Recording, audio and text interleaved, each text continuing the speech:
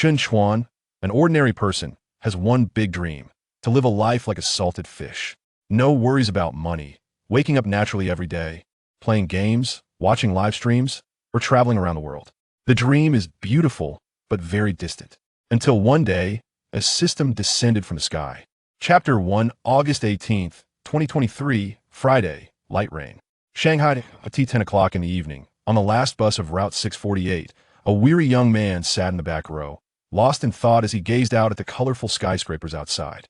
The young man is Chuan, from Xiangxiang province, a college graduate. Since graduating at 21, he plunged into this super metropolis, dreaming of one day settling down here. The ideal is rich, but reality is thin. So far, he has been in Shanghai for 3 years. 3 years is long enough for him to taste all kinds of hardships. 3 years is also short enough for him to have achieved nothing. When he first arrived in Shanghai, he lived in an apartment about 5 kilometers from the city center, a one-bedroom with a monthly rent of $2,800. He had even complained about these conditions. Yet, unexpectedly, on this day, 3 years later, he lives in an apartment 18 kilometers from the city center, a single room without a toilet, with a monthly rent of $1,000. The bus he is currently on is the last one back to Community 9 and the only one that goes directly there. As for why he is returning so late, it is of course because he just got off work. Chapter 2, boom. Suddenly, there was thunder and lightning outside the balcony. In just a moment, the light rain turned into a torrential downpour amid the thunder. Sitting in front of the computer, Chuan, with reddened eyes, finally confirmed after repeated checks that this was not a dream. He had become the chosen one. Good. One day, a salted fish will turn over, and one day, I will become a celestial dragon. From now on, I, Chuan, am no longer the same old loser. It took a full half hour for Chuan to calm down. He spent a few minutes understanding the system, barely getting a grasp on it. In simple terms, this is a crude, money-granting system, giving him 648 every day. It seems like not much, but in reality, it really isn't. Not to mention, just in Shanghai, there are plenty of people earning more than this amount daily. Of course, earning a small $20,000 a month for doing nothing is simply amazing. Moreover, this system can be upgraded. The only awkward thing is that his current level is very low. Host, Chuan, local rube, aura, none assets, none talent, none daily wealth, 648 current total wealth, 66648. Local rube, passed down, earning a small $20,000 a month is considered a local rube. Closing the personal panel, he lay back in his chair, sinking into a mysterious state. Chapter 3, the rain eased slightly, and Chuan hailed a cab, heading straight for Qingdao Plaza nearby. Although this is the outskirts of Shanghai, there are 2 third-rate universities and 1 college nearby. Therefore, even though it is Saturday and raining heavily, there are still quite a few people, many young folks holding umbrellas walking in the rain. As the top plaza in the area, Qingdao Plaza naturally has flagship stores for mobile phones. Before long, Chuan arrived at a row of storefronts selling phones. Oppo, Vivo, Huawei, Apple, Xiaomi, basically all the hot phones on the market have flagship or exclusive stores here. Without much thought, Chuan directly walked into the relatively quiet Huawei flagship store. Compared to the bustling Apple store, the Huawei flagship store had a pitiful number of customers. In a large store, there were only a few salespeople. His arrival stood out, and a pretty salesgirl came out to greet him. "Sir, do you need a recommendation?" "No need, just give me a Mate 50 Pro. "Okay, please wait a moment, sir." The salesgirl was a bit surprised, but did not say much. By mid to late August, sales of major smartphones had declined to some extent, as September would be the launch month for new products and better performing new phones would be released then. Chapter 4, August 20th, Sunday, sunny. Chuan naturally woke up at 10 in the morning after a good sleep. Refreshing. He had a particularly sweet sleep. And after waking up, he felt very energetic and comfortable all over. After shouting out loud, he remembered that he needed to change apartments. So he immediately picked up his phone and started searching on Douyin. In this day and age, there is no tool better than Douyin. You can basically find answers to daily life problems here. It turned out that there were plenty of good apartments in the Magic City. He casually searched and found many first-class apartments. For him, renting a one-bedroom or an apartment was the most suitable option. Among these, he preferred apartments because they generally had better layouts and were cheaper than one-bedroom apartments in residential communities. Of course, the environment couldn't compare to that of a community. However, he wasn't financially stable right now, so he could only settle for temporary living arrangements. After all, He planned to buy a luxury house in the future, so it was okay to make do for now. After browsing for a while, he found many satisfactory apartments, but unfortunately, they all had minor flaws. Some were a bit far from the city center, with no commercial complexes nearby. Some were indeed in the city center, but were near elevated highways, which would be relatively noisy. Chapter 5: Childhood Paper Airplanes. Now flying at 6:30 in the morning, the alarm rang, and Chuan reflexively opened his eyes. After turning off the alarm, he remembered that the place he was living in was only a 20-minute walk from the company, and if he rode a shared bicycle, he could get there in 7 or 8 minutes, so there was no need to rush for the commute. Thinking of this, he reset an alarm for 8 o'clock and lay back down to continue sleeping. At 8:10, Chuan left the house on time. After sleeping a little longer, he felt great, walking calmly down the street directly to the company. In the past, Mondays were hell mode for him. Just thinking about doing design work and being nitpicked by his boss made him want to quit immediately. But out of necessity, he had thought about quitting countless times in his heart, yet he never dared to act on it. Now, he could finally face each day with composure. Chuan walked down the street, enjoying a treatment he had never experienced before. After his image transformation, he became an attention magnet, attracting many people's gazes and even becoming the subject of several girls' conversations. In just a 20-minute walk, he was approached twice, and it felt quite pleasant. Chapter 6: Morning Tea Time. Who's treating today? It was Zhao Yuqiang speaking. Their group had a small custom of treating each other to morning tea, excluding Wang Haijun. There were exactly 5 people in their group, and each person took turns treating once a week. The treats weren't too expensive or fancy, averaging around 10 yuan for milk tea or buying a large watermelon for everyone to share. The others temporarily set aside their work and gathered around. Just as Chuan was about to say he would treat, Zhao Yuqiang started teasing him. "Oh, I just noticed you've changed your clothes and shoes. You didn't tea win the lottery and get rich, did you? Let me see, wow. That Adidas, my goodness. All decked out in Adidas. That must cost several thousand, right? I remember today is your turn to treat. You wouldn't be stingy after getting rich, would you?" Before Chuan could speak, the other 2 colleagues advised, "Don't ruin the tradition by turning this simple morning tea into a competition. I'll state this clearly. If you want to buy something good, I'll accept it, but don't expect me to buy something of the same level." Yu Yao didn't say anything, just looked at Chuan with curiosity. She had long noticed the change in his fashion sense, but had never found the right opportunity to inquire about it. Chapter 7: Hearing Wang Haijun's scathing reprimand without a shred of leniency, Chuan's anger burned fiercely. Bang! He slammed his fist on the desk and stood up, eyes wide. "Wang Haijun, watch your mouth. Who are you telling to get lost? What right do you have to tell me to leave? What are you even worth? Sitting in the office every day and pointing fingers without us designers, you're nothing but a pile of dog poop. Can you use Photoshop? Can you use AI? Can you use CDR? You can't do anything. If it weren't for your brother-in-law being a leader in the company, you wouldn't have the right to stand in front of me and point fingers." Wang Haijun didn't expect Chuan to dare to retort, and he was immediately furious. "What the hell did you just say? Do you still want to keep your job? As a leader, what's wrong with pointing out your mistakes? If you're so capable, why haven't you applied it to your work? Get out now." Chuan laughed in anger. "Are you panicking? You eat from both sides, using designers like livestock to curry favor with clients, and you still have the face to say you're pointing out my mistakes. Stop showing off in front of me. You're not worthy. And let me tell you, without us designers, you are useless. You can't do anything. Understand?" Chapter 8: Manager Wang had given several instructions, and it was clear he still had some favoritism towards Wang Haijun. Otherwise, he wouldn't have specially allocated orders to him. Wang Haijun, are you even listening to what I'm saying?" After talking for a long time, Li Zong realized Wang Haijun hadn't said a word. Li Zong, I'm listening." Wang Haijun trembled all over, feeling a sense of impending doom. "Are you hiding something from me?" Li Zong sharply noticed Wang Haijun's abnormality and asked directly, "Speak. What mistake did you make?" It was evident that he had a commanding presence in front of Wang Haijun. Once he became serious, Wang Haijun broke down, panicking, and said, "Brother-in-law, I made a mistake. Today, one employee didn't come to work on Saturday, and I scolded him a bit, but unexpectedly he just quit. Is that all? It's just one person leaving, right? Is it because the design draft wasn't completed? Just arrange someone from another group to fill in temporarily."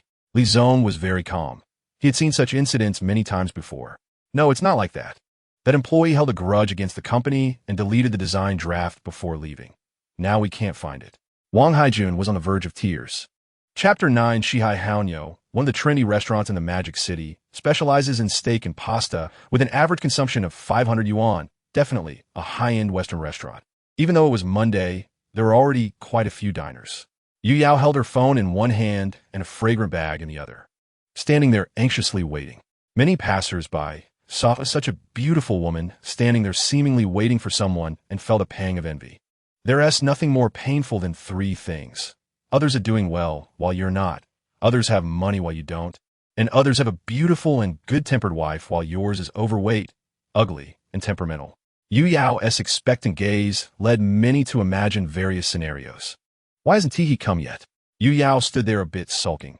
She had arrived 20 minutes early and expected Chuan to arrive even sooner. But it was already 12:30, and he still hadn't shown up. She was always late for their meals, but today the roles were suddenly reversed, and she couldn't adapt. Just as she was feeling sulky, Chuan sauntered over. Sorry, Yu Yao, I went home to change my clothes. He wasn't intentionally late. He just changed into a new outfit because it felt disrespectful to show up for an appointment smelling of sweat. Chapter 10. Do you want to drink milk tea? Chuan stopped next to a milk tea shop in the mall. I don't really want any. Chuan nodded and bought a large cup of milk tea. Holding the milk tea, they took the elevator straight to the 4th floor and arrived at the cinema. Without much selection, they simply chose the nearest movie ticket for a film titled Stories from Northern Myanmar. This was one of several well-received movies in this summer's film lineup. Because they picked a nearby showtime, their seats were towards the back, in the second-to-last row on the left side. When the movie started, Chuan enjoyed his milk tea and a handful of popcorn. Yu Yao didn't particularly like this type of movie, but didn't show it. This guy doesn't even think to hold my hand, she thought, feeling a bit jealous as Chuan seemed completely engrossed, forgetting that a beautiful girl was sitting next to him. After half an hour, seeing that Chuan still hadn't made a move, she decided to take the initiative. Chuan, I'm really thirsty. I want some water. Chuan glanced at her and suggested, how about I go buy you a bottle of water? No. The movie is really exciting. Yao didn't want to leave Chuan with a spoiled impression, so she reluctantly said, just let me have a sip of your milk tea. Chapter 11. The Ferris wheel slowly rose, with Chuan and Yu Yao sitting on opposite sides. Chuan, do you think something bad might happen? Don't be a jinx. What could happen? This Ferris wheel is inspected every day. Yu Yao bit her lip, looking a bit scared. I once saw a movie where the male and female leads were on a Ferris wheel, and they both died. Ugh, ugh, ugh. Chuan quickly made a shushing gesture and said impatiently, Yu Yao, can you say something nice, something auspicious? Talking like this will make you lose friends. But I'm really scared, Yu Yao pouted, looking pitiful. What are you afraid of? We're not the leads. We don't have that much plot. Huh? Yu Yao was a bit stunned. Hearing him say that, she felt a bit gloomy. Who doesn't think they are the protagonist of their own life? I don't care. I want to sit on your side. If we die together. Chuan, feeling defeated, shifted over and said, hurry up and sit over here. I regret coming here to experience the Ferris wheel. A glimmer of cunning flashed in Yu Yao's eyes as she smugly moved over. Did she really think girls were all silly and naive? Chapter 12. By the time Chuan finished his shower and came out, Yu Yao had already dried her clothes and was curled up on the sofa. She was still wearing Chuan's pajamas and had turned on the TV, engrossed in watching. The sound of thunder and rain outside was incessant, but Yu Yao felt a sense of tranquility on the sofa. On such a stormy night, not having to go to work and not worrying about facing bad weather after work was truly delightful. This was the life she had always dreamed of. And now, everything seemed to be within reach. Are you kidding me? You actually like watching Calabash Brothers? Chuan sat down beside her and teased. Indeed, the TV was showing Calabash Brothers, where Grandpa fell into a cave and encountered a pangolin digging, releasing the snake spirit and scorpion spirit. Calabash Brothers is a childhood memory for me. Yu Yao wrinkled her cute little nose. Back then, my family was poor. Even after buying TV, we couldn't waste electricity and could only watch 1 or 2 episodes on weekends. What a coincidence. I also like Calabash Brothers. I even dreamed of becoming the Invisible Brother. Yu Yao rolled her eyes at him. Why do you want to be the Invisible Brother? Chuan leaned in and said seriously, to punish evil and promote good. To save the world. Chapter 13. I'm timid. I don't dare walk alone at night. How did you get home after work before? Yu Yao rolled her eyes. You don't want me to stay, do you? Do you want to stay? Do you hope I stay? The two locked eyes, and Chuan suddenly smiled. Why are you asking me? I'm worried you'll encounter danger going home at night. But won't I encounter danger staying here with you? That depends on your definition of danger. Chuan spoke with righteous conviction. After some back and forth, Yao didn't get the answer she wanted, and disappointment was inevitable. However, she didn't get discouraged and decided to be straightforward, saying, Chuan, I'm seriously asking you. Do you want me to go back? I will always respect your decision. But from my heart, I'm happier if you choose to stay. Upon hearing this, Yao felt her face heat up. She turned to sit on the sofa and said, I'm also afraid of the dark. Chuan smiled knowingly and sat right next to her, pulling out his phone. Come on, let's battle for 300 rounds. Yao, hiding her joy, took out her phone, kicked off her shoes, curled up on the sofa, and leaned against Chuan. Chapter 14, Knock, Knock, Knock. Chuan was preparing for flower arrangement when suddenly there was a knock at the door. Someone's knocking. Go check. Yao buried her face in the blanket, her voice trembling slightly. Earlier, she had accidentally found a large syringe in the bed, which made her panic. Chuan reluctantly got out of bed and quickly went to the door. Who is at this late hour? Are you hungry? Damn, I almost forgot. Chuan immediately opened the door to bring in the delivery. Did you buy something? I bought a few bottles of water and some snacks. Chuan returned to bed with a small umbrella. It's well known that flower arrangement is an art. As a flower arrangement artist, Chuan wasn't sleepy. He turned on the light in front of the TV and began clumsily editing the videos he had recorded earlier. After more than an hour of effort, he finally managed to edit the video satisfactorily and uploaded it directly to TikTok. Ding. Task completed. Ding. Acquired mastery in video editing, master level. At the same time, a wealth of knowledge about video editing flooded Chuan's mind. Video editing isn't complicated. It mainly involves cutting and merging video sources through software and adding images, background music, special effects, and scenes at different points in the video. Chapter 15, August 22nd, Tuesday. Sunny. At noon, Chuan opened his eyes and immediately saw Yao right in front of him. When she noticed he was awake, her face panicked, and she quickly looked away. Yao, you weren't shy before. Chuan held her close, feeling shy all of a sudden. No questions allowed. Yao turned her head away. Seeing her like this, Chuan grew bold. Come here. No, I. The flower arrangement class lasted for an hour, and Yao lay on the bed weakly. Chuan held her, feeling her soft body, one hand stroking her hair. You big bad guy. You just know how to bully me. Yao lightly punched him, and Chuan smiled, changing the subject. Are you hungry? Shall we go out to eat? I'm so hungry. Then let's go out to eat. After a bit of playful banter, the two changed their clothes and went out. They didn't care about what to eat and just found a noodle shop by the roadside to have a quick meal. Perhaps because they were good-looking, they attracted quite a few glances while eating. Slurping up the noodles, Chuan casually asked, Where do you want to go after eating? I want to go back for a bit. Look, I haven't changed my clothes all day.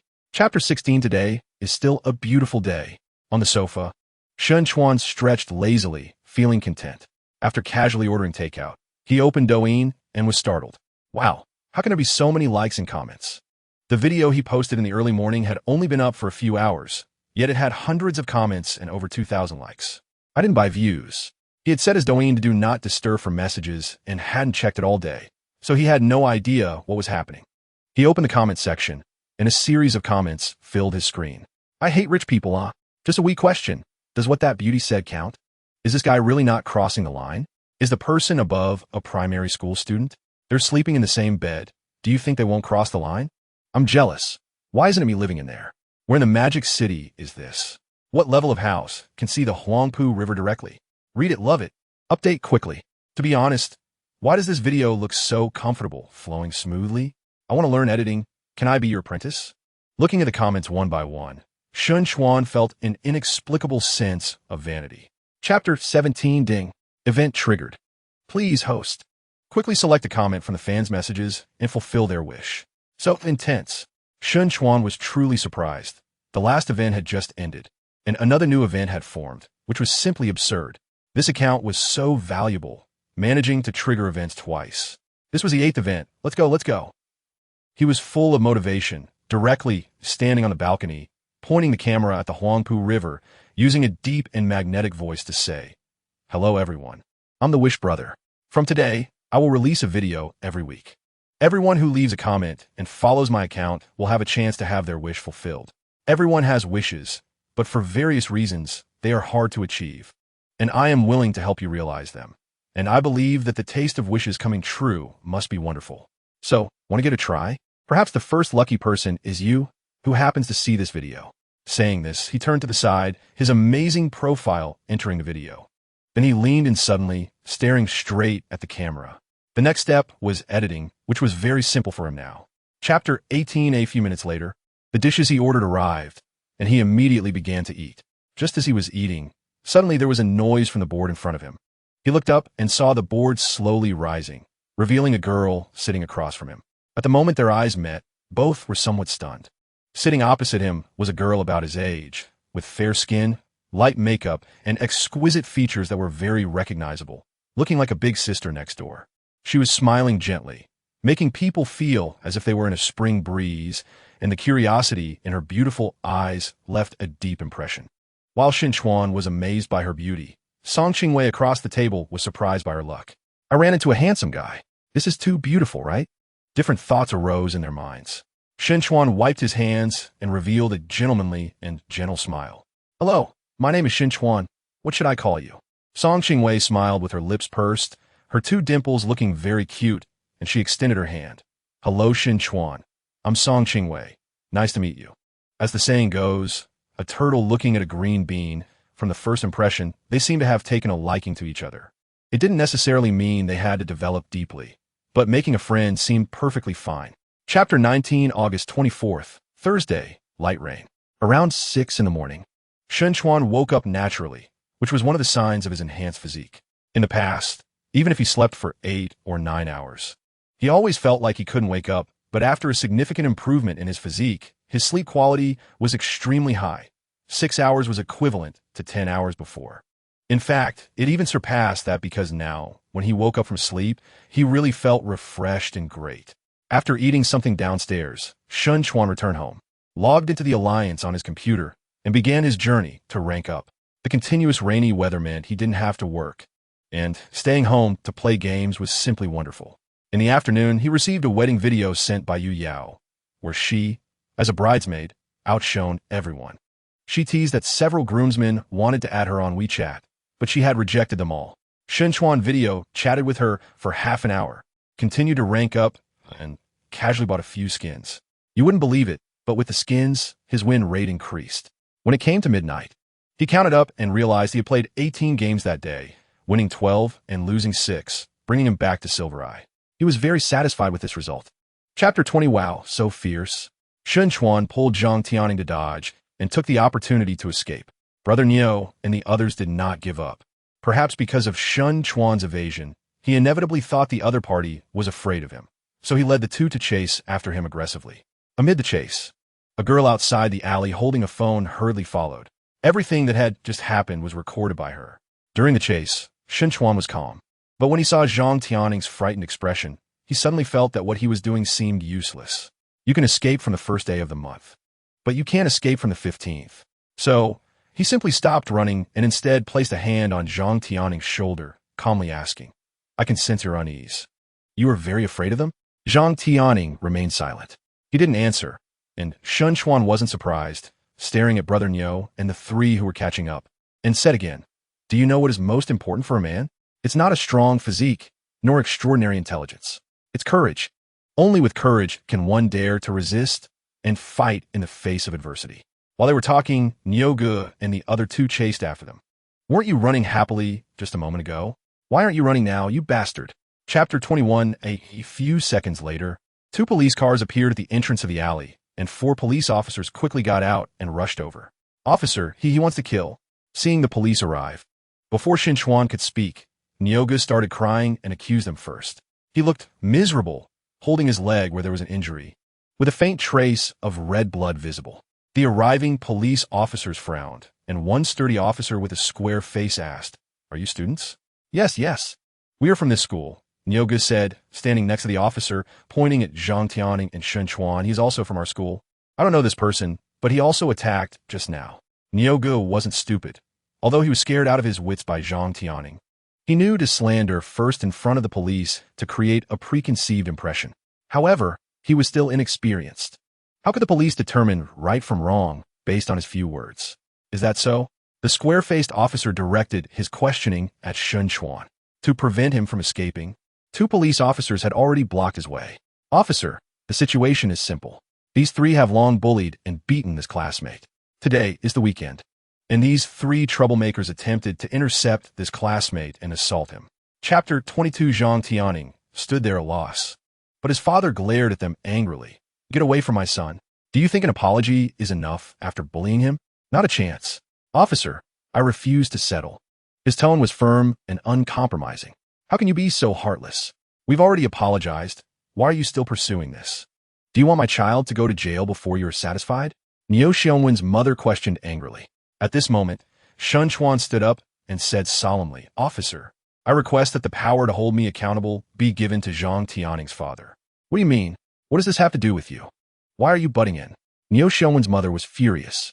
Ma'am, please understand whose problem it really is.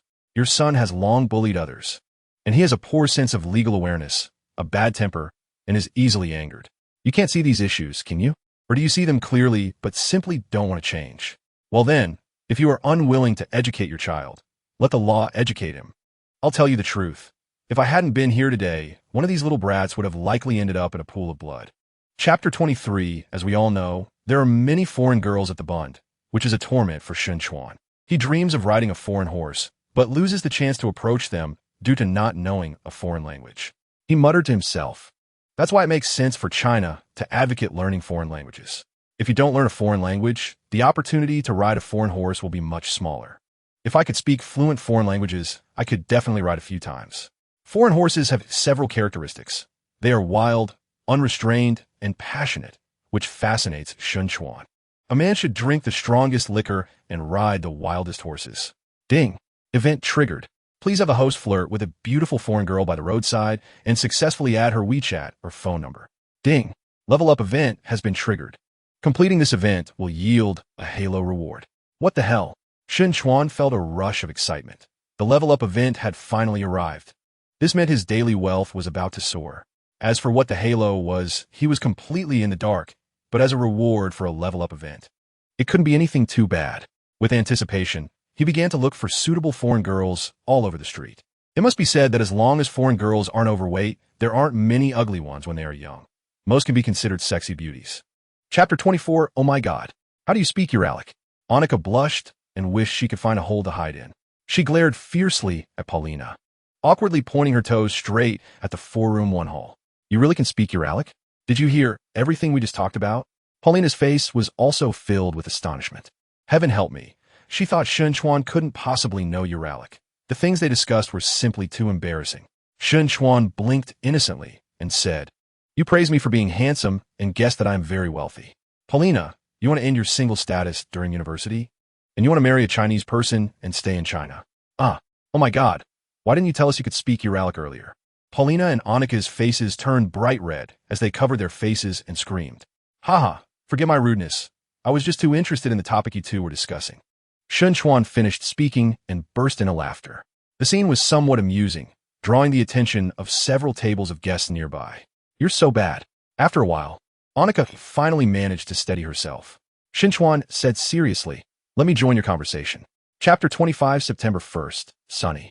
At 1 p.m., Chuan sat on the sofa, holding his phone and opening WeChat. A big exclamation mark appeared in the chat interface. Interesting. Chuan had no expression on his face, but deep down, he felt a bit unhappy. She actually blocked me? The person who blocked him was Yu Yao. They had video called the day before, and now this had happened. This caught him off guard, although they had only communicated deeply for 1 day. He had to admit he was quite satisfied with Yu Yao's performance and had reserved a little space for her in his heart. He even thought about buying her a house in Shanghai and getting her a luxury car in the future. It seemed that she had encountered someone more valuable than him. Upon reflection, he wasn't too surprised. Yu Yao had approached him because of money. Moreover, her outward appearance was indeed good, likely a rare beauty in her hometown. Last time she mentioned being set up for a blind date by her parents, she probably met a rich man. How interesting. Chuan couldn't be bothered to think too much about the real reason. Since she had blocked him, he naturally wouldn't cling to her. Fortunately, he hadn't invested much. Just over 20,000 yuan on jewelry. Chapter 26 Pinsan Tower, a well-known restaurant by the Huangpu River, specializing in local cuisine. Every day, the restaurant's entrance is bustling with traffic, and it is one of the internet's celebrity restaurants in Shanghai, with an average cost of around 800 yuan per person. Following the navigation, Chuan walked slowly. Most of the areas in Shanghai were hot, but the Huangpu River had a cool breeze, mixed with the salty smell of the sea, blowing away the heat on the ground. After about 20 minutes, Chuan arrived at Pinsan Tower and, led by a waitress, went to the viewing river pavilion. They even booked a private room. Standing at the entrance of the private room, Chuan couldn't help but have some doubts about the simplicity of this dinner invitation. With this thought in mind, he pushed open the door. The private room is spacious, with a table that can seat 16 people. At this moment, there are 3 people inside, 1 man and 2 women. The man appears to be in his 50s, dressed in a neat casual outfit. The brand is unfamiliar to Chuan, but he recognizes the watch on a man's wrist as a Vacheron Constantin, priced around 300,000. He wears glasses, looking refined, yet he carries an air of calm and stability, as if he has held a high position for a long time. Beside him sits a knowledgeable and gentle woman, about the same age. She isn't wearing any jewelry, but for some reason, Chuan feels she looks somewhat familiar, as if he has seen her somewhere before. Chapter 27 After returning home, Chuan did not go straight to bed. Instead, he leisurely opened his computer and played a few rounds of League of Legends. Around 2 or 3 in the morning, feeling a bit hungry, he ordered takeout and happily ate. After finishing his meal, he checked the time and fell asleep in bed. At 2 in the afternoon, after waking up, Chuan opened Douyin. The likes on his second video had exceeded 10,000, and the comments reached several hundred. Although it wasn't a huge success, Chuan felt a strong sense of accomplishment. His followers had grown from a little over 100 to 600 or 700, which made him feel great. Lazing in bed while scrolling through Douyin, Chuan took his time getting up to wash up. He then sat on the sofa, browsing the forums. In the forum of a university in Zhucheng, he found that his post had received dozens of replies, which made him a bit excited. He clicked on the post and began to read the comments in order. Is what the original poster said true? Traveling companionship not only covers expenses, but also gives an extra 10,000? Is this just a bait for fishing? Purely for hookups? Anyone who believes it is a fool. Everyone disperse. The original poster is a scammer, confirmed. Boss, I sent you a private message. Please approve it. Wow. Did the 19th floor really expose a photo? Could it be a catfish? Chapter 28 Now that the events have been triggered, Chuan would not hesitate any longer. He directly opened the Dongdong Mall and began selecting gifts for his parents. Considering their health, he wasn't sure what to buy. After some thought, he decided to buy 4 boxes of bird's nest. 4 boxes of bird's nest seemed a bit inadequate. How about buying each of them a new phone as well? After thinking it over, he felt it was a good idea. After adding the bird's nest to his shopping cart, he took his phone and left home, heading straight to Qianda Plaza and arriving at the Huawei flagship store again. Damn, is it really this crowded? Seeing the long line of people, Chuan cursed under his breath. But now that he was here, it wouldn't make sense to leave empty-handed. While pondering who to buy a phone from, he suddenly spotted the Mediterranean man again, and coincidentally, he actually had 2 boxes in his hands. He quickly walked over and tapped the man's shoulder. Bro, what a coincidence. The Mediterranean man recognized him immediately and smiled. Brother, need a phone? Chuan looked at him suspiciously and asked, I remember you said you weren't a scalper, right? Hee. I've changed jobs. The Mediterranean man chuckled awkwardly. You have no idea how popular this Huawei phone is right now. I'm telling you, it's hard to get one. After being inspired by you last time, I decided to become a scalper. Chapter 29 As they walked and talked, they quickly arrived at the number 3 auditorium. Under Paulina's guidance, they entered the auditorium smoothly without any obstacles. This auditorium is countless times more upscale than my previous school. Chuan thought as he looked at the spacious and bright hall, feeling like he was seeing the world anew. At this time, there were already a few sparse people moving around inside the auditorium. Many students wearing ID badges were setting up for rehearsal, and a small number of audience members sat in the front row, mostly men. Chuan followed Paulina to sit in the front row, which was the best viewing position next to the main stage. His arrival did not cause any waves, nor did any dramatic events occur. Paulina did not leave immediately. Her performance was at around 7, and there was still more than an hour before it began, so they sat in their seats and chatted softly. They talked about almost everything, such as funny stories from childhood, silly things they had done, their crushes during puberty, their idols, and dreams for the future. Through their conversation, Chuan learned a lot about Paulina. She came from a single-parent family and had lived with her father since she was little. It was said that her father was once impoverished, and only when her mother chose to divorce did he wake up to reality. Chapter 30. Hiding in a corner. Paulina took out a folding chair and happily lay back on it. She crossed her legs, and her long, graceful curves were exposed to the air. Chuan couldn't help but glance at her a few times. Paulina clearly knew Chuan was observing her. She looked confident, her eyes sparkling with a hint of charm. With a pitiful expression, she said, Chuan, tell me why I can only score 82. I've really tried hard. Seeing her so earnest, Chuan couldn't help but laugh. What are you laughing at? I'm sincerely asking for advice. Paulina, I have to say, you're quite cute right now. Chuan cleared his throat and added, as for the remaining 18 points, I'll give him to you in the form of 666. Huh? Paulina looked confused. Being a foreigner in Shanghai for only a year, she couldn't quite understand the profound jokes of Huaxia. Chuan began to laugh heartily. His laughter was so genuine that Paulina immediately caught on, and she stood up from the chair, shaking her fist and lightly punching Chuan's shoulder. Are you making fun of me? Ah, you're so annoying. She playfully hit Chuan, her pouting, resentful gaze causing a warm flutter in Chuan's heart. Chapter 31. For the next 2 days, Chuan mostly stayed indoors, playing games, watching live streams, and occasionally teasing Paulina and Annika. Strangely, after their deeper conversations, Paulina did not exhibit clinginess. Their interactions remained relaxed as before. Before he knew it, September 10th arrived, and a reminder popped up on his phone that his flight to Zhucheng would take off at 16:43 that afternoon. After waking up, Chuan hastily ate something and left Hang Xiaoyi with his suitcase. Just as he walked downstairs, Wei Yingying sent him a message, reminding him not to miss his flight. Chuan smiled knowingly, but didn't reply. He called a car and headed straight to the airport. Since he didn't need to check any luggage or go through the check-in process, he entered the VIP lounge in the departure hall and waited patiently. 2 hours passed quickly, and perhaps due to the clear weather, the flight was unusually on time. Chuan had booked a business-class ticket, allowing him to board early. Just as he settled into his seat, Wei Yingying sent a video call. Hey, have you boarded yet? Just got on the plane, taking off on time. Where are you now? Chuan placed his suitcase properly and pointed the camera around the interior of the plane. Chapter 32. After dinner, it was just past 9 o'clock. The two did not return to the hotel immediately. Under Wei Yingying's lead, they headed to Jiaxiu Tower. This is an ancient building with a history of hundreds of years, having undergone multiple renovations over the generations. It has 3 levels, and today is a well-known tourist attraction in the city. At night, the Jiaxiu Tower is brightly lit, and many nearby residents linger here, with a few out-of-town tourists coming to visit. The arrival of the two is like a drop of water falling into a river, causing no disturbance at all. Walking on the arched bridge, tourists are everywhere, and the decorative lights on both sides of the bridge dispel the darkness. In the distance, tall buildings stand, and many office buildings are still lit. Below the bridge, the water flows gently, and the chatter of tourists is noisy yet filled with a sense of life.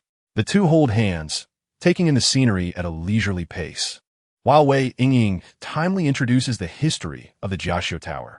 The river below is the Nanming River, and the Jiaxiu Tower was built in the 26th year of the Ming Wanli period, which is 1598.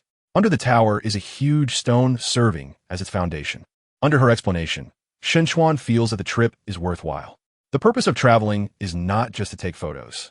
Understanding more about local customs and culture is also part of it. This is the true purpose of traveling thousands of miles, to broaden one's horizons. Chapter 33. A game has just ended, and Chuan narrowly lost, his score of 3,104 leading his 3 teammates to express their disbelief. Chuan tossed his phone aside and said, "I'm done. This game isn't interesting." Wei Yingying smiled lightly, but said nothing. Since Chuan didn't want to play anymore, she naturally wouldn't continue either. She glanced at the time on her phone and exclaimed, "Wow, it's already past midnight. We have to go out tomorrow. So it's time to sleep. Is it really that late?" Chuan nodded and said to her, "It's time to go to bed. We can't delay tomorrow's itinerary. You should go back to sleep too." She bit her lip and quietly said, "Brother Chuan, I'm a bit scared." "Scared of what?" "Ghosts. What kind of nonsense is that? You still believe in this stuff?" "Yeah, I've been scared since I was little." A hint of amusement flashed in Chuan's eyes as he pretended to be troubled, saying, That's a problem. I only have one bed. How about you just sleep on the floor? But the ground will be damp. Can I sleep on the bed? Little sister, you really don't treat me as an outsider. Chuan pointed to himself and teased. You're lying on the same bed with a strong man like me. Aren't you afraid I'll eat you? Chapter 34. The night is lonely and long, with intermittent signals in the mountains. Chuan tried playing a game, but ultimately abandoned the idea. At 10 o'clock in the evening, the mountains grew even quieter, and all that met the eye was darkness. The vast mountains, hidden under the night, seemed like giant beasts waiting to prey on people. Camping alone in the mountains indeed requires some courage. Inside the tent, the two talked about their pasts. Brother Chuan, where are you from? I'm from Shaanxi province. What about you? Are you from the city? No, I'm not a local from Tianjin province. I'm just studying here. As for where I'm from, that's a secret for now. That's a secret too? Girls have many things to keep secret. Now that you say that, I'm really curious about all your secrets. Tell me, how can I know these little secrets of yours? No way. Wei Yingying's eyes sparkled with mischief. How many girlfriends have you had, brother? Want to know? Yeah, I really want to know. Chuan said seriously. Let's exchange secrets. Do you really want to know my secrets? Knowing a bit more isn't a bad thing. People can only be close if they know enough secrets about each other. Chapter 35. We're in a similar situation. I also came from the countryside. The only difference is that my parents spent money to let me stay in the big city for high school. Wei Yingying's gaze drifted, her thoughts returning to the past. The first time I saw so many cars, so many tall buildings, and so many delicious and fun things, the shock in my heart left a lasting impression. From that moment on, I told myself I want to stay in the big city and never return to the empty countryside. At that time, I wasn't beautiful at all. After all, how pretty can a girl from the countryside be? I remember there were many beautiful girls in my class, each with very fair skin. I fell out of place and couldn't join in their conversations. I was very self-conscious and longed to be as fashionable as they were. So I started to learn how to dress myself up. Later, boys began to write love letters to me, and I was scared at first. But as more and more boys wrote to me, I realized one thing. I was beautiful. At this point, Wei Yingying glanced at Chuan and continued. I began to feel both self-conscious and confident. I felt self-conscious because I had no money and confident because many boys wanted to date me. Chapter 36. The next day, Chuan and Wei Yingying left the Wan Miao village. As for why they didn't explore deeply. Having Wei Yingying with him made Chuan feel that the trip to Wan Miao village was already a deep dive.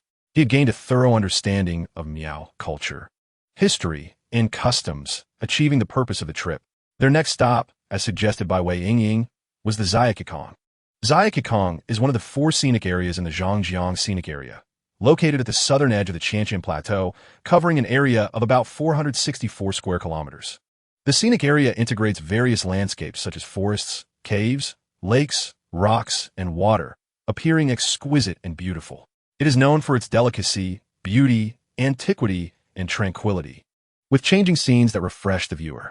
According to Wei Yingying, this scenic area is called Ziyakikong mainly because of an ancient bridge built in 1835, which has nearly 300 years of history. It used to be an important route for commercial traffic from Qianan to Guangxi, spanning the Shanshui River. The water beneath the bridge is a deep blue, and the ancient trees on both banks are lush green, highlighting the bridge's elegance and serenity. The bridge is 40 meters long, 22 meters wide, and 55 meters high, featuring an arched structure with exquisite craftsmanship. However, although the scenic area is called Ziyakikong, it actually encompasses a larger area, not just Ziyakikong. Chapter 37. The suite is spacious, estimated to be around 60 square meters, with a large bed measuring 2 by 2 meters. It is equipped with a genuine leather sofa, an 80-inch TV, a bathroom, a balcony, and a wardrobe. After a brief introduction from a tall hostess, she left, and Chuan immediately changed into his pajamas, while Wei Yingying went into the bathroom to wash up first. After she finished and came out, Chuan also went into the bathroom for a shower. When he came out, the food was already laid out on the table in the room, along with a bottle of red wine and 2 tall glasses, with the cork already removed.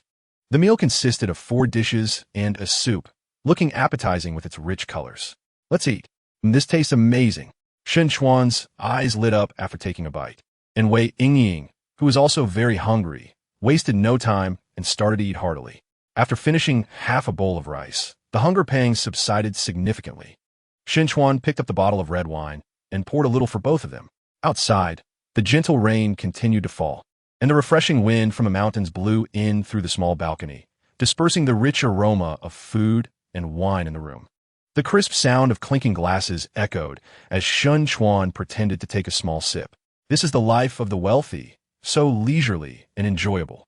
In this environment, Chuan's mind became very peaceful. Wei Yingying held a small wine glass, her gaze somewhat hazy. Chapter 38 on September 15th, around 6 in the morning. A faint ringtone woke Wei Yingying up. She glanced around and felt inexplicably reassured yet somewhat regretful upon seeing Chuan sleeping at the other end of the bed. After putting on a coat, she walked to the balcony to answer the phone. "Hey, Lily, why are you calling me so early?" "Yingying, the spots are out. We both made it." An uncontrollable excitement came from the other end of the line. "What?" Wei Yingying was still a bit groggy, but her eyes suddenly lit up the next moment as she hurriedly confirmed. "Really? Are you sure?" "Of course. I got up in the middle of the night to check. If you don't believe me, go look on the official website yourself. We're both in Changshan County. You're at the Electric Power Bureau, and I'm at the Water Conservancy Bureau. Don't hang up, let me check." Wei Yingying felt her heart racing. She opened her phone's browser and started searching. A few minutes later, when she really saw her name on the list, her mind went blank with a loud thud. "It's really me. Yingying, hey, are you okay? When are you coming back? We have to report in 3 days, and there are a lot of things to prepare before starting work."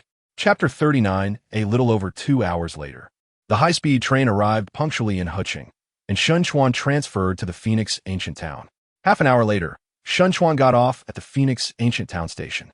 Phoenix Ancient Town is a nationally recognized historical and cultural city located in the southern part of the Wuling Mountains, a four-A scenic area with a history of over 400 years.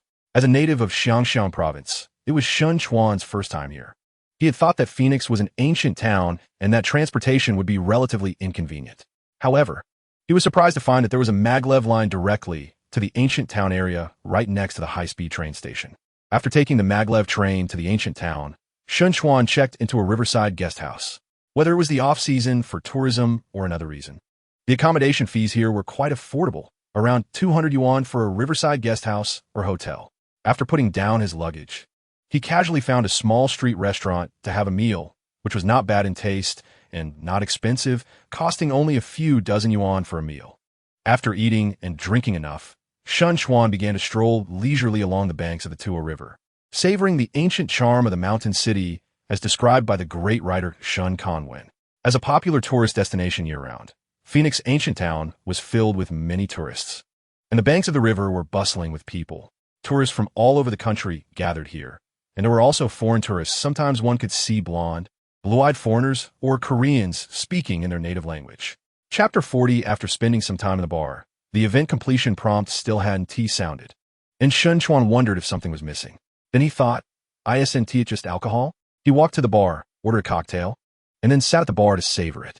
You know what, this cocktail is quite good. Not long after sitting down, two charming girls approached to strike up a conversation, leaving Chuan feeling overwhelmed. He thought to himself, if I just wave my fingers, I could probably have a night full of fun, right? Ever since awakening the system, his perspective had changed dramatically, but to become a qualified flower arranger. He certainly couldn't choose withered flowers. After sitting for a while, seeing that the prompt still hadn't sounded, Chuan put down the empty bottle and walked into the center of the dance floor. The passionate DJ music, the exuberant dance floor, and the hot and lively men and women made hormones surge wildly. As he swayed gently to the rhythm, Chuan gradually got into the groove. And even he didn't realize that in this noisy and deafening environment, he could actually keep his mind blank. He could stop thinking about anything and not be disturbed by anything. Ding. Event completed. Ding. Charisma 5. Chapter 41. The two chatted and laughed for a full 7 hours, and the portrait finally approached completion. When Chuan saw the portrait, he was utterly shocked. Wow, this painting exceeded his imagination. It looked so lifelike that it hardly seemed like a painting at all, but rather like something printed or developed from a photo. The vivid expressions, the almost indistinguishable background, and the gentle smile in the eyes were all perfectly captured on the canvas. The coloring was just right. Too much would be excessive, and too little would be insufficient. Sun Yulan had been observing him all along, and seeing his astonished expression, she couldn't help but show a hint of barely perceptible anticipation. Yuan, this isn't right. I asked you to paint me a portrait, not to take a photo. Chuan pretended to frown and said seriously, I'll take this painting for now. You need to paint another one. Son Yuan couldn't help but cover her mouth and chuckle, disdainfully saying, You're such a fake. What kind of expression is that? I'm being serious with you. I want one that you painted by hand, not something printed from photo. All right, stop pretending. I know you're complimenting me. Son Yuan couldn't help but laugh. Ha! You figured that out too. Your eyes are amazing. Chuan exaggeratedly laughed. Yuan, this painting exceeds my imagination. Your painting skills are extraordinary. Chapter 42, he had quite a few relatives, and logically speaking, the family could scrape together 1,000 or 2,000 yuan, but the reality was different.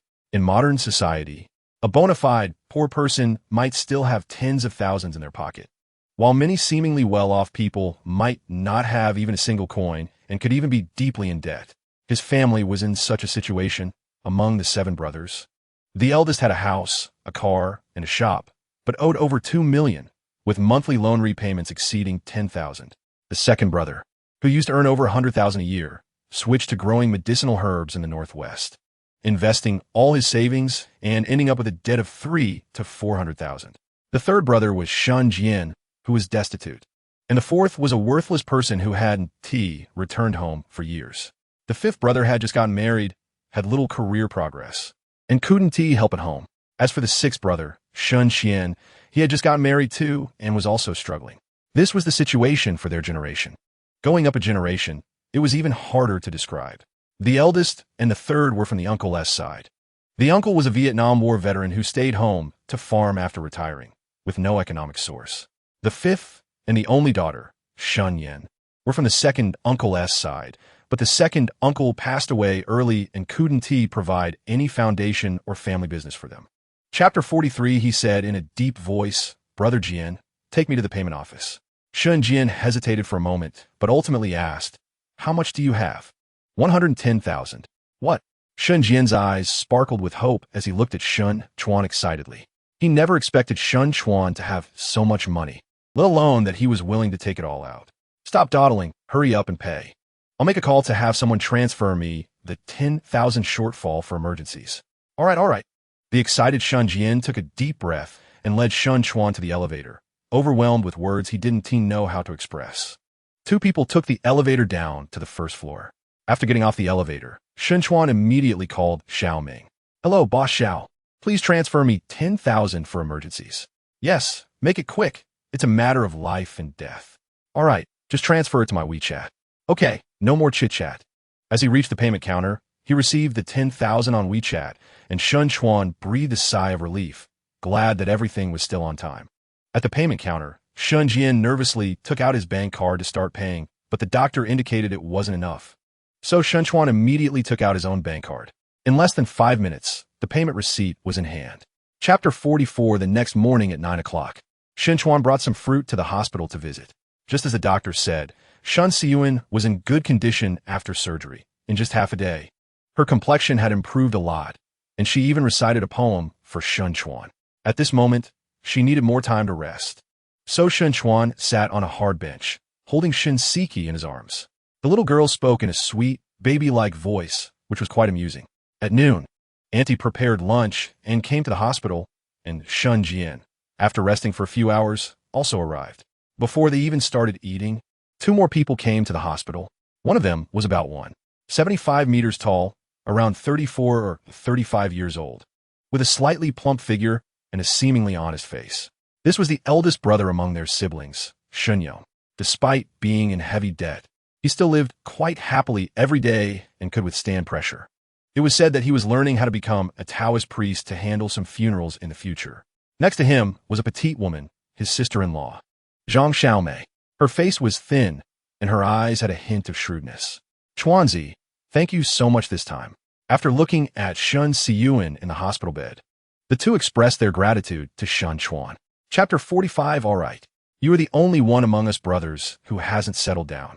If you make a name for yourself, our next generation might not be diligent in their studies, and we would have to rely on you, the 7th father, to find a way out for them. In short, I really don't want my son to follow my old path. Shun Chuan laughed a few times and jokingly said, Let's take it one step at a time. When fortune comes, it might be our turn to have a distinguished person from a Shun family. Good ambition. Yong praised him, looking somewhat serious. You know, I'm studying Taoism. I can graduate next year, and I'm planning to write our family genealogy after that. Chuan looked at Yong in confusion, not quite understanding what he meant. Surprised, huh? Yong shook his head and smiled, then said seriously, I have been searching for information on this for the past 2 years. The genealogy seems like just a record, but it actually has a powerful cohesion. If you pay attention to this area, you will know that many leaders in various industries today have the shadow of clans behind them. Our Huaxia has an ancient saying that a single tree cannot support a forest. This is not unfounded. For a person to stand in society and achieve great things, there are too many conditions to meet. Many seemingly solitary big shots actually have the support of their entire clan behind them. It's quite rare for someone to rely solely on their own abilities to break through the class barrier. Chapter 46-2 Ancestors. If you want to know something, just ask directly. Chuan sat up straight, facing the 2 ancestors who were sharpening their knives. Ahem.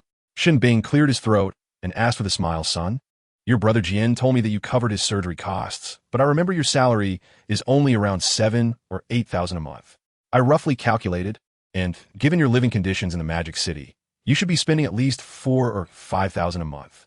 You can hardly save any money in a month.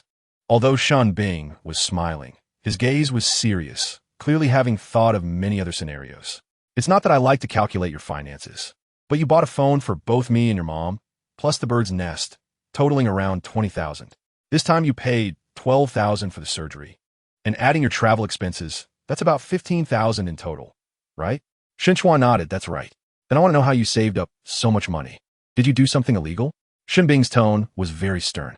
Although he had no money, he had instilled in his 2 sons since childhood that they must never engage in illegal activities. He couldn't claim to have done a great job in family education, but he would never raise a social failure. Chapter 47 Tian's name was given by her father. After a moment, Su Qiyu spoke calmly. Chuan guessed there was a story behind it, but he didn't ask out of turn. To his surprise, even without his inquiry, Su Qiyu proactively shared. I have known him for 13 years, from middle school to university graduation. We were always together, and after graduation, we got married. Suddenly, she looked at Chuan and asked seriously, do you think I'm pretty? Very pretty, Chuan answered frankly.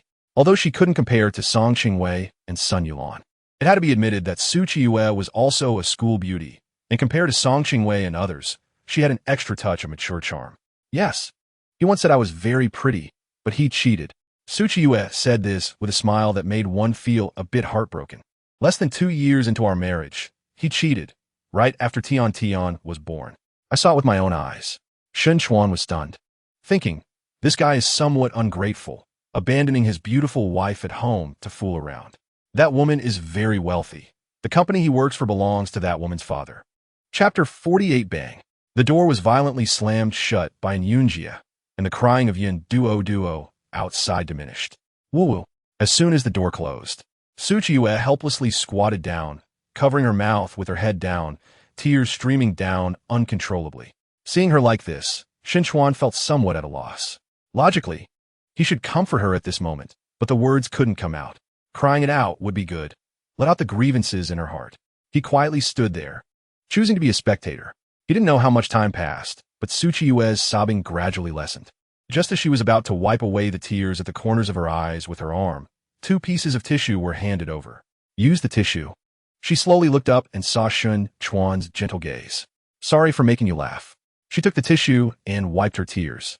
No, I have never laughed at you. Chuan leaned against the wall and said seriously, on the contrary, I admire your choice. If I invested so much in a relationship and got such a result, I don't know what I would do. After over 10 years of relationship, just married and having a child, the other party cheated, and after the divorce, she couldn't even fight for custody of child. What a huge blow that would be. Chapter 49 Chuan picked up a piece with his chopsticks and tasted it carefully. To be honest, it was not on the same level as the dishes made by his sister-in-law and the old man, but as a home-cooked meal, it was more than enough. How is it? Su Qiyu looked at him expectantly. Chuan thought for a moment before slowly saying, the taste is quite good, but there's room for improvement. Is this a criticism or a compliment? Haha, you'll have to figure that out yourself. The 2 of them chatted while eating, Perhaps because they had a bit to drink, they seemed like old friends who hadn't seen each other in years, talking about everything. Tsuchiya drank quite heartily, finishing half a glass of wine in just a few sips. Hey, drink less, this is red wine, and it has a strong after effect. Chuan looked at her speechlessly. Even though he hadn't drunk much red wine, he knew it shouldn't be treated like water. I want to get drunk. Maybe then I won't feel so tired. Under the influence of alcohol, Tsuchiya's delicate face turned a bright red, resembling a ripe red apple, making one drool. Drowning sorrows and alcohol only adds to them. What you're doing is meaningless and will only increase your suffering. Chuan had half a glass of red wine and was temporarily very clear-headed. His alcohol tolerance wasn't that great. He could handle about 5 or 6 bottles of beer, but with his improved physique, it was evident that his limits had increased quite a bit. Chapter 50, September 20th, Clear Skies. At 10 in the morning, Chuan was sitting in a rice noodle shop, slurping beef noodles. His parents had sent a message earlier, and they were now on their way back to Jianshan. They had a family car, a Great Wall CS35, manual transmission, which had cost around $70,000 when they bought it. The power wasn't very strong, but it was sufficient, and the space was just right. When Chuan was a teenager, he had imagined what kind of scenery he would see while driving down the road. This car filled the gap in his imagination as he came from a family without one. However, the main purpose of this car was not its functionality, but rather to save face. Although it seems a bit ridiculous now, after all, who uses a car worth tens of thousands to save face? By the end of this year, I also want to get a car to take home for the new year, a luxury car, an X5 or a Kian. This isn't difficult for him. Even if the system level doesn't improve in the next few months, he should still be able to get an X5. Chuan looked forward to that day. After breakfast, Chuan went to visit the hospital. In the afternoon, he left the hospital and took a car to the foot of Yulushan. Chapter 51. Chuan suddenly turned around and saw a poetic, picturesque woman. His eyes unable to hide their amazement, momentarily forgetting to respond, standing there dazed, staring at Sun Yulan. Sun Yulan looked at the dazed Chuan, a hint of shyness flashing in her eyes, and at the same time felt a bit happy. After all, who doesn't like to be admired? It was a form of self-acknowledgement. However, girls are always shy. Being stared at made her cheeks flush, and she slightly turned her face, saying, Chuan, what are you looking at? Sorry. Chuan suddenly came to his senses and blurted out, seeing you made me think of some ancient poetry I learned before. I didn't fully understand some of the verses, but now I finally get it. Huh.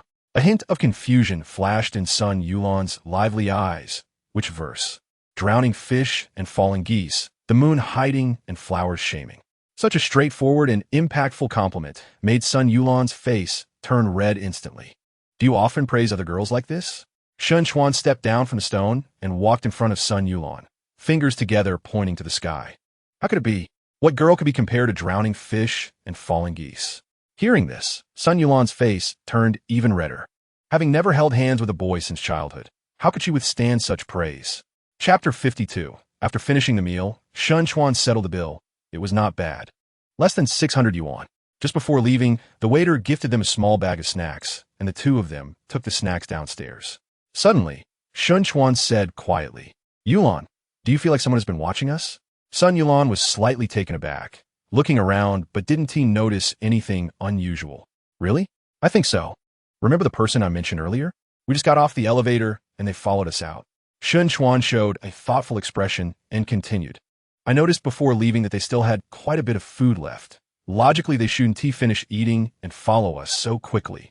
Also, there were 2 older people at the table next to us who were also focused on us. Hearing him say this, Sun Yulan started to have some doubts. In an instant, she thought of her parents. I'm just guessing. Whether they're actually following us will be known once we try. Chuan thought for a moment and gestured for Sun Yulan to follow him. Okay. Sun Yulan understood and immediately agreed.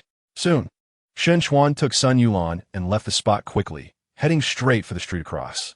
Chapter 53.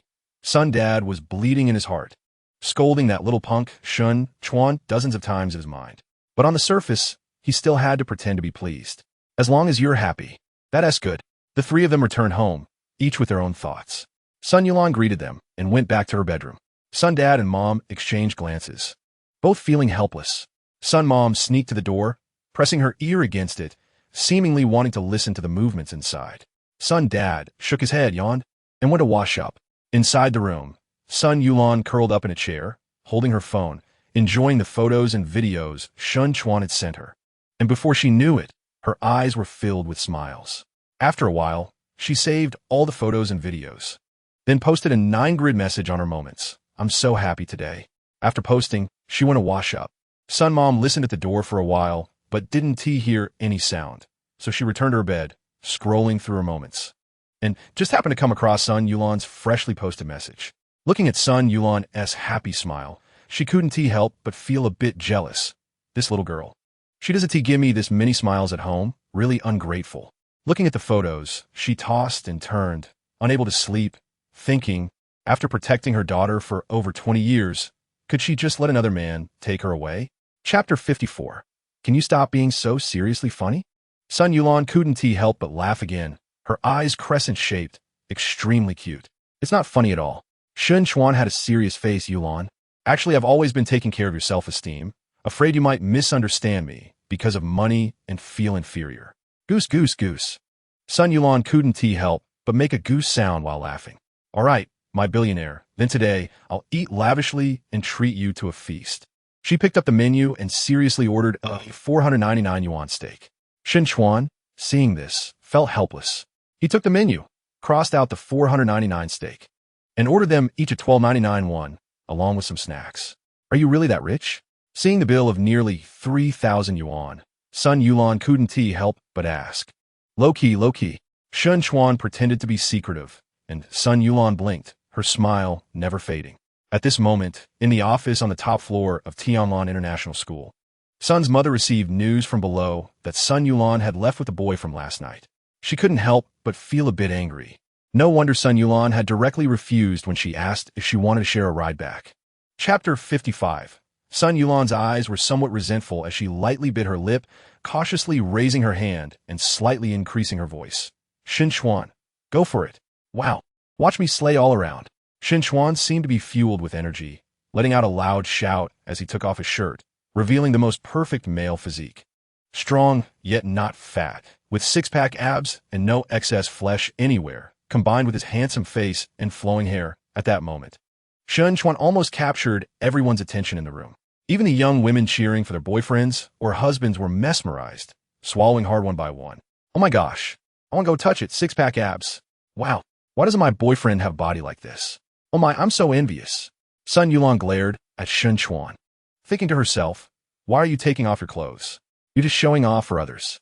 Seeing their women staring at Chuan, the guys were furious, thinking, what's so great about him? It's just a few abs. Damn, this kid stole all the spotlight. Someone cursed under their breath, feeling displeased and determined to make Chuan pay. Chapter 56. Looking at the elegant and noble woman in front of him, Chuan roughly guessed her intentions and smiled faintly, saying, sure, what would you like to talk about? Let's talk about you and my daughter. Sun's mother was straightforward, saying, I want to know how long you two have known each other. About a week. This answer exceeded Sun's mother's expectations. She had thought they had known each other for a long time, only recently realizing it. I can tell my daughter really appreciates you. She smiles more with you than I have ever seen. Chuan furrowed his brow and asked solemnly, did you send someone to follow us? You're quite perceptive. Sun's mother did not hide it and admitted openly, just yesterday, I and Lamlin's father indeed followed you. Chuan suddenly understood. No wonder he felt someone was following him yesterday. He had thought it was just his imagination, but it turned out to be true. But then he thought again and suddenly smiled. Auntie, you installed the tracker on Yulan's phone, didn't you? Sun's mother flashed a look of appreciation, noticing that showed that the young man in front of her was quite smart. That's right, we've always had strict protective measures for her since she was little. Chapter 57. On September 22nd, Chuan packed his luggage and bought a high-speed train ticket directly to Jiangxing. Before leaving, he made a special trip to the hospital to say goodbye to Xinjian and others. After leaving the hospital, he sent a message to Sun Yulan, stating that he had urgent matters and could not continue staying in Xinjiang, hoping to see her next time. Sitting on the high-speed train back to Jiangxing, Chuan calmly looked out the window. In the month since he acquired the system, his life had undergone tremendous changes. Not only had life become more leisurely, but he also became more confident. Things that once seemed out of reach were now within grasp. Even his personal ambitions had changed. He used to long to be a carefree person, wanting to sleep until he naturally woke up witout worrying about money. But when he truly had it all, he found that what he wanted had changed. When he no longer had to worry about making a living and receive substantial and stable money every day, he was no longer satisfied with just being carefree. He wanted more. He wanted to meet more outstanding girls, become a leader who could change his family's impoverished situation, and lead medical reform. He also wanted to become a person with enough influence in society, even beginning to dream of leaving a lasting legacy. Chapter 58. Shun Qian pursed his lips, suddenly feeling a bit uncomfortable. He had once thought about improving his family situation through hard work, but it was too difficult. The high housing prices felt like a mountain that he couldn't climb. He also knew that his wife didn't like living with his parents, but he felt powerless to change anything. Business was tough, rent was expensive, and everything required money. Why does it feel like I'm dreaming? You've suddenly become successful. In my impression, you were still an aimless brat. Are you moved? Chuan said triumphantly. How about we change how we address each other from now on? Call me Brother Chuan and let me hear it. I see you're getting cheeky again. Shun Qian reached out, giving Chuan a playful hit on the forehead. After washing his hands, Chuan returned to the store and picked up his niece with a loving expression. You know, my mom always complains that having two sons means neither has any conscience, never caring about her. If only she had a daughter, she would be so considerate. Now look, she has a big granddaughter to rely on for warmth in the future. Shun Qian said with a smile. Just listen to her. She always says she can't sleep well while taking care of the baby, and her cards aren't easy to play. Chapter 59. Chuan ultimately fled in embarrassment, leaving the teaching building and sitting down at a stone table under the shade of a tree. No, I can't stay at home. Otherwise, I won't have any peace. He thought for a moment and decided to rent a place outside. At this moment, Shenbing walked over slowly with a bag of fruit and happened to see Chuan sitting there, looking a bit puzzled as he approached. Son, why are you sitting here? Chuan immediately complained, Dad, it's your good wife who keeps nagging me to get married quickly. Now you know my suffering, right? I've been scolded by your mom for so many years. Hey, why do you still have that gloating expression? Chuan was taken aback. He didn't expect his father's mocking expression. Is it that obvious? Yes. You're just one step away from kicking someone when they're down. Ha ha. I can't help but be happy. Shenbing put down the fruit, took out a pack of cigarettes from his pocket, and handed one to Chuan. But you can't blame your mom. She has worked hard to manage this family all these years. It's also because Dad doesn't have much ability. Otherwise, she wouldn't have had to live such a hard life. Shenbing lit the cigarette, sighing. Your mom was a super beauty in her youth. If she had married a rich man, she would definitely still be charming a lot of people now. But she has never complained about my inability to make money all these years. Chapter 60. In less than 15 minutes, Chuan successfully arrived at Financial Harbor. Earlier, when chatting with Xiaoming, he had mentioned working part-time at KFC. Chuan parked the car and walked towards the entrance of KFC.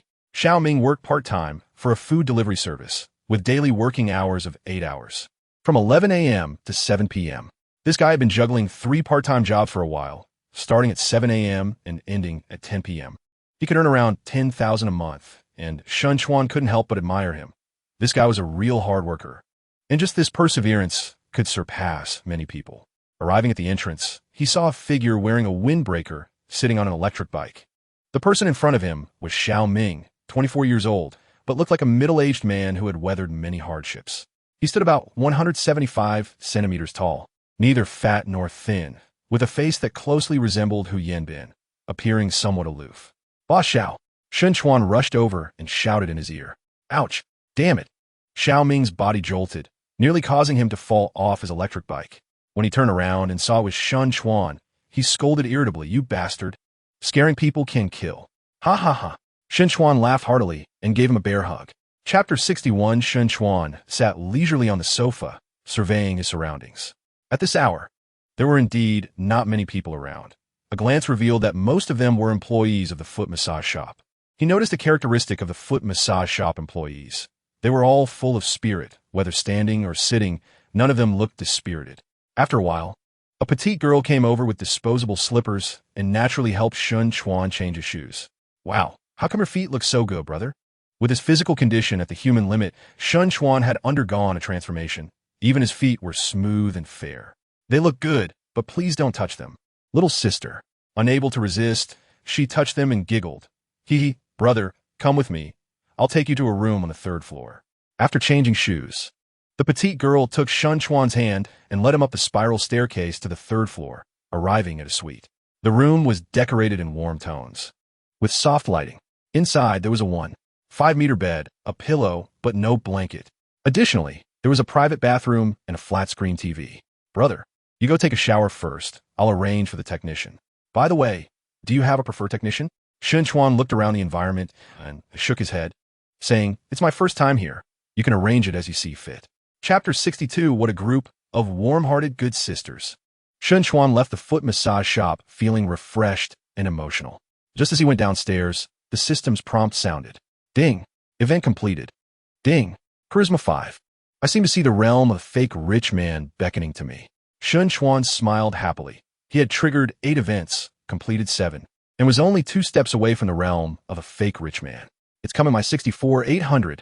Daily wealth 10 times what it is now. Just thinking about it makes me excited. This was not just a small leap in realms, but a jump in social class, representing that he would step into the elite class with a monthly income of 2 million. Houses and cars were no longer unreachable dreams, and daily expenses would rise to a new level. He could even consider trying to purchase one of the world's top 10 luxury watches. Most importantly, he could completely change his family's life.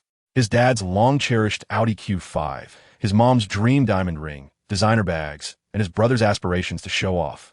Wealth not returned home is like wearing fine clothes at night. I want everyone around me to be rich and become the envy of others. Chapter 63. In the following days, Chuan pondered his career. Only at this moment did he realize how lacking his knowledge was. He knew almost nothing about business, not even how to register a company. This frustrated him, and he spent several days at the Xinhua bookstore on the pedestrian street, hoping to fill his knowledge gaps.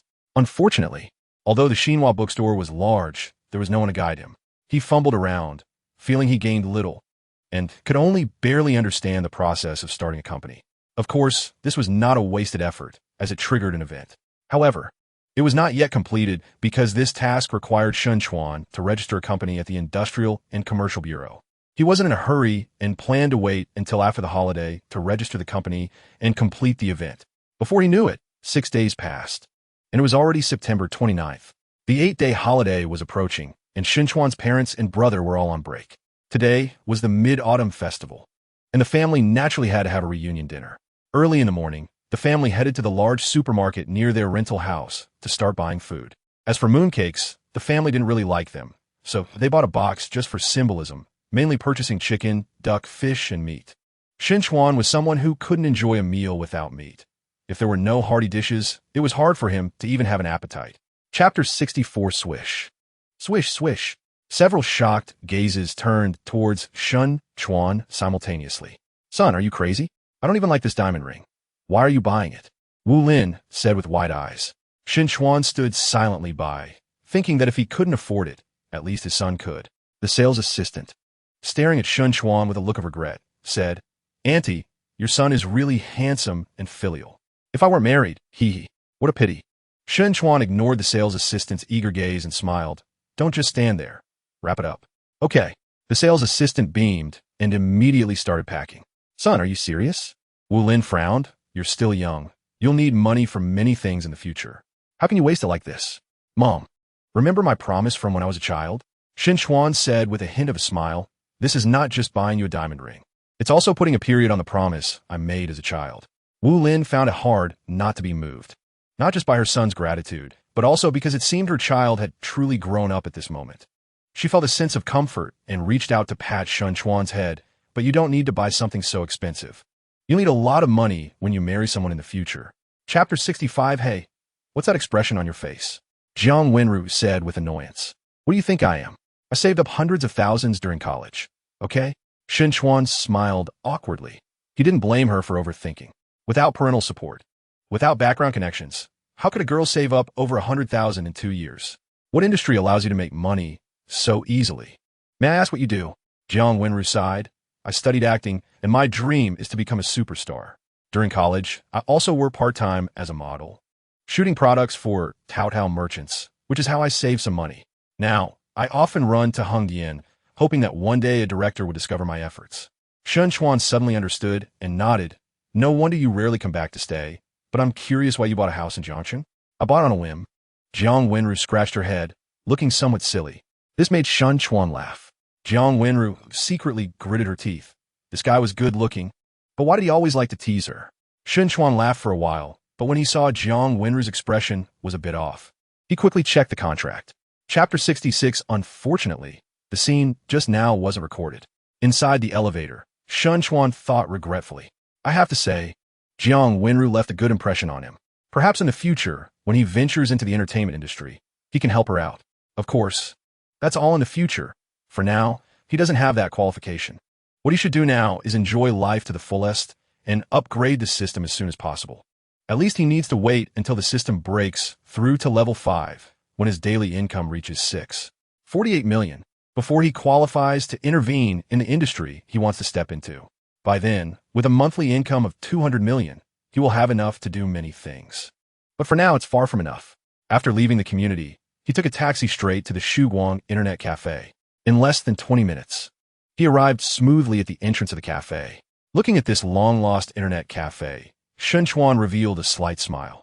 This cafe was the place where the three of them used to meet, holding too many of their memories. Fortunately, it hasn't gone out of business and has even upgraded at least 3 times over the years. Chuan walked into the cafe, topped up 100 yuan on his card, and after successfully activating it, he began searching for Luo Qilan. After a round of searching, he successfully found him in a small room with only 3 computers. Chapter 67. Soon, the dishes were served. Come on, let's drink to our heart's content. Cheers. Damn life, to hell with it. The few of them filled their cups and drank them down in one go. Suddenly, Luo Qilan said, By the way, how many of you remember your middle school classmates? Middle school classmates? Chuan and the other 2 exchanged glances, unsure of how to start. They did remember a few, but they were all female classmates. Zhanya, Wanlu, Lu Bing. At that time, they thought they were beautiful, but they didn't know how they were doing now. The one speaking was Xiaoming, who had been fully immersed in online dating back then, neglecting the pretty girls around him. Look at your behavior. Luo Qilan glanced at him and continued. You remember Qin Haowen, right? Chuan didn't have a deep impression, but Xiaoming seemed to remember. Is he the guy who always dressed neatly and polished his worn-out shoes countless times? Once Xiaoming said this, Chuan remembered. Back in middle school, there was indeed such a person, always dressed in Adidas, with shoes that were always clean, wiped with paper every day. He had thought at the time that this person might have obsessive-compulsive disorder, but he only occasionally thought of him. After graduating from middle school, they had no further contact.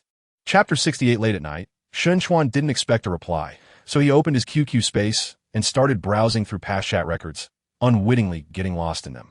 They met through QQ Hall, and he still clearly remembered the time they first met and her nickname. In his space, he still kept a screenshot of the colorful bubbles he made into a heart for her in the game, as well as a letter she wrote that summer. Over 800 words long. That year, Chuan was in the 2nd year of middle school. Reflecting on the past, Chuan still felt a pang in his heart. He had imagined being with her more than once. After graduating, he went to work in the Magic City, harboring a glimmer of hope. But life isn't like a TV show. In a city of millions, it's nearly impossible to encounter someone by chance.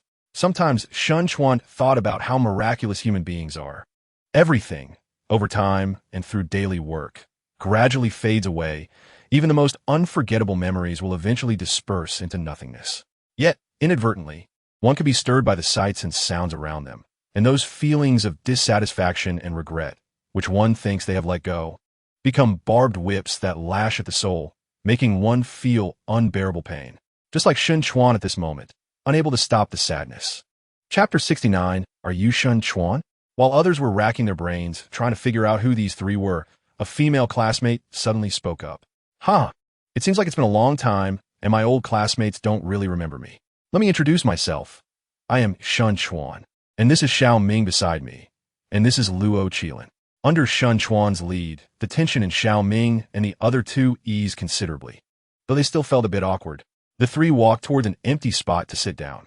Xiaoming and the others took out their phones to mask their embarrassment, while Chuan observed the people present. In terms of presence, the 2 old classmates dressed in gold and silver were the strongest, surrounded by many people. But in terms of attraction, it was undoubtedly the 2 girls at the edge of the sofa. One of them was Zhanya, and the other was Huang Tingting. Xiao Ming had been secretly watching Huang Tingting since he entered. Undeniably, both girls were very beautiful. Although they couldn't compare to the stunning beauty Chuan had recently met, they would still attract attention anywhere. Tingting, Xiao Ming has been secretly watching you. At the edge of the sofa, Zhang Yan nudged Huang Tingting with her elbow, her tone teasing.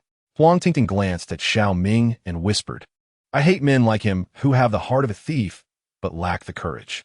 Chapter 70 Zhou Chuang, don't worry, I have everything arranged. Qin Haowen said with a smile, there's a KTV big room on the second floor of this villa, and a cinema, and there are even 5 computers. I even specially invited a nail art and eyelash teacher. If the girls want to do their nails later, it can all be arranged.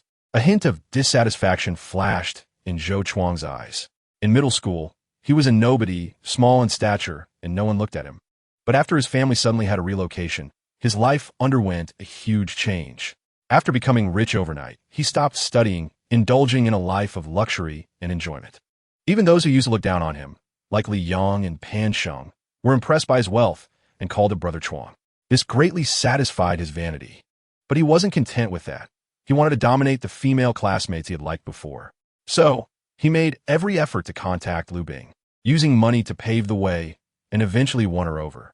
Not satisfied with that, he turned his sights on Wan Lu, using the same strategy to successfully take her down, even enjoying the pleasure of sleeping with her under the influence of money. Originally, he didn't care much for the class reunion, but he thought it would be nice to overshadow Qin Haowen's prominence. Chapter 71 at this moment. Zhang Ye winked at him and got up to head towards the bathroom. Shen Chuan felt a bit guilty and looked around to see if anyone was paying attention to him. Seeing no one, he also stood up and walked towards the bathroom. The Zhang Ye in front of him heard the movement and showed a sly glint in her eyes. She slowed her pace, waiting for Shen Chuan to catch up. The villa's first floor had 3 bathrooms, 2 of which were in the same direction. A result of later renovations aimed at making it more convenient for young people renting the villa for parties. After turning a corner, Zhang Ye disappeared from everyone's view. Shen Chuan couldn't help but quicken his pace, turning into the corner. As soon as he entered the blind spot where no one could see, he found Zhang Ye standing there waiting for him. She grabbed Shen Chuan's collar and, with seductive eyes, said, Shen Chuan, are you really going to the bathroom? Huh? Zhang Ye's eyes widened slightly, tilting her head and saying, huh? Seeing her like this, Shen Chuan realized he had been played. I drank a bit too much just now. I just need to relieve myself. He was momentarily speechless. He thought something big was going to happen today, but this... Zhang Ye looked at him with a smile, almost breaking Shen Chuan's defenses. Take your time, old classmate. Chapter 72 Shen Chuan organized his words and smiled, saying, so a little while ago, while traveling in Shanxian province, I met a woman. There was a bit of a misunderstanding at the time, and originally, this matter had passed. But today, seeing you, I don't know why, but I feel like you resemble her a bit. Qin Haowen's expression became strange. He looked Shen Chuan up and down, seemingly doubting the authenticity of his words. I'm not lying to you. How should I put it? I thought she was going to take her own life. So I rushed over and hugged her to a safe area, but it turned out to be a misunderstanding. Qin Haowen's expression grew weirder, and a hint of schadenfreude appeared in his eyes. Your expression is off. Qin Haowen asked seriously, Shen Chuan, what does that woman look like? Shen Chuan pondered for a moment and sighed. She was incredibly beautiful, arguably the most perfect woman I've ever seen. Seeing this, Qin Haowen couldn't help but laugh. What are you laughing at? Do you even have an older sister or a younger sister? I actually do have one. Qin Haowen said with a smile. I have an older sister who is 1.5 years older than me. She came back from a trip recently and told me she met a jerk. Chapter 73 Bro, how's the strength? In the foot massage parlor, the 3 of them lay on the sofa, enjoying the massages from the ladies. This place is really comfortable. After chatting with Qin Haowen, Shen Chuan left the villa with Luo Qilin. They didn't like being wallflowers and had seen the girls they once had feelings for, so this outing could be considered a complete success. Compared to the oppressive atmosphere of the class reunion, it was much better to go out together and soak their feet. The ladies were quite pretty and, more importantly, very enthusiastic, calling each other brother. After soaking their feet, the 3 headed straight to an internet cafe, playing until around 1 a.m. On October 5th, everything was as usual. Eating, going online, and soaking feet in one go, and later they even had some late-night snacks and drinks, chatting freely. 3 days passed in a flash. Xiao Ming returned to his routine, going back to the early 7 a.m. to 10 p.m. days. while Luo Qilan returned to the toll station, continuing his monotonous and repetitive life. As for Chuan, he informed his parents and moved his luggage into the new rented flat. Jiang Wenru was not around, so Chuan called for housekeeping to clean the place inside and out. In the evening, he specially strolled around the supermarket and returned home to cook 2 dishes. His cooking skills were mediocre, and the presentation was not great, but they were still somewhat edible. Chapter 74. Looking at the photos, Chuan selfishly thought, if such a beautiful woman cannot become mine, then what use is this system? It turns out that no man is not a scumbag. It just depends on whether they have enough capital. Women are genetically inclined to admire the strong, and men's desire to conquer more excellent women is also ingrained in their genes. In the past, Chuan was a pure-hearted man, yearning for a sweet romance. But now he found that his pursuits had changed. Whether it's Qin Shiwu, Sun Yulan, or Song Qingwei, he wanted to have them all. If he were to voice this thought, he would undoubtedly face criticism from many. But then he thought, if old Su could maintain a dance troupe with thousands of beauties in his harem, why can't Chuan? Monogamy? Don't joke. That's just a means to bind the lower classes. Undeniably, since Chuan obtained the system, his mindset has been subtly changing. It was like before he got the system. He yearned for a house, a beautiful wife, to sleep in and wake up naturally, to eat, drink, and travel everywhere. But now his thoughts had changed. One could anticipate that as the system level increased, this change would become more significant. Chapter 75. Song Qingwei drove the Panamera smoothly out of the high-speed train station, with Chuan sitting in the passenger seat, adjusting the seat to the most comfortable angle and reclining back. Chuan, do you have anything else to do in the Magic City? Not really. Chuan thought for a moment. Aside from Paulina wanting to see him, he really had nothing else to do. My old man is hosting a banquet at the Tianbao Hotel. How about I book a room for you there? No need. Just take me to Tianxiahui. I can stay there. Chuan hadn't forgotten that his rent at Tianxiahui hadn't expired yet, and all his living necessities were there. This time, he came over to tidy up his things and deal with his computer. Oh, okay. I'll take you there. What do you want to eat tonight? It's on me. Chuan glanced at Song Qingwei and suddenly smiled, saying, I want to eat Western food. Sure, I haven't had Western food in a long time either. There are a few decent Western restaurants near Tianxiahui. Let's go there. Okay. About half an hour later, the two arrived at a Western restaurant 2 kilometers from Tianxiahui. Clearly, the Western restaurant selected by Song Qingwei was upscale, and the prices on the menu were enough to deter many people. Chapter 76. At 11:30 p.m., lying in bed and laughing while scrolling through Douyin videos, Chuan suddenly fell silent. Yes, he had come across those damn Douyin exclusive love compilations. The video, lasting 7 or 8 minutes, was composed of dozens of sweet moments. Every time he saw similar videos, he would always grin and finish watching, revealing an envious look. But now, when he stumbled upon these videos, he suddenly thought of the several girls he had in mind. Far away in Star City was Sun Yulan. Nearby was Song Qingwei, and there was the stunning Qin Shiwu, along with the gentle Jiang Wenru, who wriggled on the ground like a bug. If the girls he knew were so affectionate in someone else's arms, being intimate with others, it made him feel like dying. They were knowledgeable and elegant, each one a stunning beauty. In that moment, he felt a surge of impulse to possess them. Rather than letting others take advantage, why not protect them himself? But as soon as that thought appeared, he also felt an absurd self-denial. These girls were different from those who only sought physical pleasure. He wanted to take responsibility for them, and because of this, he felt uncomfortable. The law warned him that a man could only marry one wife. Chapter 77. As they walked and talked, they quickly passed through the front hall and arrived at the main courtyard. The main courtyard had a small yard, where 3 children were playing. The oldest was only 5 or 6 years old, and the youngest was still at the babbling age. Upon seeing Song Qingwei, the oldest boy immediately ran over joyfully. Andy! Song Qingwei smiled like a flower, half squatting to hug him, patting his head and saying, Lele, you've grown taller. Andy! Andy! The other 2 children also ran over, and Song Qingwei was surrounded by the 3 little ones, smiling particularly happily. Joking for a moment, Song Qingwei stood up. You all continue to play? I'll go check on your grandfather. Chuan stood there, smiling as he watched the group. Song Qingwei explained, these are all my cousin's children. He said he wants to have 3 more to make 2 tables of mahjong. Chuan was at a loss whether to laugh or cry. At that moment, a hearty voice came from inside. Let me see who is speaking ill of me. The 2 turned to look, and a tall, strong man with a rugged yet handsome face walked over with a smile.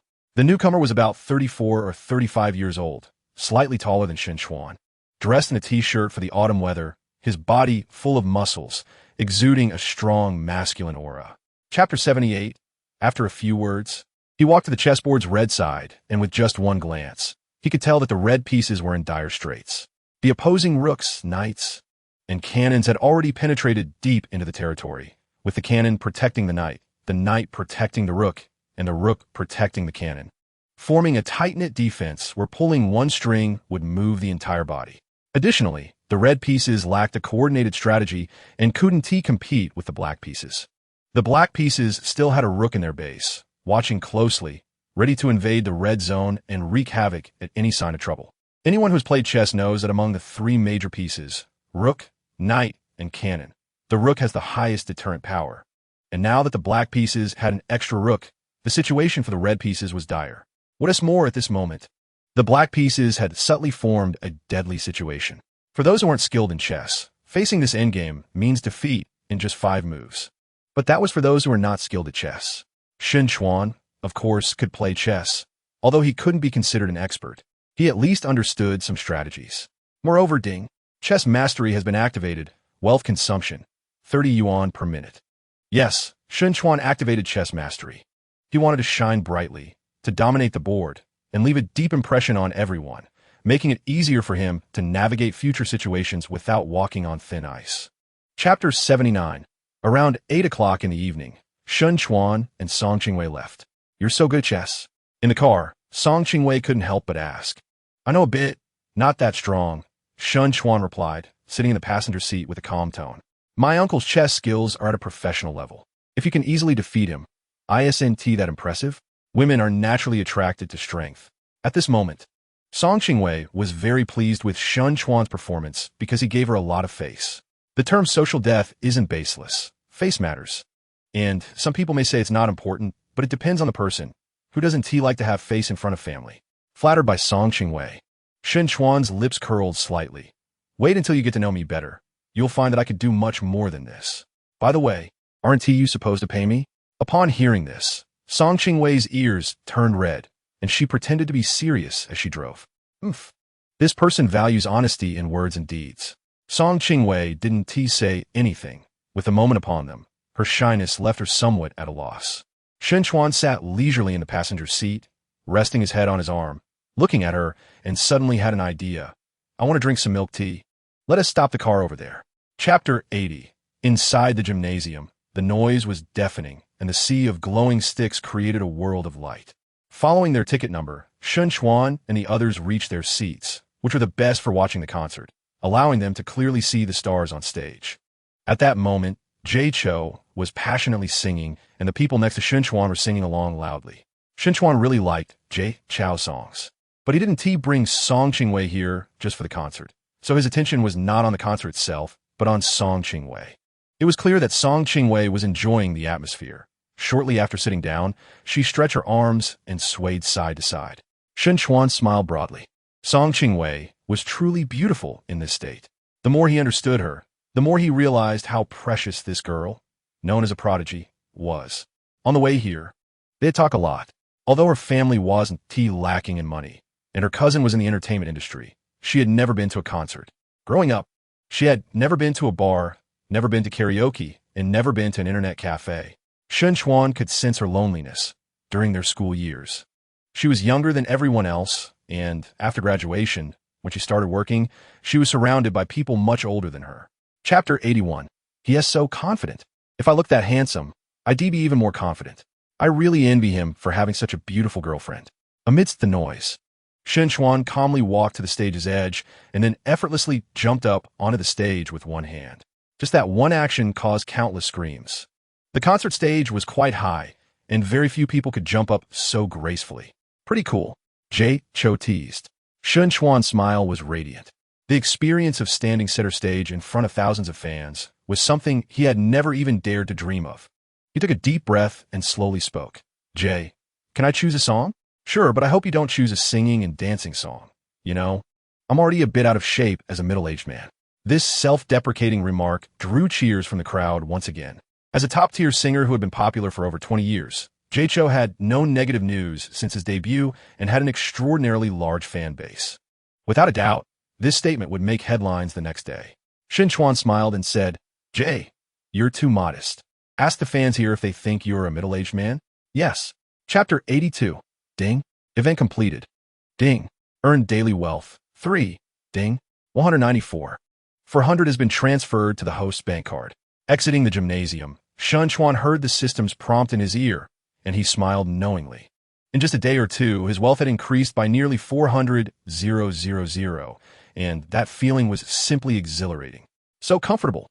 He stretched lazily and returned to the car with Song Chingwei. "It's almost 11. Which hotel are you staying at?" "I'll take you there." "Can I not stay at a hotel?" Song Chingwei frowned at him. "Do you like sleeping on the street? That is quite a strange habit." Chuan felt a bit dark in the forehead, and couldn't help but gently pinch her face. "Why is your imagination so wild? Do I look like someone who likes to sleep on the street?" Song Chingwei looked innocent and confidently said, "You said it yourself. I inferred from your tone that you didn't want to stay at a hotel." Chuan couldn't help but laugh. "Not wanting to stay at a hotel doesn't mean I like sleeping on the street. It means I want to stay at your place." "Huh? No. That won't do." Song Chingwei shook her head vigorously like a rattle drum. "My place is, not convenient." Chapter 83. Chuan, you're really something. Wanted to be a scumbag, but lacking the awareness of one. You say you can't make promises to people, so why do you provoke them? There are plenty of women in this world. If you want a woman, just use the money in your pocket. So many female streamers, so many college students. As long as you want, you can have as many as you want. Why the hell are you bothering such a good woman?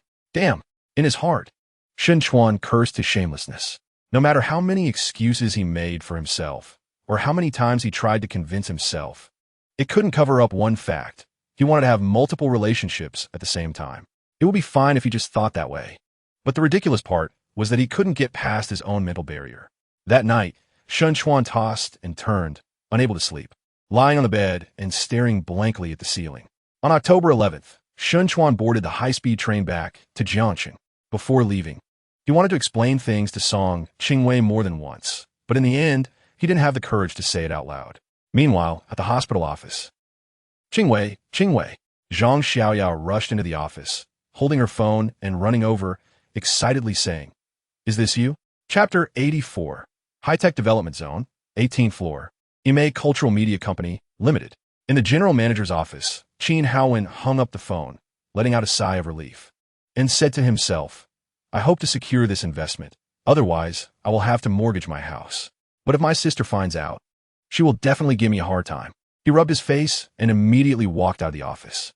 Outside the office was the employee activity area, filled with sports facilities and various background boards. The total area of the company was about 500 square meters, divided into 30 live broadcasting studios and offices, with the remaining space being the sports area and activity background area. Currently, there were only a dozen signed streamers, but including the photography team, editing team, screenwriters, and logistics personnel, the total number of people in the company exceeded 60, almost 4 people serving one streamer. At this moment, all the streamers and staff were in the company. This was a special request from him, aimed at allowing Chuan to see the overall situation of the company and increase investment interest. "Everyone, pay attention. Our investor is on the way. Whether the company can grow and whether you can secure more money depends on whether we can win over this investor today." Chapter 85. Sometimes I think the time spent studying was happier. Qin Haowen held a teacup, looking nostalgic. Back then, there weren't so many worries, and desires were not as high as now. As one grows up, desires increase, and happy times become fewer. Chuan smiled faintly. "Isn't this what you asked for? As a rich second generation, you could have just enjoyed life, but chose to start a business." "Chuan, let me be honest with you. It's not that I want to start a business, but I have no choice but to take this path." Qin Haowen seemed to find someone to confide in, and with a bitter smile, he said, "You know, being born into a wealthy family gives you material advantages, but also forces you to work hard. I would like to be someone who just eats and waits to die, but can I really do that? Everyone around me has good family backgrounds. My parents' social circle is full of elites, and they inevitably talk about our generation. If I don't work hard, how will others see me? They may say they don't waste money, but who knows what they really think? This invisible pressure always exists, and I can't remain indifferent. Chuan listened, confused, and expressed that he found it hard to empathize.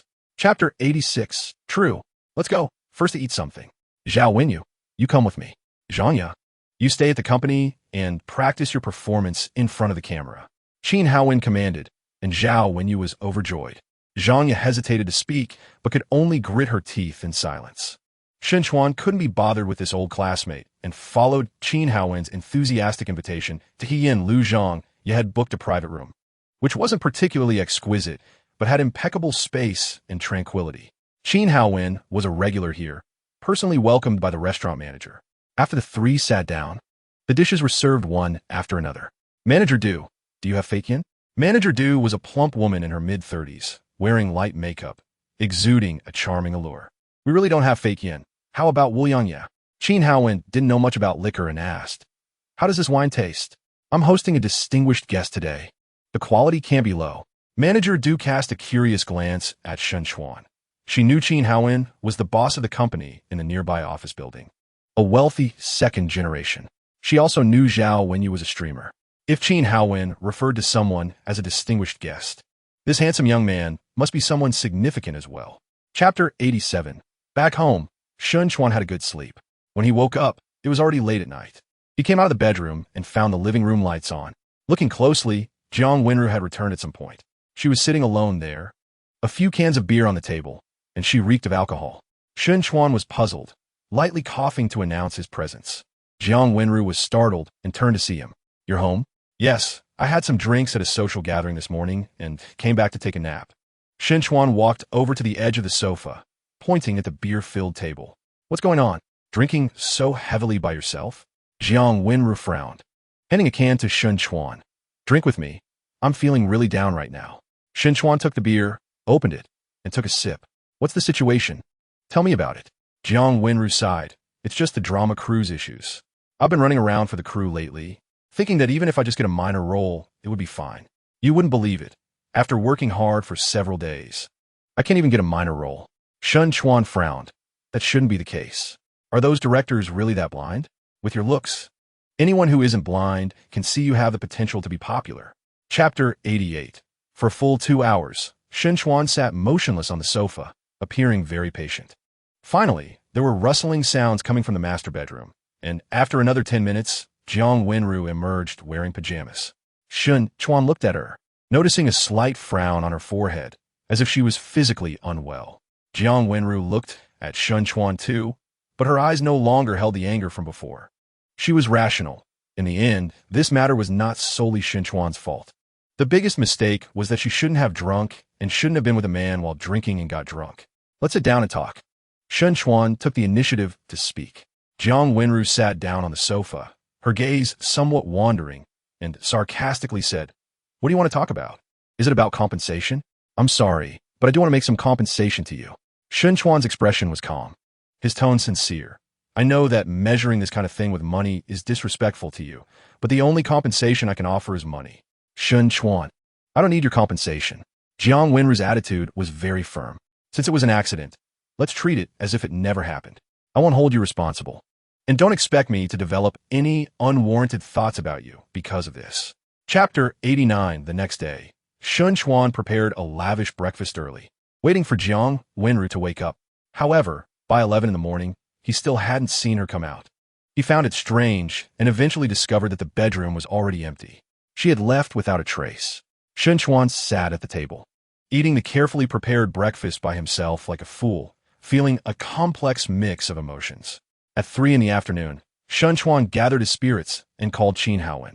Hey, Chuan. Haowen, didn't you ask me to arrange for someone to work at the company before? I'm planning to send Luo Qilin over, but I hope you can handle it without revealing my involvement. What do you mean? Aren't you good buddies? Why do you need to keep a secret? I have my reasons. For now, I just don't want him to know I arranged it. But Zhanya knows about you. Aren't you afraid she'll tell Luo Qilin it was you? You can talk to Zhanya and ask her to keep a secret. Just see how long we can keep it under wraps. Haha, how about this? I'll fire her, and then no one will spill the beans about your existence. You brat. If you do that, how am I supposed to attend class reunions in the future? Just joking. All right, I'll remind her not to say anything. I trust she's smart enough to know what to do. Chapter 90. Half an hour later, Luo Qilin walked out of the office in a daze. Zhang Yu was still leading the way, talking as they walked. President Qin has given instructions that you will mainly be responsible for managing the storage of the company's equipment and keeping track of the locations of the company's hosts when they go out for shoots. Luo Qilan blinked, feeling a bit puzzled. He thought to himself, "Isn't this something anyone can do? And they're actually paying me 12,000 a month for this?" He secretly rejoiced, thinking that this job seemed incredibly easy, essentially a retirement position. I need to work hard. I can't let old Qin's kindness go to waste. He resolved to work diligently, not want to waste that 12,000 salary. Soon, Zhang Yu brought him to his workstation, which was fully equipped with a brand new computer. The workstation was also very close to the front desk, so nearly everyone entering and exiting the company would pass by him, which suited the requirement of recording the host's outdoor locations. Old classmate, we're colleagues now, so please take care of me. Zhang Yu winked and left with a smile. Luo Qilan thought to himself, Zhang Yu used to be pretty aloof, but her attitude today is surprisingly good. Has she matured? Chapter 91. Ha ha ha. This feels great. Oh wow. Outside the 4S shop, Chuan was driving a BMW X7 on the spacious road, feeling exhilarated. This was his first car, and it was the first time he was driving his own vehicle on the road.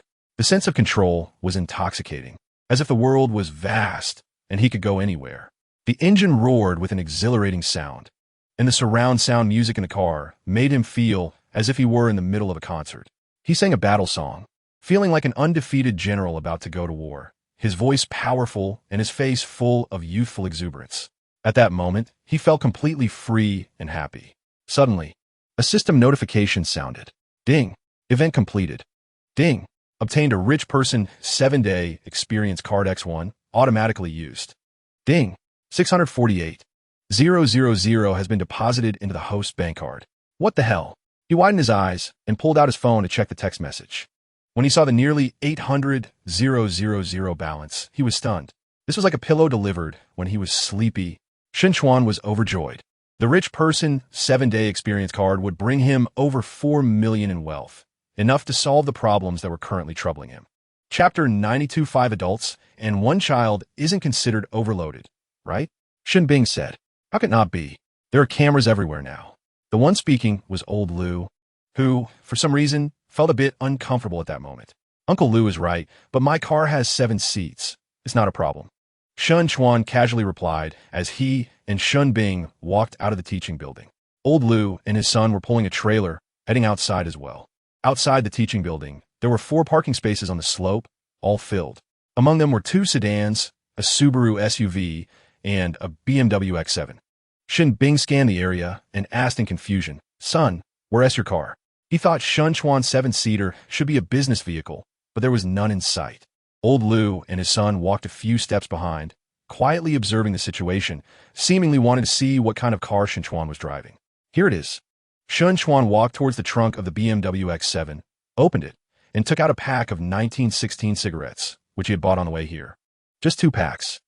Bing looked in shock as Chuan pulled a pack of 1916 from the car, momentarily unsure of how to respond. Chapter 93. Qian took a deep breath of smoke, silently looking out the window. As he exhaled, the smoke curled around him, slightly obscuring his face. Under the dim light of the car's ambient lighting, his face appeared to shift between light and shadow. After a long while, Qian flicked the cigarette but away, turned to look at Chuan, and suddenly smiled. What are you laughing at? Am I wrong? Chuan was not polite and shot him a glare. You've really grown up. You even know how to use provocation to get a rise out of me. Qian smiled, his smile containing a hint of affection. The brat who used to worry him had really grown up. I'll ask you, do you know how much it costs to open an 80-square-meter graphic design shop downstairs? Let me calculate it for you. The transfer fee? I'm not sure, but it's definitely over 200,000. The rent for the storefront, based on current market rates, is at least 20,000 a month, which totals 240,000 a year.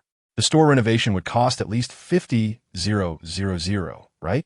For such a large store, you'd need at least 4 people, and they have to be experienced workers because the working hours are from 8 a.m. to 10:30 p.m. An employee salary is at least over 7,000, averaging 30,000 a month, which totals 360,000 a year. Chapter 94. About half an hour later. Chuan drove to the bottom of the Ime Cultural Media Building. Just as he parked the car, he saw Qin Haowen standing outside the office building, looking around. Haowen, after parking, Chuan greeted him with a smile.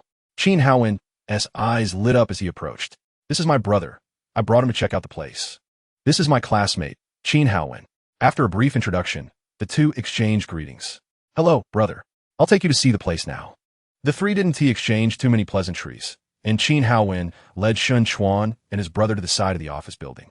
Soon, a storefront appeared before them, square in shape, with a facade nearly 8 meters wide, the sign very noticeable. There was a small extended area outside, about 6 square meters, with a table where customers could sit and chat. It's a good place. At first glance of the storefront, Chuan knew it was an excellent place. The upper floors were dozens of stories high office buildings, with roads accessible on both sides of the storefront. Directly in front was a parking lot, and about 20 meters out from the storefront was a main road with bus stops on both sides and a subway station entrance just 100 meters away. Moreover, surrounding this office building were all office buildings, making it almost worry-free regarding foot traffic, no matter what business one engaged in. Chapter 95 in the next 2 days. Chuan stayed home, playing games without going out. Perhaps he held a slight hope of seeing Jiang Wenru. Before he knew it, October 20th arrived. This was the 5th day since he obtained the rich experience card. As a result, his bank card balance had surpassed 2 million, reaching over 6 million. The storefront renovation was in full swing, and Qian would update him on the progress daily. That evening, in a cafe on a pedestrian street, Chuan sat by the window, dealing with several rounds of people who approached him to chat. He picked up his phone to hurry them up. "Chuan, damn. Didn't they say they would treat me to dinner? What time is it?" And they still haven't arrived. After a moment, a message popped up in the group. "Luo Qilan. What's the rush? It's just off work. Besides, Boss Xiao probably won't finish until 11 or 12. We can't just have a private meal, right? Luo Qilan. Xiao Ming. Boss Xiao. When are you free today? Let us have a drink together." Luo Qilan. Damn, pretending to be aloof and not replying. Huh. Chuan. He's busy right now. Why don't you come over and take me for a massage first? By the time we're done, he'll probably be free too. Smirk. Chapter 96. You. Cough. Cough. Xiao Ming's eyes turned bloodshot upon hearing this, a surge of resentment filling his heart, nearly causing him to faint from anger. You do what you want. If you don't want to live this life, then leave. For these 2 years, I've let you have it easy, letting you sleep for so long. Just right. I've also realized that you're destined to be a failure in life. Sticking with you means I'll only suffer forever. Wang Li completely disregarded Xiao Ming's state, each word piercing like needles into his heart. Ha! Ha! Xiao Ming looked at her as if she were a stranger, never expecting his wife to say such vicious words while he was sick in the hospital. Fine. Those words were yours. Let us get divorced. A woman like you doesn't deserve my efforts. Wang Li immediately exploded, standing up and pointing at him, shouting, "Umph. I don't deserve your efforts. You bastard, look in a mirror. Not good-looking, no money, no ability. You're the one who doesn't deserve my lifelong commitment. I'm going home to prepare the household registration book. We'll get divorced tomorrow. Whoever doesn't come is a grandson. And since you're so tough, you can just lie here. I want to accompany you." Chapter 97. Xiao Ming was ultimately hurt. The three of them talked until midnight, and he simply couldn't hold on any longer and fell asleep. "I'll take care of him these 2 days. You can go do your thing. I have to go to work on Monday, and then you'll be the only one who can help." Luo Qilan knew Chuan didn't have a job for the time being, and since Xiao Ming didn't want his family to know about this matter, they naturally respected his wishes. Therefore, the two decided to take turns caring for him. In fact, Chuan could handle it all by himself. With his physical condition, he could go 3 days and nights without sleep without much problem. However, although Luo Qilan had a foul mouth, he was a good person and couldn't let Chuan take care of him alone. "But it's not necessary. I can hire 2 caregivers to take turns." Luo Qilan shook his head. "Hiring caregivers costs money, right? With that money, you might as well take me for a massage. I don't have much to do on the weekends anyway. Just consider it as me earning that money." "Fine, whatever you say goes."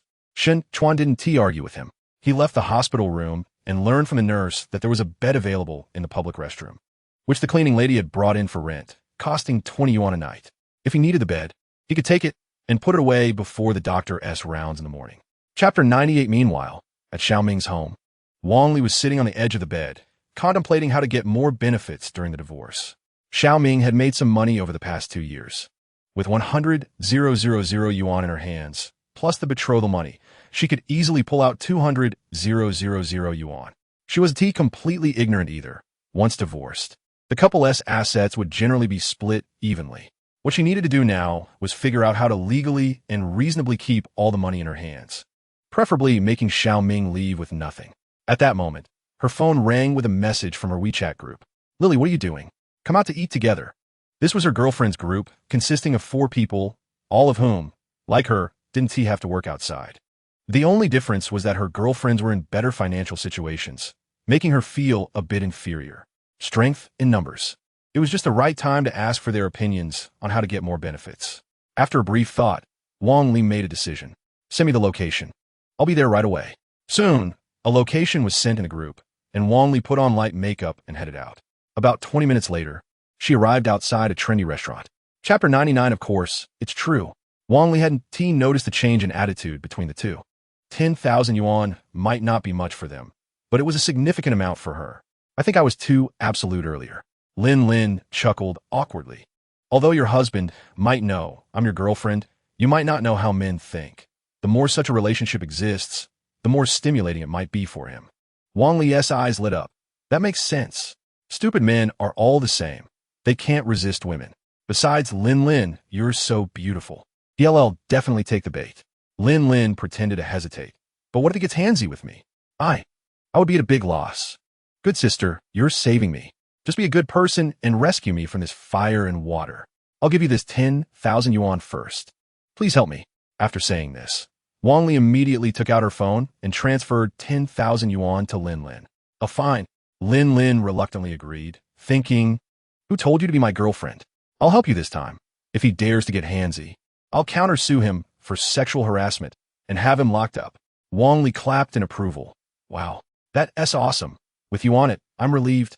Chapter 100 at noon, the 2 brothers had a quick meal nearby. It's worth mentioning that during this time, 2 or 3 waves of people had already come to ask when they would open.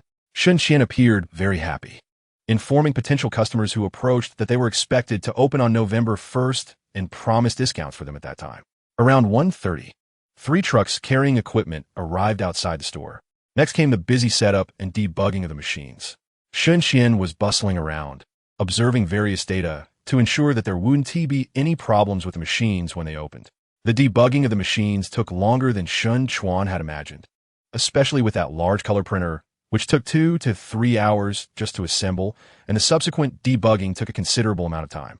The entire debugging process lasted until 10 o'clock at night, and just the paper used for testing consumed an entire box. In the end, Chuan made a transfer on site, deducting a deposit of 100,000 and paid the remaining balance, totaling 1 million, leaving 1 million in his card, providing a strong sense of security. Shun then gave 2 packs of cigarettes and a red envelope to each of the technicians who worked on the debugging, thanking them for their diligence and responsibility. The technicians smiled broadly and promised that if any issues arose during usage in the future, they could just call them, and they would guide Shun to resolve it without letting him waste another cent. Chapter 101 PS. Sorry, I made some modifications to the second half of the previous chapter. Those who feel the connection is off can refer back to the last chapter. Sorry. Ding. Event triggered. Ding. The heart knows itself, but youth does not return. The system prompt suddenly appeared, but Chuan remained oblivious. He was questioning himself about how to choose. Do I like her? I must like her. Since I like her, why am I being cowardly? Perhaps I don't want to hurt her. But you've already hurt her. I don't know. Do you see yourself in her eyes? I don't know either. Old buddy, even a bug caught in a spider's web knows to struggle. Are you saying I'm like a bug? No, you're worse than it. At least, when it is bound, it knows to struggle while you chose to give up. There's a lock on your soul, a lock called morality, and I see it. It binds you tightly. A lock? What should I do? The key to unlock the lock has always been there. Chapter 102, he came Star City? But wasn't he in Jiang City? How could he arrive in Star City so quickly? Whoosh. Sun Yulan suddenly stood up and hurried to the balcony to look down at the street. A hint of urgency appeared in her eyes, eager to confirm if everything was real. From her balcony's perspective, she could just see the south gate of the community. But it was nighttime and the lighting was poor. Although she wasn't nearsighted, She couldn't clearly see a person's face on the street. I need to go down and take a look. She returned to her bedroom, quickly got dressed, and just as she was about to leave, she suddenly turned on the light and pulled out a mirror from the closet. After a moment of confirming there were no issues, she felt a mix of anxiety and excitement and left the bedroom with her phone. As she passed the living room, she tiptoed, afraid of waking her light-sleeping parents. After a series of stealthy actions, she finally reached the front door, carefully opened it, trying not to make any noise. Fortunately, her family's door was of high quality and didn't make any harsh sounds. After opening the door, she bent down and quickly walked out, carefully closing the door behind her. After doing all this, she pressed the elevator button, and once inside, her mind was filled with thoughts of Chuan. Chapter 103, Tap Tap Tap. Sun Yuan was overwhelmed with grievances, yet her face rarely showed a hint of indifference as she stormed off. For some reason, at that moment, she felt extremely unhappy. So she ignored the long-missed figure and quickly returned to the booth, grabbing the coffee on the table to take a sip. Wu Lang saw this and immediately advised against it. The coffee just arrived at the table. It's hot. Sun Yuan angrily put down the coffee and sat there in silence. What's wrong? If something's bothering you, you can talk to me.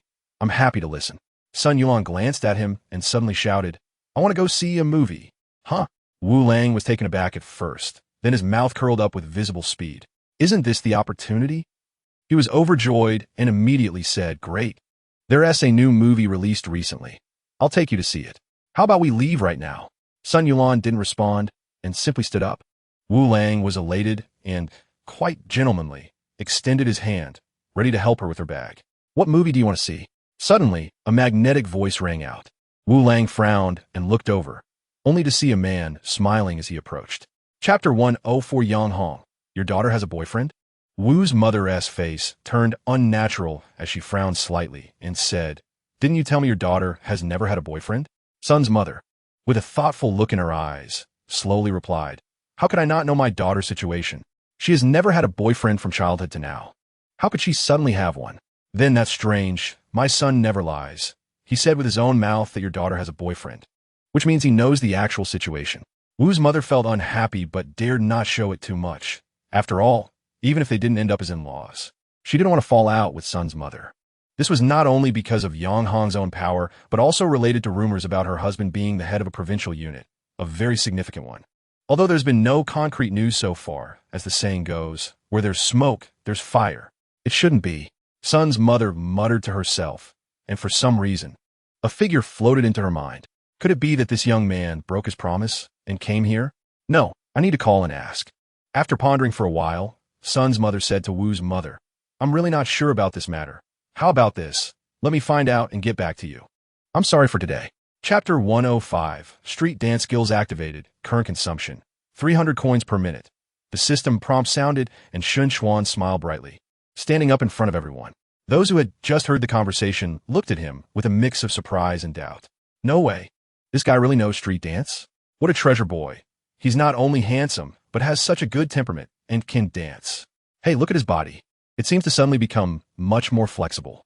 Hearing the discussions, Sun Yuan felt inexplicably happy. She cupped her hands to make a trumpet shape in front of her mouth. Chuan, go for it. Knowing how to dance is one thing, and having such a beautiful girlfriend is another. A girl sighed, thinking how could such a handsome boy not belong to her? There were many people around, and in just a moment, everyone nearby knew that Chuan was going to compete with the street dancers below, and they all became excited. Go for it, buddy. Let us shake things up, haha. Wow, is there a surprise performance today? The crowd was excited, and Chuan couldn't help but feel a surge of adrenaline. At this moment, he possessed the skills of a street dance master, and various difficult moves seemed to come naturally, making him sway to the rhythm of the song as he walked towards the street dance group. Chapter 106, Surprise Value 5, Surprise Value 5, when Thomas executed a spinning move in the open space. The surprise value above Sun Yulan's head surged at an astonishing speed. Tie pants, tie pants. Why do I feel like I'm a useless person? Damn, I want to learn street dance. No, but how strong is his arm? Is this something a person can actually do? The street dance group of 6 was completely stunned when they saw Chuan's set of moves. None of the 6 of them could complete this high-difficulty routine. In the blink of an eye, 30 seconds passed.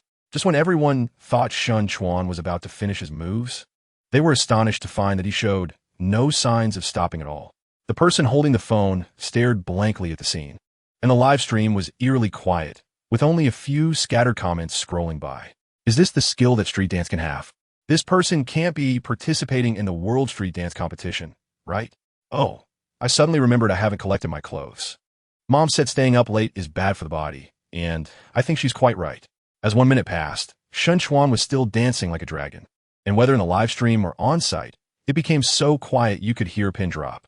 Chapter 107. This is really delicious. This is also delicious. I want to eat stinky tofu. On a stone bench in a small alley next to the square, Chuan held a bowl of hot and sour noodles in his left hand, with a portion of stinky tofu and a meat sandwich hanging from his fingers, while his right hand held a paper bucket of skewers and 2 cups of milk tea. Son Yuan snuggled beside him, happily eating. Wow, it's so spicy. Chuan looked strangely at her. Why do you act like you've never eaten this before? As a person from Star City, these should be everyday foods, right? My mom never let me eat this since I was little. I secretly had it once before, and someone told on me. When she found out, she scolded me, and I haven't eaten it since. She said these are junk food, and eating too much is bad for my health. That's ridiculous? Chuan suddenly felt a bit sorry for Son Yuan, like a bird in a cage. Although she lived in luxury, she wasn't as happy as one might imagine. No, I think it's pretty good. Son Yulan's eyes curved and sparkled as she said happily, at least I feel surprised when I eat it now. After eating and drinking enough, the two returned to the car. Chuan fastened her seatbelt and gently said, "It's late. I'll take you home." Chapter 108. At this moment, Yang Hong had lost her basic composure, not realizing how ridiculous it was to project her own experiences onto others. Chuan showed no mercy and revealed a hint of sarcasm. Yes, so you want to force your life experiences into Yulan's mind. How absurd. The number of deaths from car accidents reaches hundreds of thousands each year. Should we consider cars as extremely dangerous tools? The kindness of this world has never come from mere words. Everything we can only truly understand through personal experience and observation. If I take a walk by the sea, how would I know if the ocean really exists? If I don't eat a chili, how would I know if it's really spicy? Shut up.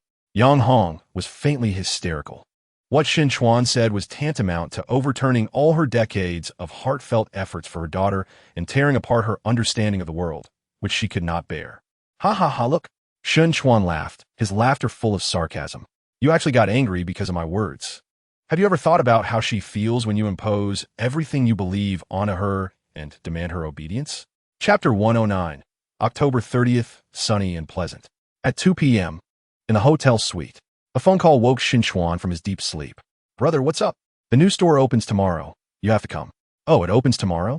Chuan perked up, somewhat helplessly saying, "I'm afraid I can't make it." "You must come. This store is funded by you. How can you not come?" On the other end, Qian quickly said, "I haven't told Mom and Dad about this yet. I specifically instructed your sister-in-law to keep it a secret.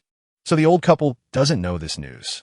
I'm planning to take them along tomorrow to give them a surprise. I agree with surprising Mom and Dad, but I have something to take care of in Star City. I really might not be able to go back." "How can you not come back? It's not that far. Just a 2-hour high-speed train ride. Even if you drive, it would take at most 4 hours." Qian's tone was very firm, adding, "Besides, your classmate Qin just asked me about it. He said he's coming to support the opening tomorrow because of you. If you don't come, isn't that letting him down?" Chapter 110. What are you thinking?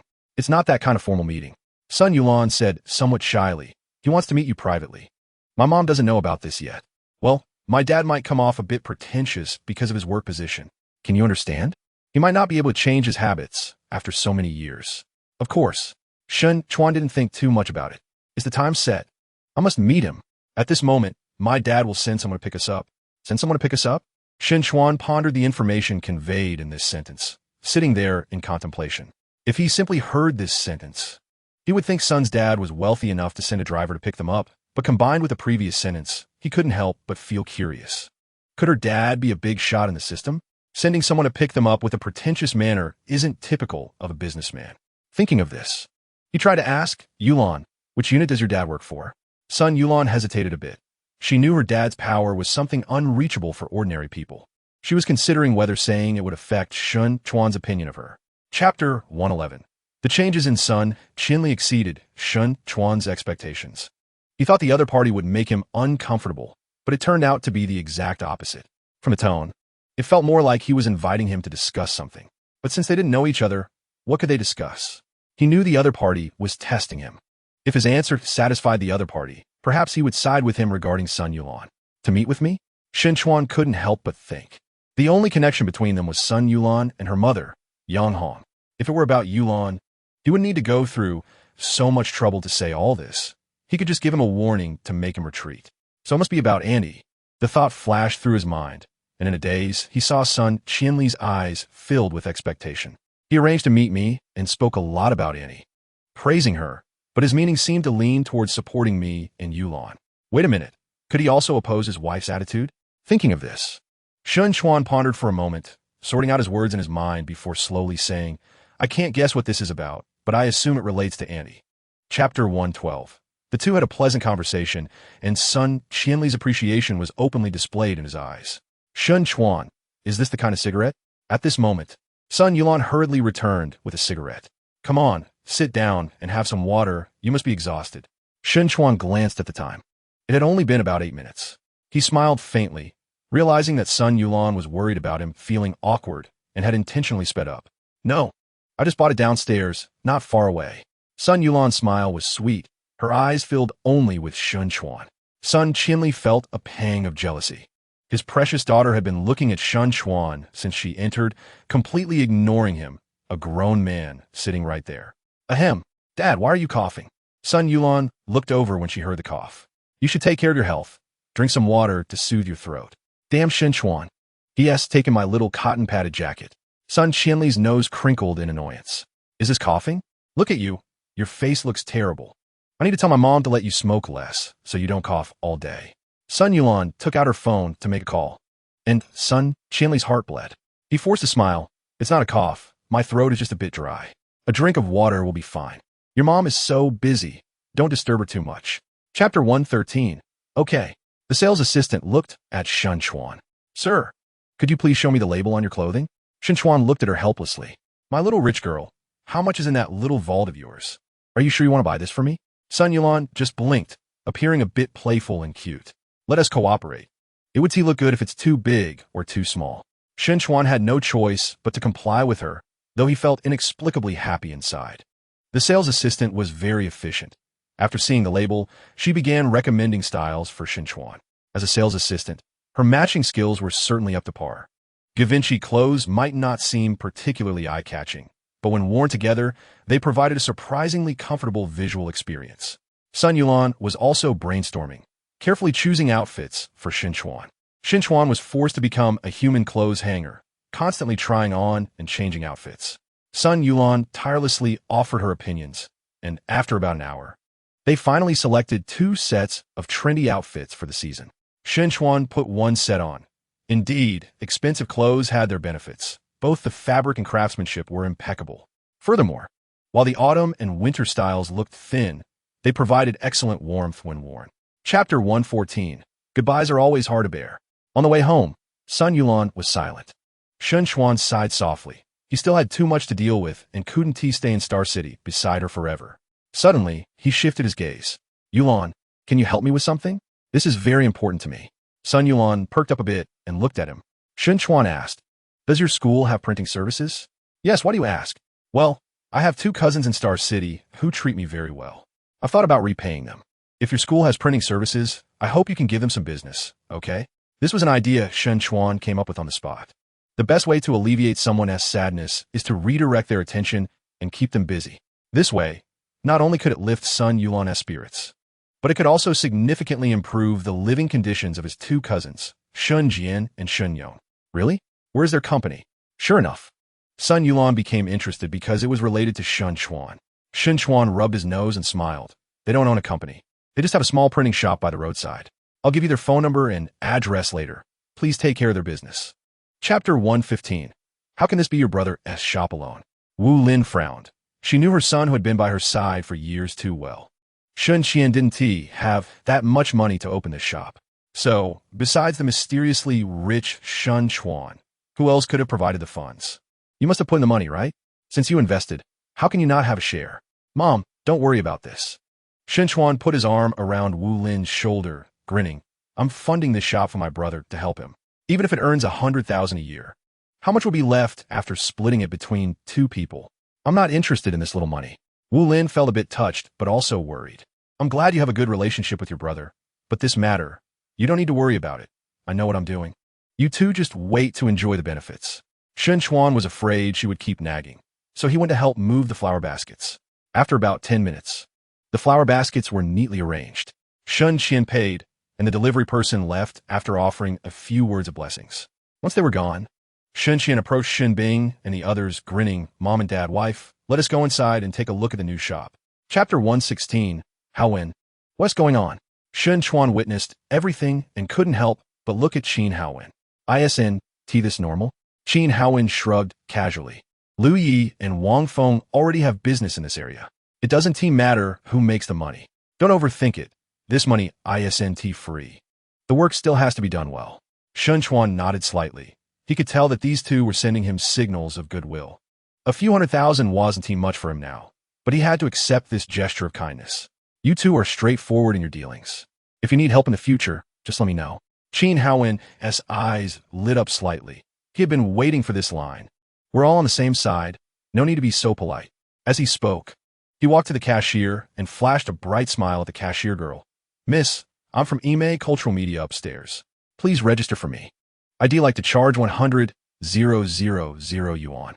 After saying that, he took out his phone and completed a transfer of 100,000 yuan to the public account. Chapter 117. 10 days is the safest option, but will taking so long scare people away? Shun Jian was anxious, thinking to himself, what if we actually get this order? After much inner conflict, he decided to take the plunge and said, hello, based on my shop's equipment, it could be completed in a maximum of 7 days. 7 days? Sun Yuan felt that was a bit beyond her expectations. If she remembered correctly, similar amounts of data used to take no more than 3 days at those large print shops. 7 days it is. I'll just send the files over earlier. She looked at Shun Jian, who was filled with anticipation and nervousness. Clearly, this business was very important to him. If I just turn around and leave now, he would probably be disappointed for a long time. Sun Yuan thought mischievously. Of course, she was only thinking about it, and couldn't he really walk away? 7 days is a bit more than I expected. Sun Yuan said something, and Shun Jian's face immediately darkened. However, I think the boss will replace it with a more efficient machine later, right? Yes. Shun Jian saw a glimmer of hope and nodded eagerly. Then let's print a batch here. Chapter 118. Suddenly, the phone vibrated slightly, and a video popped up on WeChat. Chuan looked down and saw it was a call from Sun Yuan. He gathered his thoughts and answered the video, revealing a flawless, delicate face. Chuan, I miss you, she said. It's only been less than 24 hours since we parted. I miss you too. What about you? Do you miss me? Chuan looked at her with a doting expression and said decisively, yes. Sun Yuan instantly smiled like a blooming lotus in summer, warm and gentle. By the way, I've taken care of what you asked me to do. Your two brothers were very enthusiastic towards me. Chuan couldn't help but chuckle at the thought. To them, you're a big client. How could they not be enthusiastic? Yeah, seeing them so happy is quite interesting. What do you think their expressions would be if they knew all of this was arranged by you? Sun Yuan tilted her head slightly. Her neck as pale as jelly exposed to the air, her exquisite features radiating health, and her eyes pure and innocent like a child's. She rested her chin on one hand, with a hint of expectation and mischief in her gaze. Chuan found it pleasing to the eye and thought that beautiful girls are indeed a sight to behold. No wonder experts suggest men should look at beautiful women more often. Chapter 119. Chuan stood in the living room, carefully examining the overall decoration. The entire house was designed in a minimalist style, mainly in white. The living room and dining room were separated. The sofa's brand was unrecognizable. The TV was from Changhong. The air conditioner was from Gree, and the tables and chairs were thick and heavy, each with a small drawer, seemingly part of a mahjong dining table. Outside the living room was a balcony of about 8 square meters, equipped with a washing machine and dryer, also from big brands. He then checked the kitchen and bathroom and was generally satisfied. Moreover, the sunlight was bright, making the room appear very bright without needing to turn on any lights. The lighting was undoubtedly good. After that, He visited 2 secondary bedrooms, which were relatively small, about 10 square meters each furnished with a large bed of 1.8 meters, a storage cabinet, a bedside table, and the color matching of the ceiling and bedside lamps was very warm. Feng Yu introduced that the ceiling light had 3 colors, and the color would change every time it was turned on and off. While he was visiting the second secondary bedroom, Feng Yu left for the master bedroom and returned to Chuan's side after about a minute. After finishing the visit of the secondary bedrooms, Chuan and Feng Yu went to the master bedroom. The master bedroom was very large, close to 20 square meters, with a 2 meter by 2 meter bed, and it had an independent bathroom, which was much better than the 2 secondary bedrooms. Chapter 120. On the sofa in the sales office. Wang Yin looked nervously at Chuan, who, after making a phone call, revealed a strange smile. It was hard for him to understand the smile, as if something extremely wonderful had happened. But what could be so wonderful at this moment? Wang Yin couldn't help but let his imagination run wild. After a while, Chuan came back to his senses, laughed heartily, and handed over a bank card, saying, "Swipe the card." Wang Yin felt as if he had heard heavenly music. Tremblingly reached out to take the bank card, and suppressed his excitement, saying, "I still need to trouble you to go to the finance room with me." "No problem. I'll go with you." Chuan waved his hand, his expression calm and composed. The two walked to the finance room sequentially, and at the moment the card was successfully swiped, Wang Yin felt a weight lifted off his shoulders. He had imagined many scenarios, even a failure at the last moment. Fortunately, that was just his wild imagination. Next was filling out the contract, and Chuan unhesitatingly wrote down the names of Shun Bing and Wu Lin. Seeing the scene, Wang Yin felt extremely envious. He came from a rural background, dropped out of high school to work, and his parents farmed a home. He had thought more than once about driving a luxury car back home one day, celebrating the new year in style. Chapter 121. Zhao, when you quickly left. And Luo Qilin foolishly smiled as he watched her leave. Xiao Ming saw this and laughed. "Boss Luo, can you be a bit more restrained? You're drooling all over the food." Luo Qilin quickly wiped his mouth and looked at Xiao Ming irritably. "What is wrong with you? Can I take a good look at the girls in my own company? Are you thinking about her?" Xiao Ming said with disdain. "If you're really thinking about her, just go after her instead of showing off in front of us." Luo Qilin pouted and surprisingly didn't retort. "You can't really have feelings for her, right?" Chuan laughed and said, "I see this girl is beautiful and has a straightforward personality. She's a nice girl. If you really like her, you could try pursuing her." "You guys don't understand," Luo Qilin said with some frustration. "It's precisely because she's so beautiful that I don't dare to pursue her. Think about it. Such a beautiful girl must have a boyfriend, right? Even if she doesn't, who am I? I have some self-awareness. Her monthly income is much higher than mine. I can't pursue her and then spend her money, right? I can't lose face like that." After saying a few words, Luo Qilin waved his hand. "Come on, let's not talk about her. Let us drink some water." Chapter 122. Half an hour later, outside a certain corridor on the pedestrian street, Qin Haowen was covering his ears and gritting his teeth, angrily saying, Chuan, you really got me into trouble." Chuan sat beside him and glanced at him. "It's you who is being unreasonable. How did it become me forcing you to get your sister's contact information?" Qin Haowen hurriedly defended. "No, I just didn't think it through in a moment of urgency." "Huh?" Chuan laughed lightly. "Not only did you not think it through, you pushed me into a fire pit. Your sister already had some misunderstandings about me, and now it's all ruined. How come you boss are so spineless? Afraid of a woman? You don't understand. She's a fierce woman." Qin Haowen's face was as tense as if he were constipated, stuttering. "When I was young, whenever I threw a tantrum, she would definitely beat me up. Wouldn't you be scared? When she taught me a lesson, my parents didn't dare to stop her at all. The more they tried to stop her, the harder she hit me. Thanks to you, today was just a pinch on the ear at home. She would really slap me." Qin Haowen seemed to be pouring out his grievances, saying a whole bunch. "Wow, you're so miserable." Chapter 123. Soon, Chuan sent Wang Yin back to the sales office and then drove home with the property deed. The property deed, what a solid and reassuring backing. He lay on the sofa, looking at the property deed nonstop. This thing seemed to have a magical power. Only by having it could one feel secure and worry-free. As he thought about this, a smile of relief appeared in his eyes. It said that parents only wish for their children to be safe and sound and never ask for anything in return. But is it really like that? Chuan dared not make rash conclusions, but he knew that Wu Lin would definitely be super happy when she received this gift. Suddenly, The system prompt sounded. Ding. Birthday gift event completed. Ding. Rewarding 1 management personnel, level 6 stars, generating, please wait patiently. Ding. Management personnel has been generated. Has been deployed to a secret corner of the host city. All relevant information has been automatically generated in this world. Automatically bound to the host. Can be remotely commanded and communicated with, loyalty 100. Ding. This management personnel is a fully simulated comprehensive intelligent management robot, capable of management abilities surpassing the host's world. Currently has stored energy to work tirelessly for 100 years. Note, the top management personnel in the host's current world is 5 stars. So feel free to arrange work for him. Chapter 124. Yes, boss. Oh, it's Zhu Wenyuan. Zhu Wenyuan approached with a cigarette pinched between his fingers, grinning widely. Boss, you look so handsome. Chuan was dumbfounded. 1,000 grass mud horses galloping through his mind. Is this thing really generated by the system? This is simply outrageous. In his impression, a 6-star talent generated by the system should at least look like a spirited elite. Boss, what's wrong with you? Zhu Wenyuan said, I'm thirsty. I want to drink water. Chuan remained silent for a long time, forcing out a faint smile. Zhu Wenyuan, let's talk downstairs. All right. Zhu Wenyuan directly extinguished his cigarette with his fingers and pressed the elevator button. Inside the elevator, Zhu Wenyuan chattered like a talkative person, nonstop, even complaining about how traffic was jammed on the way here.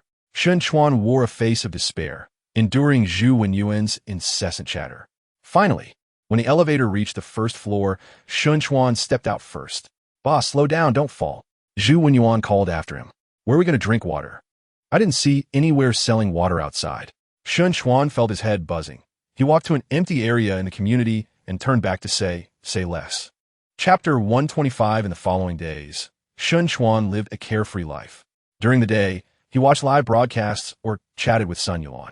What he didn't expect was that Sun Yulan had decided to pursue her dreams and was preparing to confront her mother soon. According to her, her mother's attitude had subtly changed since the last time, reflected in the little details. So she was prepared to fight for her dream of becoming a great painter. Chuan expressed his strong support for her decision and claimed he would be her first loyal fan, which made her very happy. This was during the day, and at night, Chuan either hung out with Xiao Ming and Luo Qilan or took his parents out for a nice dinner. As for the graphics store, Chuan didn't pay much attention, but seeing the undisguised smiles on his parents' faces during dinner, he knew the business at the store must be doing well. As for the original store, it had been transferred to someone else for 80,000 yuan. According to them, Qian was now busy until late every day, and for convenience, they had rented a room near the store. Hearing this news, Chuan felt very gratified. The saying that distance produces beauty is not just an empty phrase. After his sister-in-law's family moved out, many conflicts could be reduced, which would help promote family harmony. Chapter 126. So soon they came out. By the parking lot, Chuan saw Wang Li and another person walking out. From a distance, he couldn't hear what they were discussing, but judging by their expressions, it seemed they had no good intentions. No, I must find out what happened. Not wanting to sit idly by, he said to Luo Qilan, you wait here. I'll go find out what's going on. Luo Qilan had no other options at that moment and nodded. Chuan quickly walked towards the police station, registered, and asked, hello, officer. I'm a friend of Xiao Ming. I wonder if I can see him now? The suspect is currently in the detention room. You can visit once. Chuan was overjoyed and quickly thanked the officer. No need to thank me. This is the procedure. The officer shook his head and led him to the outside of the detention room. At that moment, Xiao Ming was sitting inside the detention room, staring blankly at the ceiling. Chuan saw his haggard appearance and felt a surge of anger. Xiao Ming, what the hell are you doing? You really have some guts. You dare to tease and harass women? Hearing the voice, Xiao Ming quickly looked over. When he saw Chuan, a glimmer of light flashed in his eyes, and he rushed to the iron bars, hurriedly explaining, Chuan, I didn't tease her. Chapter 127. Tianqing Avenue, also known as Jiangqing's billion-dollar avenue, is located in the most prosperous area of Jiangqing, with roads about 5 kilometers long lined with office buildings. Inside these office buildings are nationally and even world-renowned enterprises. Baichuan International Building is the tallest building in Jiangqing, standing at 430 meters, housing powerful large enterprises. Chuan was not an insider, so he was not aware of the strength of Jiang Law Firm. However, Having 3 floors in this prestigious office building speaks volumes about the law firm's strength. In less than 40 minutes, Chuan arrived at the bottom of Chuan International Building. Looking up from below, the entire office building towered into the clouds. No less impressive than those in a magic city. After parking his car, Chuan took the elevator directly to the 48th floor, which was as high as he could go. To access the 49th or 50th floors, only internal employees could. Upon exiting the elevator, Chuan was treated to a delightful decor. However, he had no time to admire it. After a quick glance, he went directly to the front desk. And before the receptionist could ask, he got straight to the point. "Hello, I want to find lawyer Qin Shiwu from your firm. I have a case I want to entrust to her as my attorney."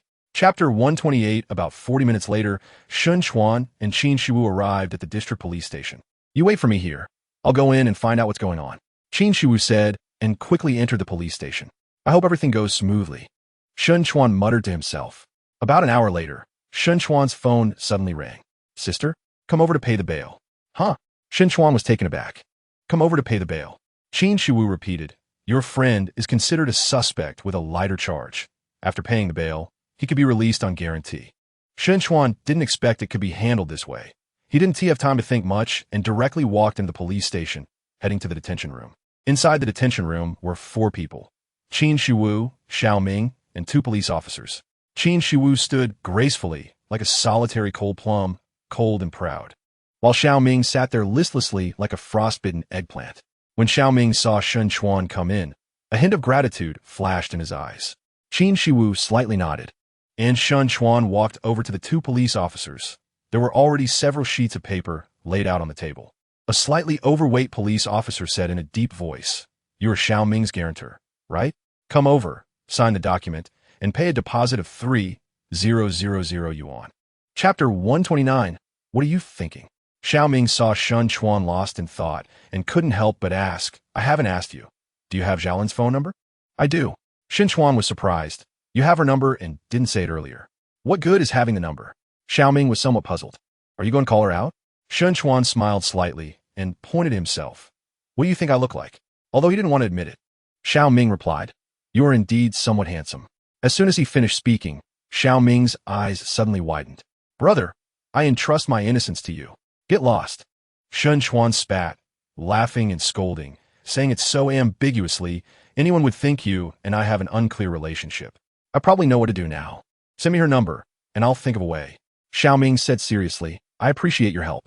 "Damn, you don't think I would seduce her, do you?" "Isn't that the case?" Xiao Ming asked in confusion.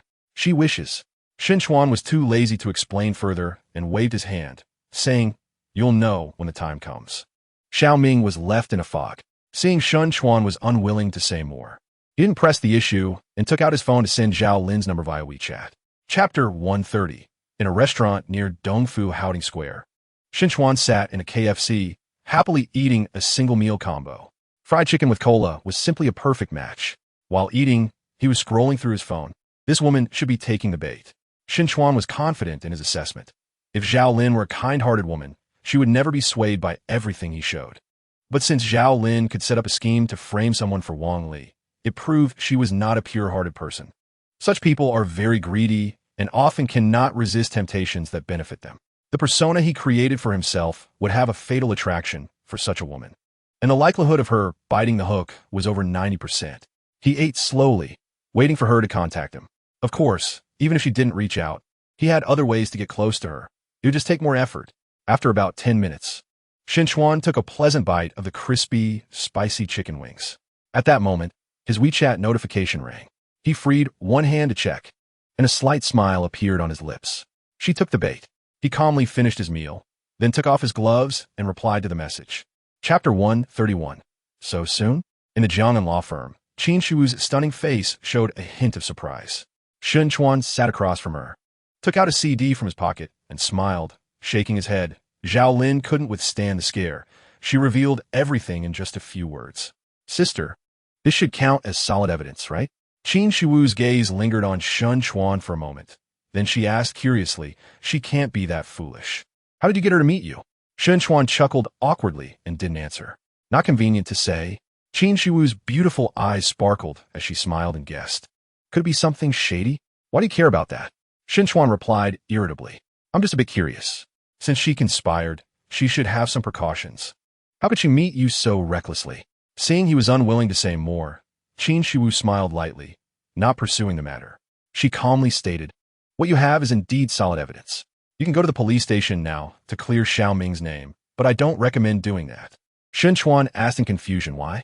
Going to the police station now will clear his name, but from Xiao Ming's perspective, he hasn't gained anything and has instead been falsely accused and jailed. Chapter 132. I'm not deaf. Bing came out and said irritably, it's too early to let go now. Wait until you and your brother are stable in 2 years, then get rid of it. Wu Lin clearly had similar considerations and unusually did not refute him. Chuan smiled and said, Dad, what does stable mean? Bing counted on his fingers. At least you need your own house, right? Your annual income needs to be stable, right? I know you can make money now, but with stocks, who can say they will always profit? Dad, who told you my income isn't stable? Chuan stood up from his chair. You don't think I've just been playing around since I got back, do you? He opened a text message and showed Bing the balance in his card. Bing, how many zeros is this? About 5 million. Chuan said calmly. The couple was left stunned on the spot, let alone nearly 5 million.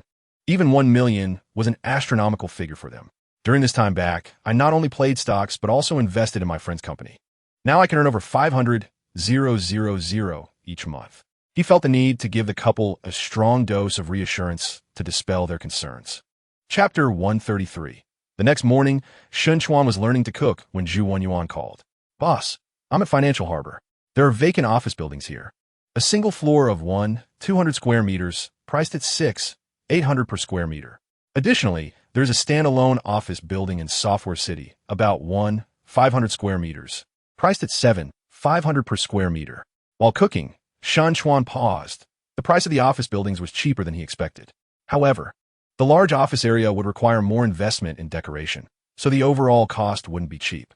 After a moment of thought, Chuan asked, which location do you think is more suitable for office space? I think Financial Harbor is more suitable. Then let's settle on Financial Harbor. Arrange a meeting with the person in charge. I'll go over in the afternoon. Chuan unconditionally trusted Zhu Yuan and made a decisive decision. Got it. After hanging up, Chuan smiled to himself. Having someone to handle things makes it easy. He hummed a tune, focused intently on the cooking steps in a video on his phone, and began stir-frying. About half an hour later, 2 dishes and a soup were ready to be served. Looking at the colorful dishes, Chuan was very satisfied and thought proudly, I have a bit of talent in cooking. Chapter 134. Under Zhu Yuan's lead, the two arrived at a tea house at the foot of a building in Financial Harbor. From the outside, the tea house looked ordinary, with a touch of ancient style. A fish tank was placed at the entrance, home to a few lively koi. As they stepped inside, a faint aroma wafted through the air. A tall, elegant woman in a qipao with her hair styled up was brewing tea. Her round face, high nose, and voluptuous figure blended perfectly with the ancient decor of the tea house. Chuan's gaze lingered on her for a moment before he looked around the rest of the place. The entire tea house was about 100 square meters and, roughly speaking, there were about 8 tables. Apart from the first woman in a qipao, there were 5 other women with dignified manners and graceful postures.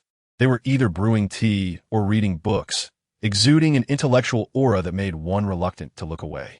Mr. Ma, my boss is here. Zhu Yuan barged into the quiet and peaceful tea house like a wild boar unable to savor fine grains. He shouted loudly and casually walked to a window seat, plopping down. Chuan followed behind him and took another glance at the women at the tea table. Chapter 135 in the car. Chuan wore a thoughtful expression. With the office building purchased, it was natural to renovate immediately. He still had over $1 million in his account, which seemed insufficient but was actually more than enough. With over 600,000 coming in daily, it was enough to settle many matters. He decided to hand this order over to Wang Feng. With that thought, he immediately picked up the phone and called Qin Haowen. After a moment, the call connected. Hello, Chuanzi. What is up? Haowen, when can we meet? Haha. I was just waiting for you to say that. I can meet anytime. You choose the place. As I said last time, I'll arrange it. Ask Wang Feng and Lu Yi when they have time, and we can all get together. Okay, I'll contact them. All right, just let me know once you have the details. After hanging up, Chuan immediately called Xiao Ming for a video chat. After a while, the video connected, revealing Xiao Ming's post-drinking face. Boss Xiao still at the hotel? Xiao Ming lay weakly on the bed. I drank too much last night, and haven't tea recovered yet. Get up quickly, I'll come pick you up. I need to talk to you about something. Okay, I'll freshen up first. Chapter 136. It wasn't he that he hadn't seen the world. But just a second ago, Chuan was searching for related information, and now he was suddenly presented with a top-tier package. Chuan asked with a smile. I don't come to bars often, but I heard this one is pretty upscale. Yes, it is indeed. Chuan nodded slightly and calmly said, Then let us start with a divine dragon set. We can order more if it's not enough. Sure. Please wait a moment. I'll get it right away. Alu happily left. Chuan stood up with a smile to greet Qin Haowen and the other two who were coming. You guys are right on time. Qin Haowen, dressed in a white casual outfit, looked quite refined. It's rare for you to treat us. Of course, we have to be punctual.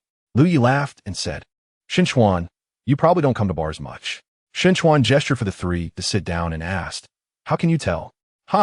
It's easy to see. Wang Feng, sitting on the sofa, pointed at the people in the bar. A bar doesn't get lively until after 10 p.m. Look how few people there are now. There are hardly any girls. Chuan realized and chuckled. I see. I didn't think it through. What does it matter? Qin Haowen looked around. Fewer people can be fun too. We could just play longer. Chapter 137. At 2 a.m. After finishing the barbecue, Lu Yi left with a girl, and Wang Feng called a chauffeur to take him and his girl away. After they left, Qin Haowen wrapped his arm around a girl with long hair and stood beside Chuan, suddenly saying, Chuanzi, were you serious about what you said earlier? What was serious? The thing about wanting to enter the entertainment industry. Chuan glanced at him and smiled lightly. Of course I'm serious. I have big things to do. Big things? Qin Haowen was taken aback and instinctively asked, What big things? Chuan merely smiled without explaining. Qin Haowen stood there, feeling that Chuan had become mysterious at that moment, and he found it hard to see through him. He blurted out, Take me with you. Huh? Qin Haowen said earnestly, take me with you. I also want to mix in the entertainment industry. My company has just started. It's too early to talk about this. Come on, I won't hold you back. I just want to experience what it feels like to be a judge. Qin Haowen said seriously, I can invest. Just tell me how much. How much can you invest? 5 million or 10 million? Chuan said with a wry smile. Qin Haowen awkwardly said in a low voice, 3 million. Chapter 138. Mom isn't sad. She's just too happy. Wu Lin stood up, crying and laughing at the same time. I never dreamed of having my own house in Jianshan one day. Xiao Chuan. Okay, don't cry anymore. Chuan stepped forward and wiped the tears from his mother's eyes. From today onwards, you can enjoy your life. I and my brother will take care of the rest. All right. My sons have grown up and can support half the family now. Wu Lin, with tears in her eyes, reached out to hug Chuan. After a while, Wu Lin released Chuan, took a deep breath, and smiled. Today is a special day. Our family should have a good meal together. Mom is happy today. You all sit quietly on the sofa and watch TV while I go cook. Shun Bing, who had been standing by with a look of emotion, suddenly heard Wu Lin's words, and his expression changed. He hurriedly stepped forward. No way. Today is your birthday. How can you cook? I'm your husband. I'll take care of the cooking. You just wait to eat. That one tea do. After marrying you for so many years, I haven't cooked much. It's time for me to cook a meal for you all. Wu Lin firmly refused. Chapter 139. On November 25th, the temperature plummeted sharply. The north wind wailed, sweeping the yellow, withered leaves, and a chill swept through the streets and alleys.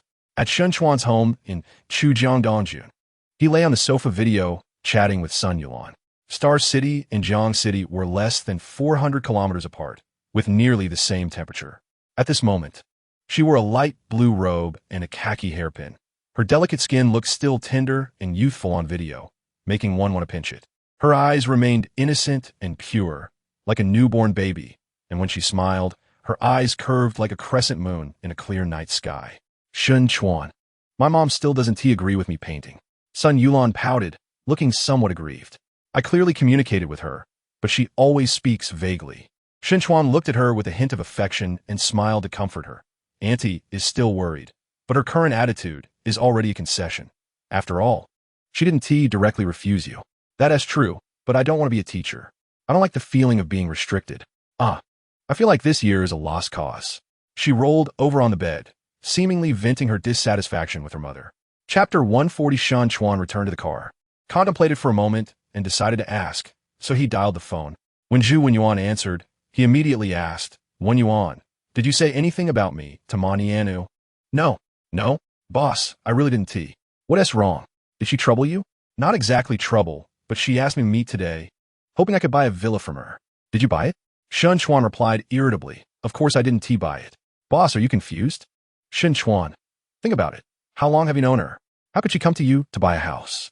She must be at her wits' end to have found you. If you extend a helping hand now, she will definitely be grateful.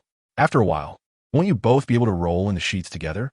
Zhu Wenyuan's tone carried a hint of frustration, in his opinion. Such a good opportunity was thrown away by the boss, which was simply too regrettable. Shun Chuan's veins were popping on his forehead, and he couldn't help but curse. Which eye of yours saw that I wanted to roll in the sheets with her? I say, you really are something. Why are you so concerned about my personal matters all day long? Chapter 141. Su Ming took a deep breath and slowly spoke with a polite and restrained smile. Sir, no problem. Well, then you choose 2 sets, preferably with different styles. By the way, they shouldn't look bulky. Shen Chuan gave a command and began to carefully examine the store's decor. After a look around, he found the entire store's decoration to be quite strange. It felt out of place everywhere, yet oddly had a touch of beauty. It was a peculiar feeling. Besides Su Ming, there was also a youthful girl with a ponytail, who looked about the same age as Su Ming. She had a lowly face, was slightly shorter than Su Ming, and her eyes had a hint of cuteness, though it was unclear if it was intentional or just her nature. When she noticed Shun Chuan looking at her, the lowly girl revealed a sweet smile. Shun Chuan withdrew his gaze and sat down in the resting area, and the lowly girl brought him a cup of hot water. Sir, have some water to warm yourself up. Thank you. Shun Chuan took the water and casually asked, You both look young. How long have you been in this line of work? About 3 months, sir. Internship?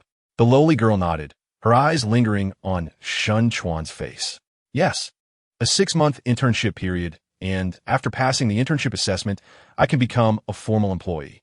Chapter 142, that night. Baichuan International Building, Jiang'an Law Firm. Qin Shiwu was sitting at her desk, meticulously organizing documents. Suddenly, there was a knock on the door. She said, Please come in, and an elderly man in his 60s, wearing reading glasses, walked in. The old man was thin and exuded an air of elegance. Upon seeing the visitor, Qin Shiwu stood up from her chair in surprise. Teacher, why did you come in person? The visitor was none other than Qin Shiwu's graduate advisor, Zhang Songbai, the only professor in the law department of South China University of Political Science and Law who enjoyed the national first-class professor subsidy. He was a top figure in the industry, with students spread across the country, and Qin Shiwu was his last student. Although Zhang Songbai looked to be around 60, he was actually 75 this year, full of vitality and in excellent health. I heard from your senior that you got involved? Zhang Songbai had a kind expression. His relationship with Qin Shiwu was not just that of a teacher and student. Her grandfather had a close relationship with him during his lifetime, and the two families often interacted. You know, Qin Shiwu was stunned. She understood what Zhang Songbai meant by getting involved. You, with your high aspirations and competitiveness, will eventually suffer a big loss on this path. Chapter 143. On Minzu Avenue, inside a khaki-colored Mini, Su Ming's eyes sparkled with excitement. The next moment, she took out her phone to search for Long Island Garden on the map, checking the housing prices as well. Soon, a smile appeared on her lips, and she tidied her clothes, muttering to herself, You shouldn't guess that I deliberately put it in, right? After lingering for half an hour, she activated the navigation and drove straight to Long Island Garden. 20 minutes later, she arrived outside the Long Island Garden community, parked her car, walked to the entrance, and waited for a moment before following the community residents inside. The environment here is really nice. After just a few glances, Su Ming fell in love with Long Island Garden. It was spacious and clean, with greenery far exceeding her current rented place. I really want to live here. She took a deep breath, suddenly took out a small umbrella from her pocket, gritted her teeth, and when no one was watching, she directly threw the small umbrella into the nearby green grass. At the same time, she opened her down jacket and looked down, revealing a glimpse of spring. I don't believe there are men who don't cheat in this world. Chapter 144. It's the same. I think only you are worthy of my sister. No. Don't you have any issues in your heart? What issues could I have? I wish for her to get married sooner. Let me tell you, my sister has never been in a relationship yet. You got a bargain, you know? I'm not going to say more. I've already sent you the location. December 1st. Don't be late. Hey. This rascal. Shen Chuan was furious. How did he end up becoming your brother-in-law so confusedly? Does your sister know about this? Ding. Qin Shiwu's birthday event has been triggered. Ding. This event can offer different levels of rewards based on completion level. With the completion level judged by Qin Shiwu's emotional fluctuations, the higher the fluctuation threshold, the more generous the rewards. Please, host, follow your heart and prepare a gift to complete the event. The suddenly appearing event caught Chuan off guard. He was dumbfounded, thinking, what does it mean to follow my heart and prepare a gift? I currently have no thoughts about her. Okay? Chuan was speechless. He asked himself if he merely admired Qin Shiwu. With a woman as beautiful as her, how many men wouldn't like her? Chapter 145. Zhou Yunyan turned around in disbelief. Mr. Shun, what did you just say? Chuan enjoyed the shock in her eyes. At that moment, the value of money was evident. The astonishment of a beautiful woman brought him the pleasure of spending money, even though he had no ulterior motives toward her. In a good mood, Chuan smiled and said, I said I would buy myself a watch too. Zhou Yunyan lightly bit her lip, suddenly feeling a bit shy as she sat down. Chuan looked at her strangely. Why are you acting like you're in heat all of a sudden? But Zhou Yunyan raised her eyes and smiled shyly. Mr. Shun, you wouldn't be trying to show off your wealth to pursue me, would you? Chuan was taken aback at first, then found it amusing. I can only say your imagination is too rich. Zhou Yunyan looked at him with a hint of reproach and said softly, that's really too regrettable. A wealthy and handsome man like you is the ideal partner that Yunyan dreams of. This flattery, which lowered herself while elevating Chuan, greatly increased Chuan's fondness for her. This woman is easy to talk to, generous and unpretentious. I really like your way of speaking, but unfortunately, I really have no intention of pursuing you. Chapter 146. On November 30th, Chuan woke up suddenly from bed. Not good. Not good. Just this gift isn't appropriate enough. In his dreams, he recalled the birthday event of Qin Shiwu, with some fragmented memories that he couldn't quite grasp. But he vaguely remembered that the event's completion was very low, resulting in only the most basic reward, which was daily wealth 3. Since the system indicated that event rewards fluctuate based on Qin Shiwu's emotional value, there must be better rewards available. He wanted to obtain this reward. After all, what if he got a fully simulated robot as a reward? Or a prop card would also be excellent, no matter which type, as long as it was better than the minimum reward. He sat up in bed and began to ponder. What if I perform a talent for her on stage? When it comes to talent, he had the aura of a talent expert and could compete with anyone. This idea could be considered, and if conditions allowed, performing a talent wouldn't be a problem. Wait, the system only mentioned that emotional fluctuations needed to be significant. It didn't specify whether they should be upward or downward. Chuan's eyes lit up, and he immediately had an idea. It's hard to touch someone's heart, but it's incredibly easy to tease someone. Chapter 147. After sending Qin Haowen away, Chuan couldn't help but recall what he had just said. If he wanted to obtain the highest reward, he had to steal the spotlight at Qin Shiwu's birthday party. If he was overshadowed by others, his event reward would never be high. Sigh. It's not that I want to go through so much trouble to please your sister. It's just that I, Chuan, have my reasons to do so. The thought of being mocked by Qin Haowen tomorrow made Chuan's head throb. This matter was indeed getting worse. He shook his head and drove straight to Xiaoming's flower shop. Xiaoming's flower shop was located in a lane off Shangyun Road on Donghu Avenue, just a few meters away from a bustling commercial plaza, and a tertiary hospital was also nearby. The location was impeccable, but the rent was high. For a small shop of 16 square meters, it cost 11,000 a month. He didn't know how many flowers he had to sell to cover the rent. Chuan spent half an hour getting from the software park to the flower shop. At this time, Xiaoming was busy pruning and tying flowers, and besides him, there was a young girl who looked to be under 20. Chuan, what brings you here? Upon seeing Chuan, Xiaoming laughed heartily. Thanks to Chuan's introduction, his flower shop had never lacked orders since it opened, and business was steadily improving. Chapter 148. Xiangshan, located in the center of Jiangxing, has an elevation of about 86 meters and stretches about 8 miles north to south, with lush vegetation on the mountain. This area is a well-known wealthy district in Jiangxing, filled with numerous villas, each priced over 30 million. The winding road from the foot of the mountain leads up, allowing one to rarely experience the serene beauty of nature within a metropolis. At 5:30 in the afternoon, Chuan and the others arrived outside Villa 016 in Xiangshan International. This villa belonged entirely to Qin Shiwu. Chuan got out of the car and first observed his surroundings. Each villa in Xiangshan International is standalone, with at least 20 meters between each. He stood inside the villa's fence. In the bustling city, where every inch of land is precious, such a picturesque place exists. Wonderful. Chuan felt a bit emotional, and then followed Lu Yi and the others into the villa. The standalone villa was naturally very spacious, and based on Chuan's judgment, the decoration must have cost a lot of money. At this moment, Qin Shiwu had not yet returned, and her colleagues and friends had not arrived either. In the back of the villa, there was a spacious yard where Qin Haowen was helping to set up the venue. Seeing Chuan and the others arrive, he breathed a sigh of relief and immediately shouted, "Come help quickly. There's not much time left." Chapter 149. Upon hearing the voice, Qin Haowen paused. When he turned back to look, his expression became a bit unnatural. "Lu Shiji, who told you to park the car at the entrance?" Chuan looked over. The car was a Range Rover, looking quite imposing, and the man standing on the running board of the Range Rover had a presence that was not inferior to the luxury car. Lu Shiji was about 175 centimeters tall, slim, wearing a pair of gold-rimmed glasses, looking cultured, but his eyes were filled with aggression, making others uncomfortable. Such a person is either extremely confident or extremely arrogant. In any case, he is not easy to get along with and belongs to the type that looks down on others. As Chuan observed him, Lu Shiji naturally noticed Chuan as well. In terms of looks and temperament, Chuan was unique wherever he went. No one could ignore him.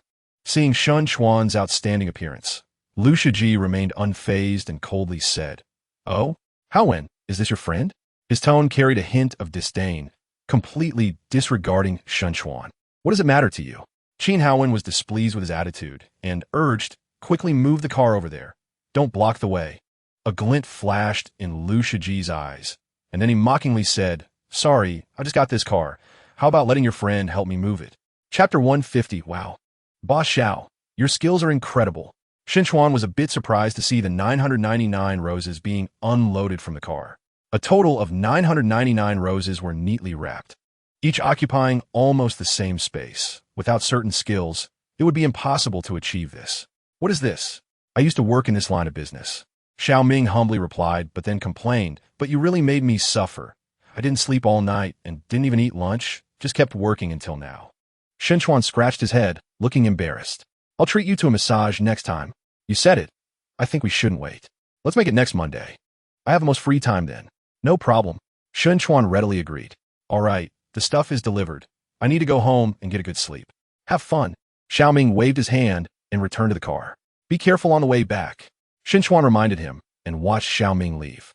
Soon, he pulled a small trailer carrying the 999 roses toward the villa. As soon as he walked into the villa, several cars arrived one after another, and 7 or 8 people got out of the cars, both men and women, chatting and laughing as they walked toward the villa. Chapter 151. As soon as this was said, Qin Shiwu furrowed her brows tightly, while her companion Su Mixin looked at Chuan with great interest. "Asa, my brother." Qin Haowen was mentally applauding wildly, and Lu Yi and the others looked at him with admiration. To talk so grandly about lusting after someone was truly remarkable. Droughts kill the crops, and floods drown them. I've been single for several years. Why hasn't such a handsome man come to pursue me? Haha, that depends on looks. But it's a pity I'm just getting older. If I were 7 or 8 years younger, I would definitely try to pursue Qin Shiwu. This trip was not in vain. This is a grand play of 3 men chasing 1 woman. You can't say that. None of these 3 guys are simple. I don't even know what a Yang does.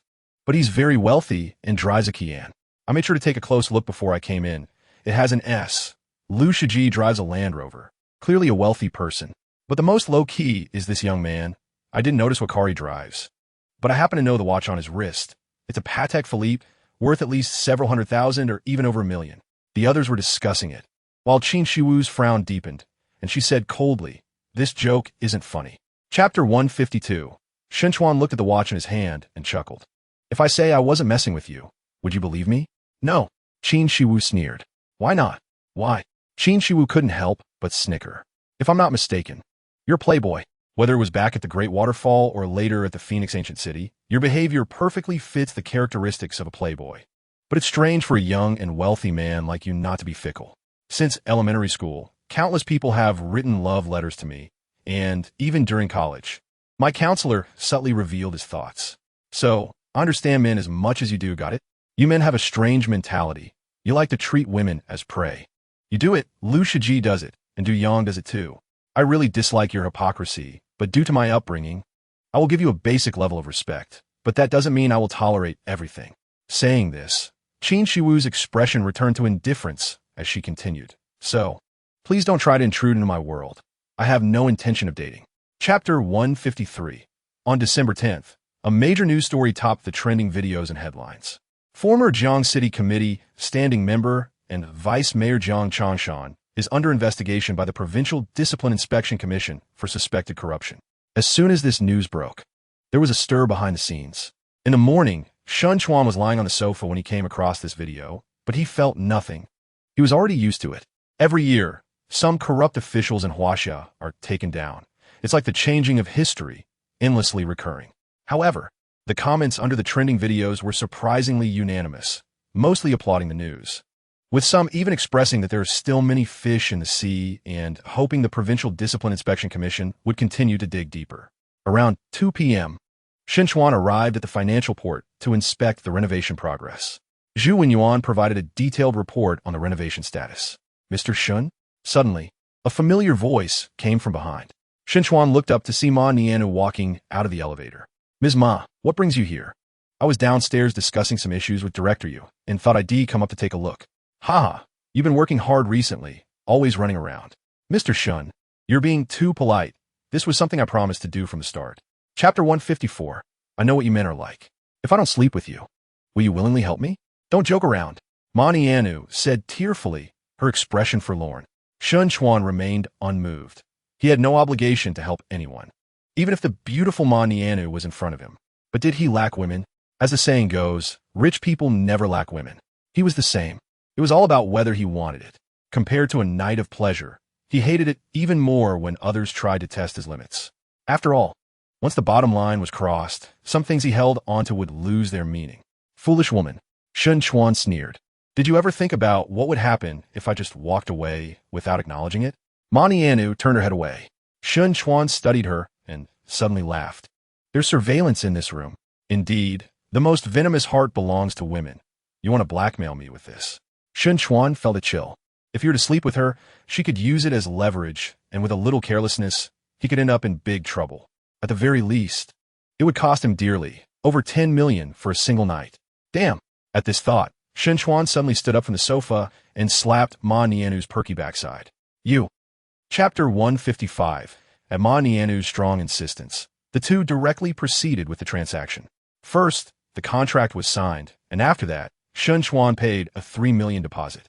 Then they went to the Property Transaction Center to change the ownership of 5 commercial properties to Wu Lin and Shunbing. Once everything was handed over, Chuan directly transferred the remaining 13 million to Ma Nianu. Seeing the 16 million credited to her account, Ma Nianu's expression was complex. There was excitement and relief. Finally, she said seriously, Chuan, thank you.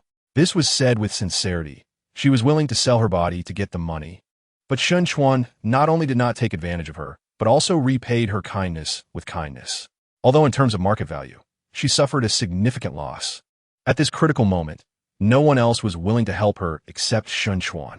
It's common to add flowers to the brocade, but rare to send charcoal in the snow. This gratitude she would remember for a lifetime. Chuan replied, Sister Nianu, you're too polite. Just don't blame me for bargaining. No, this money is worth far more than 40 million to me. Regardless of how it goes, I want to forget this favor. And if there is an opportunity, I will repay you. Chapter 156. Diang, I came today to tell you not to bother my sister anymore. Otherwise, my brother-in-law will be unhappy, Qin Haowen said. What a joke. Whether you're happy or not is none of my business. You're not welcome here. Please leave immediately. Diang replied coldly. Diang, don't be so angry. Chuan waved his hand, calmly, sitting down. You have a bit of money. Enjoy your life. Occasionally go to nightclubs for fun. How carefree is that? Why must you seek trouble by competing with me for women? Normally, Chuan wouldn't say such villainous things. But since he was here to vent Qin Haowen's anger, he naturally wanted to make it enjoyable. You know, speaking like this with such arrogance feels quite satisfying. Impudent. Were you to speak to me like that? Du Yang exploded with rage. Qin Shiwu was the most beautiful woman he had ever seen. and he had sworn to sleep with her at least once. He was a stubborn person. Once he set his mind on something, he had to see it through. How could he give up just because of a little setback? Moreover, Chuan's attitude was very displeasing. His condescending demeanor touched on his youthful insecurities, causing him to rebel. Chapter 157. That night, Yang warmly hosted the two. At the dinner table, he adopted a very low profile, making Chuan and the others comfortable. But the women around Yang were extremely puzzled. After the banquet, Yang intended to arrange for Chuan and the others to go out and have fun. But Chuan refused without hesitation. He didn't insist, instead finding two drivers to take Chuan and the others to their cars. Only when the vehicles disappeared into the street did Yang finally relax. Brother, why are you being so polite to them? Weren't you just in the office? Yang smiled bitterly. I nearly made a huge mistake and lost everything. How could that be possible? How is that possible? Sigh. Although I am enjoying great success. In the eyes of true big shots, I am merely an ant that can be easily crushed. Yang's tone carried a hint of desolation. The woman beside him looked shocked. The identity of the person who could make Yang say such words terrified her. Let's not talk about them. We are simply not from the same world. Yang was very certain of his speculation, unaware that all of this was just his imagination. However, it could also be said that he hit the nail on the head. At this moment, although Chuan's reputation was still not prominent, he was already like a dragon hidden in the deep. Chapter 158. The female salesperson was momentarily taken aback, but quickly reacted, unable to hide her smile as she took the card. An hour later, the paperwork was completed, and Shen Bing happily drove off in the new car with Wu Lin and the little girl. As for Chuan, he naturally wanted to go see the Lamborghini. The reason for checking out the Lamborghini was purely because it was right next door. Moments later, Chuan arrived at the Lamborghini dealership. As soon as he entered the showroom, he let out a soft "oh." At that moment, about 10 meters away from him, a somewhat attractive female salesperson was continuously apologizing. In front of her, at a round table, a man in his early 30s, already quite plump, was pointing at his clothes and glaring at the female salesperson. Chuan was not someone who liked to watch the excitement, but this time he was a bit interested, because this woman was his old flame. She was also his girlfriend from his college days, Wang Xia. The two met at a dormitory gathering, confirmed their relationship 2 months later, and broke up peacefully a year later, after which they had no further contact. Chuan did not have a very deep impression of this relationship. They were probably together merely out of loneliness, with not much love between them. Their dull college life, lacking enough money, meant there were not many romantic moments between them. Chapter 159. Wang Xia was very confused now, as no one had ever bought a car as hastily as buying groceries. One would still choose carefully when buying a pound of meat, let alone a car worth millions. No need to introduce, I know what I want. Chuan casually waved his hand, then leaned closer and whispered, or are you saying you don't want to sell the car? Oh no. Of course. I want to sell the car. Wang Xia's cheeks flushed, retreating 2 or 3 steps, and she gratefully said, please wait a moment, sir. I'll try to get you the best price. After saying that, she quickly walked towards the manager's office. Chuan did not stop her. He didn't care about this amount of money, but Wang Xia felt grateful at that moment and wanted to do something to repay him, which he gladly accepted. In this world, as long as something is for sale, there is room for negotiation. Everything is like that. Wang Xia soon returned from the manager's office, beaming as she jogged over.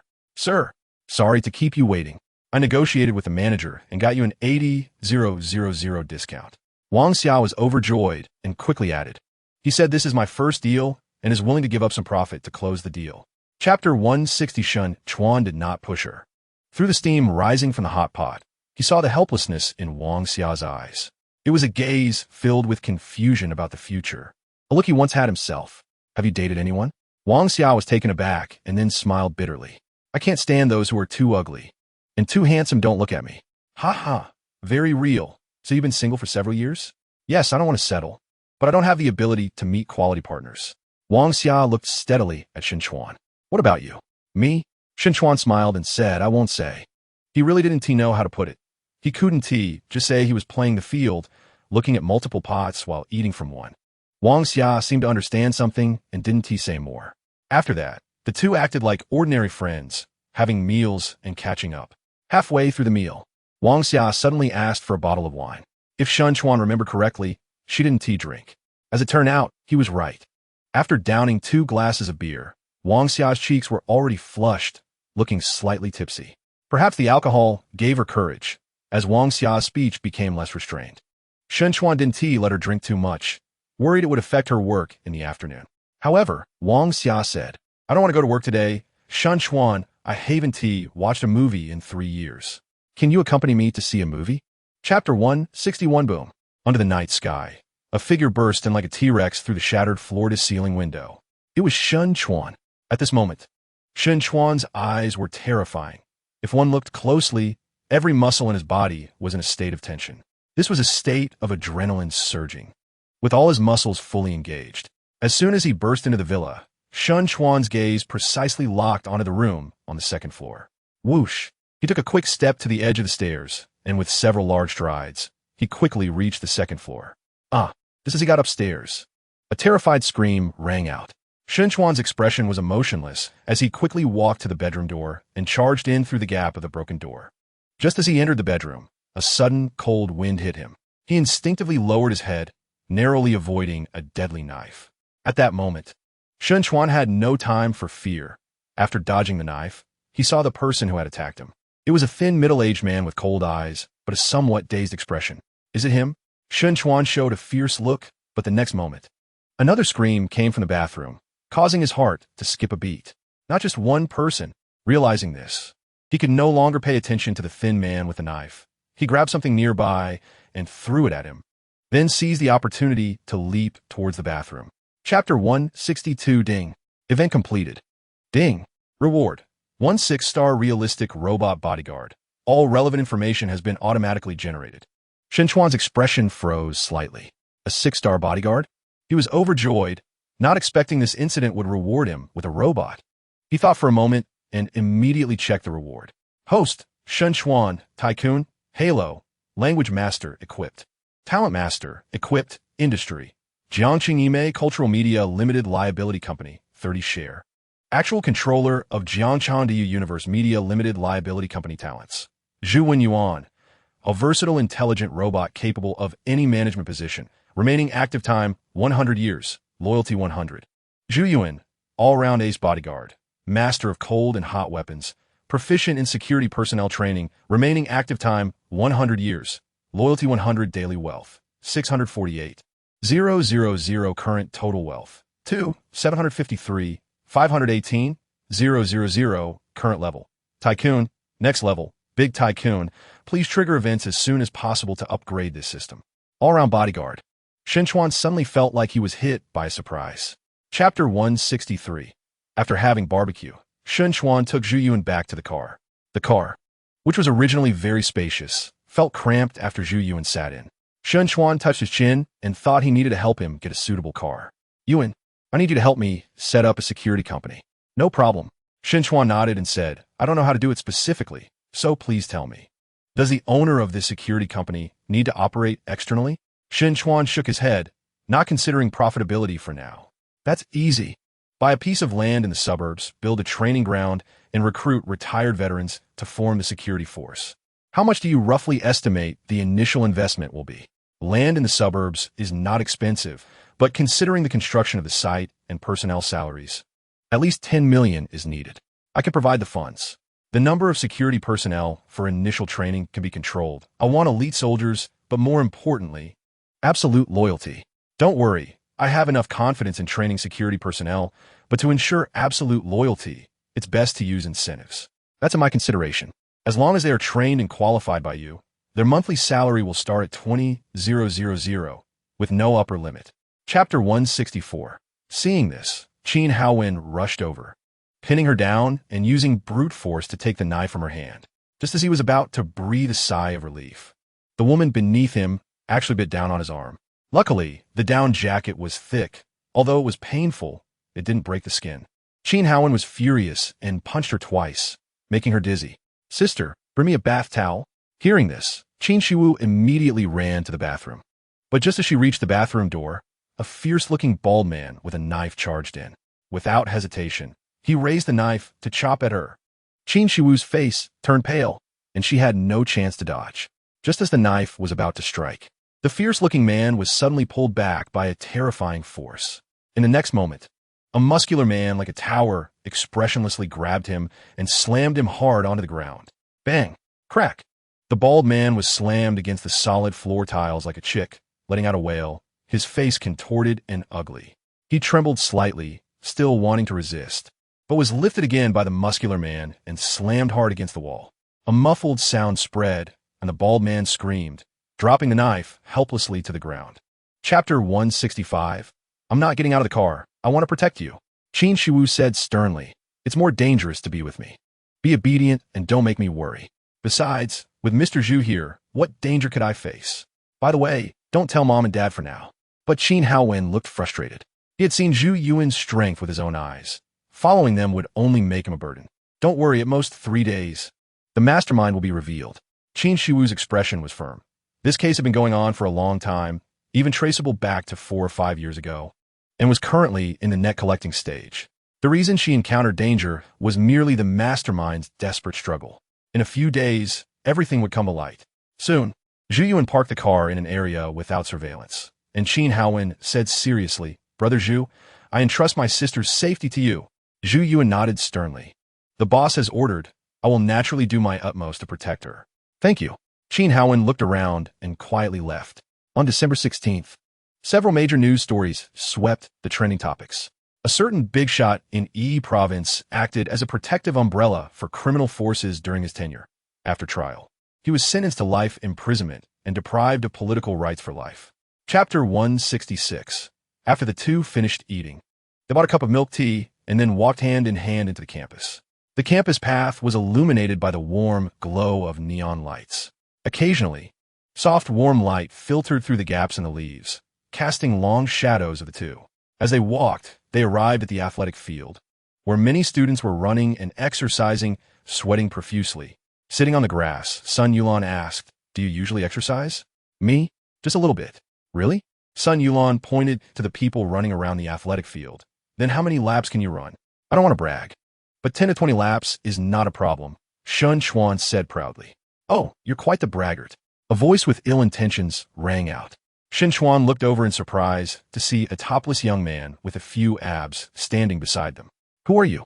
The newcomer, around 21 or 22 years old, had a crew cut and sharp features, making him quite handsome. At this moment, his eyes were hotly fixed on Sun Yulan, and he mockingly said, Who I am is not important. I just happened to hear you bragging and couldn't help but want to burst your bubble so that no one gets fooled by you. Chapter 167. I love being a grandma, Sun Yulan said playfully. For some reason, she had unconditional trust in Chuan and believed that since he dared to accept the challenge, he must be very confident because he didn't seem like the type to talk big. Zhang Song was furious, clenching his fists and silently swearing to defeat him thoroughly, ultimately using the most vicious words to humiliate this damn man. Soon, the two got ready. Zhang Song's stance was very standard, clearly showing he was a professional. In contrast, Chuan just stood there stiffly, looking completely unprofessional. Seeing this, many shook their heads. Not even doing the most basic warm-up, he probably won't last 2 laps. With this level, he dares to challenge Zhang Song? A female student volunteered to be the whistleblower. 321, start. Whoosh. Zhang Song shot off quickly. Seeing his speed, Chuan showed a slightly indifferent expression. Given his physical condition, even at full power, he could confidently say that even Bolt would only dare to call it a 50-50 match, let alone an amateur sports student. Moreover, this was long-distance running, which wasn't about explosive speed. Running that fast was pointless. Chapter 168. In the next moment, he suddenly stopped, knowing he could no longer catch up, and because he was reaching his limit. With the rhythm thrown off, 10 laps had already pushed him to the brink. If he continued, he feared he might collapse on the track. Seeing him stop, Chuan also stopped with a teasing expression. Baby, come over here. Sun Yulan immediately jogged over, looking at Zhang Song with anticipation, her big eyes blinking. Being called grandma is really a magical feeling. Under her gaze, Zhang Song felt utterly ashamed. Hearing her words made his face burn even more. Chuan jokingly said, Baby, don't get your hopes up too high. Your big grandson might not even want to call you grandma. How should one say it? Is it willing to bet? Willing to lose or breaking promises and gaining? Zhang Song glared at Chuan with gritted teeth. He wanted to flee in embarrassment, but there were quite a few people nearby, and if he ran away now, how could he hold his head up again? But calling someone else grandpa in person, he couldn't afford that kind of shame. For a moment, he felt like his head was as big as an ox. Playing it this big? Wow, a grandfather-grandson situation. The onlookers were a bit surprised. They knew little about the cause of the situation, but the outcome seemed to be quite amusing. Chapter 169, Chuan couldn't help but laugh. Brother Jian, you can't just casually matchmake. If your big client finds out, who knows what they'll think? Jian cautiously glanced around and chuckled. Hey, I'm just talking to you. How could I let her know? Normally, I would never discuss her with anyone. I'd rather treat her like a revered ancestor. Whether my family can live a good life depends entirely on her. I believe it will get better. How about Si Yen? How's her recovery? Very good, Jian said with a smile. After being discharged, she went for a checkup 2 or 3 times, and the doctor said she is recovering well. Now she is no different from a normal person. That's great. Tonight, the 3 brothers should get together. It's been a long time since we had authentic barbecue at the West bus station. My mouth is watering just thinking about it. That's exactly what I had in mind. That noon, Chuan had lunch at Jian's shop, and the 2 brothers had a couple of drinks.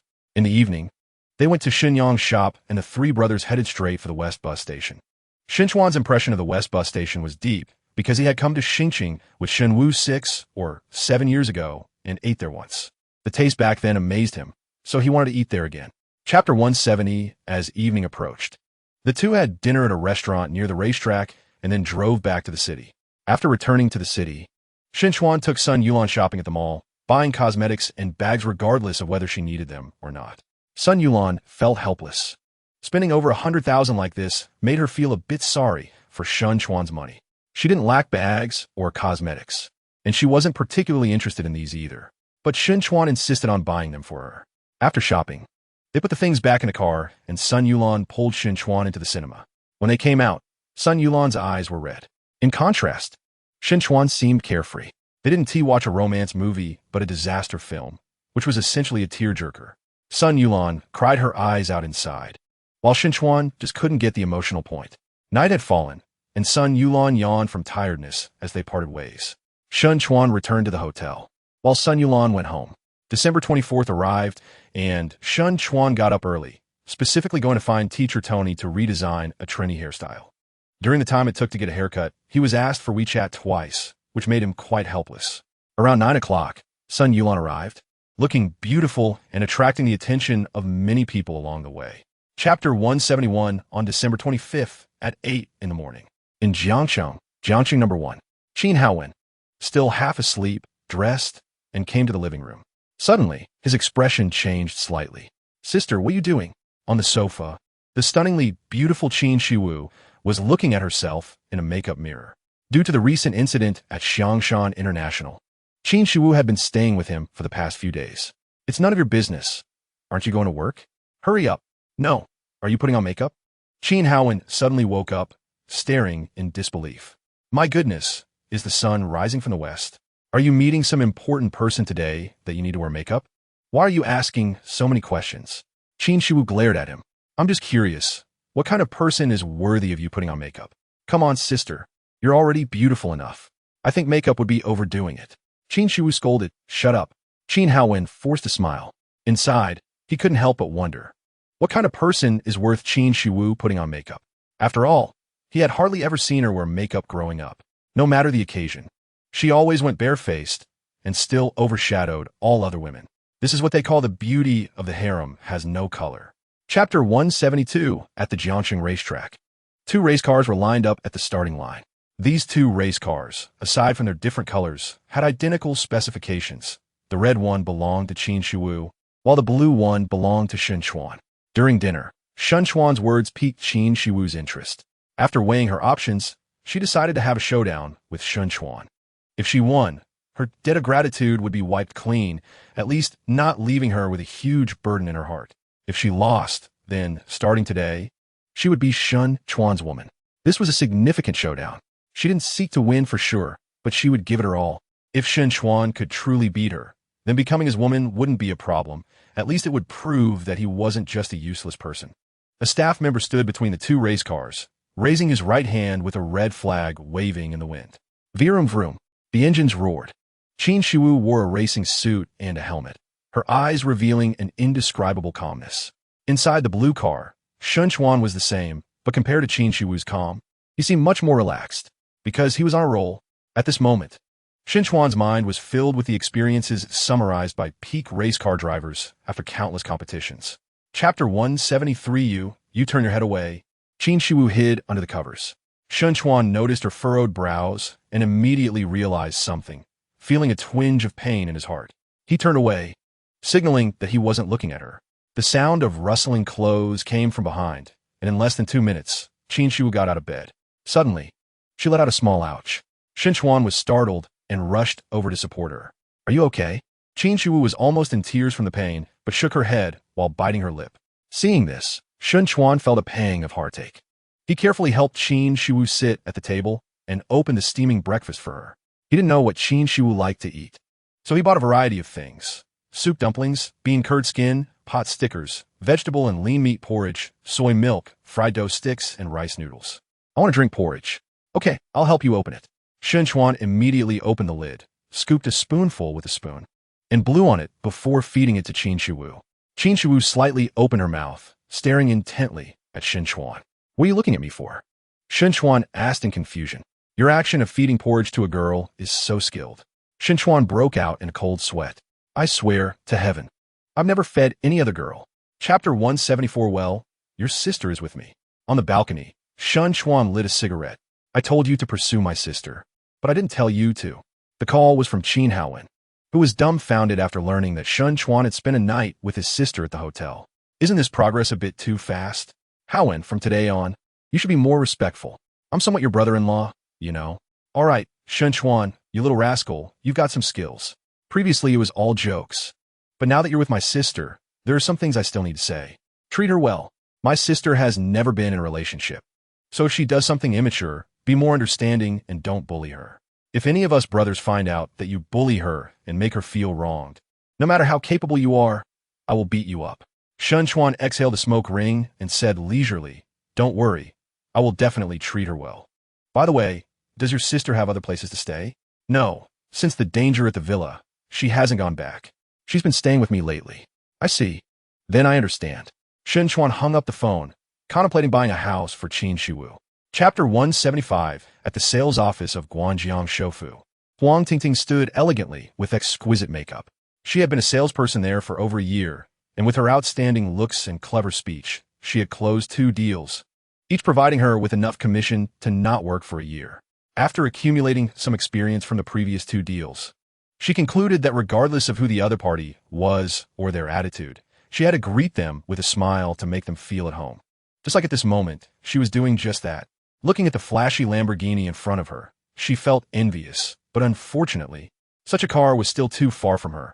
At least within the next 3 to 5 years, it would be hard for her to own one. "I hope I can close another deal this year, then I can go travel abroad."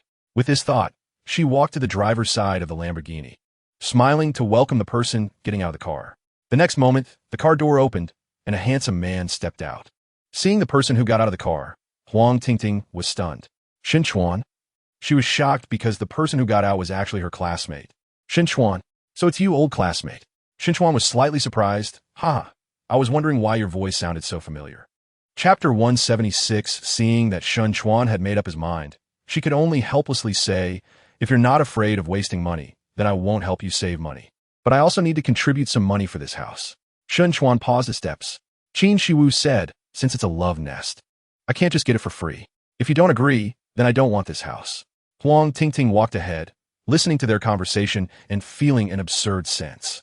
She even thought these two were intentionally flaunting their wealth in front of her, stabbing her heart hard. Is this even human?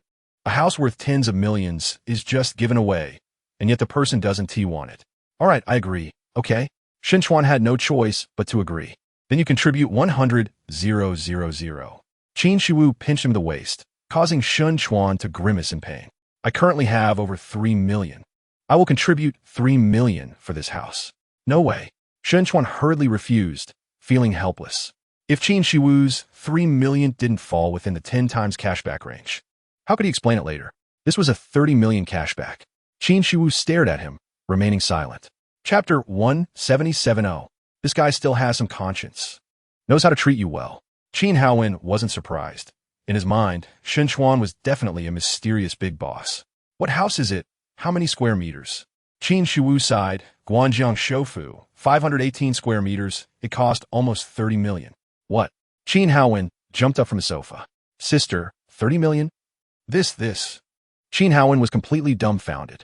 He thought it would be at most a regular 3-bedroom apartment, but it turned out to be a large flat. This is too extravagant. Seeing his reaction, Qin Shiwu found it somewhat funny, yet helpless. I advised him, but he didn't listen. Moreover, only my name is on the property deed. Qin Haowen was shocked again. A 30 million house, with only your name on it? My brother-in-law is really a big boss. Just then his phone rang. Qin Shiwu didn't notice and continued. Yeah, I feel like I've been spoiled by him. You don't know, after leaving the sales office, he bought me a Porsche 911, spending over 2 million. I don't even know how to repay him. Chapter 178. So you're saying the renovation will cost about 10 million? Yes, that's right. Good. Chuan made up his mind. Then let's go for the highest specifications. You quickly produce the design plan and send me a copy when it's done. Wang Feng looked hesitant, glancing at Qin Haowen, who was blinking frantically. Qin Haowen looked elsewhere, which made Wang Feng anxious. Qin Shiwu repeatedly emphasized that Chuan should not pay for the renovation, but now Chuan was asking for renovation plans. If they really went for the highest specifications, it would definitely reveal the truth. If Qin Shiwu held him accountable, he couldn't handle it. Chuan suspiciously looked at the two, finally noticing something off. He smiled and said, "You two are hiding something from me. Why not just say it openly?" Qin Haowen whistled, pretending not to hear. Wang Feng stammered for a long time, not able to say a word. Chuan scoffed, "You two usually act like men. Why are you so shy today?" After a long while, seeing that Qin Haowen was not responding, Wang Feng gritted his teeth and said, "Chuan, it's that our sister doesn't let me take this deal." Why doesn't she let you? How would I know? Wang Feng smiled bitterly. Anyway, she warned me last night and even told me to lie about having something on these days to avoid seeing you. Chapter 179. Chuan was no longer the naive person he used to be, or rather, because he had enough confidence, his perspective on things had changed significantly. Xiaoming's flower shop was well taken care of by him, and with some scattered customers, it was enough to make a living. Earning a net profit of 300,000 to 400,000 a year was sufficient. But one always needs to aim higher. It is wise to work hard while young and lay a foundation for future generations. Xiaoming was clearly stunned. "Chuan, how long has my flower shop been open?" Chuan smiled. "What does that matter? Just look at you now. You're just wasting time here." Chapter 180. Luo Jiao took the gift, but did not open it, instead placing it aside. Chuan was curious and opened the gift box for her. When he saw the bracelet inside, he exclaimed, "A bracelet? How much did this cost?" "Not expensive, just over 50,000, Chuan said nonchalantly while taking a bite of food. This statement left the entire family silent for a moment. Luo Jiao quickly put the bracelet back into the gift box. "This is too expensive. I can't accept it." "Sister-in-law, just take it," Chuan said, getting up to retrieve 2 more gift boxes from the cabinet, handing one to Wu Lin and the other to Xinbing. "I have one too." Xinbing was surprised and eagerly opened the gift box. "A Rolex," he exclaimed, excitedly putting the watch on. "What about me?" Qian coughed a few times, looking at Chuan eagerly. Chuan looked puzzled. "What about you? It's not your birthday today. What gift do you want?" The whole family burst into laughter. After laughing for a long time, Wu Lin sighed. "I never even dared to think about living like this before." Chapter 181. In the evening, in a softly lit Western restaurant, Chuan sat across from Qin Shiwu. "Shiwu, arrange your work for the next few days. We're going to Yazhou for New Year's, and I'll take you surfing." "Really?" Qin Shiwu's eyes lit up slightly. "Of course it's true. I've already found a guide at Yazhou University who can help us arrange our itinerary in advance." "Let me think." Qin Shiwu supported her chin with one hand, the light known as the death light shining on her forehead, but failing to affect her beauty in the slightest, no matter from what angle the light was viewed. She remained stunningly beautiful. "Time seems hard to arrange. I still have a case I'm following up on," Qin Shiwu said with a hint of regret. "When is the court date?" "January 10th. I'm currently verifying the legal texts." Chuan smiled and said, "You have 3 days off for New Year's, and it will be plenty of time to handle the case after we return. Besides, you lawyers should have assistants, right? Some things can totally be handled by them. After the last case, the firm assigned me an assistant, but she's just graduated from undergrad and isn't very steady in her work." Chuan replied, "But checking legal texts shouldn't be a problem." Chapter 182. In the afternoon, at Jiangnan Law Firm. "Lawyer Qin, are you going out?" The receptionist smiled and greeted the exceptionally graceful Qin Shiwu as she walked towards the elevator. I'm going to pick up my boyfriend. Qin Shiwu shook her head, looking somewhat helpless. The receptionist's mouth formed a big O. Hearing the story from others was one thing, but having the person involved admit it was quite explosive. It seemed that Qin Shiwu really was in a relationship. Moreover, it appeared that her boyfriend had arrived at the law firm now. Her curiosity ignited. She messaged everyone in her small group. Big news. Lawyer Qin's boyfriend has arrived. Where? I want to see what kind of man is worthy of Lawyer Qin. Lawyer Qin went down the elevator to pick him up. I want to see. Wait for me to get a glass of water. Make sure to sneak a photo. I can't leave right now. In no time, the small group was buzzing with excitement.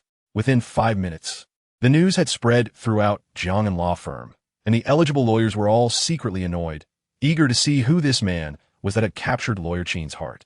A few minutes later, both elevators arrived simultaneously on the 48th floor. The receptionist and an intern who had come to get water immediately turned to the elevator doors. Chapter 183. As first-class passengers, they were able to disembark the plane early. When Chuan and his companions stepped off the plane, a wave of heat hit them. While most parts of Huaxiao were in the grip of severe cold, Yazhou was warm like spring. Even though it was nighttime, the temperature was over 20 degrees, making for extremely pleasant weather. Outside the airport, a Bentley was waiting for them. Before their departure, Chuan had booked a 5-star hotel, specifically choosing the presidential suite. This car was naturally there to pick them up. The two got in the car and smoothly arrived at the hotel they had reserved. After putting their luggage away, they left the hotel. Yazhou, as a world-renowned tourist destination, was still bustling at night. Hand in hand, they strolled around the hotel, occasionally tasting delicious food and stopping to watch performances. As they passed through a street filled with local charm, Qin Shiwu chose a hat for Chuan and paired it with a set of sunglasses. Chuan also carefully selected some unique accessories for her. By midnight, they strolled to the beach, enjoying the cool sea breeze and gazing at the endless ocean under the night sky. On a bench, Chuan relaxed as he looked into the distance, while Qin Shiwu rested her head on his shoulder, her starry eyes glowing softly. Chapter 184. Soon, the car stopped in front of a nightclub called Wave Surge by the back sea. Outside the door, many colorful surfboards and life jackets were displayed. Despite it being winter, there were still quite a few people surfing. When Chuan and his friends arrived, many were consulting about surfing inside the club. Among them were 2 men from an island country, seemingly on vacation. As soon as Chuan walked in, he noticed one of the men with tousled hair staring intently at Qin Shiwu, his gaze unabashedly aggressive. Chuan couldn't help but smile wryly. Lately, he had increasingly understood why one shouldn't marry someone too beautiful. Because ordinary people really can't guard against it. There are just too many admirers. With someone like Qin Shiwu, surrounded by a pack of wolves, one could only imagine how many men were drawn to her every time they went out. Most people wouldn't have any ill intentions. But walking by the river, one is bound to get wet. There would always be some confident individuals who would take notice. Ordinary people with no power or influence have nothing to protect. He glanced at the foreign man and casually walked towards the consultation desk. As soon as he approached, he frowned because the islander next to him was speaking with his companion in a dialect of the island language. Chapter 185. Guyi was furious upon hearing this, and even the relatively composed Along was extremely angry. At this moment, some people in the surfing club had already started taking out their phones to record everything. Akun, unable to contain his anger, stood up. Enough. You all get out of here. You're not welcome here. He was very angry. Yuchao, as a famous tourist spot, would stir up public opinion with any disturbance. If news broke out about tourists being insulted in his club, he wouldn't need public opinion to deal with him. The tourism management department of Yuchao would definitely shut him down directly. This was related to his income. How could he afford to be careless? However, neither Chuan nor Guyi paid any attention. At this moment, the 3 of them only had eyes for each other. Guyi's nostrils flared slightly, resembling an enraged bull. Yilong's expression was also grim, as if he had never been humiliated like this in his life. How come you can insult my woman, but I can't curse at you 2 worthless cowards? Chuan scoffed repeatedly, stating, I'll say it here. You 2 are the most cowardly men I have ever seen. No exceptions. Guyi was driven to madness. Damn, everyone just calm down. Akun was almost in tears, standing between the several men with his palms together, saying, I'm begging you, whatever it is. Can you all go outside to resolve it? okay? Chapter 186. At noon, under the guidance of Zhu Xiaoyu, the four of them arrived at a local specialty restaurant in Yacheo. The restaurant's environment wasn't particularly good, but the taste was very authentic. Coconut chicken, sour soup fish, vegetarian casserole, and ilu crab, among others. The four of them ordered 9 dishes, and Zhu Xiaoyu initially thought it was too wasteful. But Chuan's appetite left the other 3 dumbfounded. In the end, the 4 spent nearly 800 yuan on a hearty meal. After eating, Chuan's attitude towards Zhu Xiaoyu improved significantly. After all, with a service fee of 5,000 a day, including food and accommodation, how could he be satisfied if she couldn't even handle a few matters? At 2 in the afternoon, Zhu Xiaoyu took the opportunity to go to Hohai to inquire about surfing matters. After confirming several times that the incident in the morning wouldn't happen again, she returned to the car. Around 2:30, with Zhu Xiaoyu's arrangement, Qin Shiwu got a surfing board suitable for her. Seeing the surfing board, Chuan immediately activated his surfing skills. In an instant, countless surfing techniques flooded his mind. At this moment, he had already become a surfing expert. With Zhu Daji's help, the group arrived at the beach. At this moment, the sea was gently breezy, mixed with a faint smell of the sea, and several meters away from the beach, many tourists were playing in the water. Chapter 187. As night fell and the sun was about to set into the sea, Chuan and the others had already changed into their clothes and were sitting on a bench at the edge of the beach, enjoying the beautiful sunset. Chuan. Thank you. Qin Shiwu lay on Chuan's legs, her exquisitely beautiful face reflecting an expression as clear as a spring. She gazed at Chuan, as if wanting to etch this man into her heart. Chuan said, "Is that all the thanks you're giving?" Qin Shiwu blinked. "I belong to you now. What more do you want me to thank you for?" "Of course, I want you to stay by my side for a lifetime." Chuan revealed a brilliant smile. On the bench, the sunset enveloped the two, the soft afterglow casting a golden hue over the sea. After a long time, until it was completely dark, the two finally stood up. "Carry me for a walk on the beach." Chuan half squatted down, and Qin Shiwu wrapped her arms around him, putting her entire weight on his back. "Oh, so heavy!" Chuan exclaimed. Qin Shiwu playfully slapped his head in annoyance. "Nonsense, I'm clearly very light." Chuan laughed. "I'm not talking nonsense. Based on my deduction, your weight is at least over 110. Chapter 188. On the morning of January 2nd, Chuan woke up from bed. After lounging in bed, playing with his phone for a while, he called Wang Feng. Chuan. Wang Feng's tone was more respectful than before. It was unclear whether it was due to money or his relationship with Qin Shiwu, or perhaps a combination of both. Chuan didn't mind and smiled lightly. "How long until the renderings are out? Has the renovation quote been made?" "It's all done. We're just waiting for you to come back." Wang Feng laughed. "The renovation quote was made according to your requirements. A total of 2 versions were prepared. One has a total renovation cost of around 4 million, while the other is 98 million. Chuan was very satisfied with Wang Feng's efficiency and immediately said, "That's fine. Send me one of the renderings and send one to Shiwu as well. Don't let slip." "Hey, don't worry. I guarantee there won't be any problems."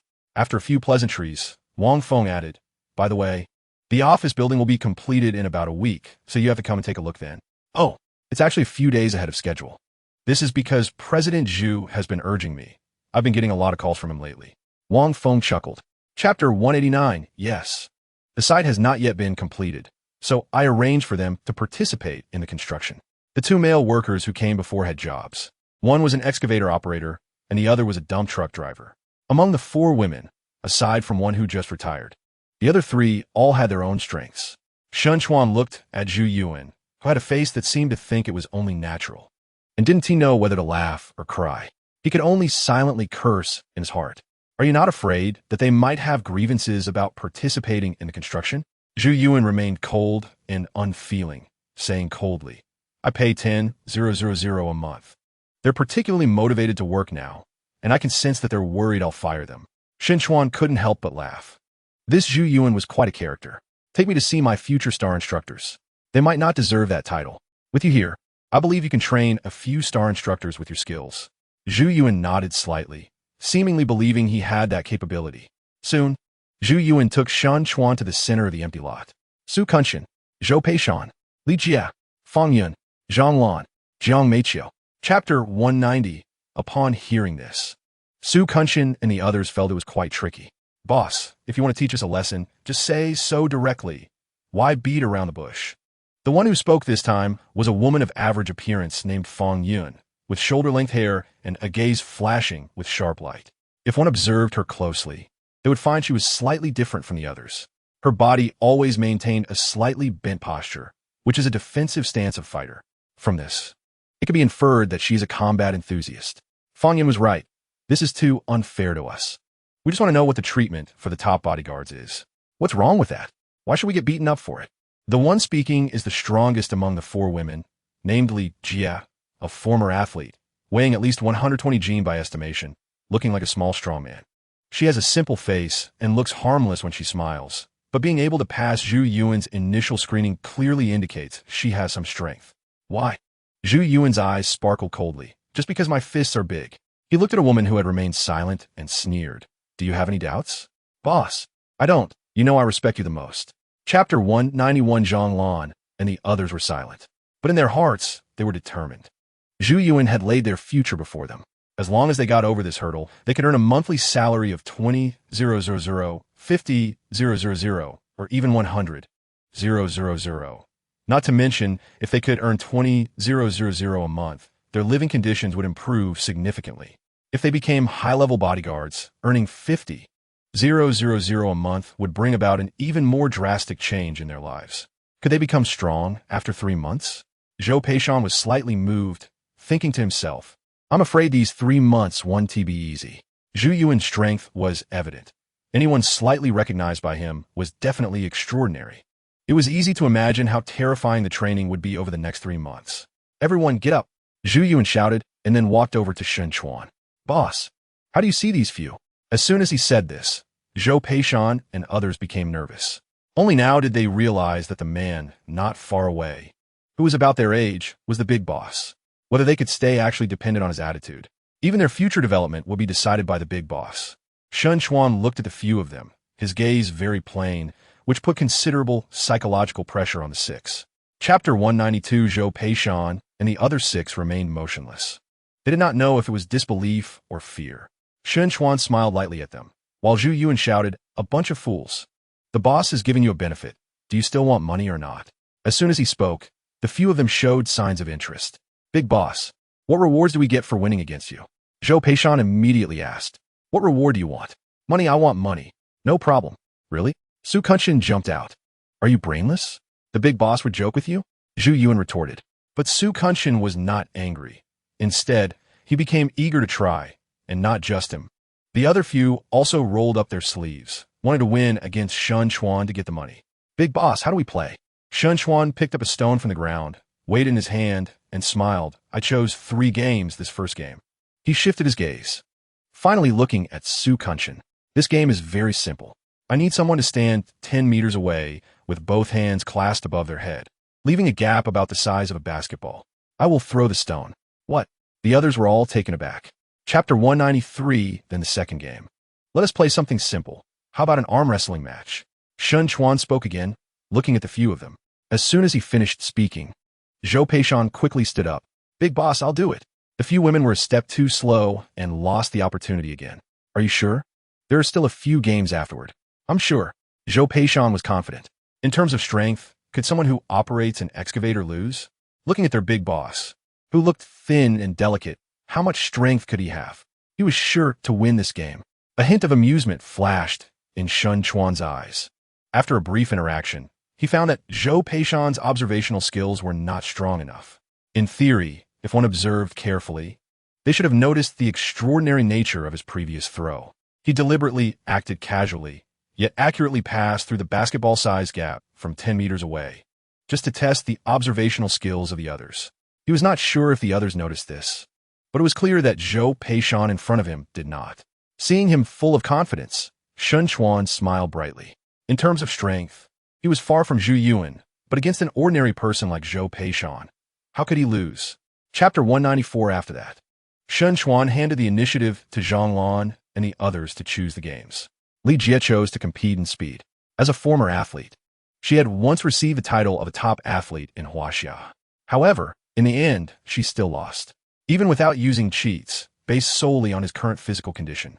Chuan was far beyond her, so she lost thoroughly. The most beautiful among the four women, Jiang Meiqiu, chose to showcase her painting skills.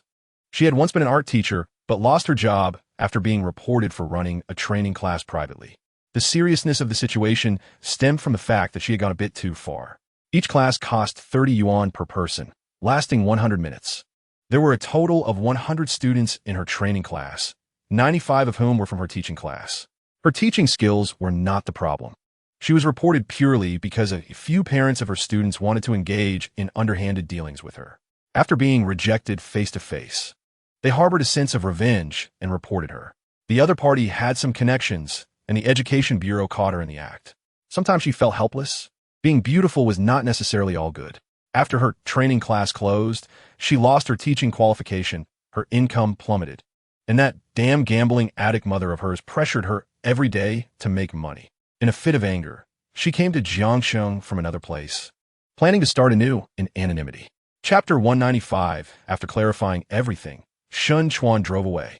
Zhu Yuan muttered a few words, using both grace and power. After a while, he returned to the venue. Su Kunshin and the others had not left and were still waiting in the same place. Zhu Yuan glanced at them and said coldly, "The boss has instructed that although you six are not very useful, considering you have not yet undergone training, it is somewhat understandable. Therefore, he decided to give each of you an extra 5,000 bonus to be distributed along with next month's salary." Really? Seeing the touched expressions on the six, a hint of humanized pride flashed in Zhu Yuan's eyes. Of course, it was fleeting and no one noticed. After leaving the training ground, Chuan went to the brothers' printing shop. When he saw Chuan Qian put down his work. "What a rare guest. What brings you here?" Chuan casually sat down. "I'm here to catch the autumn wind." Bing and his wife had already gone back. According to the news from the small group, the two of them drove back in Q7, shocking quite a few people. Think about it carefully. Last year during the new year, the couple was still tight on money, and the car they were driving was just a CS35. How could such a drastic change happen in just one short year? Chapter 196. On January 3rd, at noon, in a Chinese restaurant on Qianyi Avenue. Chuan had a serious expression. "Lawyer Qin, I would like to book your lunch and dinner for the next year. Where should I register?" Qin Shiwu's eyes sparkled with laughter as she handed Chuan a shrimp. "Can you stop joking so seriously? I need to make money to renovate the house. Being busy at work is inevitable." Chuan said, "What busy? I couldn't even get a meal appointment with you yesterday for lunch and dinner. How about I lend you the renovation money first, and you can pay me back when you earn it later?" "No way. What if you don't want my money later?" "That would mean you're still paying for the renovation." Chuan rubbed his hands and smiled. "Then you can pay me some interest, just like a bank loan." "I can't afford the interest." Qin Shiwu appeared quite unyielding. Chuan looked exhausted. "Shiwu, let us be honest. How much can you earn in a year now?" Qin Shiwu started to calculate seriously. After a while, she said dryly, "Well, about 600,000 or 700,000. "What? That's it? That's not little." Qin Shiwu felt a bit shy and muttered softly, "Who told you to buy me such a big house? I'll be busy running around for renovation money for the next few years." Chapter 197. Sorry, Boss Xiao. I really didn't mean to. In the flower shop, Chuan looked ambiguously at the embarrassed Xiao Ming and the part-time girl he had invited. At that moment, Xiao Ming's neck turned red. The girl wished she could bury her head in the ground. This time of the afternoon was the quietest time in the flower shop, and generally, no one would disturb them. They were sitting at the computer watching TV, and when they got to an emotional part, she bravely kissed Xiao Ming. Xiao Ming couldn't handle it. Thus, the two began to kiss passionately in front of the computer, until Chuan suddenly barged in, almost scaring the two to death. The part-time girl's name was Zhou Ling, 20 years old. She had noticed that Xiao Ming had the potential to make a fortune, so she had been very caring towards him these days. She brought breakfast in the morning, said good night at night, and occasionally had some physical contact, leaving Xiao Ming completely smitten. Which man could resist a girl's meticulous care? Especially Xiao Ming, who had been hurt in his previous marriage. With this back and forth, they were just one layer of window paper away from breaking through. Today Zhou Ling tried to take the initiative, and then it happened. But unexpectedly, Chuan appeared in the flower shop out of nowhere, scaring the two half to death. Chapter 198. On January 4th, Chuan came to Financial Port to inspect the renovation progress. Just as Wang Feng said, it would be completely finished in a few days. The overall decoration effect was slightly different from the initial renderings, but not significantly. Chuan was quite satisfied. The 1,200 square meter office had each area well allocated. Some embellishments had a finishing touch effect. After inspecting the office building, Chuan shook off Zhu Wenyuan's entanglement and casually walked to the tea house downstairs. But to his surprise, the tea house had closed down with a rental or sale notice posted at the entrance. Looking at the white paper on the glass door, Chuan fell silent. After a while, he took out his phone and dialed. "Hello, I'm Zhang Quan." A man's voice came from the other end of the line. Chuan pretended to be surprised. "Oh, isn't this President Ma's tea house? Why has it changed hands? You must be President Ma's customer. She transferred the tea house to me some time ago, and I don't know where she went." The man on the phone was quite polite. Chuan was silent for a moment and slowly said, "I see. I saw the sale notice on your door. How much is it selling for?" "Oh, the owner wants to take over and open a tea house?" The man's voice became warmer. Chapter 199, Chuan burst into laughter. "I believe you can do it. You should research coffee shop equipment now, and also post recruitment notices. Make sure to hire experienced baristas. In addition, I hope you can manage the shop well, while also learning more, preferably learn a foreign language, as high-quality coffee beans may need to be sourced abroad. And this matter will have to be left to you in the future." Wang Yin nodded heavily. "Mr. Shun, I'll get right on it. From now on, just call me boss." "Good." After arranging things with Wang Yin, Chuan contacted Wang Feng again to have him arrange the coffee shop signage. The store name was simple, Sea Coffee. In the following days, Wang Yin was busy organizing the coffee shop's affairs, while Chuan leisurely savored coffee, sometimes sitting for a whole day. After Zhu Wenyuan found out that this was his coffee shop, he came every day to have a couple of cups. Since it wasn't officially open yet, he could only grind coffee himself. This guy was very particular and always remembered to pay after finishing each cup. In a blink of an eye, January 8th arrived. That morning at 8 o'clock, Chuan arrived at the company to officially participate in the completion and ribbon-cutting ceremony. Chapter 200. What excited him even more was the story of Snowy Domain Hero. This was a completely male protagonist drama, although there were female characters in the entire series. Their roles were minimal, and there were no melodramatic love stories. The main theme of the show was revenge, a pure blood-and-guts drama, with no moments of frustration. The supporting characters in this story were all real men. As the original text puts it, only those without winter clothes do not know the cold. The story was set in a snowy region, with scenes filled with ice and snow. Just imagine, in such a setting, a man or a group of real men bare-chested, crazily fighting in the snow. What kind of visual impact would that bring? The most wonderful part was that at the end of the story, the conclusion suddenly elevated. After the male protagonist eliminated all his enemies in the snowy domain, an external enemy invaded, and the male protagonist transformed into a hero defending his home and country, protecting the snowy domain. In summary, after reading the script, Chuan was filled with confidence. As long as this drama was filmed normally, it would definitely be a hit, and it would be no problem to make 3 to 5 people famous. What was most important? Masculinity. After a long time, Chuan finally calmed down. The success of a drama involves many aspects. It relies not only on the actor's wholehearted performances, but also on the director's painstaking efforts. And it cannot do without the hard work of the post-production team working overtime. Chapter 2, A Wendong Tao was 50 years old, standing less than 165 centimeters tall, but weighing 165 kilograms. From a distance, he looked more like a meatball. He had a big belly and was standing upright on the ground, clearly unable to see his feet. Moreover, he had only a few sparse hairs on his head, giving him a lewd appearance and a sense of a middle-aged pervert. Jiang Wenru had just arrived not long ago and was already being eyed by him. He promised that if she could spend a night with him, he would arrange a maid role with a positive camera angle for her in no time. If she wholeheartedly followed him, arranging an important supporting female role would be no problem at all. Jiang Wenru felt extreme disgust in her heart, no matter where she went. There were always people who wanted to exploit her. But at this moment, she didn't dare to offend him. Otherwise, it would be very difficult for her to survive in this film and television city. She coldly said, "Director Dong, thank you for your kindness, but I won't do that." Dong Hai touched a few strands of hair on his head and squinted his eyes, smiling. "Wenru, one must know how to choose. Look at Chuan. She spent one good night with me, and I arranged a top-notch role for her, didn't I? Uncle Dong knows how to cherish people. and honesty is the foundation of my standing. If you follow me, how could I treat you poorly? Chapter 202. When Yuan, I really appreciate your efficiency in handling matters. Chuan raised an eyebrow and smiled. But with such haste, there won't be any unqualified candidates, right? Zhu Yuan replied nonchalantly, Boss, with me here, who can mix in unqualified people? I spread the news that the management position salaries exceed the overall market rate by 20, and many people are responding. Some from as far as Beijing and Shanghai are rushing over.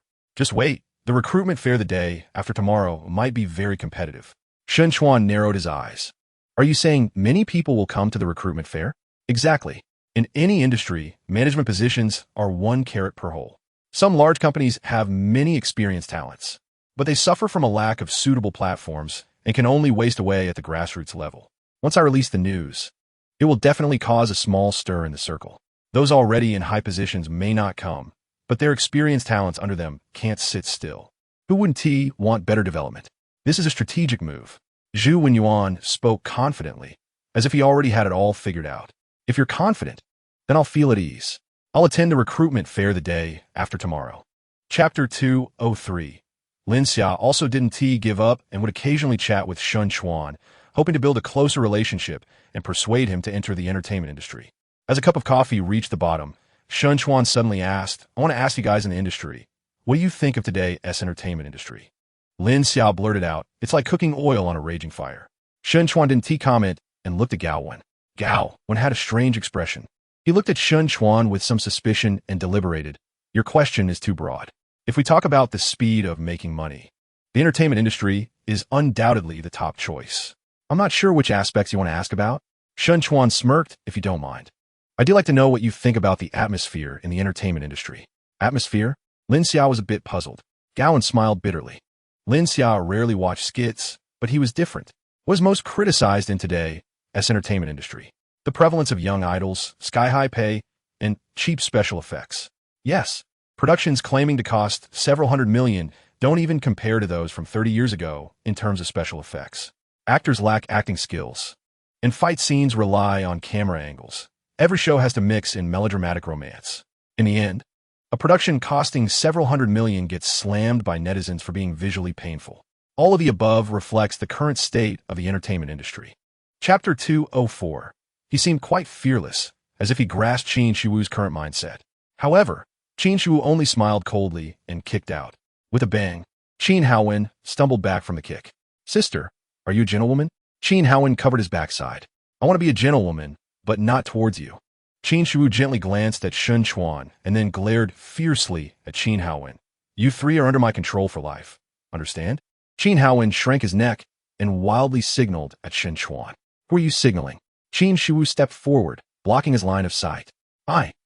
Qin Haowen looked aggrieved. The development of events was completely different from what he had imagined. Chuan stood by, smiling as he watched the two of them argue. In the end, Qin Haowen conceded and apologized. After the playful banter, the food was already served. Lu Yi made a large sum of money and was naturally generous, with the round table filled with precious ingredients. Chuan estimated that the cost of this table was probably around 50 or 60,000. The few of them clinked glasses and laughed and chatted. However, with Qin Shiwu present, the three didn't dare to be too reckless, sipping their drinks in small mouthfuls. Chapter 205. Chuan laughed and scolded. What are you thinking? Qin Haowen clearly misunderstood. But Chuan investing 10 million just to train Zhao when you must have some trickery involved. I'll let you train her regardless of cost for a reason. First of all, she is currently my buddy's woman. Helping her is equivalent to helping my buddy. Secondly, I consider that I will need someone influential online in the future, whoever I benefit. I might as well take care of my buddy's woman. Your buddy's woman? Qin Haowen was taken aback and hesitated. Are you talking about Luo Qilin? That's right. It's him. Qin Haowen chuckled awkwardly. Brother-in-law, I spoke too loudly just now. I apologize. All right, just train her well. Chuan said solemnly. My minimum requirement is to boost her fans to over 50 million. As for how to operate it, you are the expert. You can handle it. If the money isn't enough, just tell me. I must get this done. Chapter 206. Qin Haowen angrily walked inside, while the others entered the conference room, led by Chen Yin.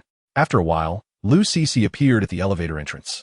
The two took turns receiving candidates. And after arranging each wave of interviewees, they would come out to welcome the next wave. Without waiting long, the elevator stopped at this floor again. Lu Cece stood there with a friendly smile, waiting for the interviewee inside to come out. When the elevator door opened, she suddenly felt dazed as a man with lethal attraction walked out. The boy was named Nyen Jun, and the girl was named Nyen and I. At that moment, Lu Cece even thought of names for her children. Ahem, there was more than one person coming out of the elevator, and someone coughed to remind her when they saw her standing there foolishly. Lu Cece came back to her senses, shyly glanced at the man, and after steadying herself, she regained her composure and put on a smile. Sorry, the reception room is this way. Please follow me, she said, but couldn't help but glance at the man again, only to find him looking at her with a rather peculiar gaze. She couldn't understand that look, but it secretly made her happy. Could it be that he is interested in me? Chapter 207. Time slowly passed, and the interview time was strictly maintained at 10 minutes per person. As the time approached 11 in the morning, only 9 people had been interviewed. Chuan had been sitting there for so long without seeing anyone he found satisfactory. Either they were ambitious yet lacking in talent, speaking eloquently during their self-introductions, but stumbling and showing their incompetence when Chuan and the others asked questions, or they were overly conservative, unwilling to share their management secrets. In short, Chuan was dissatisfied with the first 9 interviewees. In fact, he didn't even know what kind of talent he was looking for. Perhaps he would only feel it when he truly encountered it. Next, Zhu Yuan said, and Lu Cece, who was guarding the door, immediately nodded to Chen Yin, who was standing at the entrance of the conference room. Soon, Lin Xia, confidently wearing high heels and professional attire, walked out. She quickly entered the interview room and, upon seeing Chuan firmly in the center position, suddenly felt an urge to crash into him. We meet again, Miss Lin. Chuan took the initiative to speak, his eyes carrying a hint of encouragement. Please don't be restrained. Everything we've had before won't affect your performance now. What you need to do is showcase your talent and value within 5 minutes. Chapter 208. Repeatedly, the market landscape changed. To make money, film and television investors were willing to spend a high price to invite young stars to participate in film and television productions, ultimately forming a vicious cycle of high investment and low-quality works. Lin Xiao's logic was slightly disordered, but she expressed everything she needed to. She glanced at Chuan, but found him expressionless. This made her heart skip a beat, thinking she had displeased Chuan. After all, who made Chuan as handsome as a young star? Chuan gestured for her to continue. Lin Xia gritted her teeth, decided to stop overthinking, and bluntly stated, under the impact of high exposure, contemporary teenagers, whose values have not yet fully formed, inevitably lean towards their idols, imitating, replicating, and even taking pride in it. Then Lin Xia hesitated. So what? Chuan pressed. It has formed a much criticized, effeminate culture. After saying that, Lin Xia looked nervously at Chuan. Such word could be said by ordinary people, but she couldn't. This was taboo because she relied on this industry for her livelihood. Once it spread, she would struggle in the entertainment circle. After all, knowing something was one thing, but saying it was another. Chapter 209. 10 minutes later, Gaowen walked out of the interview room in a daze. Gaowen, how is it? The 12th interviewee was walking this way, purposely slowing down, hoping to hear some helpful news about the interview. Gaowen glanced at the other person and winked at Lin Xia. Soon, the two directly took the elevator down. As soon as they exited the elevator, Gaowen calmly said, I answered honestly about my views on the entertainment circle, just as you said. So, we'll still be colleagues in the future. Lin Xia was overjoyed. That's great. Without your support, I really wouldn't be used to it. We'll fight side by side and sweep through the entertainment circle. Gaowen glanced at her, helplessly saying, I'm not as optimistic as you.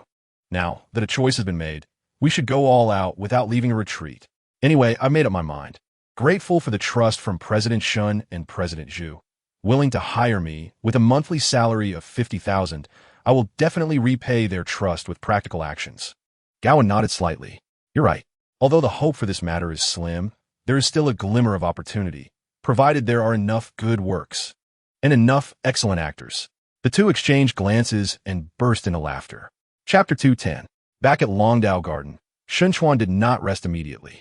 First, he transferred the money to Zhu Yuan, and the funds from Qin Haowen were directly deposited into his company's account. After that, he encrypted the script of Snow Domain Hero and sent it to Zhu Yuan. After completing these tasks, he sat on the sofa and pondered. Currently, 7 events have been triggered, and 5 have been completed. Yuan should be able to receive the event rewards after tomorrow's recruitment ends, while Yuan would likely have to wait until the new year. There is still some distance to the system upgrade. He stroked his chin, contemplating how to quickly trigger events. Ultimately, he shook his head. The system upgrade indeed had clues to follow, but deliberately triggering events did not seem so easy. Thinking of this, he no longer obsessed over the system upgrade. It was time to look for her. The company was about to get on track, and the script was already in place. All that was missing were the actors.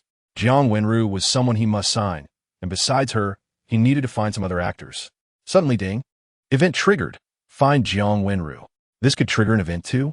Chuan was somewhat baffled. According to his thoughts, he should be able to trigger an event while participating in the interviews. Chapter 211. On January 14th, Chuan arrived at Jiangsu number 1 around 9 o'clock. He deliberately came a bit late to let Qin Shiwu sleep a little longer. However, what he didn't expect was that when he knocked on the door, it was Qin Shiwu who opened it. Even more speechless was that Qin Shiwu had prepared a lavish breakfast. Fried eggs, clear soup noodles, 2 fried dough sticks, some boiled broccoli, carrots, and 2 cups of hot milk. Chuan asked curiously, "Did you prepare all this?" "Yes, how about it? My cooking skills are not bad, right?" Qin Shiwu was clearly very satisfied with her cooking, as it looked indeed delicious. Chuan looked at her and smiled helplessly. "Actually, I just wanted you to rest more. Didn't expect you to do this. Thank you." So far, it seemed that only Qin Shiwu had specially made breakfast for him, at least in his memory. Even his mother had never made breakfast for him. She usually just gave him money to go out for breakfast. This gesture touched him. He didn't lack love, but this act still moved him deeply. Seeing Chuan eating happily, Qin Shiwu was overjoyed. She didn't eat much. After finishing, she rested her chin on her hands, watching Chuan eat. Chapter 212. This is my first step towards the entertainment circle, and I must take this step steadily. At this moment, Chuan had no sleepiness at all. He looked thoughtful and murmured, "To perfectly present a film and television work, good actors are essential. Not only good actors, but also talented directors are needed. Only by combining the two can a top blockbuster be produced. As for the screenwriter, this project doesn't need one. The system has already planned out the shot list. I just need to follow it step by step." Suddenly, he thought of his talent halo. Perhaps I could be qualified for the director position. Moments later, he chuckled and shook his head. With the talent halo, he could indeed compare to top directors. But he was unwilling to do everything himself. That was not his role. What he should do most is to retreat behind the scenes, continuously invest money, and let people speculate about his existence. As for other matters, he can leave them to others. Moreover, he ultimately needs to cultivate some talents. Opportunities are better left to those who are talented and hardworking. After the new year, it's time to recruit some young talents. He muttered to himself, and the names of several top film and television schools in China inevitably flashed in his mind. When selecting talents, his first choice would naturally be these top prestigious schools. Not everyone who can get into a film or dance academy has real skills, but at least among 100 people, there will always be 10 who are genuine. Chapter 213. The sky is vast and the land is boundless. On the wide and vertical highway, the Cullinan heads northwest. Inside the car, the deafening DJ music plays. Chuan looks ahead and sings loudly. At this moment, he is a lonely wolf, but his body and soul have gained extreme freedom. It has been nearly 4 hours since he left Jiang City, from flat plains to the towering mountains on both sides, from bright sunshine to the current dark clouds pressing down on the city. Whoosh! The vehicle speeds by, and a strong wind stirs the small grass within the dark green isolation belt. Pat, pat, pat. Suddenly, heavy rain falls. The cold rain mercilessly beats against the grass and trees on both sides of the road. The sky is gloomy and the land is cold, with strong winds and heavy rain. If we go back hundreds of years, who knows how many people will forever sleep here. Inside the car, it is warm as spring. Chuan listens to the sound of rain hitting the car window, but his heart is calm. The world is inherently noisy, but under the torrential rain, there's a rare peace. Traveling northwest, the scenery becomes increasingly desolate. The green mountains and clear waters are gradually replaced by barren gobi. In the distance is an endless gobi, and looking around, it is all desolation. Only a few stubborn weeds firmly take root in the desert, adding a touch of color to this lonely and monotonous world. Chapter 214. Jiang Wenru. Zhang Ming was taken aback. He seemed to have indeed heard this name before. But at this moment, he couldn't recall where he had heard it. Boss, I'm sorry, I don't know who you're talking about. Chuan glanced at him, but didn't say much. This film city is neither too big nor too small, but there are definitely thousands of people, and casually asking someone about Jiang Wenru is indeed unrealistic. It seems he has to find it himself. Thinking this, he ignored Zhang Ming and walked straight into the film city. Zhang Ming watched his back, and as if possessed, took out his phone, found one of the contacts labeled Heizi, and dialed the number. Moments later, the call connected. A rough voice came through. Minggu, why are you calling me at this time? Heizi, I want to ask you something. Is there someone here named Jiang Wenru? Yes. Are you looking for her? Minggu, let me tell you, don't think about this girl. She has already been targeted by Director Dong. Really? Zhang Ming was stunned for a moment. Then, the next second, he suddenly had a thought and asked, do you know where she is now? I need to find her urgently. I don't know, wait, she just walked past me. Chapter 215, Yin Tian Grand Hotel. The only relatively high-end hotel in Shadu Film City. Led by two women in white, Jiang Wenru stepped into the hotel. Are Ding and the others having dinner at the hotel? Jiang Wenru asked with slight confusion as she entered the lobby. Yes. It's in the banquet hall on the 6th floor. Oh, Jiang Wenru didn't think much of it. She had never been to this hotel, and perhaps there was a restaurant on the 6th floor. The two women soon led her into the elevator. Just as the elevator doors closed, a smirk appeared on the lips of the woman in white. Jiang Wenru, don't blame your sister for being unkind. It's Director Dong who said as long as we get you into his bed, he'll arrange a maid role for us. Thinking this, she couldn't help but feel jealous. She had slept with that bastard a few times, but hadn't even gotten a maid role. And now she had to rely on someone else to get it. What does it matter how beautiful she is? In the end, she still becomes someone else's plaything. Oof. After today, even if you want to escape, you want to be able to, the woman in white thought bitterly. The two of them weren't familiar with Jiang Wenru at all. It was just that this afternoon, Director Dong had found them, and under pressure, they chose to deceive Jiang Wenru into coming to the hotel. Chapter 216. Do you think you can scare me with such a small knife?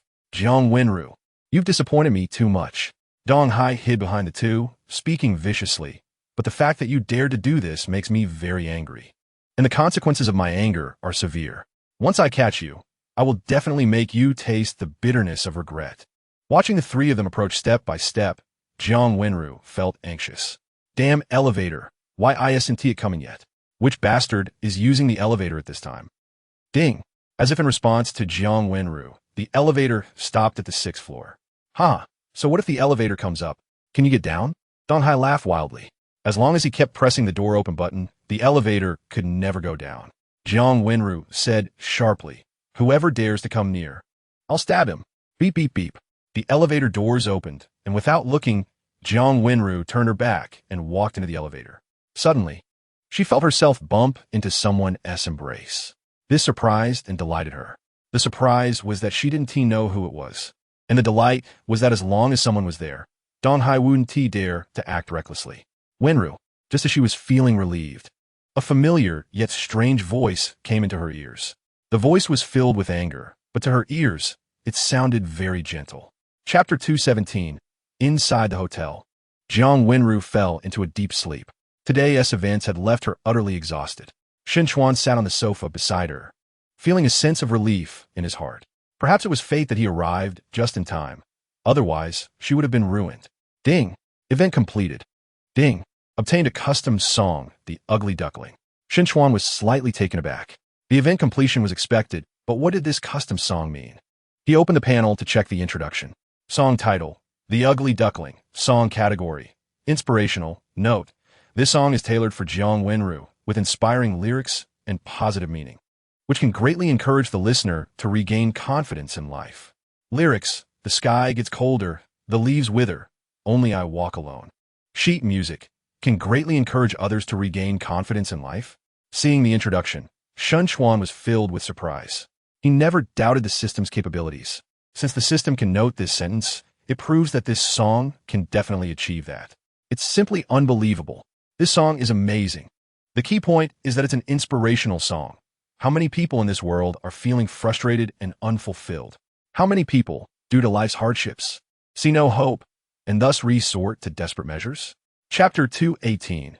Jiang Wenru angrily took the paper and wiped her mouth carelessly. Suddenly, she burped. The atmosphere fell into awkwardness. Jiang Wenru wished she could find a crack in the ground to hide in. It was so embarrassing. Drink some water. This is the warm water I just got. Chuan said, handing her the cup. Jiang Wenru, feeling annoyed, turned her head away and refused to take the water. Burp. Another burp sounded. Just drink it. Jiang Wenru was going crazy inside. She grabbed the cup and gulped down a big mouthful. After eating and drinking enough, Jiang Wenru was about to get up and return to bed, but as soon as she stood up, her hand was grabbed by Chuan. Let go of me, Jiang Wenru said angrily. Chuan replied, I want to talk to you seriously. Talk about what? What is there to talk about between us? You forgot I'm your tenant. Chuan kindly reminded her that it had been over 3 months since the last rent was paid. Jiang Wenru thought about it and realized it was indeed the case. But now talking about rent felt a bit strange. I want to renew the lease for a long term, but I couldn't contact you, which is one of the reasons I'm here, Chuan said. Jiang Wenru said angrily, Sorry, I don't want to rent to you anymore. No, you can only rent to me. Chapter 219. Jiang Wenru seriously thought back. It was nighttime then, and she was spaced out, so how could she remember these things? What does this have to do with the car? Chuan took out the keys and placed them on the ground. This car logo is so ugly, Jiang Wenru said with some disdain. Chuan, this is a Rolls-Royce. Rolls-Royce? Is this car expensive? Chuan knew he had wasted his breath. He cleared his throat and said, This car costs $38 million. Jiang Wenru's mouth dropped open in shock. You said how much? What car is this expensive? She couldn't believe that just one car could be worth 2 of her apartments. Wait, you drive a car worth over $9 million? Jiang Wenru finally reacted. When a person drives a car worth nearly $10 million, their net worth must be at least several hundred million, right? She stared dumbfounded at Chuan and exclaimed, Are you a billionaire? You finally reacted. Chuan laughed. So do you believe what I said now? No, even though you're super rich, which surprises me. But this isn't right. Even if you are very wealthy, there's no need to invest so much money to shoot a TV drama. Chapter 220. The boss is really slow. If I had known this, I should have gone to meet Zhang Ming and Deng Debo first. In a cafe, Lin Xia frequently looked at the watch on her wrist. She had been waiting here for 2 hours, but Chuan went up and still hadn't come down, seemingly forgetting about her. She didn't dare to call, fearing it would ruin her boss's good fortune, and could only complain a little. Just as she was thinking this, across the street at the hotel, Chuan was holding Jiang Wenru's hand coming this way. Wow, they finally came out. TSK, the boss is indeed the boss. This girl looks really good.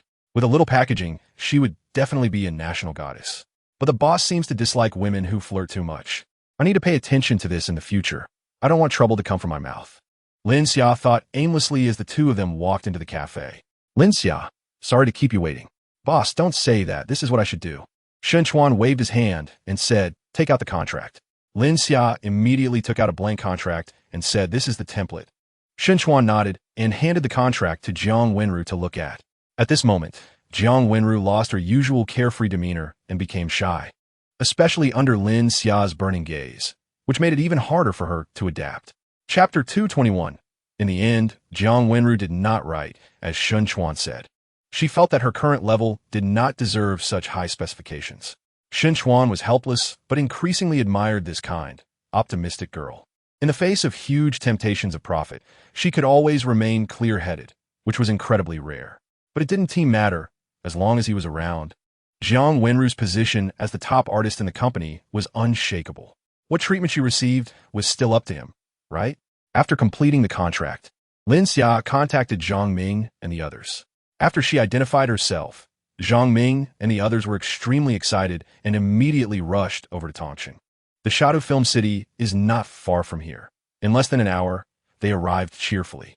Chuan and Jiang Wenru did not stay in the cafe. So far, the purpose of his outing had been achieved. As for what was next, he planned to take Jiang Wenru to tour the beautiful Northwest. Ever since the hotel wall slam, Jiang Wenru had always harbored a sense of shyness towards Chuan and no longer had the previous resistance. Inside the car, Chuan said, Wenru, you can't go to Shadow Film City anymore. That guy might still be looking for you. My suggestion is for you to take a vacation and go back home. Happily celebrate the new year and prepare for next year's shooting of Snowy Hero. Chapter 222. The crying woman was Yu Yao, who had left without saying goodbye in Modu. She returned home to attend her brother's wedding and met the bald man from earlier at the wedding. The man was named Yang Su, 33 years old, worked in engineering, and was also her brother's boss. Yu Yao had originally planned to return to Modu after the wedding, but stayed for a couple more days due to her parents' and brother's persuasion. During these 2 days, Yang Su visited her every day with gifts. Her parents were overjoyed and began to matchmake her with Yang Su. She was unwilling, until the night she was preparing to return to Modu, when her brother told her that he had owed a lot of money over the years and hoped she could help him. As long as she married Yang Su, all problems would be easily resolved. Yu Yao was extremely angry, but when her brother knelt down to her, her mindset collapsed. That night, her parents took her phone to prevent her from leaving secretly and deleted all recent contact from her WeChat. Later, after her parents pleaded with her, she felt hopeless and finally agreed. Yang Su immediately promised that they would marry by the end of the year, with a bride price of 880,000 plus a 500,000 car and a 2 million house. At first, she loathed Yang Su, always thinking of Chuan. Chapter 223. While the two were chatting, a woman in a white down jacket walked in. The woman bore some resemblance to Shen Wu, standing about 163 centimeters tall, with a shrewd and capable appearance. After walking into the store, she joked talking about customers behind their backs is not a good habit. Her name is Shen Yan, the elder sister of Shen Wu. She is the owner of this store, while Shen Wu and his wife are considered partners. Shen Yan provided the capital, and Shen Wu and his wife contributed labor and technology, splitting the profits evenly. Let's discuss it. We didn't say anything bad. Is he feeling better? Chuan, without lifting his head, replied, the fever broke last night. Sigh, the flu is terrifying. It got over 40 degrees Celsius, and I was scared to sleep soundly for several days. Shen Yan sat down in front of the computer, showing signs of fatigue. She married into this area. Her husband is Chun Yuan, who works in the Water Conservancy Bureau and is a straightforward and honest person. The couple is very loving. They have been married for 7 years and have a son who is now in the 1st grade of elementary school. Zhou Xiaoxiao said, Sister, why did you send him to school today? I think he should stay home for another couple of days. The fever has subsided, so he is fine. I saw you look good today, so I sent him to school. You can't just go 3 days fishing and 2 days drying the nets. Chapter 224. It seems our Shun family is quite popular. Shen Wu laughed heartily. It should be, Zhou Xiaoxiao wasn't clear about the exact reason, but she remembered that when Section Chief Wei first came, he had specifically asked about it, and she clearly recalled the look in his eyes at that time. After chatting and laughing for a while, they started changing the paper. About half an hour later, someone from the Power Bureau came to take away all the wooden frames. Shen Wu then began to cook. His cooking skills are the best among several cousins, and he usually takes care of all the cooking at home. After he finished making the meal, Shen Yan went home. She generally doesn't eat at the store. Xiao, let's eat first, and then we can fold the drawings after, Shen Wu said as he set the dishes. Okay. Soon, they finished eating and continued to busy themselves with folding the drawings. Around 10 o'clock, while Zhou Xiaoxiao was folding the drawings, she suddenly shouted, Shen Wu, oh no, it seems there's a problem with the machine. Hearing this, Shen Wu immediately walked over. He saw a line of small text on the machine's small screen. Hardware error. Seeing this line of text, his face suddenly changed. It's over. The print head is broken. What do we do now? Zhou Xiaoxiao looked anxious. They were using a blue and white all-in-one inkjet printer. This type of machine can serve as 3 machines, saving both space and costs. Chapter 225. The man from the Power Bureau looked at Chuan with envy and jealousy in his eyes. At this moment, the newcomer showed a bright smile and quickly walked toward the shocked Shen Wu, exclaiming, Ha ha, Lao Wu. Surprised, aren't you? Unexpected, right? The newcomer was naturally Chuan, and upon hearing his voice, Shen Wu shivered and exclaimed, Xiao Chuan? Ha! Chuan gave Shen Wu a bear hug and laughed loudly. Who else could it be but me? No, you. Shen Wu became excited and stammered. Sister-in-law, long time no see. Chuan smiled at Zhou Xiaoxiao.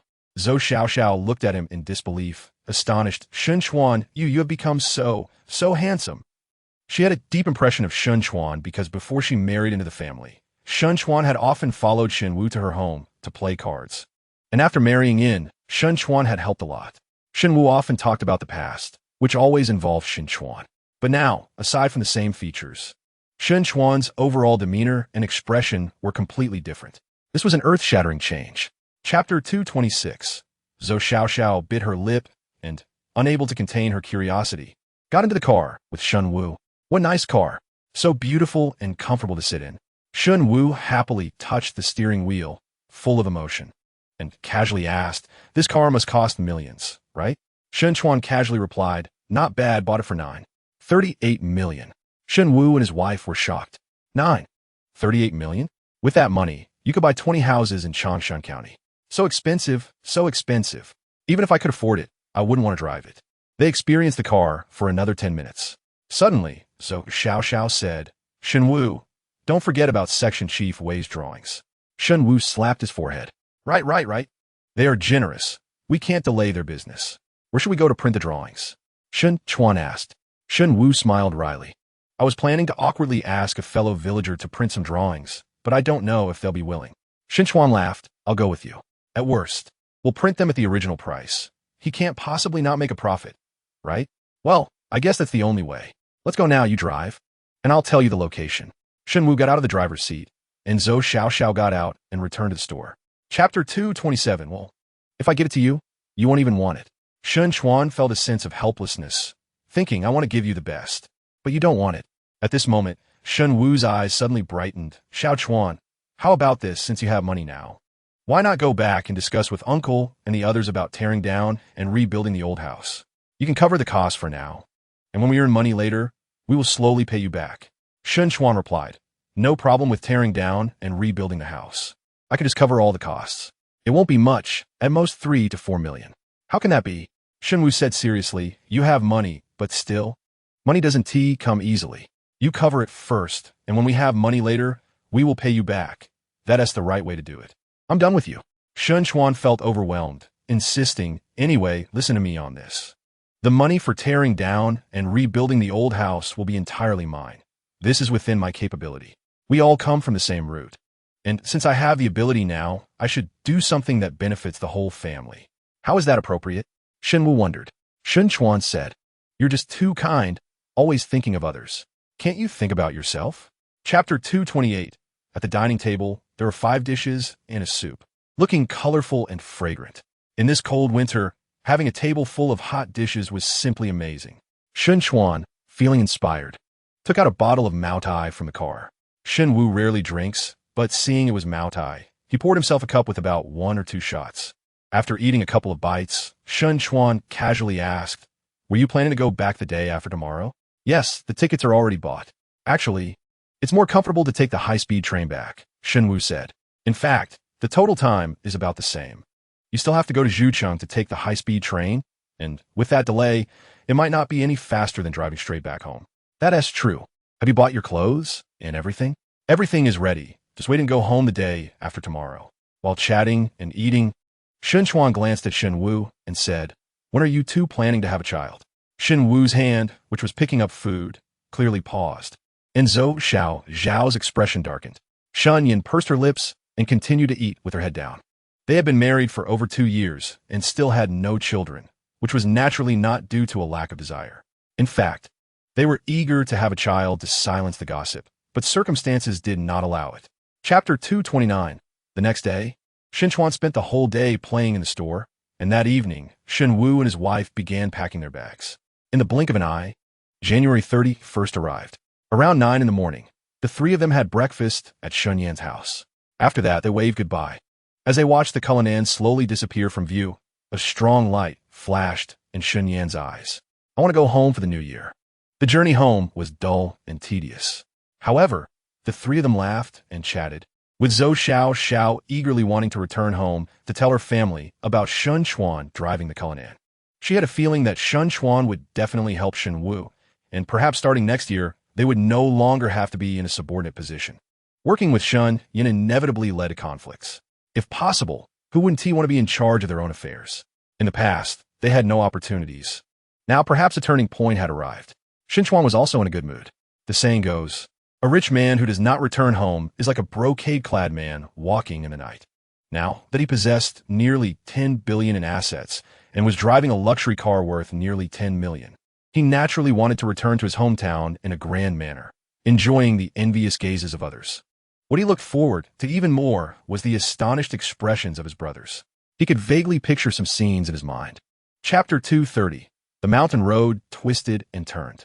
With the new year approaching, the rural road, just over 4 meters wide, seemed cramped. When cars passed each other, they had to slow down suddenly. Before long, the country road began to get congested. Lu Wei was 22 this year. After graduating from elementary school, he dropped out to work. 2 years ago, with his parents' support, he opened a printing shop in Rongqing. The first year was unremarkable, barely saving a few tens of thousands for the new year. But this year, business was surprisingly good, earning 700,000 to 800,000 in just 1 year. This made him extremely proud, so he took out a loan to buy a BMW X5 before returning home for the new year, driving it back in style. Today was the second day of his return, and he planned to meet up with friends in town whom he hadn't contacted for a long time, to boast a little and enjoy the envious and shocked gazes of his friends. However, he suddenly found himself stuck in traffic up ahead. Beep beep. He sat in the car, honking the horn vigorously, cursing loudly. Damn it. What are you doing out here if you can't drive? After cursing for a while, he impatiently lit a cigarette, chewing on a pack of betel nut worth 50, then rolled down the window to look ahead. Damn, it's jammed for so long. Up ahead was a steep bend, and at a glance, at least 7 or 8 cars were stuck. Chapter 231. Shen Jun was furious. Do you have no shame? When this road was built, did we 4 brothers not contribute money? If you don't remember, let me remind you. You proposed to build this road so that cars could come in, and we didn't make things difficult for you, right? You said each household should pay according to the number of people, and didn't we pay you 120 yuan per person? You've taken the money, and the road was built 13 years ago. Do you still have the face to ask us for money now? Seeing him say this, Shen Yi immediately interjected. That was then, but how many cars does your family have now? This money you have to pay, whether you like it or not. Otherwise I'll block the road, and no one can pass. Such shameless yet righteous words made Shen Jun and the others tremble with anger. Shen Bing said solemnly, What do you mean by that? Is this road a golden goose? Your land is less than 2 mu, which at the old price is only about 15,000. This road takes up less than a third of your land, and the rest is all occupied by you. Our 4 households here total 39 people, at 120 each. You've already recouped your costs. Chapter 232. Shan Feilin said, If you have the ability, just arrest me. Shen Yi threw down a harsh remark and continued to dig the road. Shen Feilin shouted, What are you waiting for? Stop him. Several village officials who followed him stepped forward, trying to stop Shen Yi from continuing to dig. However, unexpectedly, Shen Yi suddenly raised his hoe, his eyes gleaming with fierceness. Who dares to stop me? I'm just a hoe. As soon as these words were spoken, the village officials were immediately scared into silence, no longer daring to obstruct him. Shen Feilin laughed in anger. All right, Shen Yi, you're a local tyrant, right? You just keep digging. After you break it, you can still celebrate the new year at home. And I won't be village chief anymore. Shen Jun stepped forward and said, Hey Feilin, don't be angry. Let's go inside to warm up and have some tea. And you young comrades, go inside and have some tea first. Shen Feilin shook his head and said, Old secretary, forget the tea. I'll just stay here and wait for the police to arrive. Since he wouldn't leave, naturally, the others wouldn't either. For a time, more than 10 people remained at the intersection, watching Shen Yi dig the road. Suddenly, a low rumbling sound began to resonate. Everyone involuntarily looked towards the road.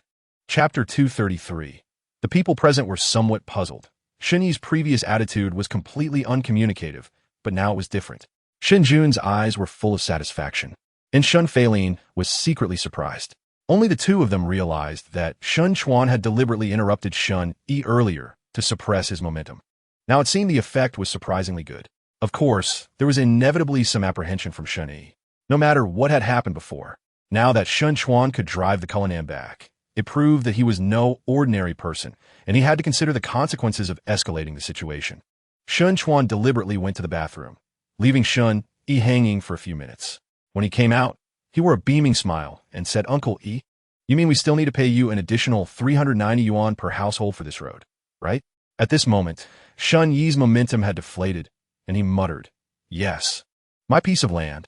Uncle Yi, no need to say more. Just tell me how much the 4 of us need to pay you.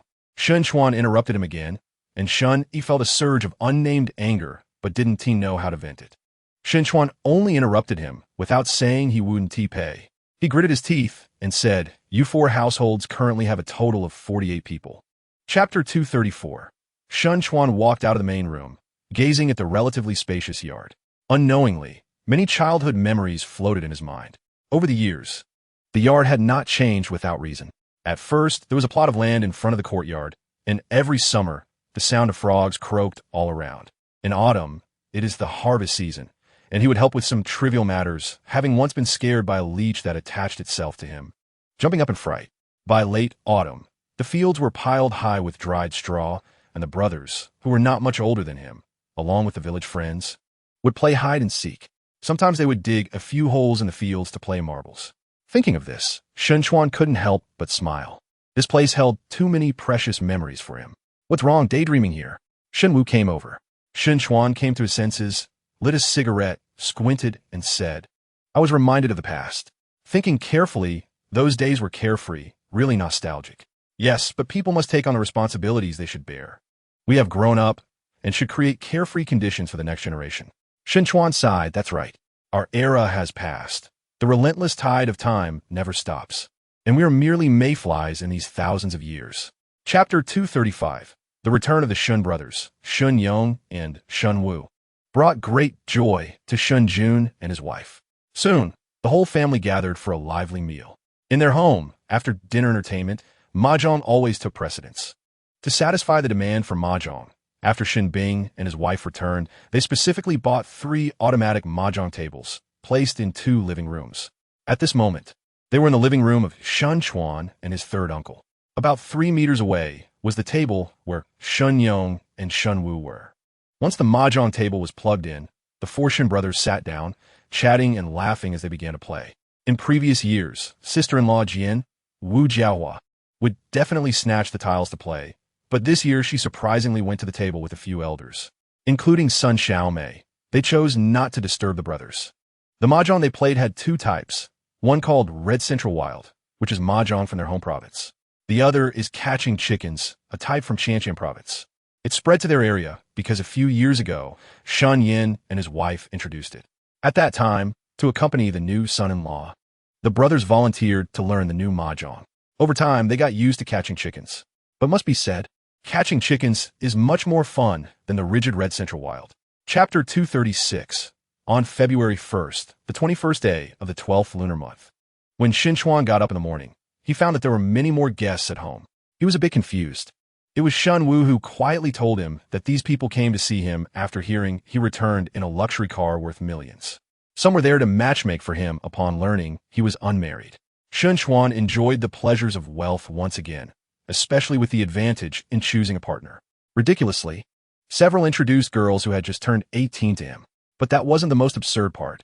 The most absurd was someone telling him to wait a few months because their little girl would turn 18 soon. The whole day, Chuan was blocked at home by matchmakers. In the afternoon, his third uncle and his wife returned from his father-in-law's house. After learning about everything regarding Chuan, they found it hard to believe. Later, his aunt pulled him aside for a quiet talk, and as she spoke, her eyes turned red. She hoped Chuan could help Shun Liang, her second son, who ranked 4th among the Shun brothers. He was a typical slacker. He hadn't returned for the new year in 7 or 8 years and was said to be working as a bouncer in a nightclub now. This was a knot in her heart. She had cried a lot for Shun Liang. Chapter 237. I also agreed to build a new house. Shen Guang said with a smile. I actually wanted to mention this to you earlier. My 4 little ones need more rooms. It's uncomfortable for me at night. More importantly, the bed is too small. The whole family squeezed onto one bed inevitably ends up fighting for the blanket and getting cold. Besides, washing and heating is also a big issue. Chuan nodded slightly and said, it seems our opinions as brothers are in agreement. We can start the new house construction now. There are many design drawings and plans online, and we can begin selecting one. Building a new house is naturally good. But Shun Jian showed hesitation, saying, but I only have a few tens of thousands of yuan in hand. I might need your support. You can rest assured about this. Chuan waved his hand. The money for building the new house will be entirely on me. Everyone present was taken aback, and Shun Jian immediately said, that won't do. No need to argue. I and Lao Wu think the same way. With your current conditions, building a new house will require debt, and once in debt, the living conditions will likely drop several levels. As for me, I've made some money this year and indeed want to do something for the family. Chapter 238. The first priority is naturally to enter politics, followed by business, and finally the major pillar industries such as law, medicine, police, and education. I can bear the financial burden indefinitely, but there is one thing that requires your effort. At this point, he smiled and said, that is to learn from the second brother, to have more children and raise them, responding to the national call. I promise here that for each child born, I will personally reward 500,000 yuan and cover all expenses from birth to 18 years, including education. This means that as long as you give birth, the family foundation can cover all expenses for the child, and I will do everything I can to cultivate each child into a talent. Chuan's words were like a magnitude 10 earthquake. Everyone present was shocked into silence. What an astonishing ambition, and what an incredible investment. Chuan's goal far exceeded their understanding. He wanted to deeply root the Shun family in every inch of Chinese soil. Just a little deeper thought made them feel parched and overwhelmed. This was to create a contemporary century-old family, or even a millennium-old family. Achieving this in chaotic times was as difficult as ascending to the heavens. Chapter 239. With the assistance of village officials, accomplishing this task was not difficult at all. Xin Yong said with a smile, then we need to split into 2 groups tomorrow. Handling the procurement of materials personally is more reliable to avoid being mixed with inferior goods in those markets, which could affect our reputation. I suggest that Lao Lu and Lao Er go for procurement to prevent them from mixing in poor quality goods. The rest of us brothers will head to the village office tomorrow to negotiate with the village, asking them to notify each household. Sure, no problem. Soon midnight arrived, and the 2 mahjong tables ended their games. Tonight was destined to be a sleepless night. After washing up, Xin Yong shared everything discussed that night with Sun Xiaomei without reservation. Sun Xiaomei was stunned for several minutes upon hearing this. After a long time, Xin Yong was still narrating. Suddenly, Sun Xiaomei wrapped her arms around his neck and whispered, "Honey, is that 500,000 real?" Xin Yong was taken aback for a moment and quickly panicked. That dear you.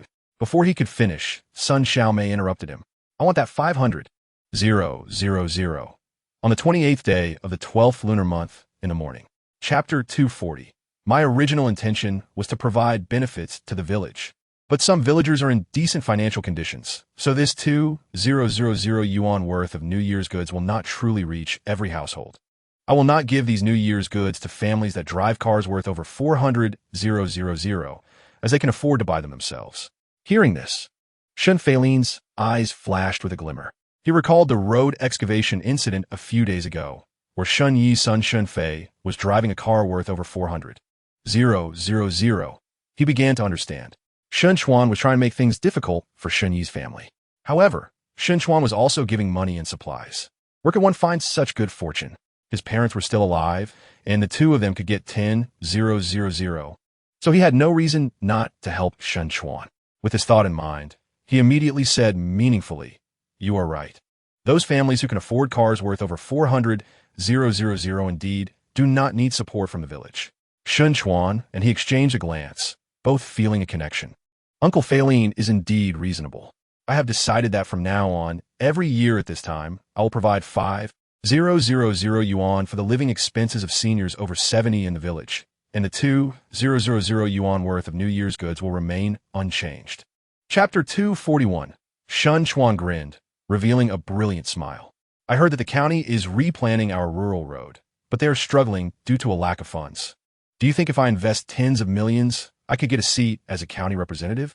Furthermore, the dredging of the town's river has long troubled the town government leaders. If I invest in creating a river dredging company to contribute by dredging the river for free and restoring the water quality, would they stand by my side? Xin Feilin looked shocked. Xin Chuan was surprisingly thoughtful.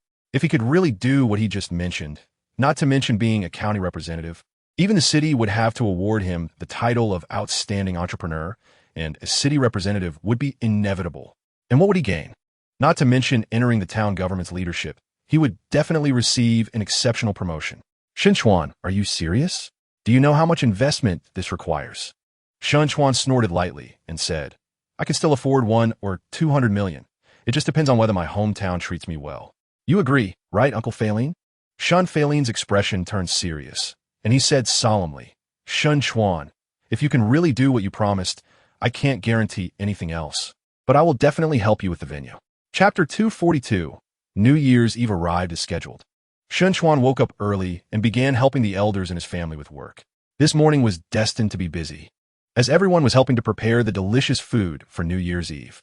This continued until noon, when all the preparations were complete. After the family finished eating, they happily started playing cards. Chuan was also playing cards, but starting from noon, his phone had not stopped ringing.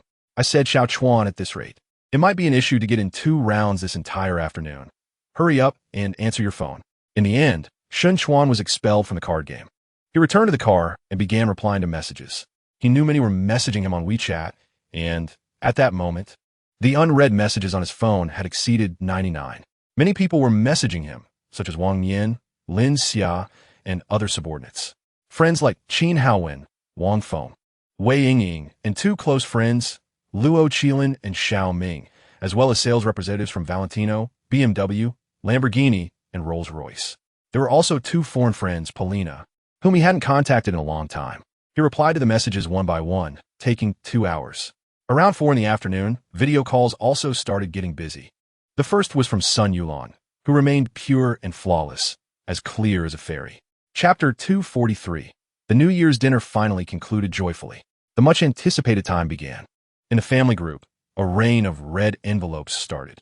Shun Yong and a few others each sent 3 red envelopes of 200 yuan, and the elders were scrambling to grab them excitedly. When it was Chuan's turn, he directly sent out 100 red envelopes, each worth 200 yuan, totaling 20,000.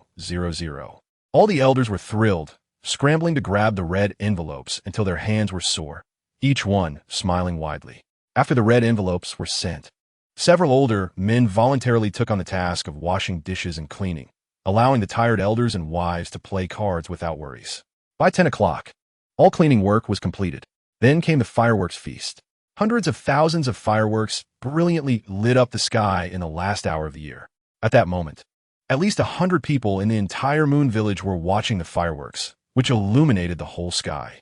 At midnight, the new year arrived. Everyone wished each other a happy new year. Afterwards, the elders rested, and the children, tired, followed their mothers into dreamland. Chuan and a few brothers gathered around the mahjong table, keeping vigil while enjoying playing mahjong. As Chuan sat in one seat, happily playing, a message popped up on his phone. Chapter 244. The two had only met a few times, and he asked such a relationship-confirming question. Who wouldn't he be afraid? If it were him, he wouldn't he know how to respond? However, reason is reason. Someone still had to be scolded. He sternly said, "This is Chuan's fault. Since he remains silent, it indicates he has feelings for you. This coward, is he afraid to take responsibility?" Although he was scolding, Song Mingan felt somewhat lacking in confidence. After all, he wasn't wrong about Chuan. "You, give me his contact information. I'll ask him what he really means." Moon Village. Seeing that Song Qingwei was no longer replying, Chuan sighed and chuckled. Suddenly, a friend request popped up on WeChat. He opened it and found it a bit strange. Song Mingan? He seemed to be in the entertainment industry as well. Future encounters were probably inevitable. He clearly remembered meeting Song Mingan last time when he attended his grandfather's birthday party with Song Qingwei. This man exuded the aura of a social elite and had even competed in arm wrestling with him during their handshake. Song Qingwei said he was thriving in the entertainment industry, but didn't he know the name of his company. With this in mind, he approved the friend request. Chapter 245. The first day of the new year passed in a flash. On the morning of the second day, the house suddenly felt much quieter. Chuan looked at the empty home and felt a mix of emotions. His brothers had all gone to pay New Year's visits. Only the elders and he remained at home. And his Cullinan had also been taken by Shun Qian. Chuan had brought this up himself. Since he wanted to show off, he would make those relatives with disdain pay for it. From now on, with him backing them up, he wanted to see who still dared to look down on his brother. Not only did Shun Qian go to pay New Year's greetings, but Shenwu also took Shin Bing's Q7 to do the same. As for Shun Qian's GLC, it was taken by Shun Jian. With everyone gone, Chuan didn't feel bored. He took a hoe and went to dig bamboo shoots in the back mountain. After a day, he had quite a harvest, digging around 3 pounds of winter bamboo shoots. For the next 2 days, Chuan stayed at home, occasionally chatting with Qin Shuwu and a few others. In the blink of an eye, it was already the 4th day of the new year. That evening, Shin Feilin came to discuss matters with Chuan for a long time. The gist was that he had communicated with the town leaders, and as long as the funds were in place, There would be no problem with the homestead issue. It was just a matter of changing the name. Chuan was very satisfied and immediately stated that once Yong and the others returned from their New Year visits, they would start preparing to fulfill their promises. Chapter 246. What do you mean you want to smoke cured meat in the summer? Exactly. I'm afraid that if it's left outside for a day, the meat will spoil. Following that, Yong, who was among the crowd, suddenly stood up, looked around, and shouted, "What are you all shouting about?" Since Chuan brought it up, there must be a solution. Can't we at least let him finish speaking? A few other brothers also stood up. Chuan is willing to do things for the village. This is something we should all applaud, but you guys are just pouring cold water on it.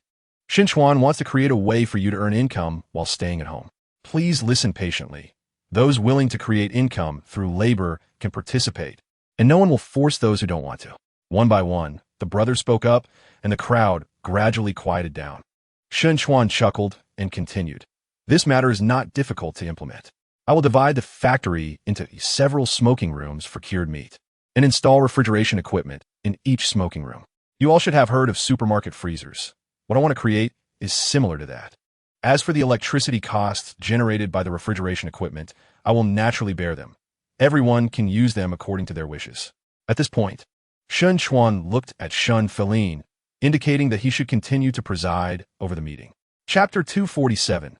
Zhou Yangwang pursed his lips, knowing that the test had come. Fortunately, he genuinely wanted to engage in short videos and had done some homework, so he immediately said loudly, "Brother Shun and all the older brothers, I don't have any grand ambitions. I just want to achieve financial freedom through the internet. I'm not someone who likes to struggle outside. I prefer to stay in my beautiful hometown, listening to familiar dialects and enjoying local delicacies. At the same time, I hope to use my efforts to help some people become wealthy.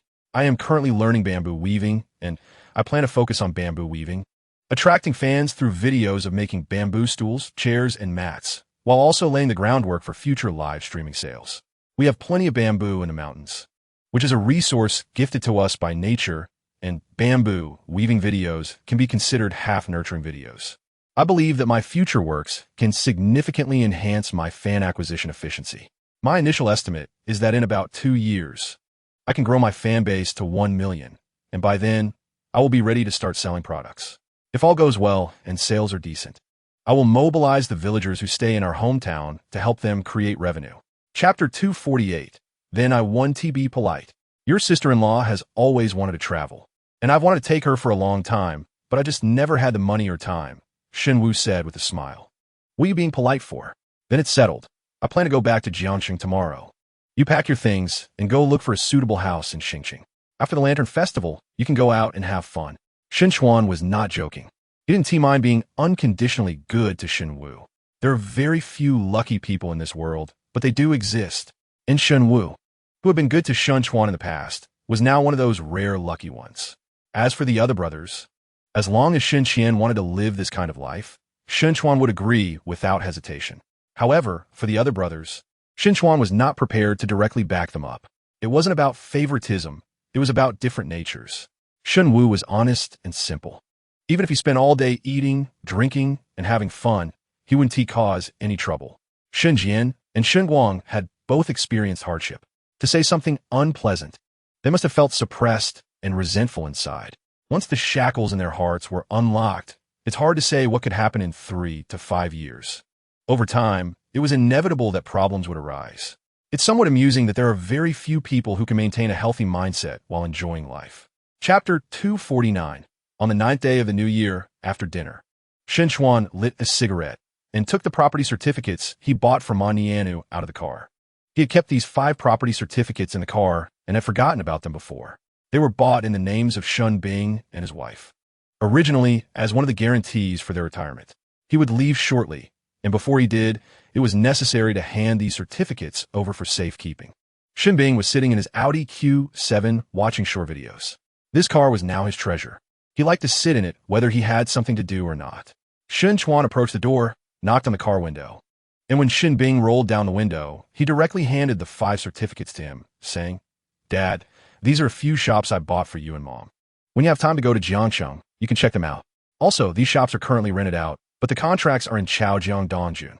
I took a quick look, and 2 of the shop contracts will expire in the summer, so you'll need to handle the lease renewal yourself. Shin Bing had become much more composed about his son's sudden surprise. He took the 5 property certificates and said with satisfaction, "Now you have become a capable man. And perhaps the only thing your mother and I can do in the future is to silently bless you." Chapter 250. Brother Zhang, you can go back now. Sun Yulan linked her arm with Shun Chuan's and sweetly said, "Oh, by the way, drive the car back."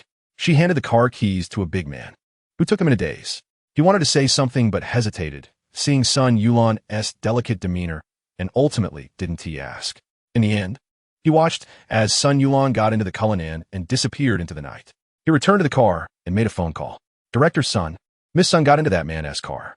While speaking, he sent a candid photo. "Don't worry about it." "Yes, I understand." After hanging up, the big man showed a thoughtful expression, then shook his head and drove away. On the other side, beside a bustling commercial street, the Cullinan came to a smooth stop. Shin Chuan and Sun Yulan were dining in a Huizhou cuisine restaurant, and throughout the meal, Sun Yulan wore a constant smile. After eating, it was getting late, and Shin Chuan initially planned to take her home, but Sun Yulan suggested going to watch a movie. Shin Chuan thought for a moment and ultimately agreed. They headed straight to the cinema, where Sun Yulan casually chose a film. From the moment they entered the cinema, Shin Chuan began to observe the overall layout and decor of the place. Chapter 251. Yang Hong looked at the calm and smiling Shin Chuan in front of her and couldn't help but grit her teeth. It was this guy who disrupted her plans, to the point where Sun Yulan has become rebellious. But whenever she thinks of a casual remark made by Sun Qianli last night, she can't help but feel astonished. That rascal is now driving a Cullinan. Just a few months ago, Shin Chuan honestly admitted that his annual income was only around 2 million, but the last time they met, he was already driving a BMW X7. That would have been fine, as cars in that price range are nothing for their family. But now, Shin Chuan's car has changed again, directly to a Cullinan. What makes her helpless is that he bought it outright. With her connections, it's not difficult for her to investigate certain matters. She knows exactly where Shin Chuan bought the car, whether it was paid in full or financed. Anyone who can buy that car outright is definitely not short on money. What puzzles her is that she can't find any bank information about Shin Chuan, so she has no idea how much money he has or where it came from. But it is undeniable that Shin Chuan's growth has been rapid. In just a few months, he has reached a height that she cannot ignore. Now, she no longer dares to underestimate him and can't help but wonder how astonishing his future potential will be if Shin Chuan is making money through legal means. Chapter 252. Shin Chuan looked at Sun Qianli, his eyes shifting. However, in just a moment he understood. Sun Qianli might have assumed that he was intentionally getting close to him. This thought is not unreasonable, as the industry he is in falls under Sun Qianli's jurisdiction. As the leader in this field, it's completely normal for him to be sensitive. However, he has a clear conscience and no psychological burden. After a moment of contemplation, he said calmly, "Uncle, there's no need to overthink. I did not enter this industry because of you, nor did I approach Yulan after learning your identity. To me, Yulan is a unique spirit in this world. How could I deceive her? The only reason I know your identity is that I happened to look it up online." Sun Qianli stared at Shin Chuan with a cold gaze, indeed not seeing a hint of evasiveness or guilt in his eyes, and asked, "Is that really so?" Shin Chuan shrugged and smiled. "How could it be false? I learned your name by chance while chatting with Yulan. Besides, although I, Shin Chuan, may not be particularly capable, I'm also a proper man and would never resort to underhanded means to pave the way for my career." Chapter 253. A few minutes later, Shin Chuan returned to the private room, holding a printed script of Snowy Hero, and handed it to Sun Qianli. "Uncle and Aunt, this is the TV series Snowy Hero that I am preparing to produce. It is a grand, tightly woven, and richly charactered martial arts drama." Sun Qianli took the script and examined it carefully. The tone was quite bold. Yang Hong snorted softly and leaned in as well. As Sun Qianli's wife, she naturally understood the script due to her exposure. And Sun Qianli, needless to say, as a big shot responsible for this sector, would definitely understand the script. Soon, the private room fell silent.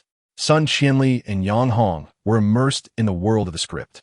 As a script produced by the system, how could it be anything less than excellent? Wherever it is placed, it is undoubtedly a top-tier script. Both the plot and character development are of the highest caliber. Sun Yulan did not read it. She sat close to Shin Chuan, whispering to him. About an hour later, Yang Hong rubbed her neck, clearly surprised. From her amateur perspective, this play is a good one, as just reading the script conjured up various moving scenes in her mind. Chapter 254. Huh, maybe you were a genius after all. Chuan praised, then added, when you become a world-renowned painter in the future, remember to give me a few sign paintings. That way, if I fall on hard times, I will have something to rely on for a comeback. Sun Yuan covered her mouth and giggled. What nonsense are you saying? How could you fall on hard times? Besides, even if you did, I wouldn't mind. At this point, her face suddenly flushed. Chuan grinned and asked, wouldn't mind what? Sun Yuan fell silent. She was too shy to say such embarrassing words. She didn't speak, but Chuan continued to tease her, making her feel a mix of shyness and annoyance. So she couldn't help but raise her delicate fist to lightly punch Chuan. However, before her fist could hit Chuan, it was firmly grabbed by a strong hand. The next moment, she let out a shy exclamation as Chuan pulled her into his embrace. He looked down at her, and she could clearly feel his heartbeat. Yuan, once I finish filming this drama, let's go travel to see the beautiful mountains and rivers and find enough inspiration for your path as a painter. As long as you need it, I will spare no effort to help you become a world-renowned painter. Chapter 255. After about half an hour, a large table full of delicious food was completely wiped out. Chuan patted his belly and let out a satisfied burp. Then, the two of them worked together to clean up the table. After coming out of the kitchen, Chuan took her hand and led her to the sofa. Jiang Wenru wasn't shy at all and curled up in his arms. Chuan, what are your plans next? Chuan embraced her and said, after I handle some matters in Jiangshang in the next few days, I will head to Modu. I plan to recruit talents at the Modu Film Academy and see if I can find a few good candidates to cultivate. Jiang Wenru understood Chuan's thoughts and immediately said, the entertainment industry is filled with factions and forming cliques is common. If you want to sweep through the world, you should cultivate newcomers. However, training newcomers is not easy, which may pose some obstacles to your plans. Chuan said nonchalantly, that's nothing. Newcomers have their advantages. At least they are better at following management compared to those old stubborn ones who won't obediently listen. Just look at how few good works have come out of the entertainment industry in recent years. You're someone who moves in the entertainment circle, so you should know that many famous stars are simultaneously filming several dramas. These people only think about making money, completely disregarding the impact of cultural dissemination on the next generation. Chapter 256. She could naturally drive, but when she saw the Lamborghini, she felt a bit timid. What are you afraid of? This is my car. It doesn't matter if you scrape it. From now on, you can use this car to get around. Chuan said, not giving her a chance to back out, and directly got into the nearby Cullinan and drove off quickly. Jiang Wenru felt a bit conflicted, but also eager to try. In the end, with a nervous heart, she got into the car, touched the steering wheel, and thought for a long time. Finally, she mustered the courage to start the car, carefully driving out of the underground parking garage and merging into the bustling street.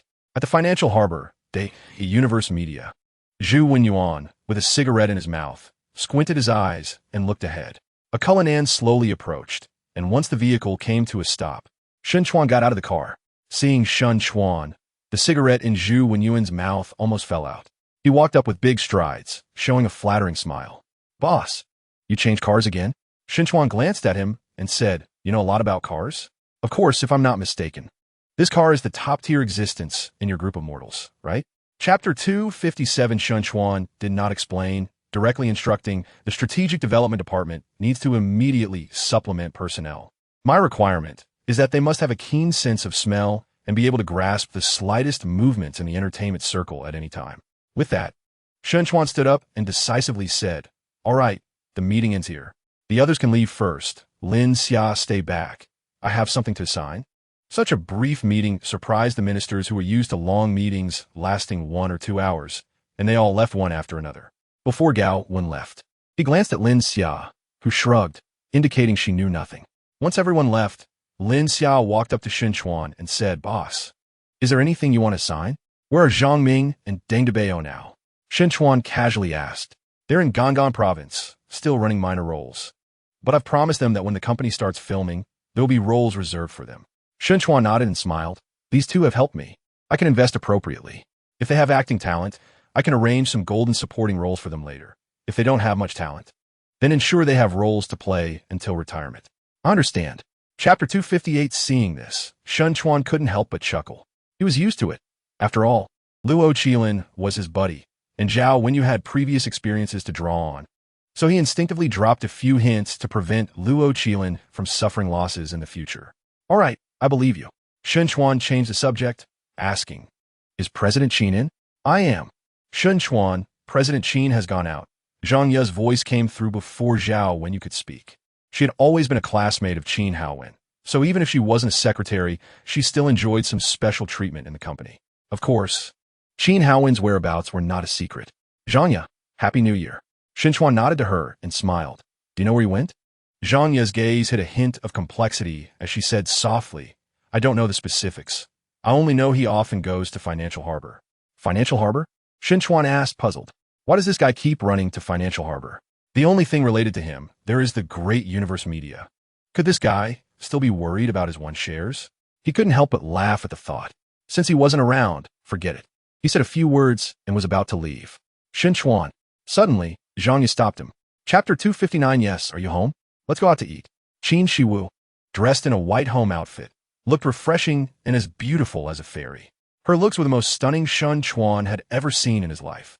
Calling her a beauty that could cause the downfall of a nation was not an exaggeration. No matter what she wore, it couldn't hide her naturally beautiful features. At this moment, she was dressing up for her admirer. "Sure, come pick me up at Jiangxi No. 1. Wait for me." After Chuan said that, he quickly drove to Jiangxi No. 1. About half an hour later, they met smoothly at the community entrance, compared to the reservedness of people like Sun Yulan. Qin Shiwu appeared more enthusiastic and generous after confirming her relationship with Chuan. As soon as she saw Chuan, she flew into his arms, and he embraced her. Many people witnessed this scene, and the sounds of broken hearts among numerous men quietly spread. Such a woman already had a lover. Wasn't that a tremendous shock? But compared to Chuan, this group of people couldn't help but feel ashamed with his undeniable noble aura and the Cullinan standing by the roadside. Perhaps in this world, only such a man could be worthy of such a stunning beauty. "Let's chat in the car. If this goes on, we'll be treated like monkeys in a circus." Chapter 260. After dinner, Chuan honestly sent Qin Shiwu back to Jiangxi No. 1 before returning to Long Island Garden. Jiang Wenru was at home. She had previously asked Chuan if he wanted to have dinner at home, but Chuan had declined. Upon arriving home, he realized that Jiang Wenru seemed to have not eaten anything for dinner. In the spacious living room, a yoga mat was laid out, and Jiang Wenru, dressed in yoga attire, was squatting on the mat, stretching her hands and feet. Her posture was graceful and charming.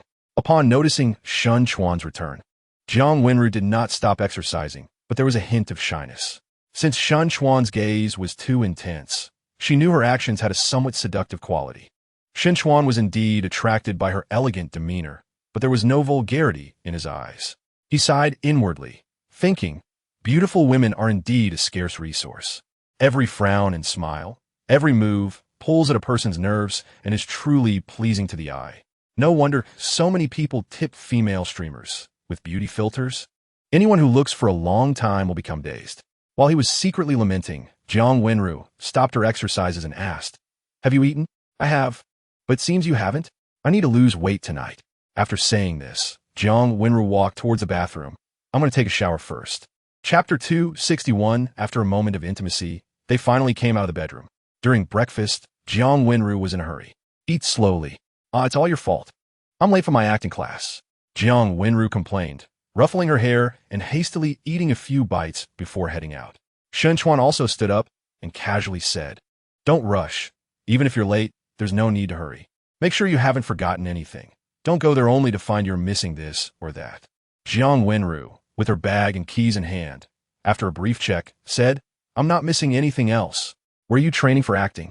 Chuan asked, somewhat curious. He had never heard of acting training classes before. At the special acting training class on the 38th floor of Tianjin Building, Zhongnan 9th Road. The teachers there are all graduates from major film schools, and occasionally there are old seniors from the film industry coming to guide us. Looking at the central region, this is the best. Chuan was non-committal and asked, "How long have you been training?" "Not even a month. I need to hurry over. Today a well-known actor from the film industry, teacher Zhao Chuanwu, is coming to guide us in acting." Chapter 262. A young boy about 10 years old was currently full of grievances, complaining, "What is the point of this? What is so good about filming? I don't like it. If you gave me this money to play games, I would be so grateful to you. Look at us now, mother and son like enemies. Are you satisfied? The woman gave the boy a light smack, causing him to grimace in pain. Guanxi, stop talking back to me. You've only eaten a few pounds of salt, and now I'm going to make you suffer. You'll thank me later. Just focus on honing your acting skills, and when the time comes, I'll have your dad pull some strings to find you a suitable role. Got it? When you take the college entrance exam in the future and get into mo, ing, or baying, having this acting experience will make things much easier for you than for others. If I don't arrange this for you, you'll have a lifetime of suffering, understand? Teenager Guanxi angrily said, Mom, it's a free era now. What you're doing is being autocratic, and I strongly protest to restore my freedom. The teenager was indignant, but what awaited him was a ruthless lesson. Talking to me about freedom? You ungrateful little brat. I raised you through hardship and invested so much time and money in you. Do you want all my efforts to go to waste? Chapter 263, Yes. I want to be a star. Hurry and have the old man arrange some acting jobs for me. I'm already a bit impatient, Guanxi said urgently. The young woman frowned and touched his forehead, saying to herself, he's not running a fever. How did he suddenly change his mind? Guanxi shouted, I'm not sick. I want to be a star right now, especially super badly. Wanting to be a star isn't that simple. You need to at least know what acting is and what skills it requires. I know. Hurry and help me sign up. I will study hard. The young woman was overjoyed. She didn't know what had happened, but her son suddenly wanted to learn acting, and she was extremely happy. Immediately, she smiled and said, all right, Mom will help you sign up right now. Oh, my son is truly amazing. Soon, she paid the fee and signed Guanxi up. Before long, a teacher brought Guanxi into the beginner's training class. After he went in, the young woman pondered for a moment and then approached Chuan, saying, Did you say something to my son? Chuan looked at the young woman in her 30s in front of him and smiled. Perhaps it has something to do with me. I told him that once he becomes an actor, many young girls will admire him. Chapter 264. In the afternoon, the two spent time at the university town's food street and watched a movie together. On the way back, Chuan learned the news that the Family Foundation and the Family Education Foundation had been established. This news came from the robot he created, and shortly after he learned this, the system notification sound rang out. Ding. Event completed. Ding. Daily Wealth 3. Now facing the completion of the event, Chuan felt much calmer. Of course, this might be related to the rewards. Daily Wealth 3 is the most basic reward, and while it amounts to 20 million, it is nothing compared to his current net worth of 800 to 900 million, especially since he earns 48 million every day. This amount is just a matter of 3 days. Being prepared ahead of time counts as completed. The next event is uncertain in when it will trigger. As the system level increases, the difficulty in triggering events also rises significantly, making it almost impossible to trigger events as casually as before. He wondered if the system could be upgraded or if the tasks could be simplified. Thinking this way, Chuan felt a bit greedy. Earning 48 million daily, which totals 200 million a month, will be enough to rank nationally, right? Chapter 265. The arrival of the four people did not attract the attention of others. These four were naturally Chuan and his companions, and the other person was a chubby guy. He was really fat, standing just over 170 centimeters tall and weighing just over 180 kilograms, wearing a pair of black-rimmed glasses with a slick-back hairstyle and curly hair, giving off a very sleazy vibe. This person was named Chai Liang, a junior in the directing department at MOing. Chuan and his companions encountered Chai Liang while walking on campus, and he immediately approached them to chat, earnestly inviting them to be the male and female leads in his short film. To convince them, he laid out his credentials. In his 3 years at school, he had already produced several micro-videos and short films, one of which even received a nomination for a prestigious award. Chuan was somewhat surprised by Chai Liang's mastery of camera work and color grading after watching his award-winning short film. In the end, he declined Chai Liang's invitation. But to his surprise, this guy wouldn't leave them alone. The three walked outside the venue and saw the promotional posters and banners at the entrance. They wanted to go in and take a look, but were stopped by the student council at the door. The reason was simple. They had to show their student ID or work ID. Chai Liang seemed to have some reputation within the college. He stepped forward to negotiate, and without a word, the student council members let them in. Chapter 266. Qing Wei, don't like it here? In the front row, Song Ming and asked in a low voice. Song Qing Wei forced a smile and said, Not really, just feel a bit out of place. Then I'll have Xiao Lu take you back first. After saying this, Song Ming looked around, and suddenly, his pupils shrank slightly. He actually came. At the end of his line of sight, he collided with a pair of eyes filled with complex emotions. It was none other than Chuan. He quickly shifted his gaze, and his expression darkened slightly, because beside Chuan were two women of remarkable beauty, especially the one on the left, who was no less attractive than his own sister. "Brother, what's wrong with you?" Song Qingwei asked when she saw Song Ming staring at a certain spot. Hearing this, Song Ming immediately withdrew his gaze and said, "It's nothing. I don't know where that Xiao Lu has run off to. Let me take you back myself." "No, you are a judge and represent Millennium Media. How can you just leave?" Song Qingwei shook her head in refusal. "I'm just a bit out of place. And you're right. I should go out more and find a lifestyle that suits me better." Song Ming felt a headache coming on.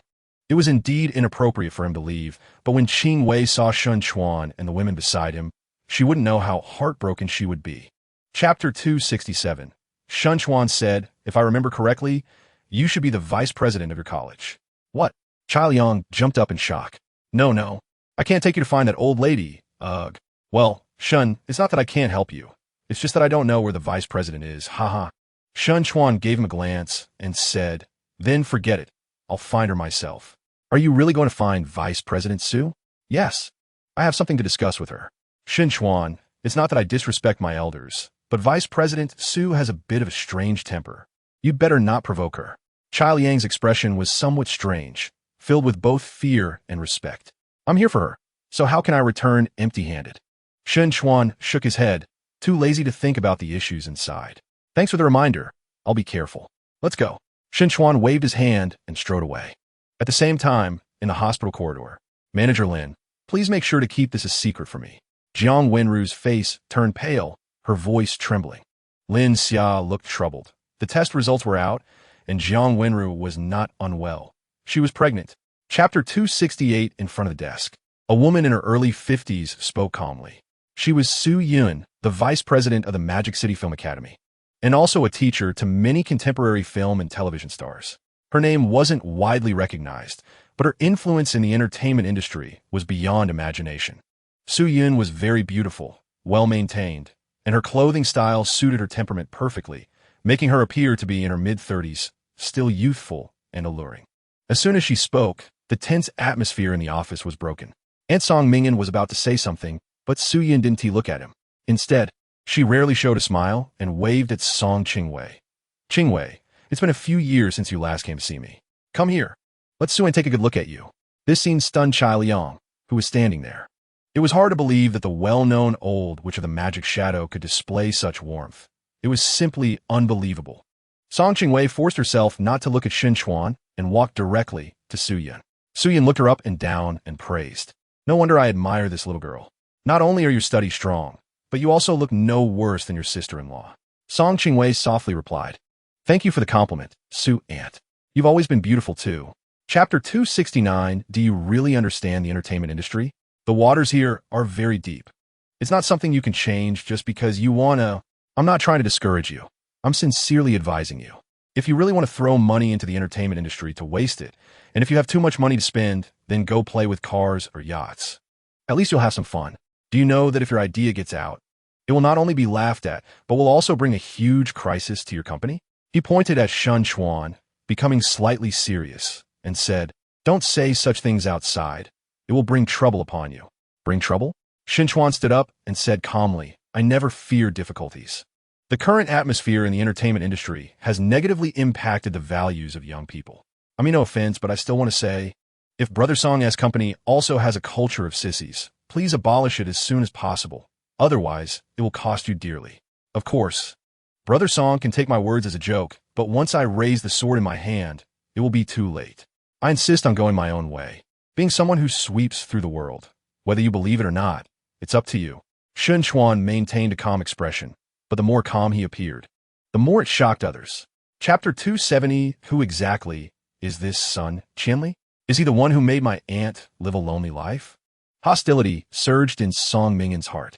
Many years ago, the family had speculated about the many reasons why Su Yun never married, ultimately concluding that the most likely reason was being hurt by love. However, Su Yun was tight-lipped about her private life. But now he believed it was almost certain, and it had to be related to that son, Qianli.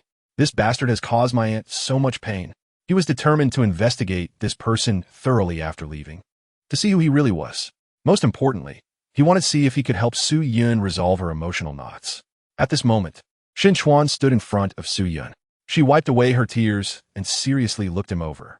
After a moment, she casually asked, "Did you just say that to that bastard?" Unsure which words director Su was referring to, Chuan replied, "You know what I mean." Su Yun stared at Chuan, feeling unsettled. She knew son Qianli as well as anyone. He appeared humble and polite, but he actually had a proud heart. The reason they broke up was related to this character trait.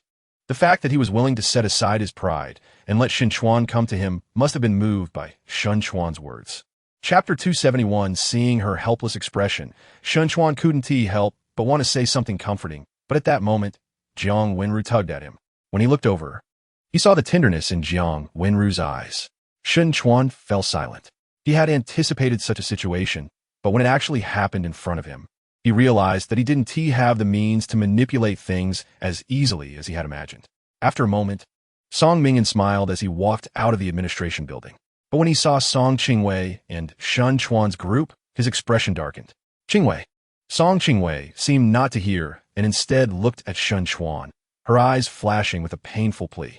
But when Chuan didn't respond for a long time, that plea turned into despair, and tears began to well up in her eyes. "Brother, I want to go home." Just as the mist was about to turn into rain, she suddenly pulled Song Mingyan and quickly headed in another direction. Song Mingyan allowed her to pull him along, but after taking a few steps, he suddenly turned around and stared at Chuan. Chao Yang realized the situation, his gaze shifting between the departing Song Qingwei and Jiang Wenru. It was unfair. Those who were thirsty died of thirst, and those who were flooded died of drowning. Eventually, Song Qingwei and Jiang Wenru disappeared from sight. Chuan sighed softly, only to see Jiang Wenru avoid his gaze, not daring to face him. Chapter 272, all right, this guy is definitely not at school right now. I'll take you to the Magic City film base to find him. Chao Yang agreed, eager to see how Tang Mingwei would choose. After some thought, Chuan instructed, "Linxia, I'll send you the list. Contact everyone marked on it, and see if you can bring them under our company." "I understand." Linxia nodded. Jiang Wenru spoke up, "Chuan, I'll stay behind too. With so many people, Linxia can't handle alone." "Good. You two can look out for each other. Remember to call me if you need anything. I'll go meet that Tang Mingwei." Soon, the four split into two groups. Jiang Wenru and Linxia stayed behind, while Chuan and Chai Liang headed to the Magic City film base. Leaving Magic Shadow, Chuan got into Chai Liang's X5. As a student, being able to drive such a high-end car meant that Chai Liang's family was certainly not short on money. But which family that could afford to apply for the director's department would be lacking in funds? On the bustling road, Chai Liang asked curiously while driving President Shun, "What is the estimated total investment for the TV series you're about to shoot?" Based on Chuan's temperament and the watch on his wrist, he knew that Chuan was not short on money, but having money and being willing to spend it were different. He wanted to understand Chuan's determination. Chapter 273, no. Whether the team is excellent depends on you as the director. Since it depends on me, I can just go solo. Chuan chuckled. I didn't expect Tang to be such a short-sighted person. Hearing this, Tang Mingwei frowned. If you came specifically to humiliate me, then I want to accompany you. Chuan crossed his legs and said indifferently, I don't have the time to travel thousands of miles to humiliate you. I just feel sorry for you. If it's really as others describe, you are indeed a talent. But that's all there is to it. There are countless talented people in this world, but those who ultimately achieve success and fame are few and far between. Do you know why? Because you still don't understand a fundamental truth. A person's energy is limited. Even if you have astonishing talent in acting, you still need to assemble a team to support you. Building a team is not a simple task. How much time do you have to waste on such trivial matters? Tang Mingwei sneered. You don't need to worry. I will find professionals to do professional work. Even if, hypothetically, I can't do it, I can still choose to sign with a major company today. What do you think? Chapter 274, the person speaking is none other than the head of the artist department under Song Mingyan's company. After sending Song Qingwei back, Song Mingyan returned to the film academy but couldn't find Chuan. Instead, he found Jiang Wenru discussing contracts with students. The student they were discussing was one of the top female students on the roster.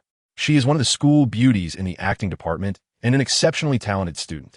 After receiving the roster, when he became one of his targets, not far away, Song Mingyan stood with his hands clasped behind his back. He was quite unhappy with Chuan, and if he could do something to make Chuan uncomfortable, he wouldn't mind doing it. Jiang Wenru and the others didn't expect to be interrupted, but they quickly adapted. Lin Xia analyzed reasonably. Miss Wen, Millennium Media is indeed a listed company, but large companies have their difficulties. They have too many artists and not enough resources to nurture a newcomer. Our company is different. We are a startup, currently have very few artists, and our boss is very strong. The TV series we are launching is expected to invest hundreds of millions. Joining us, with your image and temperament, you'll either be the female lead or the second female lead. Chapter 275. Suddenly, Jiang Wenru's phone rang. She walked aside to answer it, and within half a minute, she returned with a smile. Just now, President Shun called. Tang Minghui has agreed to join our company and is on his way back. He should arrive in about 10 minutes. What? Crazy Tang is actually willing to join the company. When he and the others were shocked. Tang Minghui is an individual with a very strong personal style. Previously, they felt he was a wild horse that couldn't be tamed. But now he has decided to join Dayu Universe Media. Haha, it seems my choice was right. Zhuang Yi laughed heartily when he had no more concerns and immediately said, Manager Lin, I am willing to sign a contract with your company. Miss Wen, I believe you won't regret your choice today. Lin Xia extended her hand to shake hers, then took out the contract and signed it with Wen He on the spot. Not far away, Song Mingyan watched this scene and felt something was amiss. What kind of magic does Chuan's company have that can make this group of proud newcomers join one after another? He asked himself if the conditions he offered were good by industry standards, but now they seemed so pale and powerless in front of Chuan's company. Chapter 276. I'm fine, Jiang Wenru said, feigning confusion. Impossible. Are you still feeling unwell? Just a bit of stomach discomfort, but it's nothing. I'll rest well tonight, and I should recover by tomorrow. Is it really just stomach discomfort? Jiang Wenru sweetly nodded. Chuan looked skeptical and turned to Lin Xia. Lin Xia, fearing Chuan would ask her about Jiang Wenru's specific situation, quickly changed the subject. Boss, we have completed our tasks here. So far, 90 of the students on the list have chosen to join our company. In addition, some students have actively recommended their classmates. In total, we have signed 18 people, covering major departments such as acting, screenwriting, directing, and music. Chuan nodded slightly upon hearing this. He looked at Wen He and the others, who were staring at him. Welcome to Dayu Universe Media. You won't regret your choice. Lin Xia, do you have the contract with you? Bring out 2 copies. Lin Xia had prepared more than 30 contracts this time and immediately took out 2 copies. At this moment, Tang Minghui said, I have 2 friends who are also talented in related fields, but they graduated a year ago. I wonder if President Shun is interested? Chapter 277. China has a long history and has never lacked vigorous men. But now, under the infiltration of sissy culture, the bloodiness is disappearing and the values of propriety, righteousness, integrity, and shame are gradually losing their importance. A nation, when men lose their bloodiness and women lose their propriety and shame, what awaits us? History has long given us the answer. I want to reverse all of this, but the road is very difficult. Relying solely on my strength is like a mayfly shaking a tree. Thus, I hope to have more like-minded companions. And you are the companions I have chosen.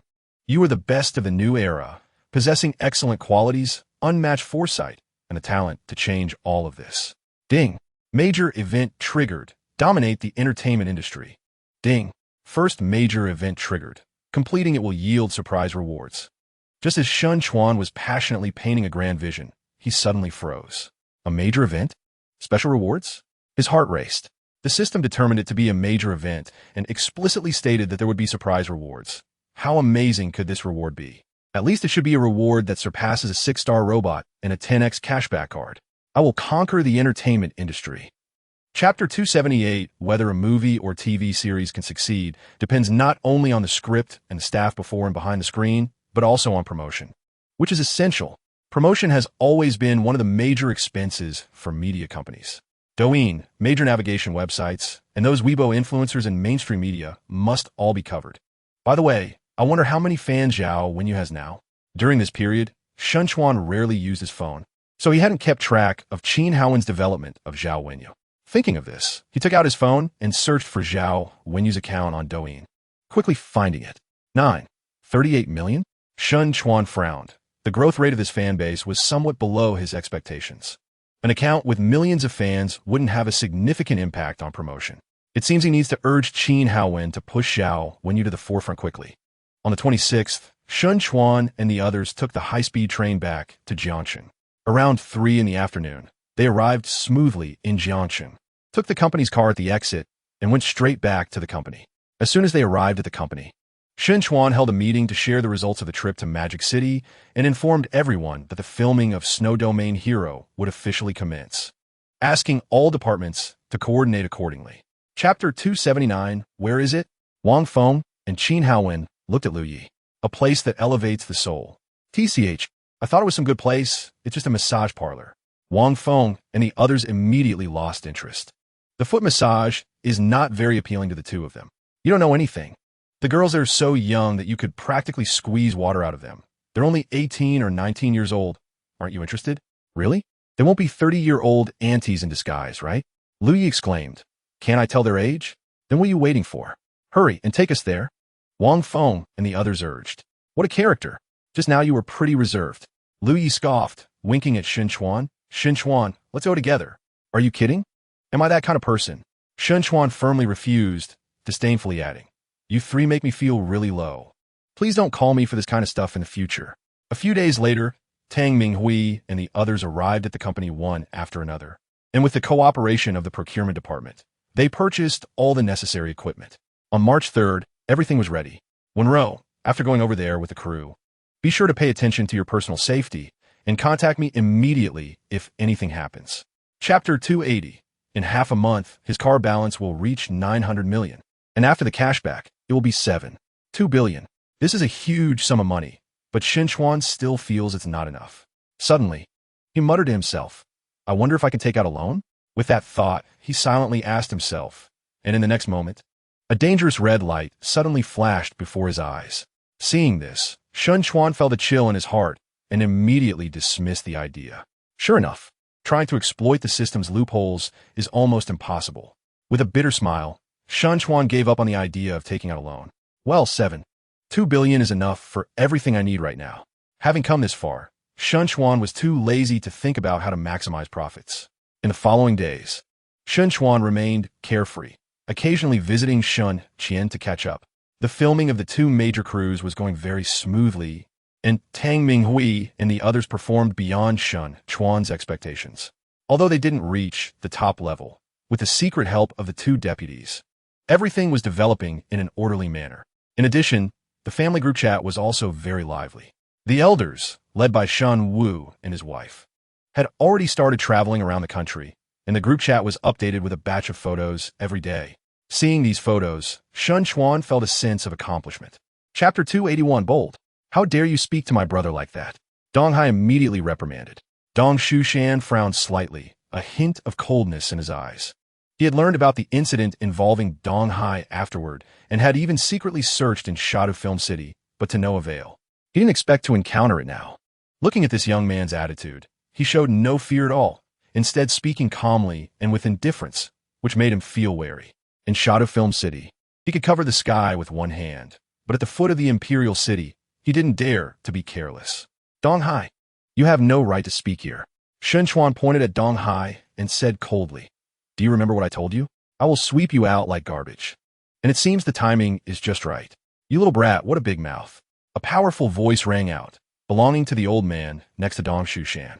His gaze was sharp, looking down on others, and when he spoke, it carried an air of superiority.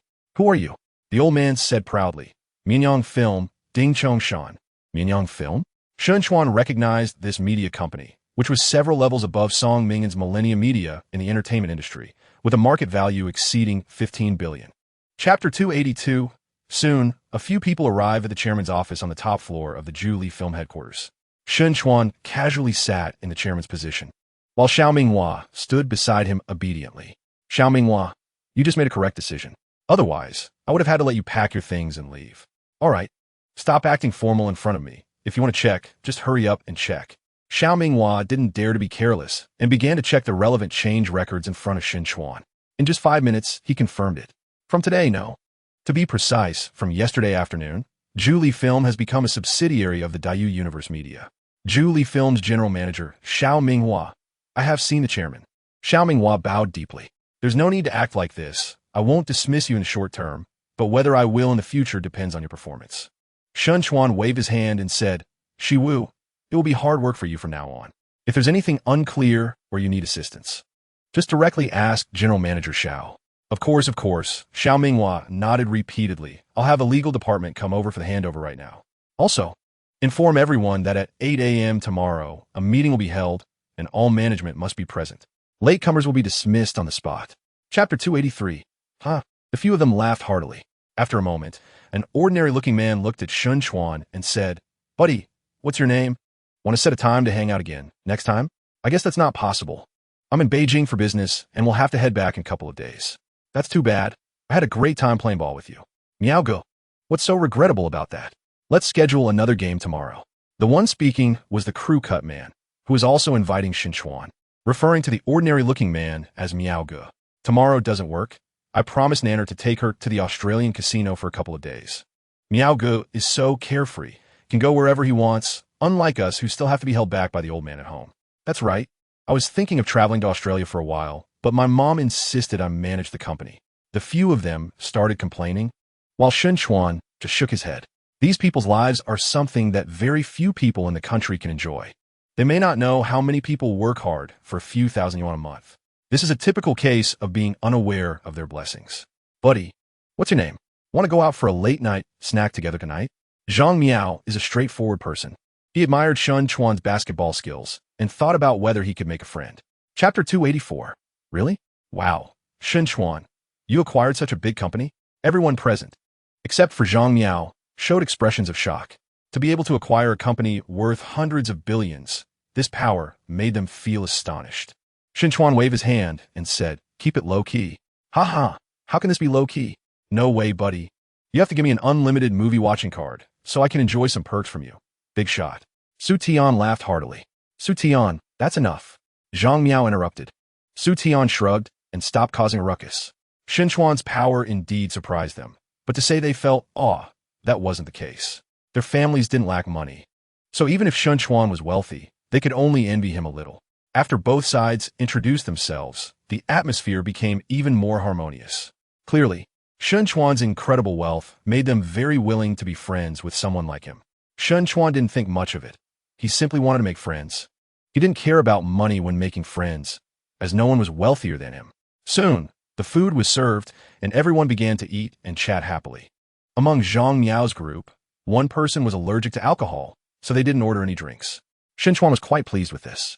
Chapter 285. Chuan. You really shouldn't say any more. This guy's sour smell is about to come out. Joked a man named Li Chong. She's so perfect. Why does she belong to you? I'm so mad. Su Tian pretended to be in pain, holding his head and showing a hysterical expression. Su Tian, I'm angry. A beautiful girl besides Su Tian was really upset. Oh, babe, it's a misunderstanding. I'm just trying to liven up the atmosphere. Calm down, calm down. How can I live without you? Su Tian grinned. With you livening up the atmosphere, you might as well have inferior written on my face. The girl turned away, pouting angrily. I apologize. I will make it up to you. I will definitely work hard tonight, trying to make you go, why are you covering my mouth? I'm going to be driven crazy by you. Why do you have to work hard tonight? What are you trying to achieve? Aren't you embarrassed? Is this something you could say outside? The girl completely lost it, her eyes full of despair. Su Tian scratched his head, pretending to be innocent. Aren't we all working hard at night? Or are you saying you all play around during the day? Chapter 286. Xiao Minghua pondered deeply, and suddenly, a flash of lightning crossed his mind. Wait, he's the son of Deputy Director Zhang. Looking at the people getting into the car, Xiao Minghua's heart tightened. The boss actually knows the son of Deputy Director Zhang. Xiao Minghua trembled with excitement. This is a direct line to the heavens. Boss, you are my eternal god. Xiao Zong, what's wrong? Suddenly, he heard someone call his name and jolted back to his senses. Oh, I'm fine, ha. Xiao Minghua couldn't help but laugh heartily. Come on, Xiao Lu, let's go have a drink. Xiao Lu wondered to himself, thinking, what's going on with Xiao Zong? Why is he so happy just sending the boss off? Under the night sky, 7 sports cars sped away. Along the way, Countless eyes revealed envy. Known for its heavy traffic, when Chuan and the others arrived at the suburban racetrack, it was already past 10 at night. Thanks to Zhang Miao's prior notice, they smoothly entered the racetrack. The person in charge of the reception was about 40 years old and was Zhang Miao's cousin. In conversation, this person showed some respect toward Zhang Miao. Chapter 287. Chuan and the others had a blast, racing for 2 full hours, competing in pairs, team PKs, pushing limits, and so on. Among Zhang Miao's group, the best player was Li Chong, who worked in e-commerce. Without Chuan using any cheats, he was no match for him. After the racing, Su Tian suggested going for barbecue. Chuan directly refused, saying they had a meeting at Zhu Film the next morning. And while he could handle it, Qin Shiwu couldn't. Let's call it a day. We have a flight at 10 tomorrow morning. Once Zhang Miao spoke, Su Tian stopped insisting. Finally, they created a small group chat and then dispersed. The next morning at 8:30, Chuan and his companion arrived at Zhu Film's headquarters. When they entered the conference room, it was already filled with people. Seeing this scene, Chuan wasn't surprised. The film industry is known for its high salaries, especially among the management at headquarters, with many earning annual salaries in the millions. With such generous pay, no one wanted to lose their job over a minor mistake. As for Yu Zhou's group, they seemed to have arrived even earlier. Xiao Minghua stood up. Boss, all the management in Beijing is already here. Chuan looked around, and everyone who made eye contact with him revealed a hint of awkward smiles. Chapter 288, Boss, it's me. A woman stood up. She was about 50 years old, elegantly dressed, but currently somewhat flustered. Don't be afraid. I won't bring up past matters, but from today on, the review department must be strict in overseeing films. No bad movies are allowed to be screened in theaters under Zhu Film. I will only say this once. I'm making a clear statement. If I find out that Zhu Film has released a bad movie in the future, all members of the review department will be dismissed. Chuan's words were extremely stern, and the atmosphere became heavy. Upon hearing this, Xiao Minghua felt that things were going south and hurriedly asked, Boss, there are too few good movies nowadays. If we don't relax the criteria a bit, the company won't be able to earn revenue. Chuan coldly replied, That's not your concern. Xiao Minghua immediately shut his mouth. I know many of you have connections with certain directors, actors, and even leaders of media companies, which can give some people privileges in scheduling. But from this moment on, that will be history. Anyone coming to negotiate film screenings at the company must have their film's quality strictly reviewed. If it doesn't pass the review, regardless of what conditions are offered, screenings are absolutely prohibited. Chapter 289. For the next 2 days, Chuan stayed at the company during the day and explored Beijing with Qin Shiwu at night. On the night of March 28th, a system notification sounded. Ding. Event completed. Ding. Received a 10 discount card for Aurora Film shares, valid for 3 months. Hearing the notification, Chuan immediately checked the relevant information about Aurora Film. He concluded that while there was still a gap compared to Zhu Film, it wasn't particularly large. Aurora Film had a market value of 41 billion. If I can take over Aurora Film, I will monopolize 2 of the top 10 cinema chains, which will significantly enhance my influence in the film industry. 3 months is more than enough. Chuan thought for a moment. The profits from his current businesses were minimal, and to take over Aurora Film, he still needed to rely on system events. However, it wasn't absolute. His talent aura was enough to help him thrive in any industry. Theoretically, the casino was no different. He muttered to himself, his eyes shining with a unique brilliance. Perhaps I should go play abroad. Ding. Event triggered. Sweep Las Vegas. Ding. This event will take place in a dangerous area. To protect the host's safety, the system will provide a safety kit. The specific contents of the kit can be checked after departure. Chapter 290. Chuan began to complain, showing a hint of pity. Shiwu, if this continues, my ears might just break off. Do you still want to give me a back rub? Qin Shiwu's eyes flashed with shame and anger as she directly pinched the soft flesh at his waist. Oh. Chuan let out a strange cry and took a sharp breath. I can't think about it anymore. I can't think about it anymore. Chuan felt numb, puzzled as to how women knew that this spot hurt so much. Really don't want to think about it? Can I even dare to think? If I do, my waist will be ruined. Chuan feigned pity. Sigh, I'm a man of misfortune. Clearly the beauty is beside me, but I can only watch. While in Jiangsheng, Qin Shiwu's parents were always around, and Chuan didn't dare to enter Qin Haowen's house. During these few days on a business trip, he had long coveted her, but had not succeeded. Qin Shuwu was very resistant to the hotel environment. Stop pretending to be pitiful. Anyway, hotels are not allowed. In the end, Chuan was kicked out of the bathroom. Sitting on the edge of the bed, the more he thought about it, the angrier he became, and he started cursing Wang Feng in his mind for the slow renovation of the house. Wait a minute, why haven't I bought myself a house by now? He was a bit puzzled. His biggest dream used to be to have his own house, but now that he could buy a house casually, he had never thought about buying one for himself. Chapter 291 soon, a few days passed, and the date was April 4th. At the training base, Chuan stood patiently under the rain shelter. It was raining today, and the weather was gloomy. Similarly, today was the last day of the 3-month training period. After an unknown amount of time, Zhu Yuan's impressive physique walked out of a room opposite. His face remained cold, like a stone with no hint of emotion. Behind him, others gradually emerged. Upon closer inspection, it was Su Kunshan and 5 others. Compared to a few months ago, Chuan noticed a nearly transformative change in them. Their energy was fuller, and their eyes sharper. Every step seemed deliberate, and with careful observation, one would find that they were always in an attack-ready state. Soon, the 7 walked into the rain and slowly approached Chuan. Boss.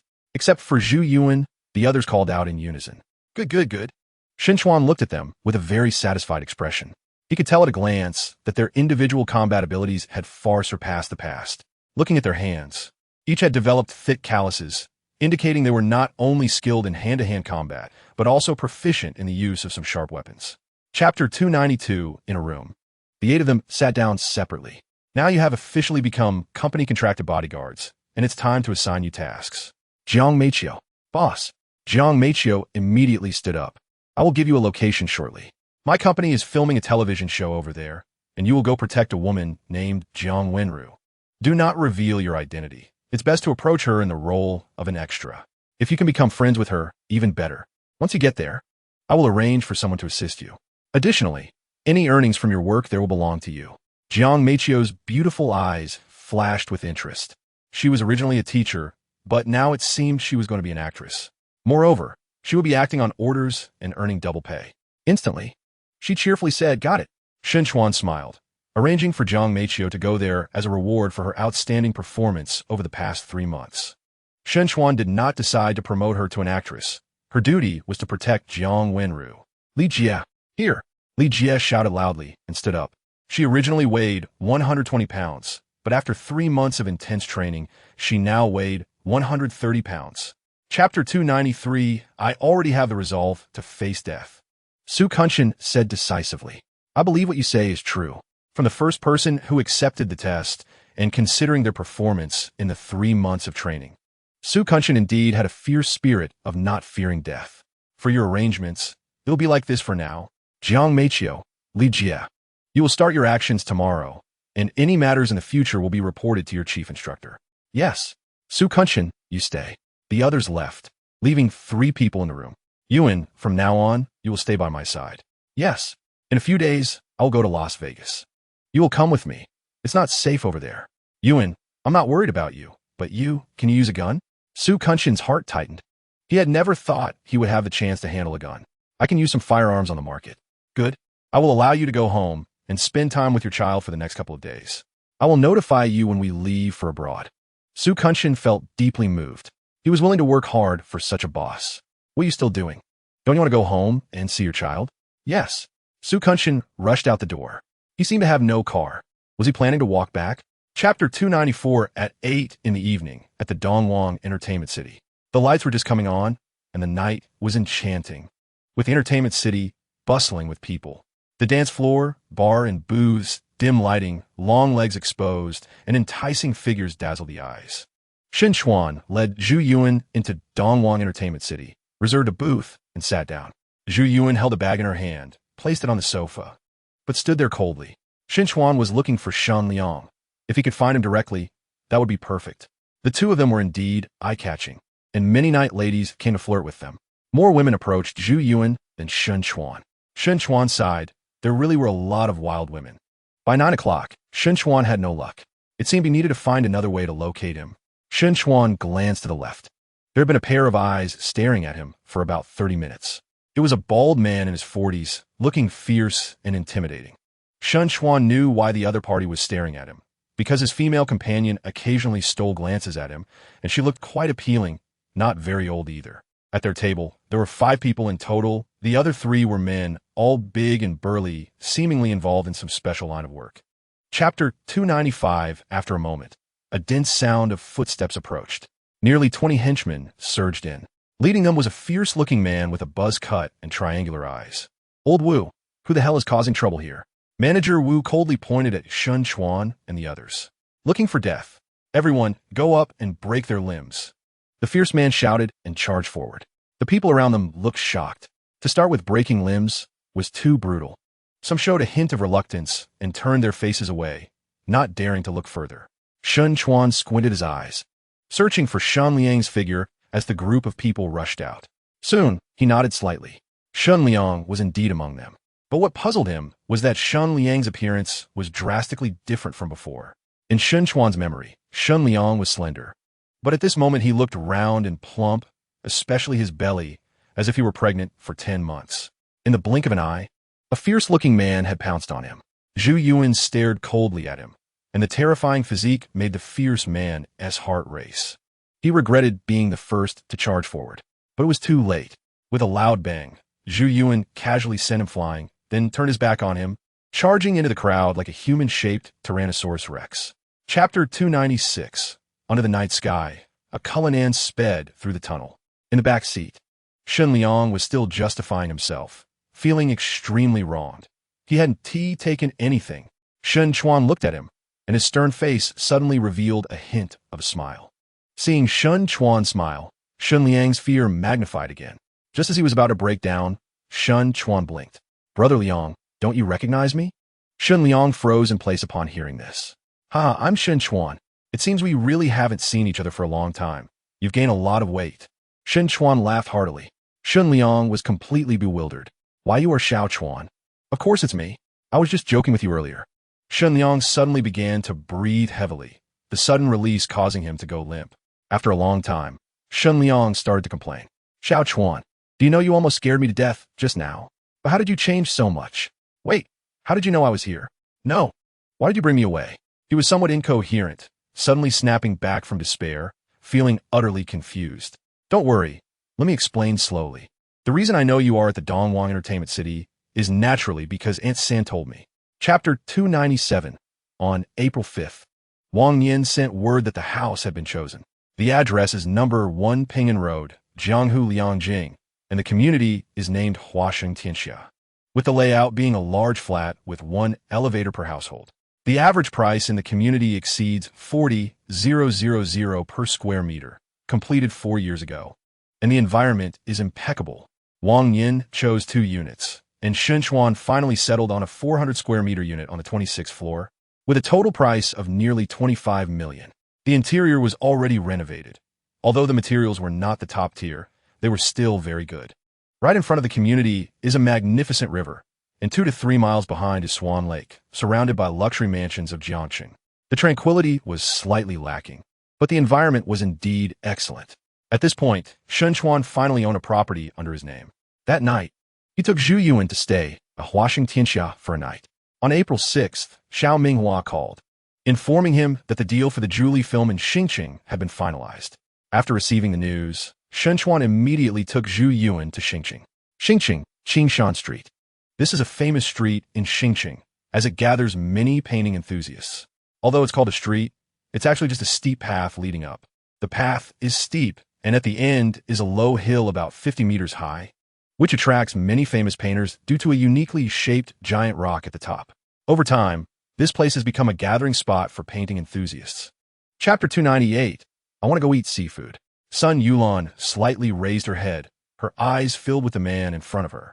Then let us go. Wait for me a moment. I'll go tidy up my things.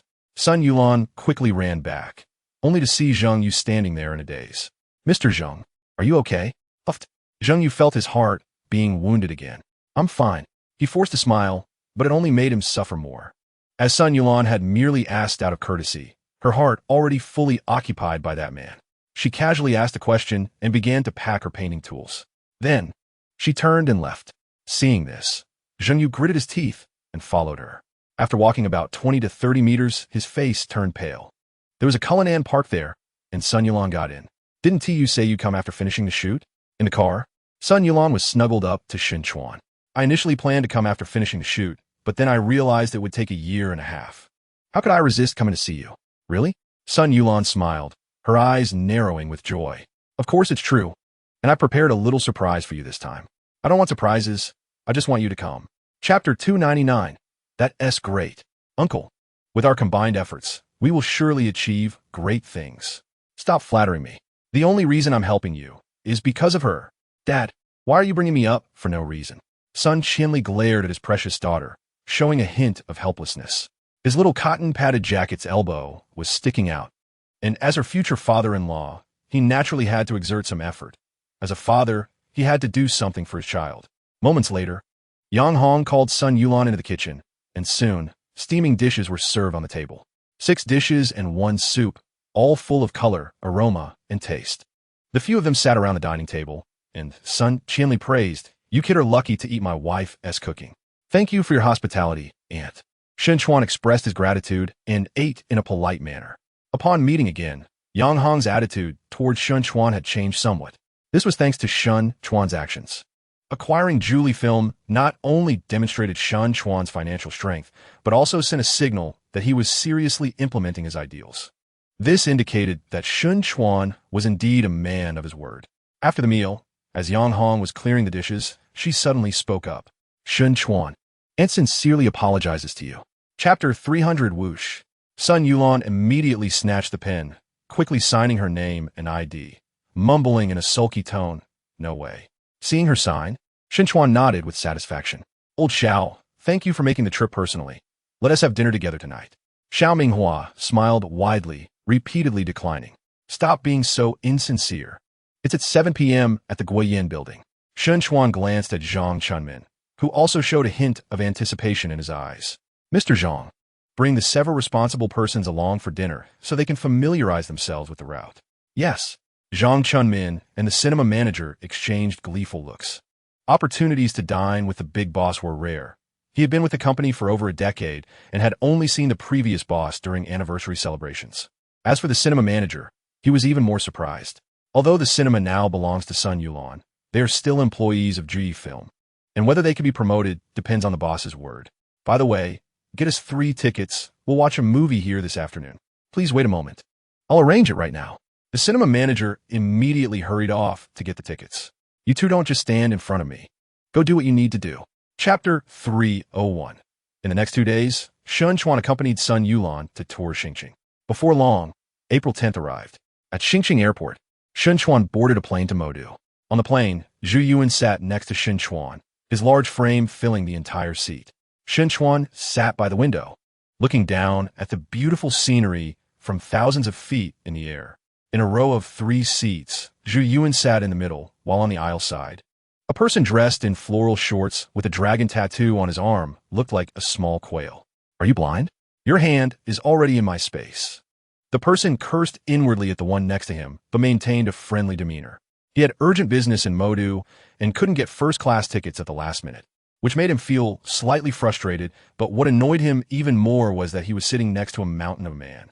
The other person's size was too large, and his face had a "don't mess with me" look. Chuan was unaware of the thoughts of the person next to him. Anyway, Zhu Yuan was trying to give him as much space as possible. He had wanted to buy a first-class ticket, but it was sold out, so he had to settle for an economy-class ticket. Fortunately, the flight from Xingqing to Modu was not far, just a couple of hours. Chapter 302. Soon, the group arrived at the Manxius Hotel. This hotel is not far from the airport, and the reason for choosing to stay here was mainly because there is a Cadillac 4S store nearby.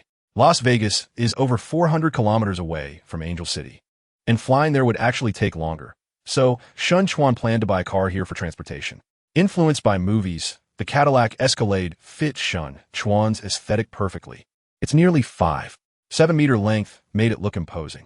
Only such a large vehicle could accommodate Zhu Yuan, as his size was too big for regular cars. In the previous taxi, he had to lower his head and sit uncomfortably. After checking into the hotel, Chuan took the 2 of them out. Leaving Huaxia for the first time to come to this country known as the Land of Freedom, Chuan was somewhat curious and wanted to see if it was really as others said. Many things can only be understood by seeing them with your own eyes. Leaving the hotel, he walked to the left. As the second largest city in the Eagle Sauce and the third largest city in the world, Angel City is unimaginably prosperous. It is one of the centers of industry and commerce, international trade, science and education, entertainment, and sports in Eagle Sauce, with the world-famous movie capital Hollywood located here. Chapter 303. Julia took out a calculator and calculated, then nodded. Yes, sir. Chuan said no more, taking out a stack of cash from his pocket. Huaxia currency cannot be used in Eagle Sauce. This money was what he instructed Su Kunshin to exchange in Huaxia, and he didn't exchange much, just 100,000 US dollars. He probably had around 5,000 or 6,000 on him, with the rest kept by Su Kunshin. Just as he was about to pay, he noticed Julia's hopeful face and suddenly asked, "Beautiful lady, may I ask your name?" Julia was taken aback for a moment, but answered generously, "Sir, my name is Julia." "That's a lovely name," Chuan complimented, then smiled and asked, "Do you like this job?" Julia replied without hesitation, "I love my current job because it allows me to live a relatively decent life." Chuan nodded slightly. He indeed saw differences compared to Huaxiao and her. The people here seemed to be more passionate about their work, though he didn't understand why. "So, how much do you expect me to tip you?" The tipping culture in Eagle Sauce is unique in the world, even explicitly stating the standard for tips. For a meal like theirs, the tip is nearly $100, so the total tip would be around $150. Chapter 304. Julia was currently on leave and couldn't wait to share today's good fortune with her family. "Sir, why are you walking? Do you need me to give you a ride?" Chuan pointed to Zhu Yuan's large frame and said, "No need, my friend probably won't fit in your car." Julia nodded seriously. "Then, may I know your name?" Chuan replied, "Chuan from Huaxia." Moments later, Julia left with a happy face. "Boss, this girl seems to have a bit of interest in you," Su Kunshin analyzed seriously. Chuan rolled his eyes. "I really didn't notice that." "Su Kunshin, do you have a talent for gossip? Do I need you to analyze these things for me? Besides, your boss is quite handsome. Anyone with normal aesthetics, seeing me, would inevitably feel some fondness." Su Kunshin scratched his head, feeling a bit awkward. After solving his son's medical expenses, he regained some of his previous nature. Soon, the group returned to the hotel. The next morning, the three went to the bank to open an account and then headed straight to the Cadillac 4S store, where they were pleased to see the nearly 5.7-meter-long Escalade. After some discussions, Chuan purchased the top-of-the-line Escalade for a total of $138,000. Chapter 305. The elevator was slightly quiet, with Su Kunshin looking cautious and wary. Chuan appeared calm, occasionally glancing in the direction of the women. Perhaps sensing his gaze, the woman slightly nodded at him. Due to Chuan's group, the big man no longer blocked others from entering the elevator as it stopped. Minutes later, the elevator reached the first floor. Chuan stepped out, his eyes focused on the bustling lobby. It was truly lively. At the end of his gaze appeared a casino, which was packed with people. Gamblers of various skin colors from around the world were moving about, and there were many attendants providing services to the guests. Free tea, juice, and snacks aimed to leave a good impression on the gamblers. Chuan walked into the casino. It was his first time in such a place, and to be honest, such a large casino filled with crowded gamblers was unprecedented for him. He couldn't help but be a bit shocked and didn't know how to start. After observing for a while, he regained his composure and led Zhu Yuan and the other person to the chip exchange counter. After exchanging $100,000 for chips, he strolled around the casino. Initially, he placed random bets, but due to his unfamiliarity with the rules, he won little and lost much within an hour. His chips had dwindled to around 10,000. Chapter 306. The old man appeared confident, not believing anyone would bet over 100,000 chips on the last card. He was convinced that the other party was most likely just like him, but even so, he could still share the chips on the table evenly with the other party. "You lost," the woman said on LY. Hearing this, the old man's expression changed slightly. When the woman revealed her cards, the old man's face instantly darkened. "Spadas deu, spadas jota." Damn. Seeing these two cards, the old man cursed angrily and stood up abruptly, leaving in a fit of rage. Because the woman had made a flush, Chuan looked astonished, feeling somewhat helplessly amused. This is the charm of Texas Hold'em. Until the river card is revealed, no one dares to be certain that their hand is the strongest. And that's not even the most dramatic. What is the most dramatic hand? AA beats AA. Such hands are known as rival hands. Both parties have AA, and, theoretically, the probability of a tie exceeds 99.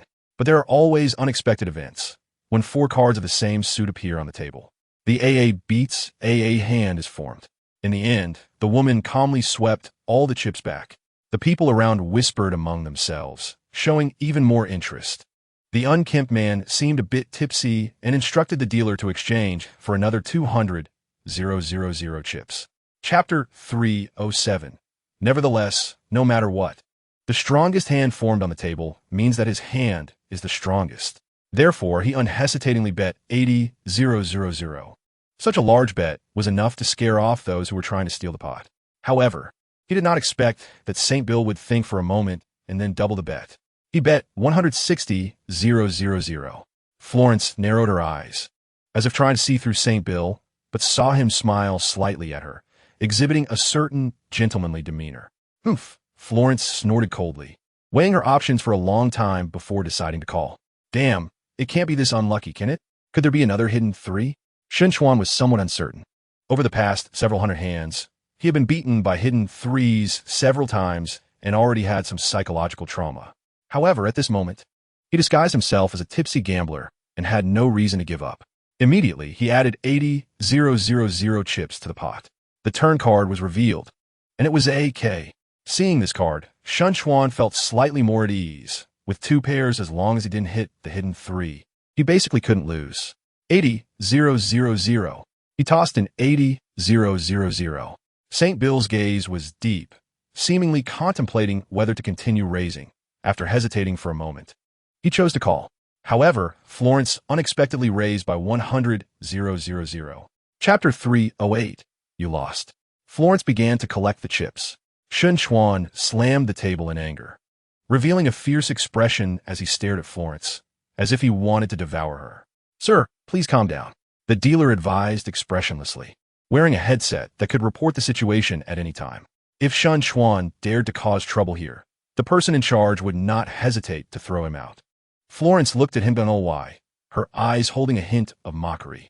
She had seen many people like Chuan who lost their cool when they were on a losing streak. Although he was indeed handsome, that was all there was to it. Under everyone's gaze, Chuan took a few deep breaths. In the end, he seemed to forcefully suppress the anger in his heart and left in a huff. St. Bill smiled slightly at Florence as the fat sheep left and then walked away. Florence did not leave, but continued to play cards at the table. As for Chuan, he was not truly angry. The money he lost was just a trivial matter to him. He was fishing. Whether he could hook the other party was something he had no worries about. However, to make the other party feel less reserved, he decided to act a bit more convincingly. So, he, like a gambler who had lost his composure, exchanged for another 1,000,000 chips and mingled among the various tables.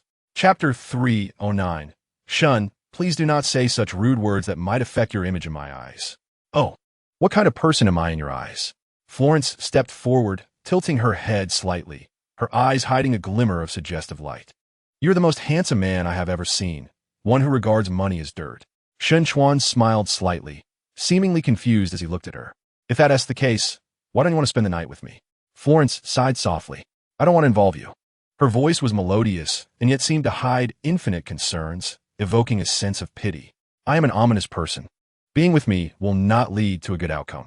Chuan showed concern, but inwardly he was laughing endlessly. The real act was about to begin. Sure enough, Florence's next words confirmed his suspicion.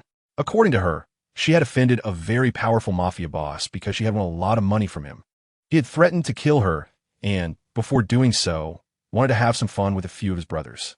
She had escaped many times, hiding in various places, but ultimately she was caught. The bodyguards around her were not actually bodyguards, but rather the mafia boss's men. Chapter 310. You? Chuan shook his head. You do not belong to me. Then what if I say I can belong to you? Florence's cheeks flushed, her gaze shy, gently revealing her heart. Oh, is that true? Chuan suddenly jumped up from the beach chair, startling Su Kunshin beside him, who thought there was danger. Seeing this, Florence couldn't help but feel a hint of disdain in her heart, thinking that all men were like this. Under her charm, not many could resist. She put on a pitiful look, both shy and troubled. You know, you're very charming. But can you promise me one thing? Florence became tense. She knew that making this request might arouse Chuan's suspicion, but she had no choice but to bring it up now, or it would all be too late. Let me hear it. What is it? Chuan understood in his heart and pretended to listen. I told you before. I owe a lot of money to the mafia boss. If I can't pay it back, he will. Chuan suddenly interrupted her. So you want me to pay back the money for you? Florence was taken aback, thinking, which ear of yours heard that I wanted you to pay my debt? No, I absolutely cannot use your money. Chapter 311, April 19th. Michael May publicly announced a message. The casino would hold a billion-dollar game at noon on April 20th.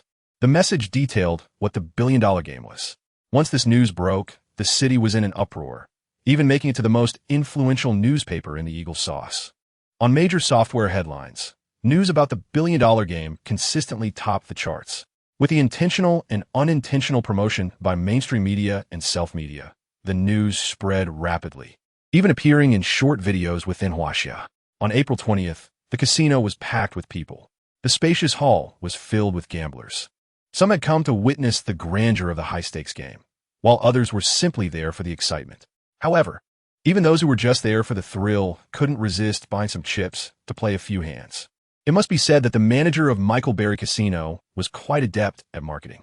As soon as the news spread, the influx of people surged dramatically, causing a slight dip in business for the other casinos in the city. This sparked some inspiration for the other casino owners. Could they hold a high-stakes game once a year? If they could fix a certain date for the event, the influence of Las Vegas would surely grow. Chapter 312. Time flew by for more than half an hour. In the previous rounds, Chuan had discarded most of his bad hands. But this time he drew a powerful hand. Cool Kowsey. With a pair of kings as a starting hand, he had the chance for a hidden 3. He was in the dealer position and could act last. To his left sat the oldest man at the table. After observing for half an hour, Chuan noted that this man had a steady yet fierce style, clearly a veteran at the casino. After the 6 players received their whole cards, the old man bet 100,000. To the left of the old man was Florence, who glanced at her whole cards, hesitated for a moment, and then folded. Next to Florence was a dark-skinned Indian man in a white shirt, his expression cold and indifferent, whether by nature or pretense was unclear. This man called a bet of 100,000 and then raised it by an additional 200,000. The reactions of the others at the table varied upon seeing his raise. Chuan had some understanding of this player. He was a bold player who liked to raise with any decent hand, though this could very well be a smokescreen, laying the groundwork for future gains. Sitting in the small blind position was Zhang Miao. After more than half an hour, Chuan had a vague sense of his playing style. He was a conservative player who would remain low-key with a good hand. Chapter 313. After the turn card was revealed, Zhang Miao folded, and the old man made a tentative bet of 1 million, only to be immediately intimidated by the Indian man's raise to 10 million. At this point, only Florence and the Indian man remained at the table. Florence pondered for a long time before calling the 10 million. The river card appeared. All 5 community cards were laid out. Hearts 5, Hearts 10, Diamonds K, Spades K, and Clubs Q. 30 million. The Indian man was aggressive and showed no hesitation despite the river card. Chuan looked at Florence. Her poker skills were top-notch, both calm and ruthless, as he had learned from their earlier encounters. She rarely made large bets, but when she did, her winning chances exceeded 90. Florence glanced at her whole cards, then at the pile of chips worth tens of millions on the table, suddenly revealing a captivating smile. I'll call your 30 million, and I'll raise you another 30 million. Her voice was ethereal, yet her words were chilling, as she pushed 60 million in chips to the table. The total on the table exceeded 100 million. At that moment, the Indian man found himself in a difficult position. If he folded, he had already put nearly 50 million in chips in a play, but if he called, he risked losing another 30 million. Chapter 314. The players were not hungry, as food was continuously supplied. After another half hour, they faced another thrilling hand. Chuan started with a pair of 3s, and the flop came 3A. He was firmly in control. During the turn, Florence raised to 10 million, and 3 players called. The turn card revealed AK, and Florence raised to 30 million, with the old man calling again. The river card showed 9. Florence immediately bet 50 million. The old man folded, and Chuan went all in. Florence was shocked by Chuan's move. After much hesitation, she gritted her teeth and ultimately folded. Chuan felt a pang of regret. If he guessed correctly, Florence likely had a pair of aces to start with, but it seemed she suspected he had a pair of threes and chose to give up. This kind of decisiveness impressed Chuan. The game became increasingly clear, with Chuan emerging as the biggest winner. With his godlike skills, he could almost control the entire game, and his several hours of interaction gave him a deep understanding of the players' psyches, allowing him to dominate the game. In the following rounds, Chuan had slightly worse luck and didn't draw good cards, while Zhang Miao ended up winning $2 million from the old man. Chapter 3:15. Zhang Miao hesitated to speak, but ultimately chose not to elaborate. Forget it. Perhaps I misunderstood you. He waved his hand and sighed lightly. Wait a minute. Since you mentioned it, I really need to look into this. Chuan did not hold back, and Zhang Miao, unsure what to think, did not stop him. Before long, Chuan found Xiao Minghua's number and called him directly, putting the call on speaker. Moments later, Xiao Minghua answered. Boss, what can I do for you? Chuan asked straightforwardly. Old Xiao, do you know a man named Zhang Shenhua? Xiao Minghua paused for a moment, speaking cautiously. Which Zhang Shenhua is the boss asking about? The Zhang Shenhua from the capital. His son is Zhang Miao. Zhang Miao shook his head and moved to the floor-to-ceiling window to overlook the ground. On the other end of the phone, Xiao Minghua's serious voice came through. Boss, the person you're inquiring about is Deputy Director Zhang from the State Administration of Radio, Film, and Television. What the hell? Chuan was taken aback. The Deputy Director of the State Administration of Radio, Film, and Television was a significant figure in the entertainment industry.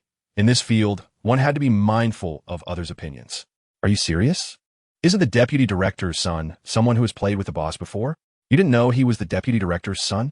Chapter 3:16. Stepping out of the car, Zhang Miao was still somewhat confused. He didn't understand why Chuan had brought him here. It looked just like a school. However, it didn't take long for him to realize Chuan's intentions. When two supercars worth over $1 million each parked nearby, the surrounding girls immediately turned their attention to them. Compared to the modesty of Chinese girls, the girls here were evidently much more open. Within 2 minutes, a stunning blonde approached to strike up a conversation. 20 minutes later, the four of them left in the two cars. To show his sincerity, Chuan took the girls shopping, and with nearly $100,000 at stake, the outcome was predictable. There is no doubt that gold diggers exist everywhere, and even more so abroad. That night, Zhang Miao experienced the pleasures of being a man. As for Chuan, he naturally looked down on these ordinary women, although many people thought the girls they brought back were quite beautiful. The next day, the relationship between Zhang Miao and Chuan progressed by leaps and bounds. Men's relationships are indeed strange. Zhang Miao has suddenly developed a camaraderie with Chuan. For the next few days, Chuan continues to stay in the gambling city. It's not that he doesn't want to leave. In fact, he was prepared to depart right after the billion-dollar game ended. Chapter 3:17. That night, Qin Shiwu officially moved into Chuan's villa. From this moment on, she would be the mistress of the house, and it would become a cozy nest for the two of them. Qin Shiwu seemed very happy. That night, they fell asleep in each other's arms without doing anything inappropriate. The next morning, Qin Shiwu diligently started cleaning up their little home. Fortunately, Chuan had arranged for someone to clean it beforehand. Otherwise, it would have been quite a chore for her. Chuan has always cherished the women he approves of and wouldn't let them suffer easily. After breakfast, Chuan suggested hiring 2 nannies. After much hesitation, Qin Shiwu decided to wait some time before hiring them. She wanted to enjoy their time together as a couple for a while longer, which was very important to her.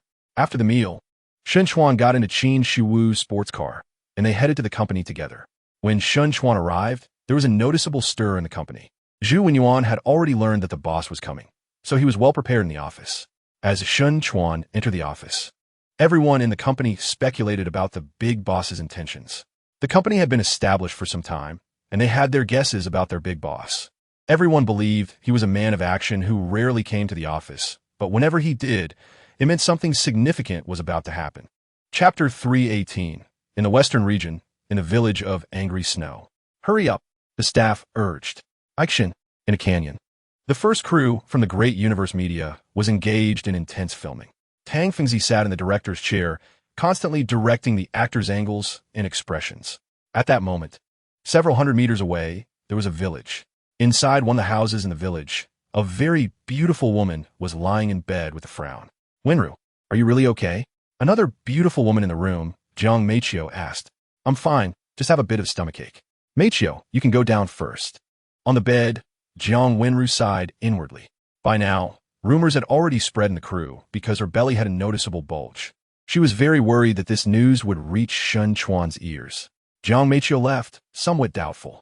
After being assigned to this location, she met with the assistant director, who arranged for her to get close to Jiang Wenru. Over time, as she intentionally approached her, their relationship deepened, resembling that of close friends. Standing outside the door, Jiang Meiqiu's eyes flashed with hesitation.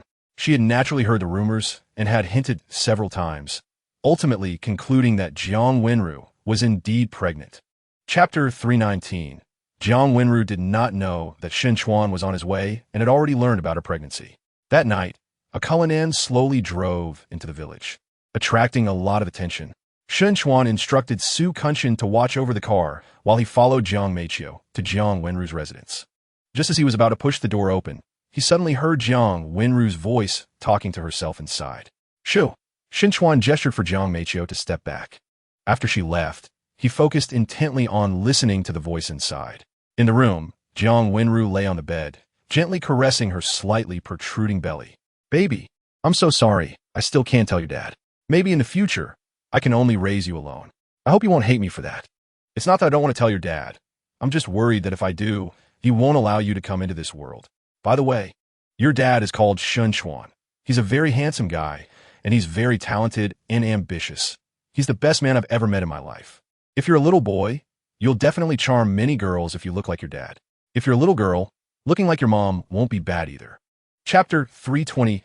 Wait, where's my future daughter-in-law? You should bring her back. I'll personally take care of her to ensure my future grandson is healthy and chubby. Wu Lin was very excited, even more so than Chuan. Deep down, she had always worried about whether Chuan would be unwilling to marry and have children. When men have money, they tend to think about enjoying life first and wouldn't want to be tied down by family. Hey, now, this is great. He directly wants to have a grandson, which makes me so happy. At least both of my sons have left their bloodline in this world. Chuan was speechless. He didn't expect Wu Lin to be even more excited than he was.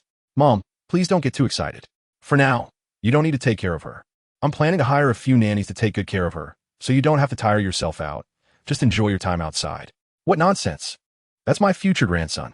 How can I not take care of him? There will always be time for travel. As a grandmother, what's wrong with helping take care of my daughter-in-law and future grandson? Chuan, don't tell me you don't want me to help raise your child. No, sigh. My situation is a bit complicated, and I can't explain it clearly right now. Forget it. I'll talk to you later. Chapter 321. Don't worry. Once the baby is born, I'll arrange several leading roles for you, ensuring you'll be famous all over the world. Your current task is to take good care of the baby and lay a solid foundation for them in the womb. Jiang Wenru nodded. I'll listen to you. That's right. Chuan was very satisfied with Jiang Wenru's attitude, and he immediately said, when we return to Jiangsheng, you just need to focus on taking care of the baby. I'll handle everything else. Chuan didn't specify how he would arrange things. He hadn't yet thought about the best way to do it. You should rest well. I'll go talk to Tang Minghui about this situation. Okay. The entire crew was staying in the village, and Tang Minghui was no exception. With Jiang Meiqiu's information, Chuan easily found Tang Minghui's room. When he saw him, Tang Minghui was somewhat surprised. Chuan entered his room and found that Tang Minghui was actually watching the footage from today's shoot. His dedicated attitude made Chuan feel much more at ease. When he asked about the current filming situation, Tang Minghui told him that the shooting progress was as expected, although some new actors needed time to get into character. Everyone's enthusiasm was high, so the overall completion was quite good. Chapter 322. On May 10th, at Jiangqing Music Academy, in the girls' dormitory, a girl with great temperament and beauty was sitting in front of her computer with a frown. Sigh. Why is it so hard to find a job in the entertainment industry with a piano major? The girl's name was Duan Yuyu, a junior at the Music Academy, revered by the male students as one of the three school beauties. She comes from a well-off family and initially entered Jiangqing Music Academy for the art examination, hoping to one day enter the entertainment industry and ideally become a popular star. However, reality is harsh. After 3 years at school, despite her continuous search for opportunities in this field, she still hasn't seen any prospects. This makes her very frustrated. If she can't find a suitable opportunity to enter the entertainment circle, she will have to settle for minor roles, but it's incredibly difficult to stand out in such roles. She feels pessimistic and believes that she will likely end up opening a piano training class in her hometown and marry a boy she doesn't really like. Whenever she thinks about this, she feels distressed. This is not the life she wants. She hopes her life can be spectacular, not obscure. At this moment, good news. Good news. Chapter 323 Indeed. When I heard this news, I was stunned.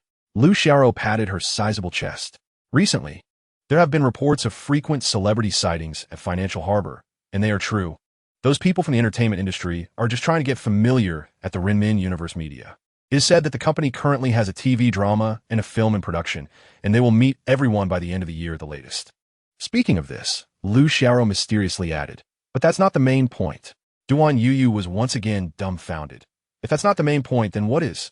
The main point is that this company employs all newcomers. Currently, over 90 of the people in this company are young people.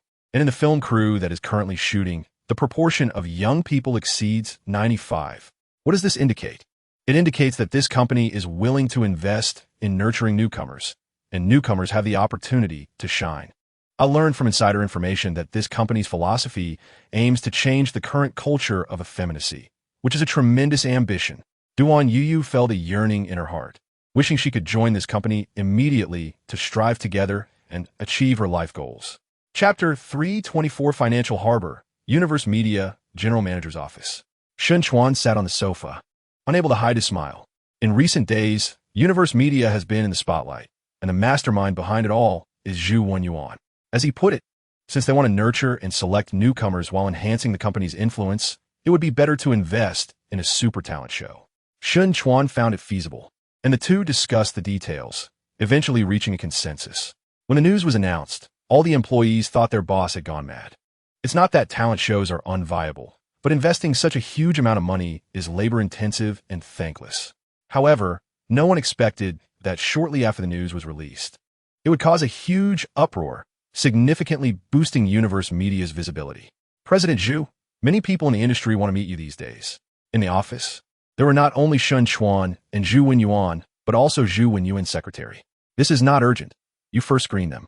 Anyone who wants to push someone into this talent show, treat them coldly.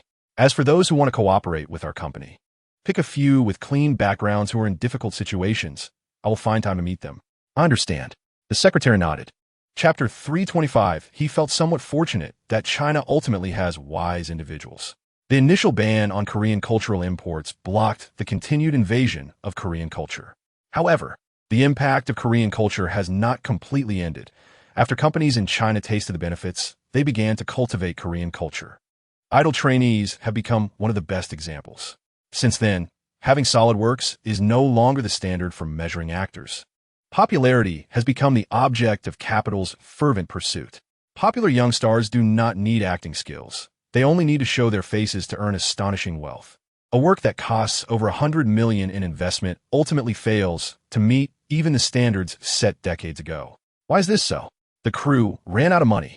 But strangely, these types of works, once released, can achieve great success. The bullet screens on major video platforms are filled with praise, which is utterly ridiculous.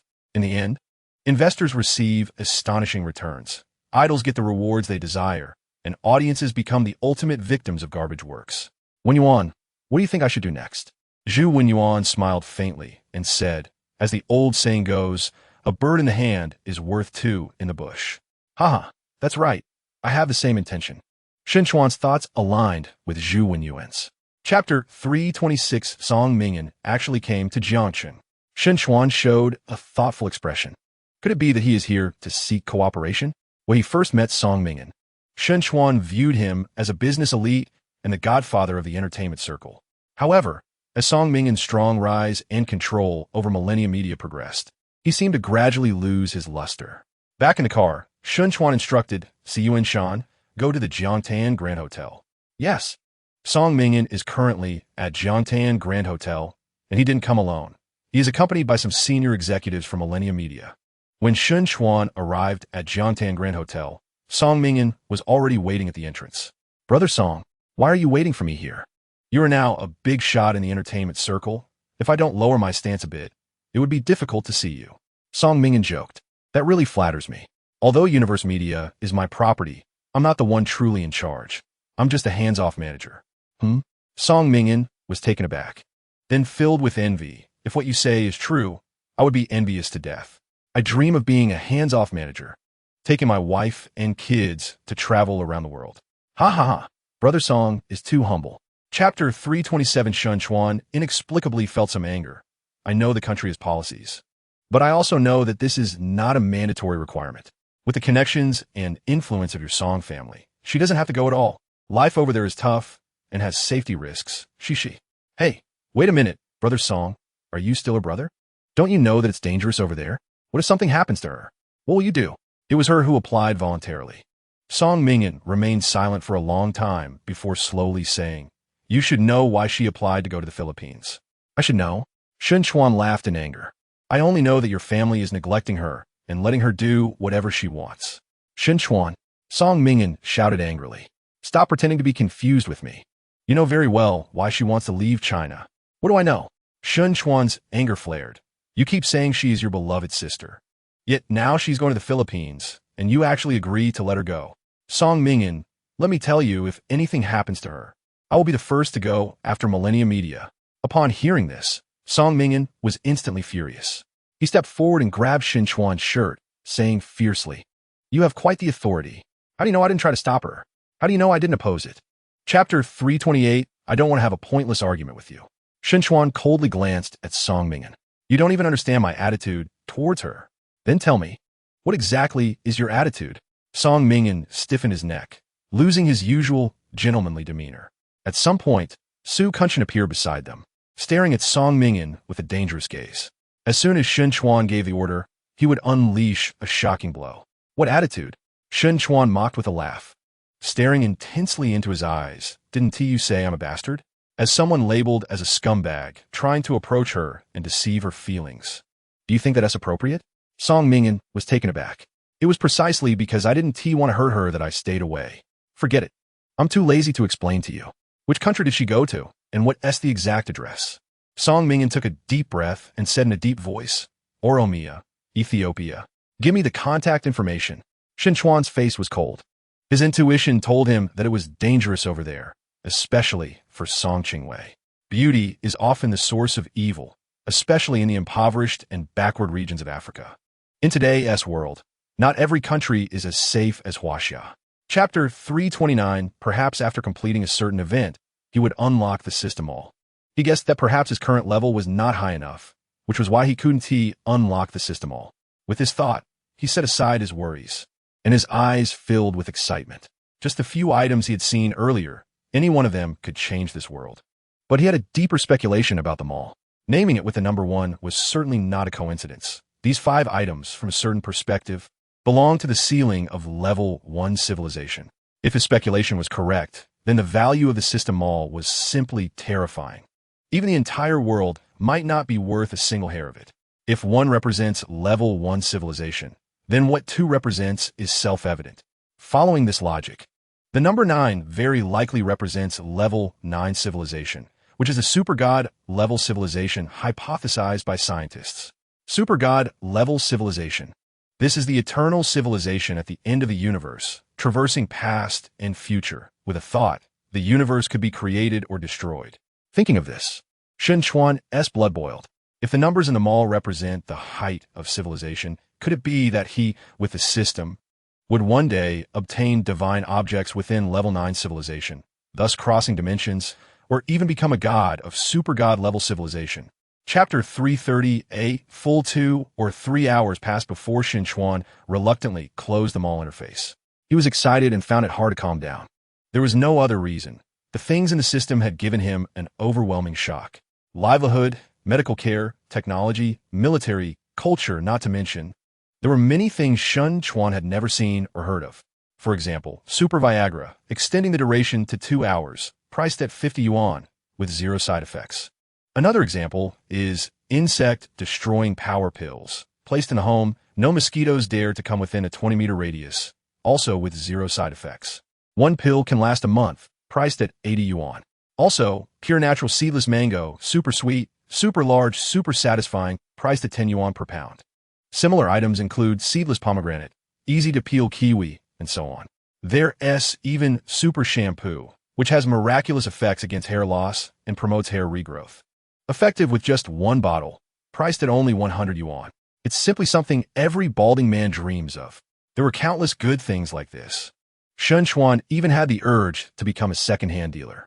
But what frustrated him the most was that each of these items had a purchase limit of 1 unit, such as 1 bottle, 1 box, 1 item, 1 pound, etc. Chapter 331. A few minutes later, the pickup truck drove directly into the abandoned house. In a black car behind, 4 men sat inside.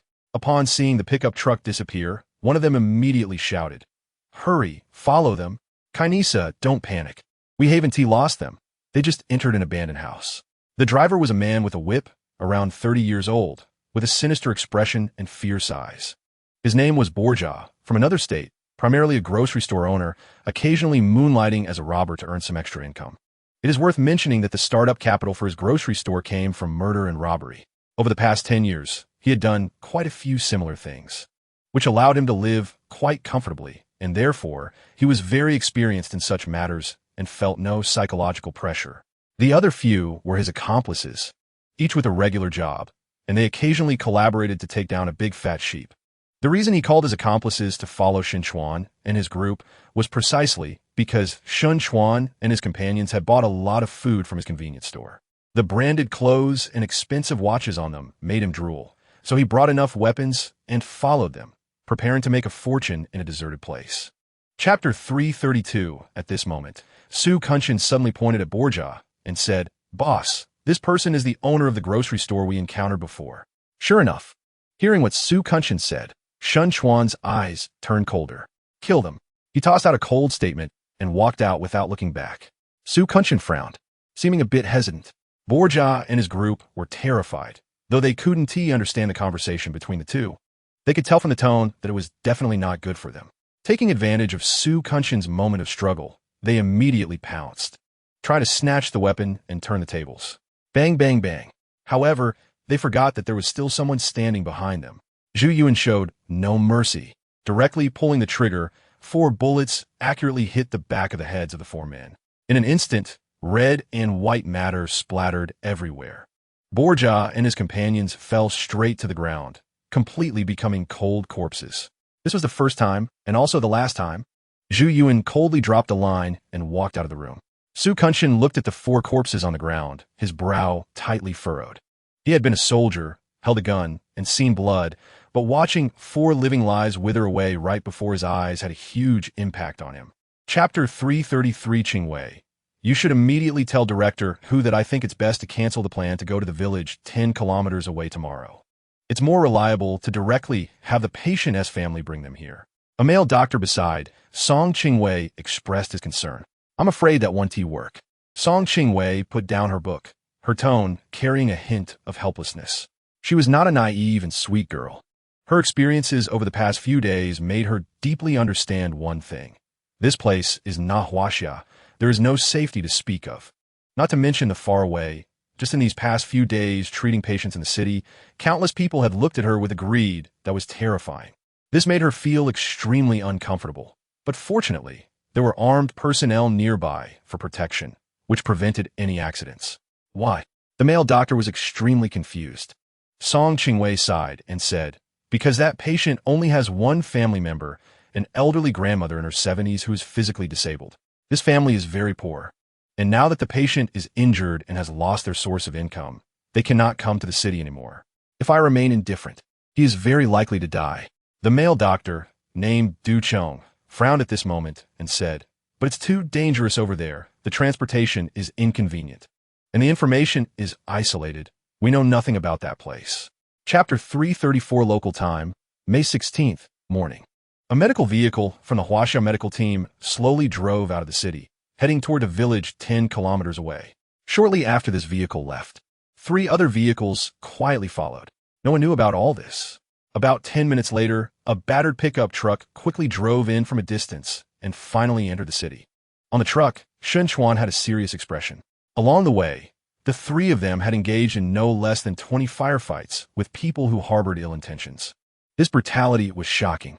The driver, Su Kunshin, could hardly hide his exhaustion.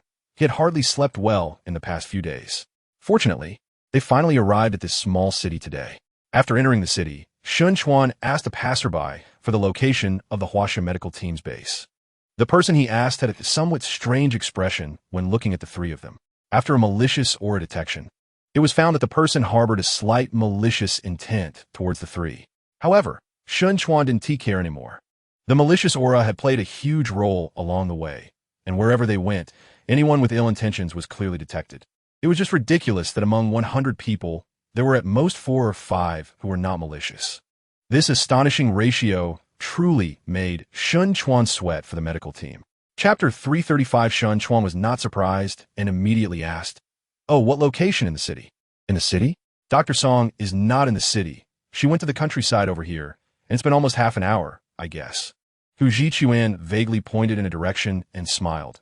"You go out along the entrance road into the city, walk west for about 10 kilometers. There's a village called Kiwi Village, and Dr. Song is over there." Chuan was taken aback and immediately shouted, "What?" Hu Chuan looked at him with some confusion. You are simply an old fool." At this moment, all notions of respecting the elderly and cherishing the young were thrown out of Chuan's mind. He angrily said, "Do you, old man, even know how dangerous it is over here? This is not in Huaxia. This is a war-torn area where there are no rules, filled with violence and bloodshed. You actually let a girl go to a village 10 kilometers away to treat people. Are you crazy?" Hu Chuan was startled by Chuan's sudden change in demeanor. By the time he came to his senses, Chuan had already returned to the car and was turning around to leave. "You are the one who is confused." Hu Chuan huffed and glared. "I arranged for 2 people to protect her. How could anything go wrong?" Chapter 336. There was indeed something off. Everything here felt strange to me. In such a large village, not a single person is farming at this time of year. Another soldier said solemnly. A hint of unease flashed through Song Qingwei's heart. But considering that the 2 soldiers were fully armed, they should be able to deter ill-intentioned individuals. She took a deep breath and said, "Thank you, both of you." Upon seeing this, the 2 soldiers said no more, only silently tightened their weapons, ready to deal with any sudden situation. Normally, no one would want to offend a major power, but that was true for officials or those ambitious warlords aiming to seize power. The 2 dared not be careless. The name Huaxia held some weight in various countries across the Philippines, but for the lower-class people in some chaotic areas, as long as the benefits were sufficient, it didn't matter where it came from, they would act. In just 2 minutes, Vel stopped in front of a dilapidated wooden house. "This is it," the soldier nodded, holding his gun as he got out of the vehicle. The driving soldier turned off the engine, took out the keys, and also got out, holding a gun. Song Qingwei also got out of the vehicle. She was tall, with exquisite features. Even though she wore a tattered white coat, she could not hide her stunning beauty. Chapter 337. The other party seemed to sense the movement inside the house, but their expression was numb, like a walking corpse, devoid of any spirit. Even when they saw Song Qingwei and the 2 soldiers, they still turned a blind eye, merely sitting there in a daze, staring blankly into the distance. Song Qingwei took a glance and quickly fled with the soldiers. Less than half a minute after they left, more than a dozen fierce-looking individuals armed with guns chased out from the back door.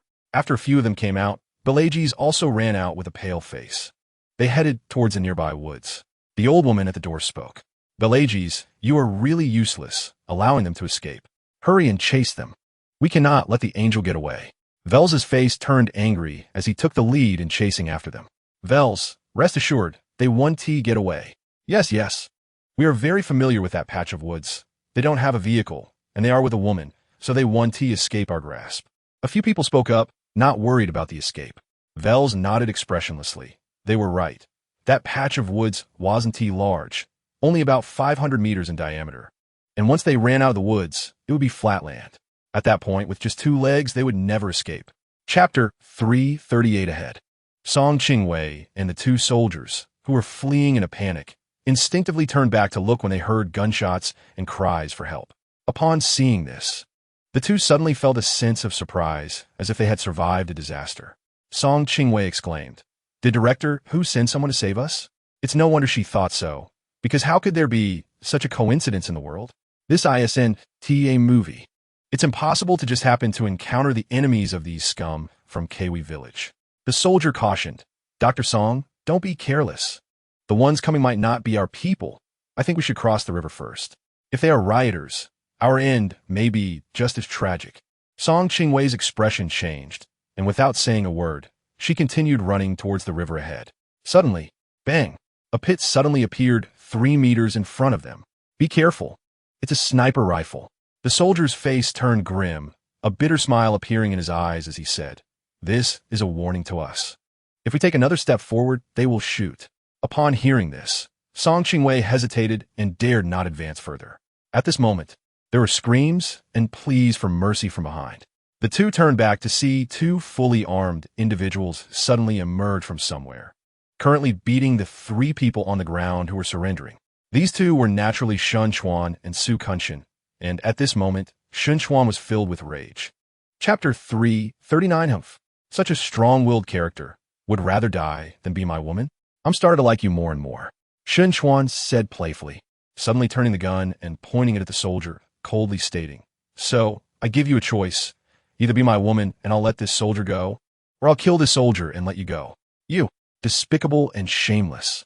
Song Qingwei trembled with anger, her beautiful eyes filled with rage. Tell me your choice. The soldier suddenly spoke. Kill me. Let Dr. Song go. No. Song Qingwei quickly shifted the gun to her own head. Kill me, let him go. Dr. Song, you are more important than me. I'm a soldier. My order is to protect your safety. That's my duty. The soldier took a deep breath, his face showing a calmness as if facing death. I hope you keep your promise and let Dr. Song go. After saying that, he glared at Chuan and shouted, Shoot, kill me. Seeing this scene, Song Qingwei suddenly burst into tears and slumped down. At this moment, she felt deep regret, regretting why she had been willful and why she had come to this place where demons roamed. Chapter 340. Soon, the 3 returned to the car. Song Qingwei saw the big guy Zhu Yuan and immediately realized that the sniper who shot earlier must be this person. At this moment, she felt a sense of security filling her heart, and her mind became active. She couldn't help but wonder where Chuan had found these people. At this time, the soldier suddenly suggested, Mr. Shun, that village is not a good place. We'd better go back and bring more people here. Earlier, he had only thought about letting his comrade return home, but now that he calmed down, he felt it was inappropriate. The people in that village were very sinister. Just barging in would likely lead to conflict again. Naturally, he wasn't afraid. Dying in battle is the utmost glory for a soldier. But he didn't want to involve Chuan and the others. You underestimate my respect for Huaxia soldiers.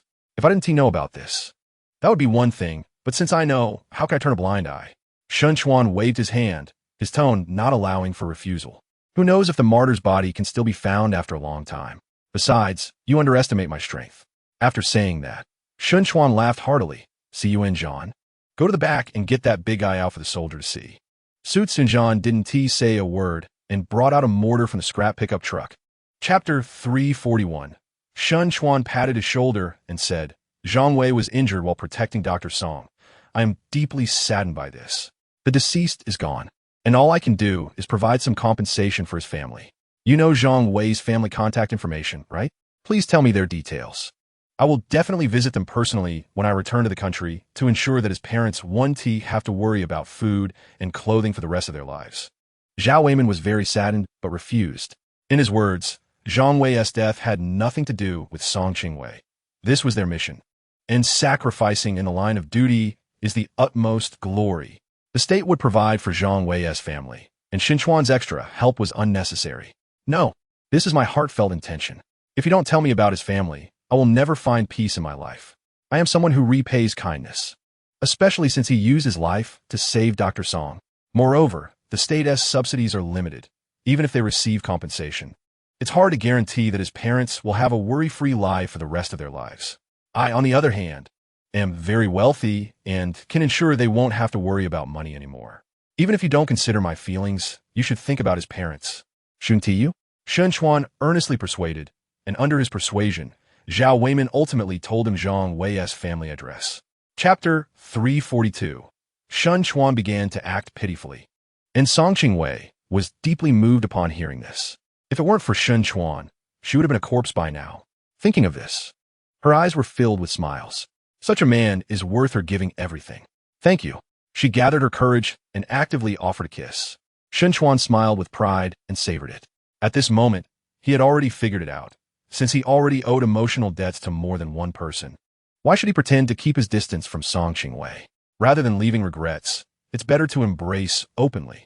That night, the two shared their hearts and talked for a long time about many things. Song Qingwei opened her heart, and Chuan also said many sweet words, making Song Qingwei's smile last all night. Of course, don't misunderstand, nothing happened between them. They simply embraced and chatted. Until 3 in the morning, Song Qingwei couldn't resist the drowsiness and fell asleep. Chuan didn't sleep. In a foreign land, especially in dangerous places, he always tried not to sleep if he could avoid it. However, his physical and mental strength was astonishing. Staying awake all night was not a problem for him. He went to the window, looking down at Siababe. Although this city was the capital of Obia in terms of economic prosperity, it probably couldn't compare to many non-capital cities in Huaxia, and the infrastructure was even further behind. Chapter 343. Just as Chuan was deep in thought, a distinctive system prompt sounded. Ding. The system has detected a strong fluctuation in the host's subjective consciousness. The system will undergo evolution. Note, this evolution will begin after all events in this round are completed, with an estimated time of 7 days. Hearing the sound, Chuan's eyes seemed to burst with brilliant light. Great! Chuan never expected that the system could actually evolve. He clenched his fists, unable to hide his excitement. I should have thought of this earlier, since the system can trigger related events based on my actions or thoughts. Why can't it evolve based on my subjective desires? Since obtaining the system, Chuan had been curious as to why it could always generate events based on his behaviors and thoughts. Now it seemed that any of his actions could change certain rules of the system. This made sense. With this, the time for me to completely control my own destiny will be greatly shortened. Even when the system reaches its peak, I alone could be comparable to a nation. Thinking of this, Chuan was filled with passion. He continued to think deeply. If the system truly came from a higher civilization, then level 9 is definitely not the peak, perhaps just a new starting point. Chapter 344. Chuan put down his spoon and said with a smile, "Do you believe in a heart-to-heart connection? I had a dream where you came here and were about to encounter danger. So I rode on a rainbow and descended from the sky to save you." Song Qingwei looked at him sweetly. Being looked at like this made Chuan a bit embarrassed, and he felt awkward continuing to fabricate. So he touched his nose and said, "It was your brother who told me." Upon hearing this, Song Qingwei was both surprised and felt it was reasonable. Many people knew about her coming to Obia, but perhaps only Song Mingyan had an intersection with Chuan. That day, he led his team to Jiangcheng, contacted me, and said he wanted to discuss cooperation. Millennium Media specializes in training idle trainees, which contradicts my philosophy, so I refused him. Just as I was about to leave, he suddenly said that the main purpose of coming to Jiangcheng was not to talk about cooperation, but to tell me that you had gone to the dangerous region of Obia. At this point, Chuan gave a bitter smile. Because of this, I had a big argument with him and almost came to blows. I was furious that they would agree to let you go to such a dangerous place. He said it was because of me, because I had stolen someone's heart, and that person decided to leave the place of heartbreak and sadness and disappointment. Hey, why are you still hitting me? Chapter 345. Song Mingyan's expression was invigorated. The momentum of the great universe media had become unstoppable. To be alongside this big ship, it was not impossible for Millennium Media to make further progress. At the dinner table, Song Qingwei's parents were also grateful for everything Chuan had done. Their words were full of appreciation for their good nephew, and they were so enthusiastic that they almost called him son-in-law. Song Qingwei blushed throughout, while Chuan's thick skin remained unchanged. Her parents called him warmly, which made them very pleased, and they repeatedly urged him to come to their home whenever he had time. Chuan winked at Song Qingwei, indicating that he would definitely come to visit often. That day, Chuan stayed in the Magic City. On May 26th, Chuan and a group of 4 left the Magic City, and yes, Song Qingwei also left with Chuan. However, they were not returning to Jiangcheng, but heading to Huqing in Guizhou province. Zhang Wei's hometown is in a rural area several dozen kilometers outside Huqing, and the reason for coming to Huqing is that Zhang Wei's family is currently residing there. Chuan learned from Zhao Weimin that Zhang Wei's family consists of 5 members, including him, his parents, and his younger brother and sister. His brother Zhang is currently a sophomore in college, while his sister is in high school. Their family situation is not good, as both parents rely on odd jobs to supplement their income. Chapter 346. However, he did not leave immediately. While at home, he took the opportunity to note down the address of a school from a certificate on the wall. At the same time, he saw a little girl in the family photo. He decided to go to that school to find Zhang Wei's sister, Zhang Yu, to hand over a bank card to her, which she would then pass on to their father. A few minutes later, the four of them arrived at Huqingno 3 Middle School. Zhang Yu is a first-year student in class 6 at Huqing No. 3 Middle School, and it was still early before school ended. But Chuan did not plan to wait. He went directly to the security booth at the school gate to inquire for information. At first, the security guard was very wary, but after a few packs of cigarettes, he agreed to help Chuan contact Zhang Yu's homeroom teacher. About 10 minutes later, a woman in her 40s, dressed plainly and wearing glasses, arrived at the security booth. "Who are you?" "Hello, Teacher Du. I'm a friend of Zhang Yu's brother." Chuan politely replied. "A friend of Zhang Yu's brother? Which brother?" Teacher Du looked a bit confused. "Zhang Wei.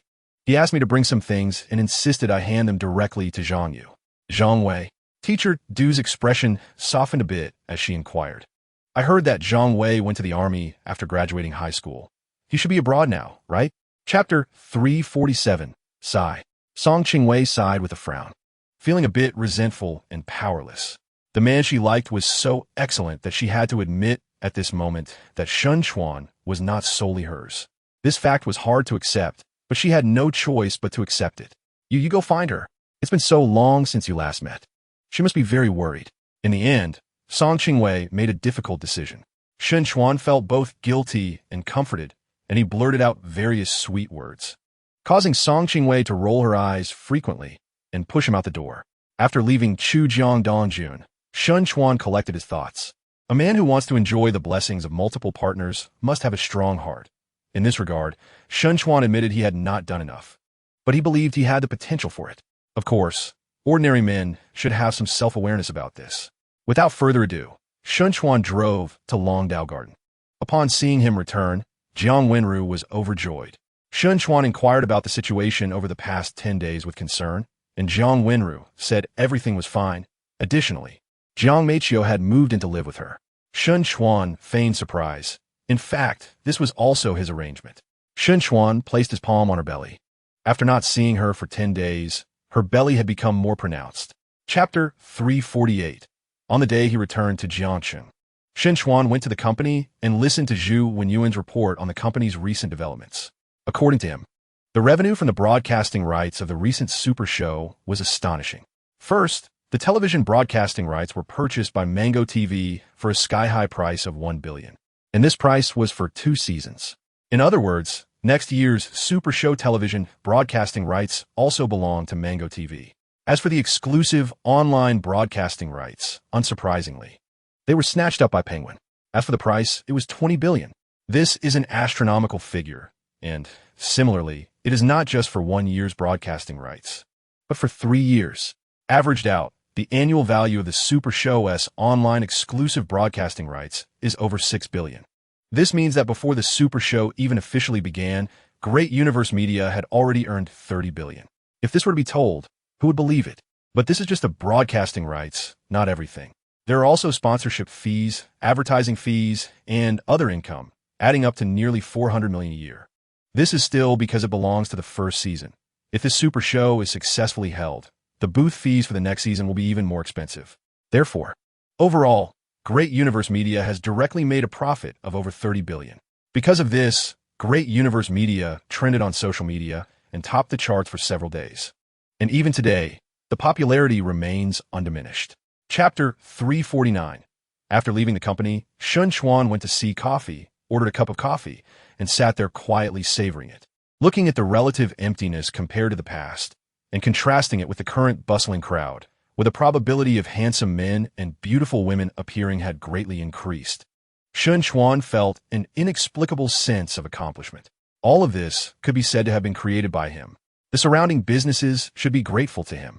His actions had directly boosted their income. What annoyed him was that the prices of nearby hotels had doubled compared to before.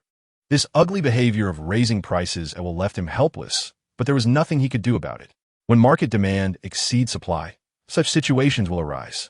Inside the coffee shop, the seating rate was very high, and because the coffee quality was outstanding, it had a very good reputation. Moreover, with the increased probability of handsome men and beautiful women and celebrities appearing, nearby white-collar workers occasionally came here to buy a cup of coffee, hoping to have a chance encounter with a star. Wang Yin had suggested more than once that Chuan should open a branch and even hoped he would buy the shop next door. However, Chuan was not interested in the meager income from the coffee shop, so he did not agree. It seems that in order to avoid not having a spot here in the future, it might truly be a good idea to buy the place next door. Chapter 350. Qinshu looked at Chuan, who was speaking eloquently. Among all the people she had encountered, Chuan was the one with the largest vision and the highest goals. He founded the great universe media, offered salaries far exceeding industry standards, and established a complete set of rules. What was most commendable was that the company strictly enforced these rules from top to bottom. This kind of execution and vision is what countless workers dream of in a company. She found herself liking this man more and more. The only regret was that he didn't belong only to her. After chatting for a long time and finishing a cup of coffee, the two left hand in hand. Seeing them leave, the old lecturer in the cafe couldn't help but sigh, even if he felt unhappy inside. He had to admit that the two were indeed a perfect match. Let's go out to eat. When the weekend comes, I'll personally cook for you and let you experience Chef Shin's culinary skills, ensuring you won't be able to stop eating. In the car, Chuan became smug. You can cook? What do you mean, you can cook? Chuan replied, unhappily, please use the correct terminology. You don't know much at all. Not only can I cook, but I also cook exceptionally well. And this is just the tip of the iceberg of my many talents, such as whistling, not blinking, reciting Tang poetry backwards, and so on. Chapter 351. No, you're so impatient. Is it because you haven't? Zhang Miao's face looked as if he was constipated as he cursed. Don't bring that up. It makes me angry. Chuan was dumbfounded. He naturally knew about Zhang Miao's girlfriend. In his opinion, she was only passable in looks, far from beautiful, but he didn't expect that they hadn't even slept together yet. It was simply outrageous. He looked at Zhang Miao with some pity and patted his shoulder, saying, Old Zhang, I now understand why you're so anxious. Who could stand it? Don't worry. Since you're here, I must make sure you're well taken care of and comfortable. But let me be clear, don't expect me to pay. Zhang Miao replied irritably. Damn, do I care about that little money? Haha, then what are we waiting for? Let's first experience Gotham's great health services. Come on, come on. The Eagle Sauce girls are always bold. You just need to show a bit of your financial power. And you won't have to worry about those sweet girls not following you. By the way, I have a car in Angel City. Should I have the shipping company bring it over for you to pick up girls? Chapter 352. That night, footprints of the two were left on the floor-to-ceiling windows, the sofa, and the bathroom. In the end, it was Florence who knelt down and begged for mercy. Another day passed, and Chuan went with Florence to the company they had acquired. The address was in Gotham, and it was a shell company. However, it had indeed been registered for quite some time, a full 8 years. The reason it had not been canceled was that the person who registered the company was a businessman who specialized in selling shell companies. He had his own methods to prevent the companies he registered from being forcibly deregistered. And this cost me $80,000? Chuan stood in an office building, looking somewhat disheveled at the mere 5-square-meter office before him. This was the entire office space of the company, small enough to resemble a restroom. Looking around, this entire floor was filled with such small cubicles. Over 100 cubicles were crammed into a 1,000-plus square-meter office building. Moreover, each cubicle had the company's name written on its door. This was quite absurd. Florence explained that this was because he required the company to have a long registration period. If it was just a company registered for 1 or 2 years, the price would only be around $10,000. Chuan didn't really care about the money, so he took the company's information and directly went to NACTA's to open an account. Chapter 353. Florence also excitedly shouted because she had made over $200 million in this stock market. It instantly filled her small vault to the brim. As for Su Kunshin, when he found out that he had made over $200,000 without doing anything, he was completely stunned. That's over $1 million. Just living in hotels every day and doing nothing to earn it? However, while the three were celebrating, many people around the world were regretting their decisions. Some had seen the skyrocketing stocks, but chose not to buy, while others could not hold back and sold too early after a couple of days of increase. Even more people sold at a loss to cut their losses in time.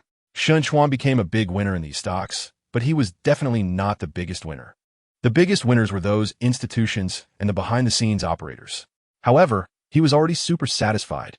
In less than a month, he had multiplied his funds by 7 times. What more could he ask for? The best part? With the system in place, his money could go wherever it wanted. Even the Eagle Sauce's regulatory system couldn't detect any issues. That night, the 3 popped champagne to celebrate, and Florence walked around excitedly like a madwoman. Chapter 354. Chuan naturally couldn't directly hand over the design, construction, and decoration of the entire office building to Lu Yi and the others. What he could do was let them subcontract a portion of the project. His goal was to build a multi-story office building. And such a project couldn't be completed by just one company if he wanted to ensure quality and speed. After understanding the situation, Chuan borrowed a computer in the office to watch the Super Show program. Yuan, as the leader of Great Universe Media and the proposer of the Super Show, naturally had access to Penguin Video on his computer. In his free time, he would also check it out through the video. Chuan watched 1 or 2 episodes with great interest before reluctantly shutting it down. It had to be said that the Super Show was a great success. In terms of creativity, overall style, and theme, it completely crushed the competition. So, Wei planned to return to Long Island Garden. He wanted to enjoy it with Jiang Wenru or snuggle up with Qin Shiwu in the villa. Holding a beauty, eating watermelon, drinking iced beer, and having some snacks was simply an unbeatable pleasure. In the afternoon, Chuan left the company and returned to Long Island Garden, where he accompanied Jiang Wenru to watch an episode. At that moment, Jiang Wenru was drowsy all day and fell asleep shortly after watching for a while. Chapter 355. On July 27th at the Super Show performance venue in Hushan, over 100 contestants who had come through the preliminary rounds were in fierce competition. At this moment, the top 100 competition was nearing its end, and only the last group of contestants remained on stage. Below, the large venue was almost full. Looking around, more than half of the audience were female spectators. At this time, the female audience below looked excited, with many gazing almost fanatically at a young man on stage with delicate features and gentle features. The man's name was Lu Xianren, 20 years old, who had made it through from the preliminary rounds. Among the hundreds of contestants in the performance group, his image was not the best, but he had the highest popularity. Since the knockout stage began, Lu Xianren has attracted a large number of female fans with his puppy image and temperament. After entering the top 100, his popularity increased even more. Therefore, as the top 100 competition approached its end, he had become the most popular contestant, receiving high praise online and was a strong contender for the championship in the performance group. At this moment, Lu Xianren was performing a script. The script for the top 100 competition was written by a retired professor from the drama department of a film academy on the judging panel. The general plot is as follows. The story takes place in an imaginary martial arts world where the male protagonist's parents are famous heroes in the martial arts community. However, on the protagonist's 18th birthday, his parents were brutally killed by a powerful demon, Mo Patian, and their entire family of 32 was annihilated. Only the protagonist escaped because he was not at home. When he learned about all this, he completely broke down and vowed to take revenge. Chapter 356. One of them is named Zhao Daqiang, standing just over 160 centimeters tall. He considers himself ugly, a typical loser image. However, this person is his fierce rival because he came up with Lu Xianren from the preliminary selection. He should have been eliminated in the knockout stage, but unexpectedly, the 5 mentors favored him and brought him into the top 100 competition. This made Lu Xianren feel a sense of crisis. He understood the competition system. If the 5 mentors unanimously recognized someone, that person could basically secure a place in the top 10 as long as they didn't mess up in their subsequent performances. The other person is a woman named Zhu Zhu, whose image and temperament are impeccable. He personally thinks he matches well with her. If the Great Universe Media had any sense, they should launch a campaign to promote a romance between him and her to boost their popularity significantly. As for the last person, named Wang Yan, he is a big guy, looking decent enough, and has support from both fans and mentors. As for the others, he considers them all trash, not worth mentioning. Just as everyone was trembling with fear, 2 young hosts walked up to the crowd. Seeing these 2 young hosts, Lu Xianren felt a twinge of jealousy. Chapter 357. Second place, Zhu Zhu. When the veteran actor called out another name, the venue fell silent. Zhu Zhu, one of the contestants, suppressed her inner excitement, deeply bowed to the judges and the audience before walking towards the advancement seat. The atmosphere was tense. Among the remaining 91 contestants, sobs could be heard. After fighting for dozens of days, many were deeply affected by not achieving the results they wanted. Liu Xianren clenched his fists. At this moment, he was completely panicked. Although he believed he could advance, he wasn't confident about taking first place. At this moment, he couldn't help but think of a terrifying outcome. Could he actually be eliminated unexpectedly? Absolutely not. He thought to himself. In terms of image, he stood out among the contestants. Although his performance skills had some flaws, he believed he was a rough diamond. As long as he was given a chance, he would soar. He believed the program team would definitely see the shining points in him. While he was encouraging himself, the veteran actor on stage pressed his lips together. Countless eyes were fixed on him, all waiting for him to announce the last name. The veteran actor did not keep them waiting long. He said solemnly, "First place, Zhao Daqiang." Chapter 358. The actors are unprofessional, the script is not solid enough, and the special effects are even worse than 20 years ago. With a production cost of hundreds of millions, the final product is disappointing. He was furious but powerless to change it all. But when Great Universe Media approached him, they told him the company's goals. He was almost moved to tears, having never been a judge before. He immediately agreed and poured his heart and soul into guiding every contestant on how to act once the program began. However, he didn't expect that after doing so much, he would be questioned about behind-the-scenes manipulation. This made him furious. Liu Xianren, do you know what the core idea of the Super Show is? Liu Xianren frowned slightly and said, "Of course, it's to select new actors." Right, but also wrong. Zhang Shengli laughed self-deprecatingly. "I am very angry and very sad. Many of you come from prestigious art schools, yet you still don't know what the ultimate purpose of the Super Show is. I have had in-depth discussions with the leaders of the program about the significance of this Super Show. Over the years, talent shows in the entertainment industry have not been rare, and there are also talent shows for actors. But it is evident that those so-called shows are merely a facade. Most of those who achieve rankings in those shows come from major media companies, meaning that from the very beginning, who can advance has already been decided." Chapter 359. This old fool Zhang Shengli really doesn't know when to quit. In the capital city, at a private tea house, Dong Shushan and Ding Chongshan, along with 5 or 6 others, gathered for tea, among whom a man in his 50s sneered coldly. "This old fool still thinks it's 20 years ago? How dare he speak so boldly? Humph, this old man is really regressing. Hasn't he learned from the lesson 10 years ago? What right does he have to comment on the entertainment industry? The culture of sissification is nothing but an insult to those present. Why bother with him? In this world, as long as it's legal to make money, no one can interfere with us. Just the barking of an old dog, not worth mentioning." Everyone present came from major media companies, either as owners or general managers, wielding great power and influence in the entertainment industry. Therefore, even though Dong Shushan is a famous director, sitting with these people, he could only sit in the most inconspicuous corner. Ding Chongshan scoffed and said, "Zhang Shengli used to be glorious, but he is too stupid to refuse us. I thought after experiencing what happened 10 years ago, he would live his retirement life honestly, but it seems he still cannot stand being lonely."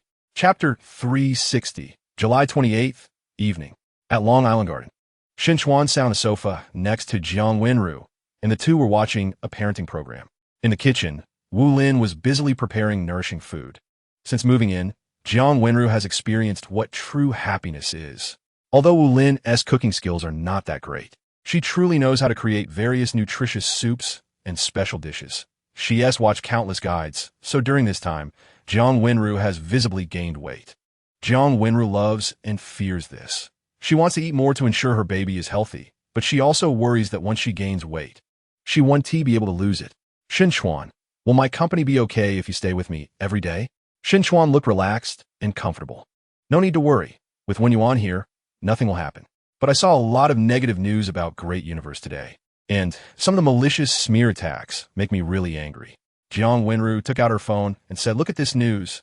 It claims that the Super Show has dark secrets and lists more than a dozen reasons as evidence. But this article is just nonsense. And look at this short video. I know this person. He is a big name in the entertainment industry, and he maliciously criticizes Dayun Media in his own short video work." Chapter 361. Time quickly reached August 2nd. While accompanying Jiang Wenru at home, Chuan received good news. The special effects company under Dayun Group was officially established. The special effects for Snowy Hero and Tiger Roars, Dragon Roars officially began production, with the entire company working hard. The progress of the special effects for the two major projects was astonishingly fast. Currently, the filming of Dragon Soars, Tiger Leaps was nearing completion, while Snowy Hero still needed some time. It wasn't that Snowy Hero was slow. As a series, the characters and scenes involved were more complex than a movie.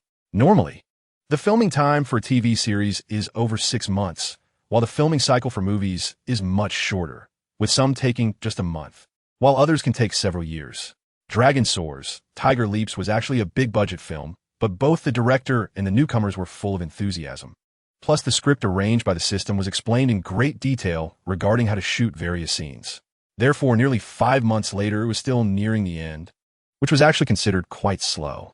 According to Zhou Zhen, the head of the subordinate special effects company, the entire film's special effects production was estimated to be completed within 3 weeks.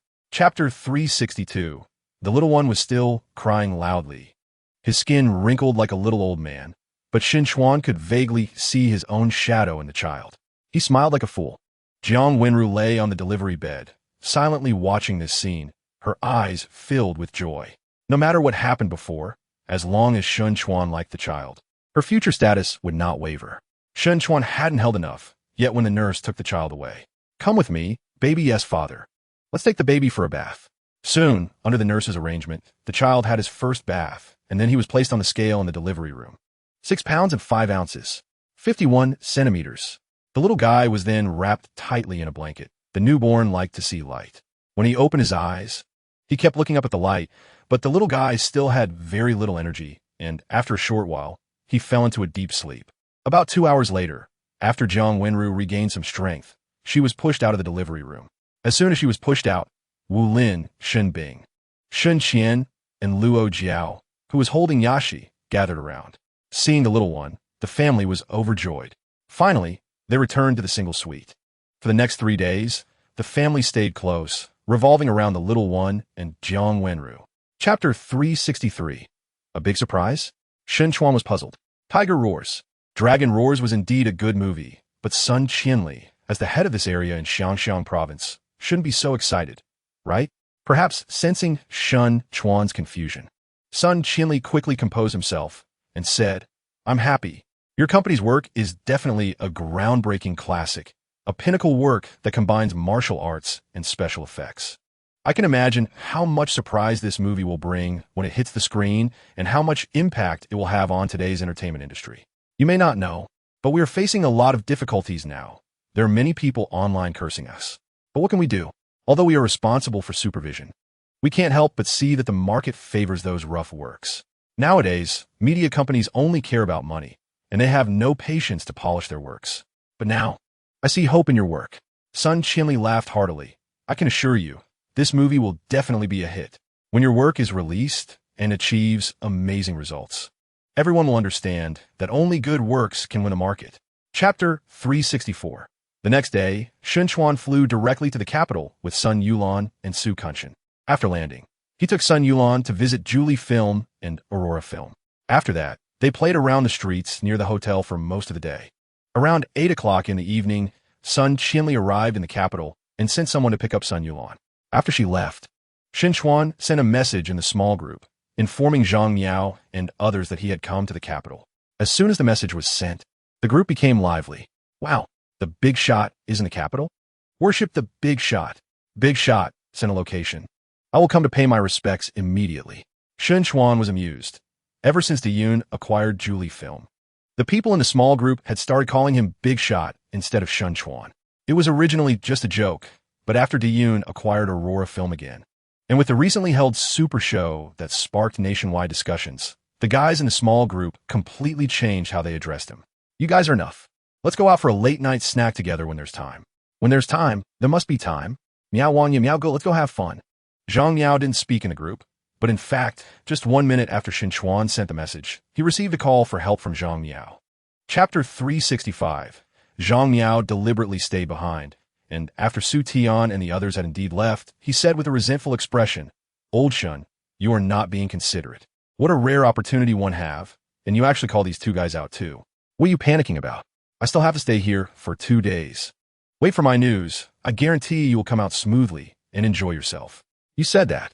Zhang Yao said seriously. Okay, I said it. Chuan said helplessly. Wait for me to solve the troublesome matter at hand, and I'll take you to South Asia for a tour. South Asia? What fun is there in that godforsaken place? Zhang Yao, with high demands, said righteously, those small places aren't fun. I think we should go to Eagle Sauce.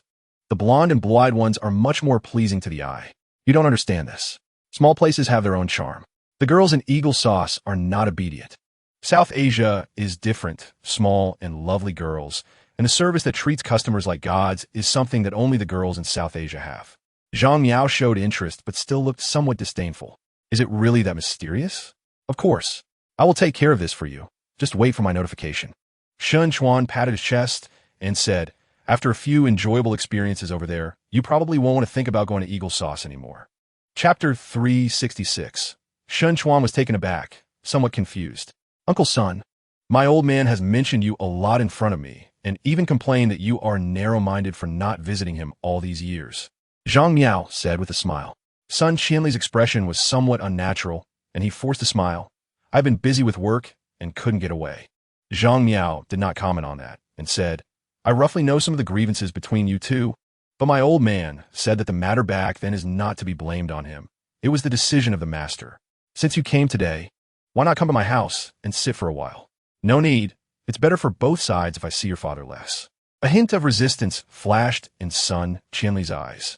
Back then, he had the chance to step forward, but in the end he lost to Zhang Yao's father, who is now the second in command of the general administration, Zhang Jinhai. Over the years, he has harbored resentment, which is why the two, who once had a good relationship, have grown distant. Uncle Sun, please follow me. Zhang Yao stood up and walked outside. Sun Qianli hesitated for a moment before getting up and following him. Chuan and Sun Yulan exchanged a glance, revealing a hint of strange expression. In a hidden corner, Zhang Yao glanced around and then whispered, Uncle, you came to Beijing this time for Chuan, right? Chapter 367. On the sofa, Chuan poured himself a glass of red wine, his gaze carrying a hint of amusement. Holding nearly half of the cinema lines, I want to see if my work can pass the review. Water can carry a boat, but can also capsize it. Similarly, while the general administration oversees the entire entertainment industry, it is also constrained by the industry. Now, with nearly half of the cinema lines in Huaxiao in his hands, how much more power does he have? To put it bluntly, his attitude is enough to influence the prosperity and decline of the entire film industry.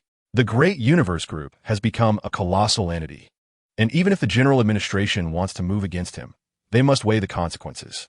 If he chooses to go all out for the next few years, no films will be able to make money from this route, and all films currently in production will also wilt. This is the potential deterrent power. If someone else were in his position, they would never dare to plan such a table-flipping strategy, but he is different. With the system, he is fearless. Even if the entire industry is crushed, it will only make him angrier and will not cause him much substantive harm. He has countless opportunities to make a comeback. Based on this, Chuan can sit back and relax, no longer the fish at others' mercy. Chapter 368. This means that the other party has already seized their throats. If the Great Universe Group wants to blacklist them, it only takes a word, and all cooperating units will immediately abandon them. No one wants to offend such a colossal entity. Although the entertainment industry is divided into the music and film sectors, they are actually intertwined and cannot be completely separated. They are the same. What terrifies them the most is the financial power the other party has displayed. They do not know how much energy the other party truly has and whether it will later develop into the music or variety show sectors. If the other party truly moves into their territory, they can only sadly accept the fact that they cannot resist. The two are not on the same level at all. Mr. Huang, what is the situation on your side? Ding Chongshan said with a grim expression. The middle-aged man referred to as Mr. Huang also looked displeased. He said in a deep voice, I've received news that the other party is trying to establish connections to get the film approved. They absolutely must not pass. It would be best to indefinitely block them. Even if the financial backers of the Great Universe are rich, they can never throw money into this bottomless pit. Exactly. We are all in the same boat now. If the Great Universe truly rises, the first to suffer will be us few. Chapter 369. As the incident fermented, more and more people learned about it. At the same time, a piece of news that was not particularly hot was dug up. A blogger revealed that the Great Universe Group's film was stuck in the review process. This person stated emphatically that the quality of the work is extremely high and that he had seen it personally, but due to certain unspeakable reasons, it was stuck and could not meet the audience. Once this news broke, it spread across the internet like wings. Many were curious about what film could receive such a strong recommendation from a super influencer. At the same time, it raised suspicions. If it were indeed an excellent film, how could it get stuck in the review process? What could be the reason for not passing the review? Various speculations sparked a wave of public discourse, and many people rushed to the general administration, hoping that relevant personnel could come forward to explain. As this matter heated up, the press conference that the Great Universe Group was set to hold on September 9th also trended. On September 5th, Chuan received a call from Zhang Miao. Son Qianli had become the deputy director of the general administration, and his father, Zhang Zhenhai, had been promoted to the top position. Upon learning this, Chuan was astonished. Until then, he had not heard any wind of it. Chapter 370. Chuan did not hesitate much. He directly extracted 10 scripts and sent them to Yuan to choose a suitable team for filming. He was not worried about not having quality scripts in the future. Firstly, the company had recruited many young talents. Young people's ideas are often imaginative, and a group of interesting young people together can occasionally polish out a quality script. Secondly, he speculated that the system mall might truly unlock after major events are completed. This is a kind of intuition. By then, quality scripts would be within easy reach. Currently, he only had 2 events left to complete, which made him even more eager. On September 9th, in a large conference room of a hotel not far from the Great Universe Group, the spacious conference room was already filled with media from all over. Additionally, there were staff from the Great Universe Group. The press conference was scheduled to start promptly at 10 in the morning, and there was only half an hour left until the official start. According to Yuan's instructions, the press conference will be live-streamed throughout. Firstly, to address recent related questions, and secondly, to announce some company decisions. Before the super show, there couldn't possibly be so many media in attendance. But now almost all mainstream media were present, and those from social media and online media who could come had basically shown up. Chapter 371. After the press conference ended, a flood of news spread across the internet, sparking countless discussions. The most discussed topics were not how powerful the Great Universe Group was or how strong its finances were, but whether Tiger roars and dragons sing and Snowy Hero were as exciting as the trailer suggested. For ordinary people, the Great Universe Group had little to do with them. What they looked forward to most was watching a good movie with family, friends, or partners during holidays. Whoever could provide good works, ordinary people would speak for them. On the morning of September 11th, Chuan arrived at his villa, leisurely sipping ice-cold beer. A variety of seafood, such as shrimp and crabs, were laid out in front of him. He didn't dare to eat like this in Longdao Garden, fearing that Jiang Wenjiao would get envious. Qin Shu was on a business trip to Magic City and had been away for several days. As a result, he was currently alone, feeling quite carefree. Ding. Event completed. Ding. Received 1 critical hit card, valid for 7 days. Chuan was not surprised and began to check the reward. Critical hit card. All spending during the validity period may trigger a critical hit, with a maximum critical hit multiplier of 99. Wow, what a good thing. Chuan put down his beer glass, looking very satisfied. This thing won't directly promote me to the richest person in Huaxia, right? Chapter 372. After embracing for a long time, the two separated. Song Qingwei nodded at Su Kunshan and pulled Chuan to the car, introducing, "This is my friend and colleague, Zhang Xiaoya, whom you've met." "Miss Zhang, long time no see," Chuan said with a smile, extending his hand. "Long time no see. I'm here to feast, you know," Zhang Xiaoya said casually. Chuan laughed and said, "I'm just afraid you can't eat enough, but tonight's dinner treat isn't from me. It's from him, Kunshan. What are we having tonight?" Only then did Zhang Xiaoya notice the somewhat cold-looking man next to Chuan. Su Kunshan dryly said, "Boss, let's go eat spicy hot pot?" "You Su Skinflint, how come I never noticed before that you're such a stingy person?" Chuan said, with his nose wrinkled in annoyance. "I want to enjoy a good meal with you, but I can only have spicy hot pot." Su Kunshan's old face turned red, and he awkwardly smiled. "I'm just a bit short on cash. Spicy hot pot is fine, right, Sister Xiaoya?" Song Qingwei said, "Of course spicy hot pot is fine. Since it's a free meal, I'm okay with anything," Zhang Xiaoya said nonchalantly. "Then let's go eat spicy hot pot." I haven't had it in a long time, said Song Qingwei. Chapter 373. At the dinner table, Chuan joked, "You two are ordering like this. Do you want to make me go broke?" "Qingwei, your man is so arrogant." Zhang Xiaoya huffed. "So you should eat more later, let him feel the pain," Song Qingwei said with a smile, looking quite cute. Zhang Xiao nodded seriously, and then said with a grin, "I just can't stand him being so arrogant. But it seems we really can't eat much since you ordered these. If we don't finish, it has nothing to do with me." Song Qingwei was taken aback. "Why are you so unambitious? This is called being rational. I'm a rational woman, Zhang Xiaoya. I don't care. You participated in ordering. If we don't finish, you have to take responsibility." "I won't." The two women started to playfully argue. Chuan watched this scene with great interest. Soon, the dishes were served one after another. The two were eating very gracefully, unlike their earlier bravado. Chuan pretended to disdain and said, "Is this it? I'm so upset." Zhang Xiaoya was nearly in tears. "I'm not upset, hee." Zhang Xiaoya rolled her eyes and began to dig in. However, no matter how hard she tried, she couldn't eat much before feeling full.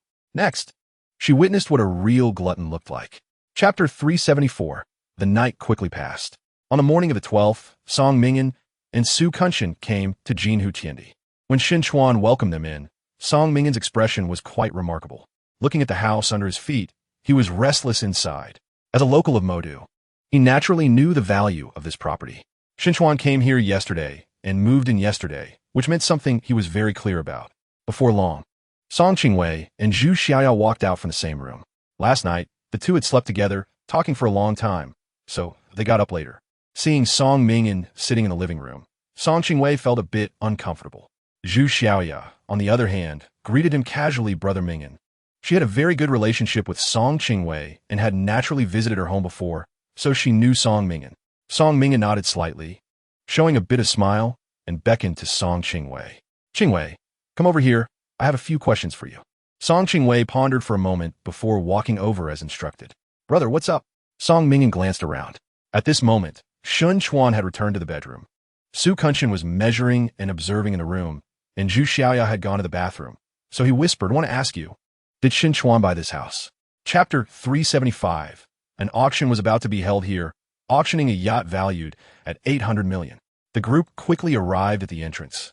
But because they lacked an invitation, they were awkwardly stopped at the door and unable to enter. Song Mingyan stepped forward to negotiate, and after hearing about Millennium Media, the security personnel called their superiors and finally respectfully invited the group inside. Under the guidance of the security personnel, the five were led to a large hall. As they walked through the hall, Chuan heard the sound of waves crashing. "Oh, Mr. Song, what a rare guest." As soon as they entered the hall, a man in his 50s approached them.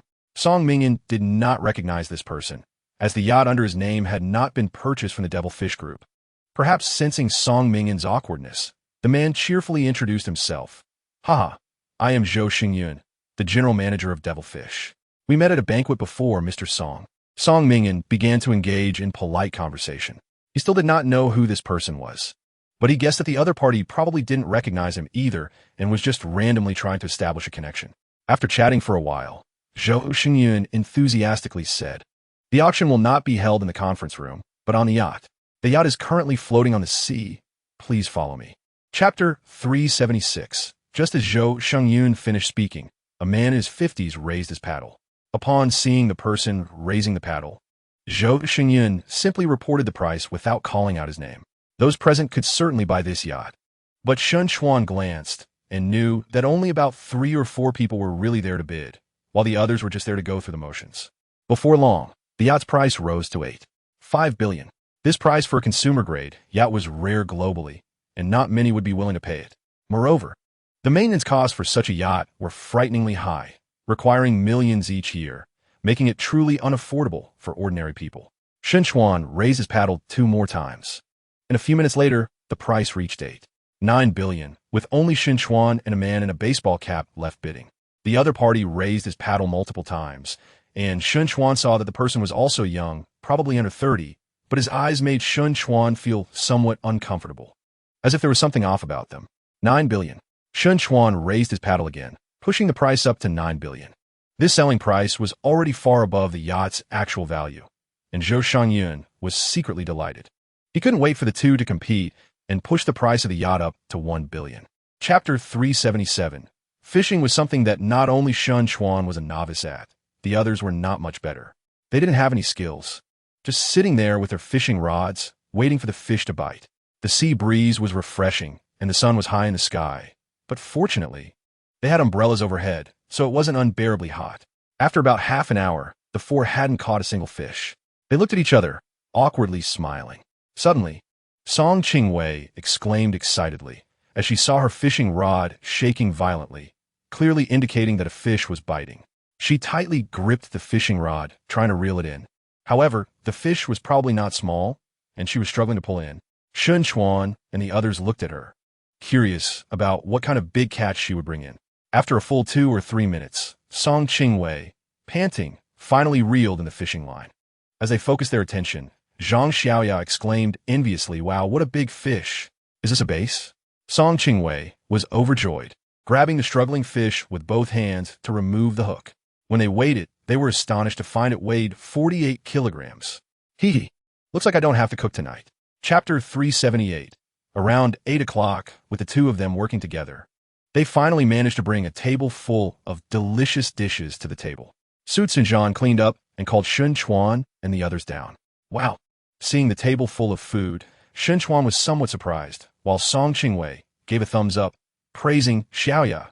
"You two are amazing." Zhu Xiaoya blushed and stammered. "I just helped a bit. All of this was prepared by Su Tsunjan." "Oh, Tsunjan, you really know how to hide your skills. Your cooking is so good. Yet you never told me?" "Boss, this isn't just me. Miss Xiaoya contributed a lot," Su Tsunjan replied with a smile. He was speaking the truth. Although Zhu Xiaoya couldn't cook, she helped wash a lot of things and took care of at least a third of the chores otherwise. He wouldn't have been able to produce such a feast. "Miss Xiaoya?" Chuan pondered and couldn't help but smile. Song Qingwei looked at the two of them suspiciously and asked, "Why are you two so familiar?" "Ah." Zhu Xiaoya was startled, then seemed to think of something and hurriedly explained, "Qingwei, don't think too much. We just chatted a bit while cooking and got to know each other." Chapter 379. After hearing the backstory, a hint of coldness appeared in Chuan's eyes as he calmly asked, "So what's the background of that local boss?" Guang replied, "He's a local tyrant around here, a street thug from years ago, with quite a few people under him." "I see. Don't engage with him for now," Chuan instructed. "Wait for me. I'll go meet him." "Okay." After hanging up, Chuan fell into thought.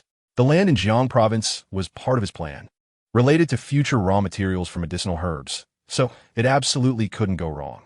Additionally, although he didn't think much of Shun Liang, the other party was currently helping him, and while it was a bit impulsive, the intention was to protect his interests. Therefore, this matter couldn't just be let go. He found Zhu Yuan's number and called directly. Moments later, the call connected. Chuan instructed, "Arrange for 20 people to buy tickets to Mo County, Jiang Province immediately. I'm leaving for Modu tomorrow morning to meet in Mo County." After giving this order, he called Su Tsunjan again to ask him to buy tickets for tomorrow's trip to Jiang Province. Having completed these tasks, he walked toward the bedroom, only to see that Song Qingwei had already fallen asleep. A hint of regret appeared on Chuan's face. Chapter 380. As soon as these words were spoken, several people around Guang instantly felt disheartened. They were locals with families to support and certainly didn't want to offend the local tyrant, Awali. Guang gritted his teeth but felt helpless. He thought to himself, facing these brazen local bullies, what use would Chuan's arrival be? For a moment, he was worried, feeling as though he had messed up the task Chuan had assigned him, and guilt filled his heart. Just then, Awali's phone rang. Guang looked at him coldly, wishing he could tear that bastard apart. Awali answered the call, and his expression suddenly became very interesting. He first glanced at Guang, then squinted suspiciously into the distance. Guang sensed something was off and followed his gaze. He soon saw in the distance, dust flying, and among the swirling dust, he could vaguely see a domestic H9 speeding toward them. Just as he realized it, the H9 was barreling straight toward the wooden house. Guang's eyelids twitched, and he hurriedly dodged to the side, while the others also panicked and moved out of the way. Awali, not daring to be tough, was forced to give way, but his gaze remained fierce as he looked at the H9, wanting to see who dared to be so audacious in his territory. Chapter 381. With Awali's command, the people behind him suddenly rushed forward with wild shouts. However, the anticipated chaotic battle did not erupt. Instead, Zhu Yuan entered like he owned the place, taking down the 20 or so strong men with punches and kicks, causing them to scream in agony. Shen Guang had never seen such a scene and was momentarily stunned, nearly forgetting to breathe until he felt dizzy and gasped for air. Incredible. This was his only thought at that moment. He instinctively looked to his left and right, only to see Chuan standing there expressionless, showing no surprise at the scene before him. The remaining people wore expressions of excitement, as if they had finally witnessed the Iron Tower of a man in action. In just a few minutes, the ground was littered with people in disarray. Awali lagged slightly behind, surrounded by a couple of others who were too stunned to move. Awali looked in disbelief at everything before him, a chill running from his feet straight to his head. Is this still human? Seeing Zhu Yuan approaching, he was startled and kept retreating, shouting, "Don't come any closer. If you dare touch a hair on me, you will never leave Mo County in peace." Chapter 382. Are you questioning my decision?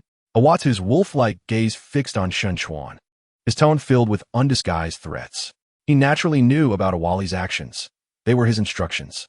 Awali was his brother, and they were both in the same boat regarding their interests. At least 1/3 of the rent from these lands would end up in his pocket, while Awali and the others would also get a third, with the remaining portion used to maintain relationships. Over the years, this was not the first time they had done such things. Some had resisted, but in the end, they either obediently paid up or rolled away. Even if someone made a fuss afterward, the result would only be worse. At this moment, Chuan chuckled softly. I don't like to make things too big. It benefits no one. Awata stared at Chuan, finding his smile extremely uncomfortable. For years, he had been used to being tyrannical and had never been threatened before.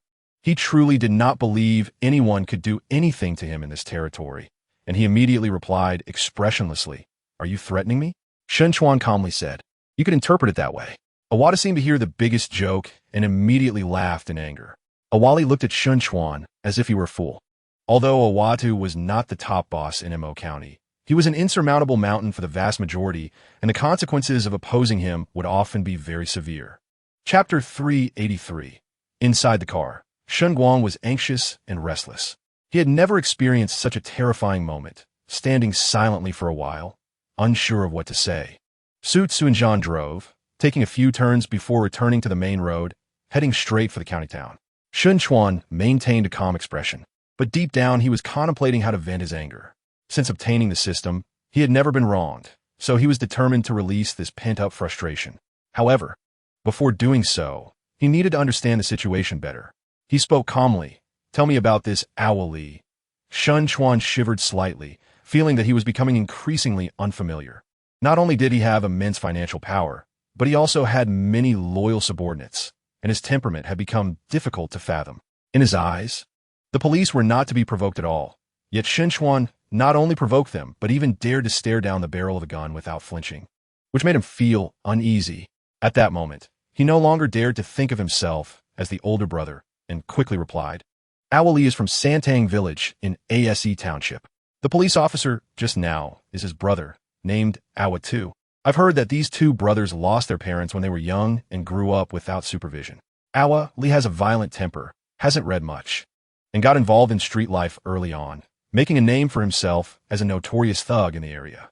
Chapter 384. Soon, the other side provoked her, asking if she dared to PK, with the loser having to lie on the ground and bark like a dog.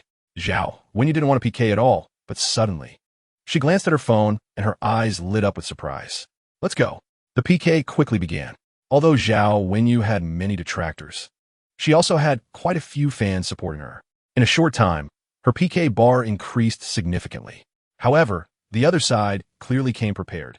It was unknown which wealthy fan directly rewarded them with a carnival, and in an instant, Zhao Wenyu's PK bar was severely diminished. The other streamer unleashed a barrage of attacks, while Zhao Wenyu feigned anger but was secretly laughing in her heart.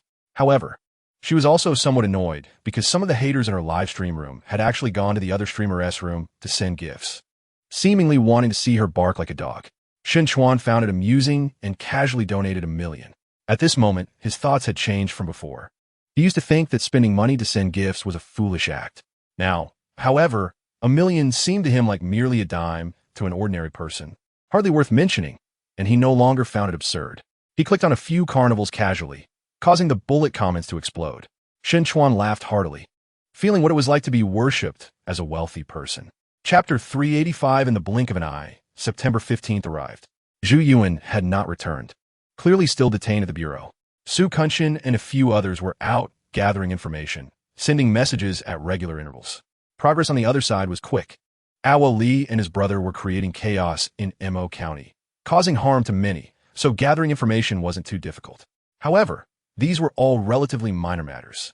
Even when combined, they were insufficient to deliver a fatal blow to Awa Li and his brother.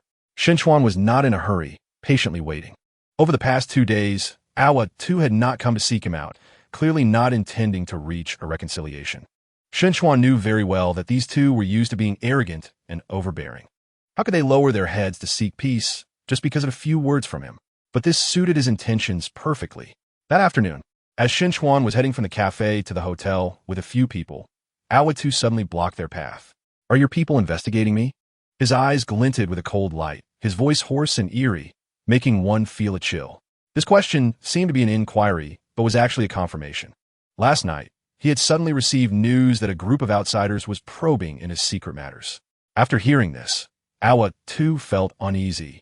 Although he had kept his past affairs under wraps, they were not impervious to careful investigation, so he decided to find Chuan and have a good talk. Chapter 386. On the morning of the 16th, Su Kunshin sent news that further information about Awa too's crimes had been gathered. Awa too was keeping 4 mistresses while acting as a protector for a nightclub in Mo County. Together with his brother Awa Li, he controlled the management, leasing, and transfer of many lands in ASE Township, profiting immensely from them. Moreover, Awa too had caused many injuries due to violent enforcement, with the most severe case being a victim who had their Achilles tendon severed, ultimately becoming a cripple, and then jumped from a height on a clear day. This incident made the news at the time, but ultimately faded away. All these matters had traces to follow, enough to prove Awa too's wrongdoing, and even hinted at the presence of his protectors behind the scenes. Su Kunshin had obtained this information from one of Awa too's mistresses. While Awa too kept several mistresses, he treated them unequally, leading one of them to learn about the others. This mistress was hot-tempered and had a big fight with Awa too, who then beat her up and threatened her fiercely, saying that if she dared to leak anything, he would take her life. The mistress submitted at the time, but harbored resentment and was constantly looking for ways to take revenge on Awa Tuesday. Chapter 387. Seeing this scene, the 2-level leaders hurriedly rushed in, anxiously looking at Chuan. Seeing that he was fine, they finally felt a weight lift off their hearts. The city leaders asked with concern, "Are you injured?" Chuan's face was pale, and he managed a forced smile, clearly still shaken. Seeing this, the 2-level leaders felt a pang of anxiety. After such a huge fright, how could he be unscathed? How dare they jeopardize my career? The top leader appeared concerned, but was actually anxious. If Chuan decided to withdraw his investment due to fear, it would be their loss. He felt a surge of anger. How could he not be furious when he saw the meat he was about to bite and to slip away? He immediately looked at the head of Mo County and, suppressing his anger, said, "Quickly send someone to take Mr. Shin back to rest. Also, immediately send someone to capture those 5 desperate criminals from just now. They must be brought to justice." Hearing the top leader's icy words, the head of Mo County also felt a surge of anger and quickly replied, "Rest assured, leader." After saying that, he picked up the phone again and angrily began to shout. Moments later, police vehicles rushed in, and a man in his 50s jogged over anxiously. Chapter 388. Hearing this, the 2-level leaders felt somewhat disappointed yet relieved. At least the person hadn't escaped. That was a stroke of luck. Every time they thought about what happened yesterday, they couldn't help but feel anger. If it weren't for this incident, Chuan's investment would have been not just 30 billion, but several times that. But now that the matter had occurred, having the current result was already the best they could hope for. As for Awa too, who had been ousted, who would care about a discarded pawn? In the county hospital's ward, Chuan sliced an apple with a small knife and slowly said, "Brother, the matter has been resolved. Awa too and Awa Li are about to go to prison. They won't be out for 10 or 8 years. The county leaders are now very focused on our investment here, so you can proceed with confidence in the future. If there are any problems, just communicate with the authorities." Shen Guang's face showed joy. Early this morning, he had noticed changes in Mo County. Not a single idle thug was seen on the streets. Later, after some inquiries, I learned that there had been an attack by rioters on an out-of-town entrepreneur yesterday, and both levels of leadership happened to be present, which incited their wrath. Many gangsters with criminal records were arrested. Chapter 389. Forget it. It's better to wait until the system upgrade is complete before considering this matter. It should only take a few months, maybe even sooner. Chuan exhaled a breath of stale air and decided not to dwell on it. For now, the base issue wasn't urgent. He had not yet stepped into the medical field, so there wasn't much danger. A day quickly passed, and, on the 19th, Jiang Wenru finally ended her confinement. She was as happy as a lark, chattering about wanting to go shopping, knowing she had suffered during this time. Chuan let Wu Lin stay home with the child and took her and Jiang Meiqiu out shopping. Jiang City was bustling. As the capital of a major province in central China, its economic development, though not on par with the Magic City, was not lacking in entertainment. The three of them left home and headed straight for the largest mall in Jiang City. After being cooped up at home for so long, Jiang Wenru was extremely excited to be out. Chuan first took them to a restaurant in the mall, treating her to a hearty meal. During this time, Jiang Wenru had grown tired of eating nourishing dishes like free-range chicken and pig stomach, so suddenly eating sour and spicy food made her smile never fade. Seeing her happy expression, Chuan couldn't help but smile as he ate. Chapter 390. Over the next 2 days, Chuan took Jiang Wenru around Jiang City. She claimed she had never been so happy, and Chuan was very satisfied, feeling that all his efforts to think of where to go were worth it. On the 4th day, Chuan planned to take her out again, but Jiang Wenru insisted she wouldn't go. She firmly told Chuan that she wanted to start dieting and controlling her weight, aiming to restore her body to its previous state within the next 5 months. With some free time, Chuan leisurely spent his days accompanying the child, occasionally visiting the company, and when he had time, he would sit down with friends to enjoy some barbecue. On the afternoon of the 23rd, Qin Shiwu finally returned from the Magic City. Upon receiving the news, Chuan personally went to the airport to pick her up and bring her back to the villa. Qin Shiwu looked at him with a hint of grievance in her eyes. During Jiang Wenru's late pregnancy, Chuan had spent most of his time at Longdao Garden, and their meetings had been few and far between. Later, when she went to the Magic City, it turned out that he hadn't seen her for over a month.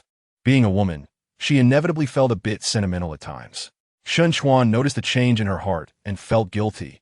At the end of July, Qin Shiwu told him that the Guanjing Shofu had been renovated. Chapter 391. In a few days, they had arrived in the capital of the Tibetan region, Rizhao.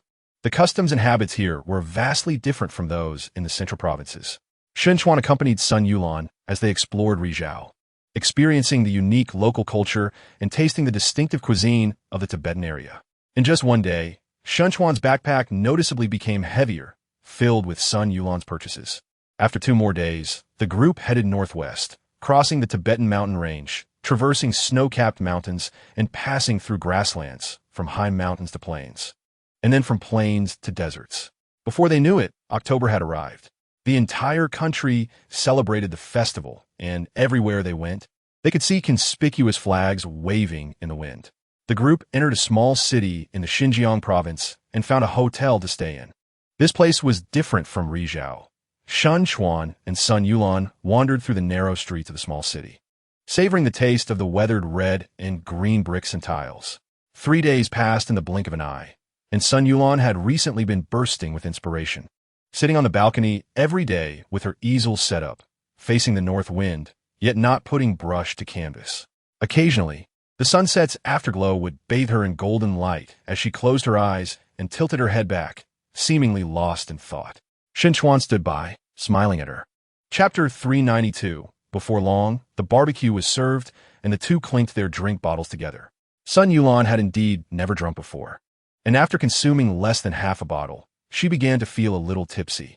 Chuan wanted to take the bottle away, but was prevented by Sun Yulan, who refused to let go. After trying twice, he stopped insisting. With him around, even if Sun Yulan got completely drunk, nothing unexpected would happen. Today, Sun Yulan was particularly talkative, sharing stories from her childhood, discussing her school experiences, talking about her parents, and dreaming about the future. Chuan listened more than he spoke, but he found it strange that this ethereal being was also quite loquacious after drinking. He reminded himself to let her drink less in the future to avoid her spilling some embarrassing stories. After a few rounds of drinks, the barbecue was nearly finished, and Sun Yulan's delicate face turned a rosy red, resembling a tempting ripe fruit. "I still want a drink," she said, her words slightly slurred, her eyes dazed. Clearly already drunk, yet unwilling to stop. "Let's settle the bill," Chuan instructed, supporting her as they headed back to the hotel. Su Kunshin and the others settled the bill and followed at a distance. "Are you feeling unwell?" "No, I'm fine. I can still drink," Sun Yulan mumbled, slightly stuttering as she spoke, which made Chuan chuckle. Chapter 393. After another 10 minutes or so, Sun Yulan, seemingly vexed, turned over and fell asleep with her back to him. Her perfect curves were exposed right before Chuan's eyes, making him think he was in trouble after just one glance. After a few more minutes, Sun Yulan, facing away from him, appeared to be sulking. And as if in a fit of anger, she moved closer to Chuan, their bodies touching. Chuan jolted and could no longer resist hugging her. On October 4th, the weather changed frequently, with autumn rain gently falling. The bed was in disarray. A night of passion was indescribable. The two had woken up, embracing each other, their eyes meeting. Sun Yulan's eyes were filled with shyness, while Chuan looked at her with a hint of affection, reaching out to tuck her hair behind her ear. After a moment, Chuan smiled and whispered, "Were you pretending to be drunk last night?" Sun Yulan blinked, feeling guilty, and pouted, "I wasn't. You took advantage of me." All right, Chuan said, having gotten his way. He got out of bed and instructed Su Kunshin to buy some breakfast. After washing up, Sun Yulan also got up, but her face showed some discomfort as she frowned and tried to take a few steps. Chapter 394. He wondered if he could slightly lower the ticket prices, partly as a way to give back to society and partly to allow more people to enter the cinema. This move would result in a loss for him and impact other cinema companies. But if it could indeed bring more people to the cinema, the overall revenue should increase. If this could be accomplished, it would be a win-win situation. However, he still needed to discuss this with the company, and specific implementation would have to wait until next year. After pondering for a long time, he returned to his senses and saw Sun Yulan quietly laughing while holding her phone, immediately breaking into a mischievous smile. He lunged forward, pinning Sun Yulan down on the bed. She opened her mouth, and, after realizing what was happening, she quickly let out a scream and tried to escape. Chuan laughed heartily, shouting, "Fairy, where do you think you're going?" Another round of passion ensued, and as evening approached, the rain had stopped without anyone noticing. Chuan called over Su Kunshin and a few others, heading toward the cinema. The cinema was bustling with people, just as lively as ever. Fortunately, they had bought tickets the day before and smoothly entered the screening hall. The cinema wasn't large, and Chuan had never heard of its name. The hall was filled with about 50 people, so the screen wasn't big either. Chapter 395. In the past, everyone made bad movies. As long as they could get some fresh meat on board and spent money on promotion before the release, they could always make some profit. But now, the perceptive filmmakers had sensed something was off. It was too popular. So popular that it satisfied everyone's imagination of martial arts, even sparking a trend and attracting countless imitators. Outsiders were oblivious, but insiders knew all too well that the next movie from the Great Universe Group wouldn't be long in coming. Given the style of the Great Universe Group since its inception, the chances of the next movie being a bad one were extremely low.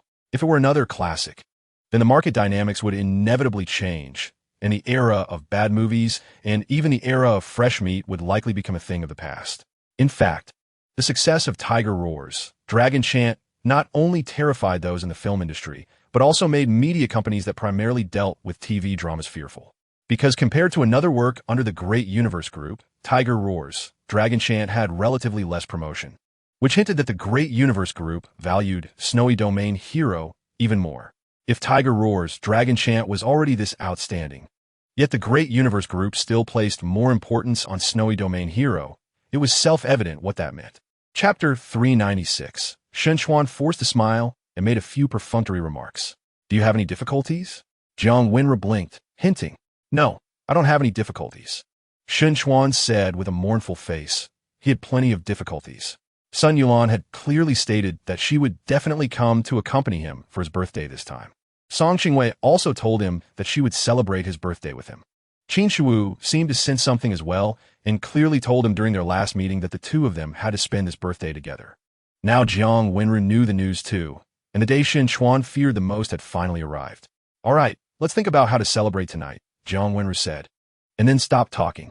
Chuan nodded reluctantly, struggling to eat a couple of bites of rice, but couldn't eat anymore.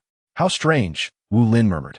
Late at night, Jiang Wenru still had a slight blush on her face as she lay in Shun Chuan's arms, comfortably squinting her eyes. Shen Yukin was sleeping with Wu Lin, so no one disturbed the two. Honey, you seem a bit resistant to celebrating your birthday. Jiang Wenru initiated the conversation, her tone carrying a hint of teasing. Shen Chuan really didn't know how to respond, so he simply closed his eyes and pretended to fall asleep. Chapter 397. What a headache. In a coffee shop, Shen Chuan sighed. All four women knew his birthday was coming up and wanted to celebrate it with him. He had no choice but to watch this scene unfold. Why do people celebrate birthdays? It's truly boring and adds to the troubles. Isn't it just a blatant reminder to oneself, you're getting old, you're getting old, you're getting old? He thought angrily, ultimately having no choice but to accept this fact. But when he thought about the scene of the four women meeting, he couldn't help but feel a chill down his spine, unwilling to face it. What if I go abroad to hide for a while? His eyes lit up as he began to ponder. This idea was excellent. He could go abroad to play for a while and return after his birthday. By then, they surely wouldn't have a reason to be together. Just like that, it's decided. Just as he was getting excited, his phone rang. Glancing at it, he saw it was a video call from Song Qingwei. Feeling a bit guilty, he answered the call and smiled as usual. Qingwei, do you miss me? I miss you. Song Qingwei said straightforwardly, expressing her feelings. Shen Chuan pursed his lips and quickly changed the subject. Chapter 398. He heard Zhu Wenyuan encourage him. You have talent. And one day, becoming a world-renowned director is not impossible. So you need to calm down and strive to show your true level in the next movie. I. Chao Yang's eyes were moist, choked up, and unable to speak. His biggest dream in life was to become a famous director, but he never expected that a women's school would bring him such an opportunity. For his first movie, the company dared to invest $200 million and let him direct it independently. What a level of trust. He knew his own limitations. In terms of talent, he was not as good as Tang Mingwei, who was like a mentor to him during the filming of Tiger Roars, Dragon Chant. Without the other's assistance, he could never have filmed Tiger Roars, Dragon Chant perfectly, let alone put it on the screen. Moreover, upon careful consideration, the script had laid out all the shots, and all he had to do was follow the script step by step. Others wouldn't do it any better than him.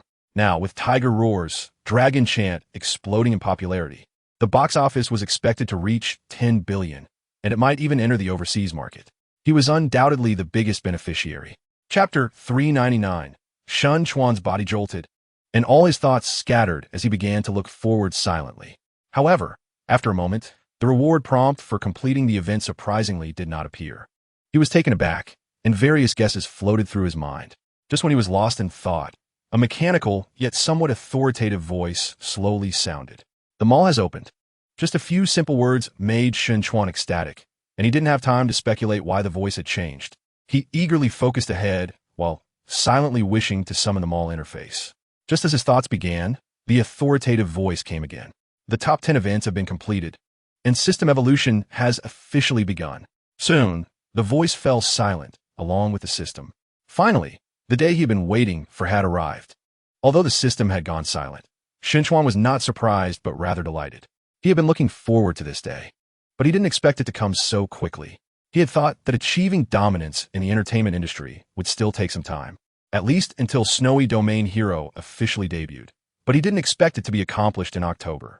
With countless thoughts racing through his mind, he was so excited about the system evolution that he could hardly contain himself. Chapter 400. Shen Chuan steeled himself to take his phone, and with a serious expression, he said, Qingwei, let's not talk for now. Before he could finish, Jiang Wenru added fiercely from his side, we need to wash up and go to sleep. After speaking, she pressed the hang-up button and laughed triumphantly. However, Shen Chuan wore a troubled expression. If it was already so tricky for two women to meet, how would it be for four? He couldn't help but wonder how ancient people managed with their multiple wives. He sighed, realizing he could only take it one step at a time. This day was bound to come, so it might be better to clarify things this time around. While he was in distress, Jiang Wenru was not overly concerned. She was rehearsing in her mind how to assert her presence when she met the others, ensuring she wouldn't fall behind. After pondering alone for a long time, she felt she didn't have much confidence. Upon seeing Song Qingwei, she understood that her once proud looks might not give her any advantage, And as for her education and family background, there was no need for comparison. No, I still need to act in TV shows and movies. I absolutely cannot be a mere vase. Otherwise, what will I do when I grow old and Chuan no longer likes me? Men like to conquer. The bigger my fame, the better he will treat me. Plus, with a son, I will definitely not fall out of favor. Chapter 401. Hello, please enjoy. Her swirling thoughts were brought back as Chuan retracted his gaze, about to thank her when suddenly he felt a familiar voice and looked up. You! Chuan exclaimed in surprise, never expecting to see Yu Yao, who should have been in the northwest. The woman in the cafe uniform had already turned around, but upon hearing Chuan's voice, she glanced back in disbelief and hurriedly fled. How could this be? Chuan did not pursue her, only wearing a look of astonishment. Yu Yao should have been in the northwest. Why had she returned to the Magic City and taken a job as a waitress in this small cafe? He recalled their first meeting in Qingzhou and fell silent. He had seen back then that she was not a suitable match, and now it had come true. Time and fate. He sighed, not feeling too complex about it. To him, Yu Yao was merely a passerby from the early days of his success. There may have been feelings in the past, but now there were no waves. He had given her a chance, but she had torn it apart herself. Now he had 4 women he was interested in, and he wouldn't play any tricks of rekindling past romances. He took a sip of coffee, finding it bitter and difficult to swallow, and he could no longer drink it. Chapter 402. Boarding the yacht and entering the cabin. Chuan scanned the area and saw only Song Qingwei and Zhu Xiaoya. He nodded slightly and sat down on the sofa. Song Qingwei glanced at him and realized he was not planning to introduce the 2 women, so she sized up Jiang Wenru, thinking, she looks delicate and pretty, but I wonder how her talent is. However, if Chuan likes her, she must have something unique. But judging from yesterday's brief glance, she seemed not to have heavy thoughts. If she wanted to build a relationship, there were still traces to follow. Chuan must have many beautiful acquaintances. I can't offend everyone, or those good sisters will conspire against me at night. Song Qingwei had made up her mind. It was impossible to monopolize him, so she had to either step back or fight hard for her place. Naturally, she chose the latter. She wanted to stay by Chuan's side. She thought about how Chuan must have many beautiful acquaintances, and since it was destined she couldn't monopolize him, it would be better to befriend 1 or 2 to form a sisterly bond, so they could look out for each other in the future. Although the relationships among the women seemed to only involve Chuan, once there were children, the subtle and overt rivalries would surely abound. Chapter 403. Su Kunshan. How has your child been lately? At the train station, Zhu Xiaoya stood next to Su Kunshan. Although there was a slight height difference from a distance, Zhu Xiaoya appeared more strikingly tall. When talking about children, Su Kunshan's usually stiff and cold expression melted away, and he forced a smile, saying, I went back to see him a few days ago. Everything's fine. He loves reading, so I took him to the bookstore and bought him some good books. Zhu Xiaoya gently replied, It's great that he loves to read, but with the change of seasons, be careful not to let him catch a cold. Su Kunshan nodded, saying, You're right, Dr. Zhu. I'll take the time to tell my family. Zhu Xiaoya secretly rolled her eyes. Su Kunshan was such a blockhead. Although she couldn't compare to Song Qingwei, she was still a beauty. This blockhead didn't seem to know how to find topics to talk about, always waiting for her to initiate the conversation. She wasn't interested in Su Kunshan. She was just curious about his experiences. Last time he had revealed a bit, which piqued her interest, but after their hasty departure, there had been no follow-up, leaving her concerned. Then tell me about your experiences in Ethiopia. I've only been to the Bangwa and the Daguo in my life. After hearing you talk about Ethiopia last time, I specifically learned about that country, and it doesn't seem as chaotic as you said. Chapter 404. Over here, Su Kunshan and Zhu Xiaoya returned to the train station. But Zhu Xiaoya no longer felt the good mood she had earlier. She was genuinely worried about her best friend. Whether it was the recently contacted Sun Yuan or Jiang Wenru from before, they were all top-tier beauties. Not to mention their talents, just in terms of appearances. None were worse than Song Qingwei. And now another person was coming. She wondered who that might be, but that scumbag had high standards. So it was likely not an ordinary person. Qingwei. Oh Qingwei, you're jumping in the fire pit on your own. Su Kunshan was usually quiet, and seeing Zhu Xiaoya not speak, he was happy to remain silent as well, focusing intently on the train schedule display, afraid of missing the time. In such silence, time flew by quickly. In the blink of an eye, it was already 3 o'clock. Moments later, Passengers with various-sized suitcases surged out of the station. Su Kunshin perked up, craning his neck to look at the exit. Worried he might miss it, he moved closer to the side of the exit, peering through the glass. Zhu Xiaoya saw this scene and knew that the main person had arrived, so she stopped her wild thoughts and looked up. Suddenly, her eyes were filled with astonishment as she stared intently at the figure slowly descending from the elevator.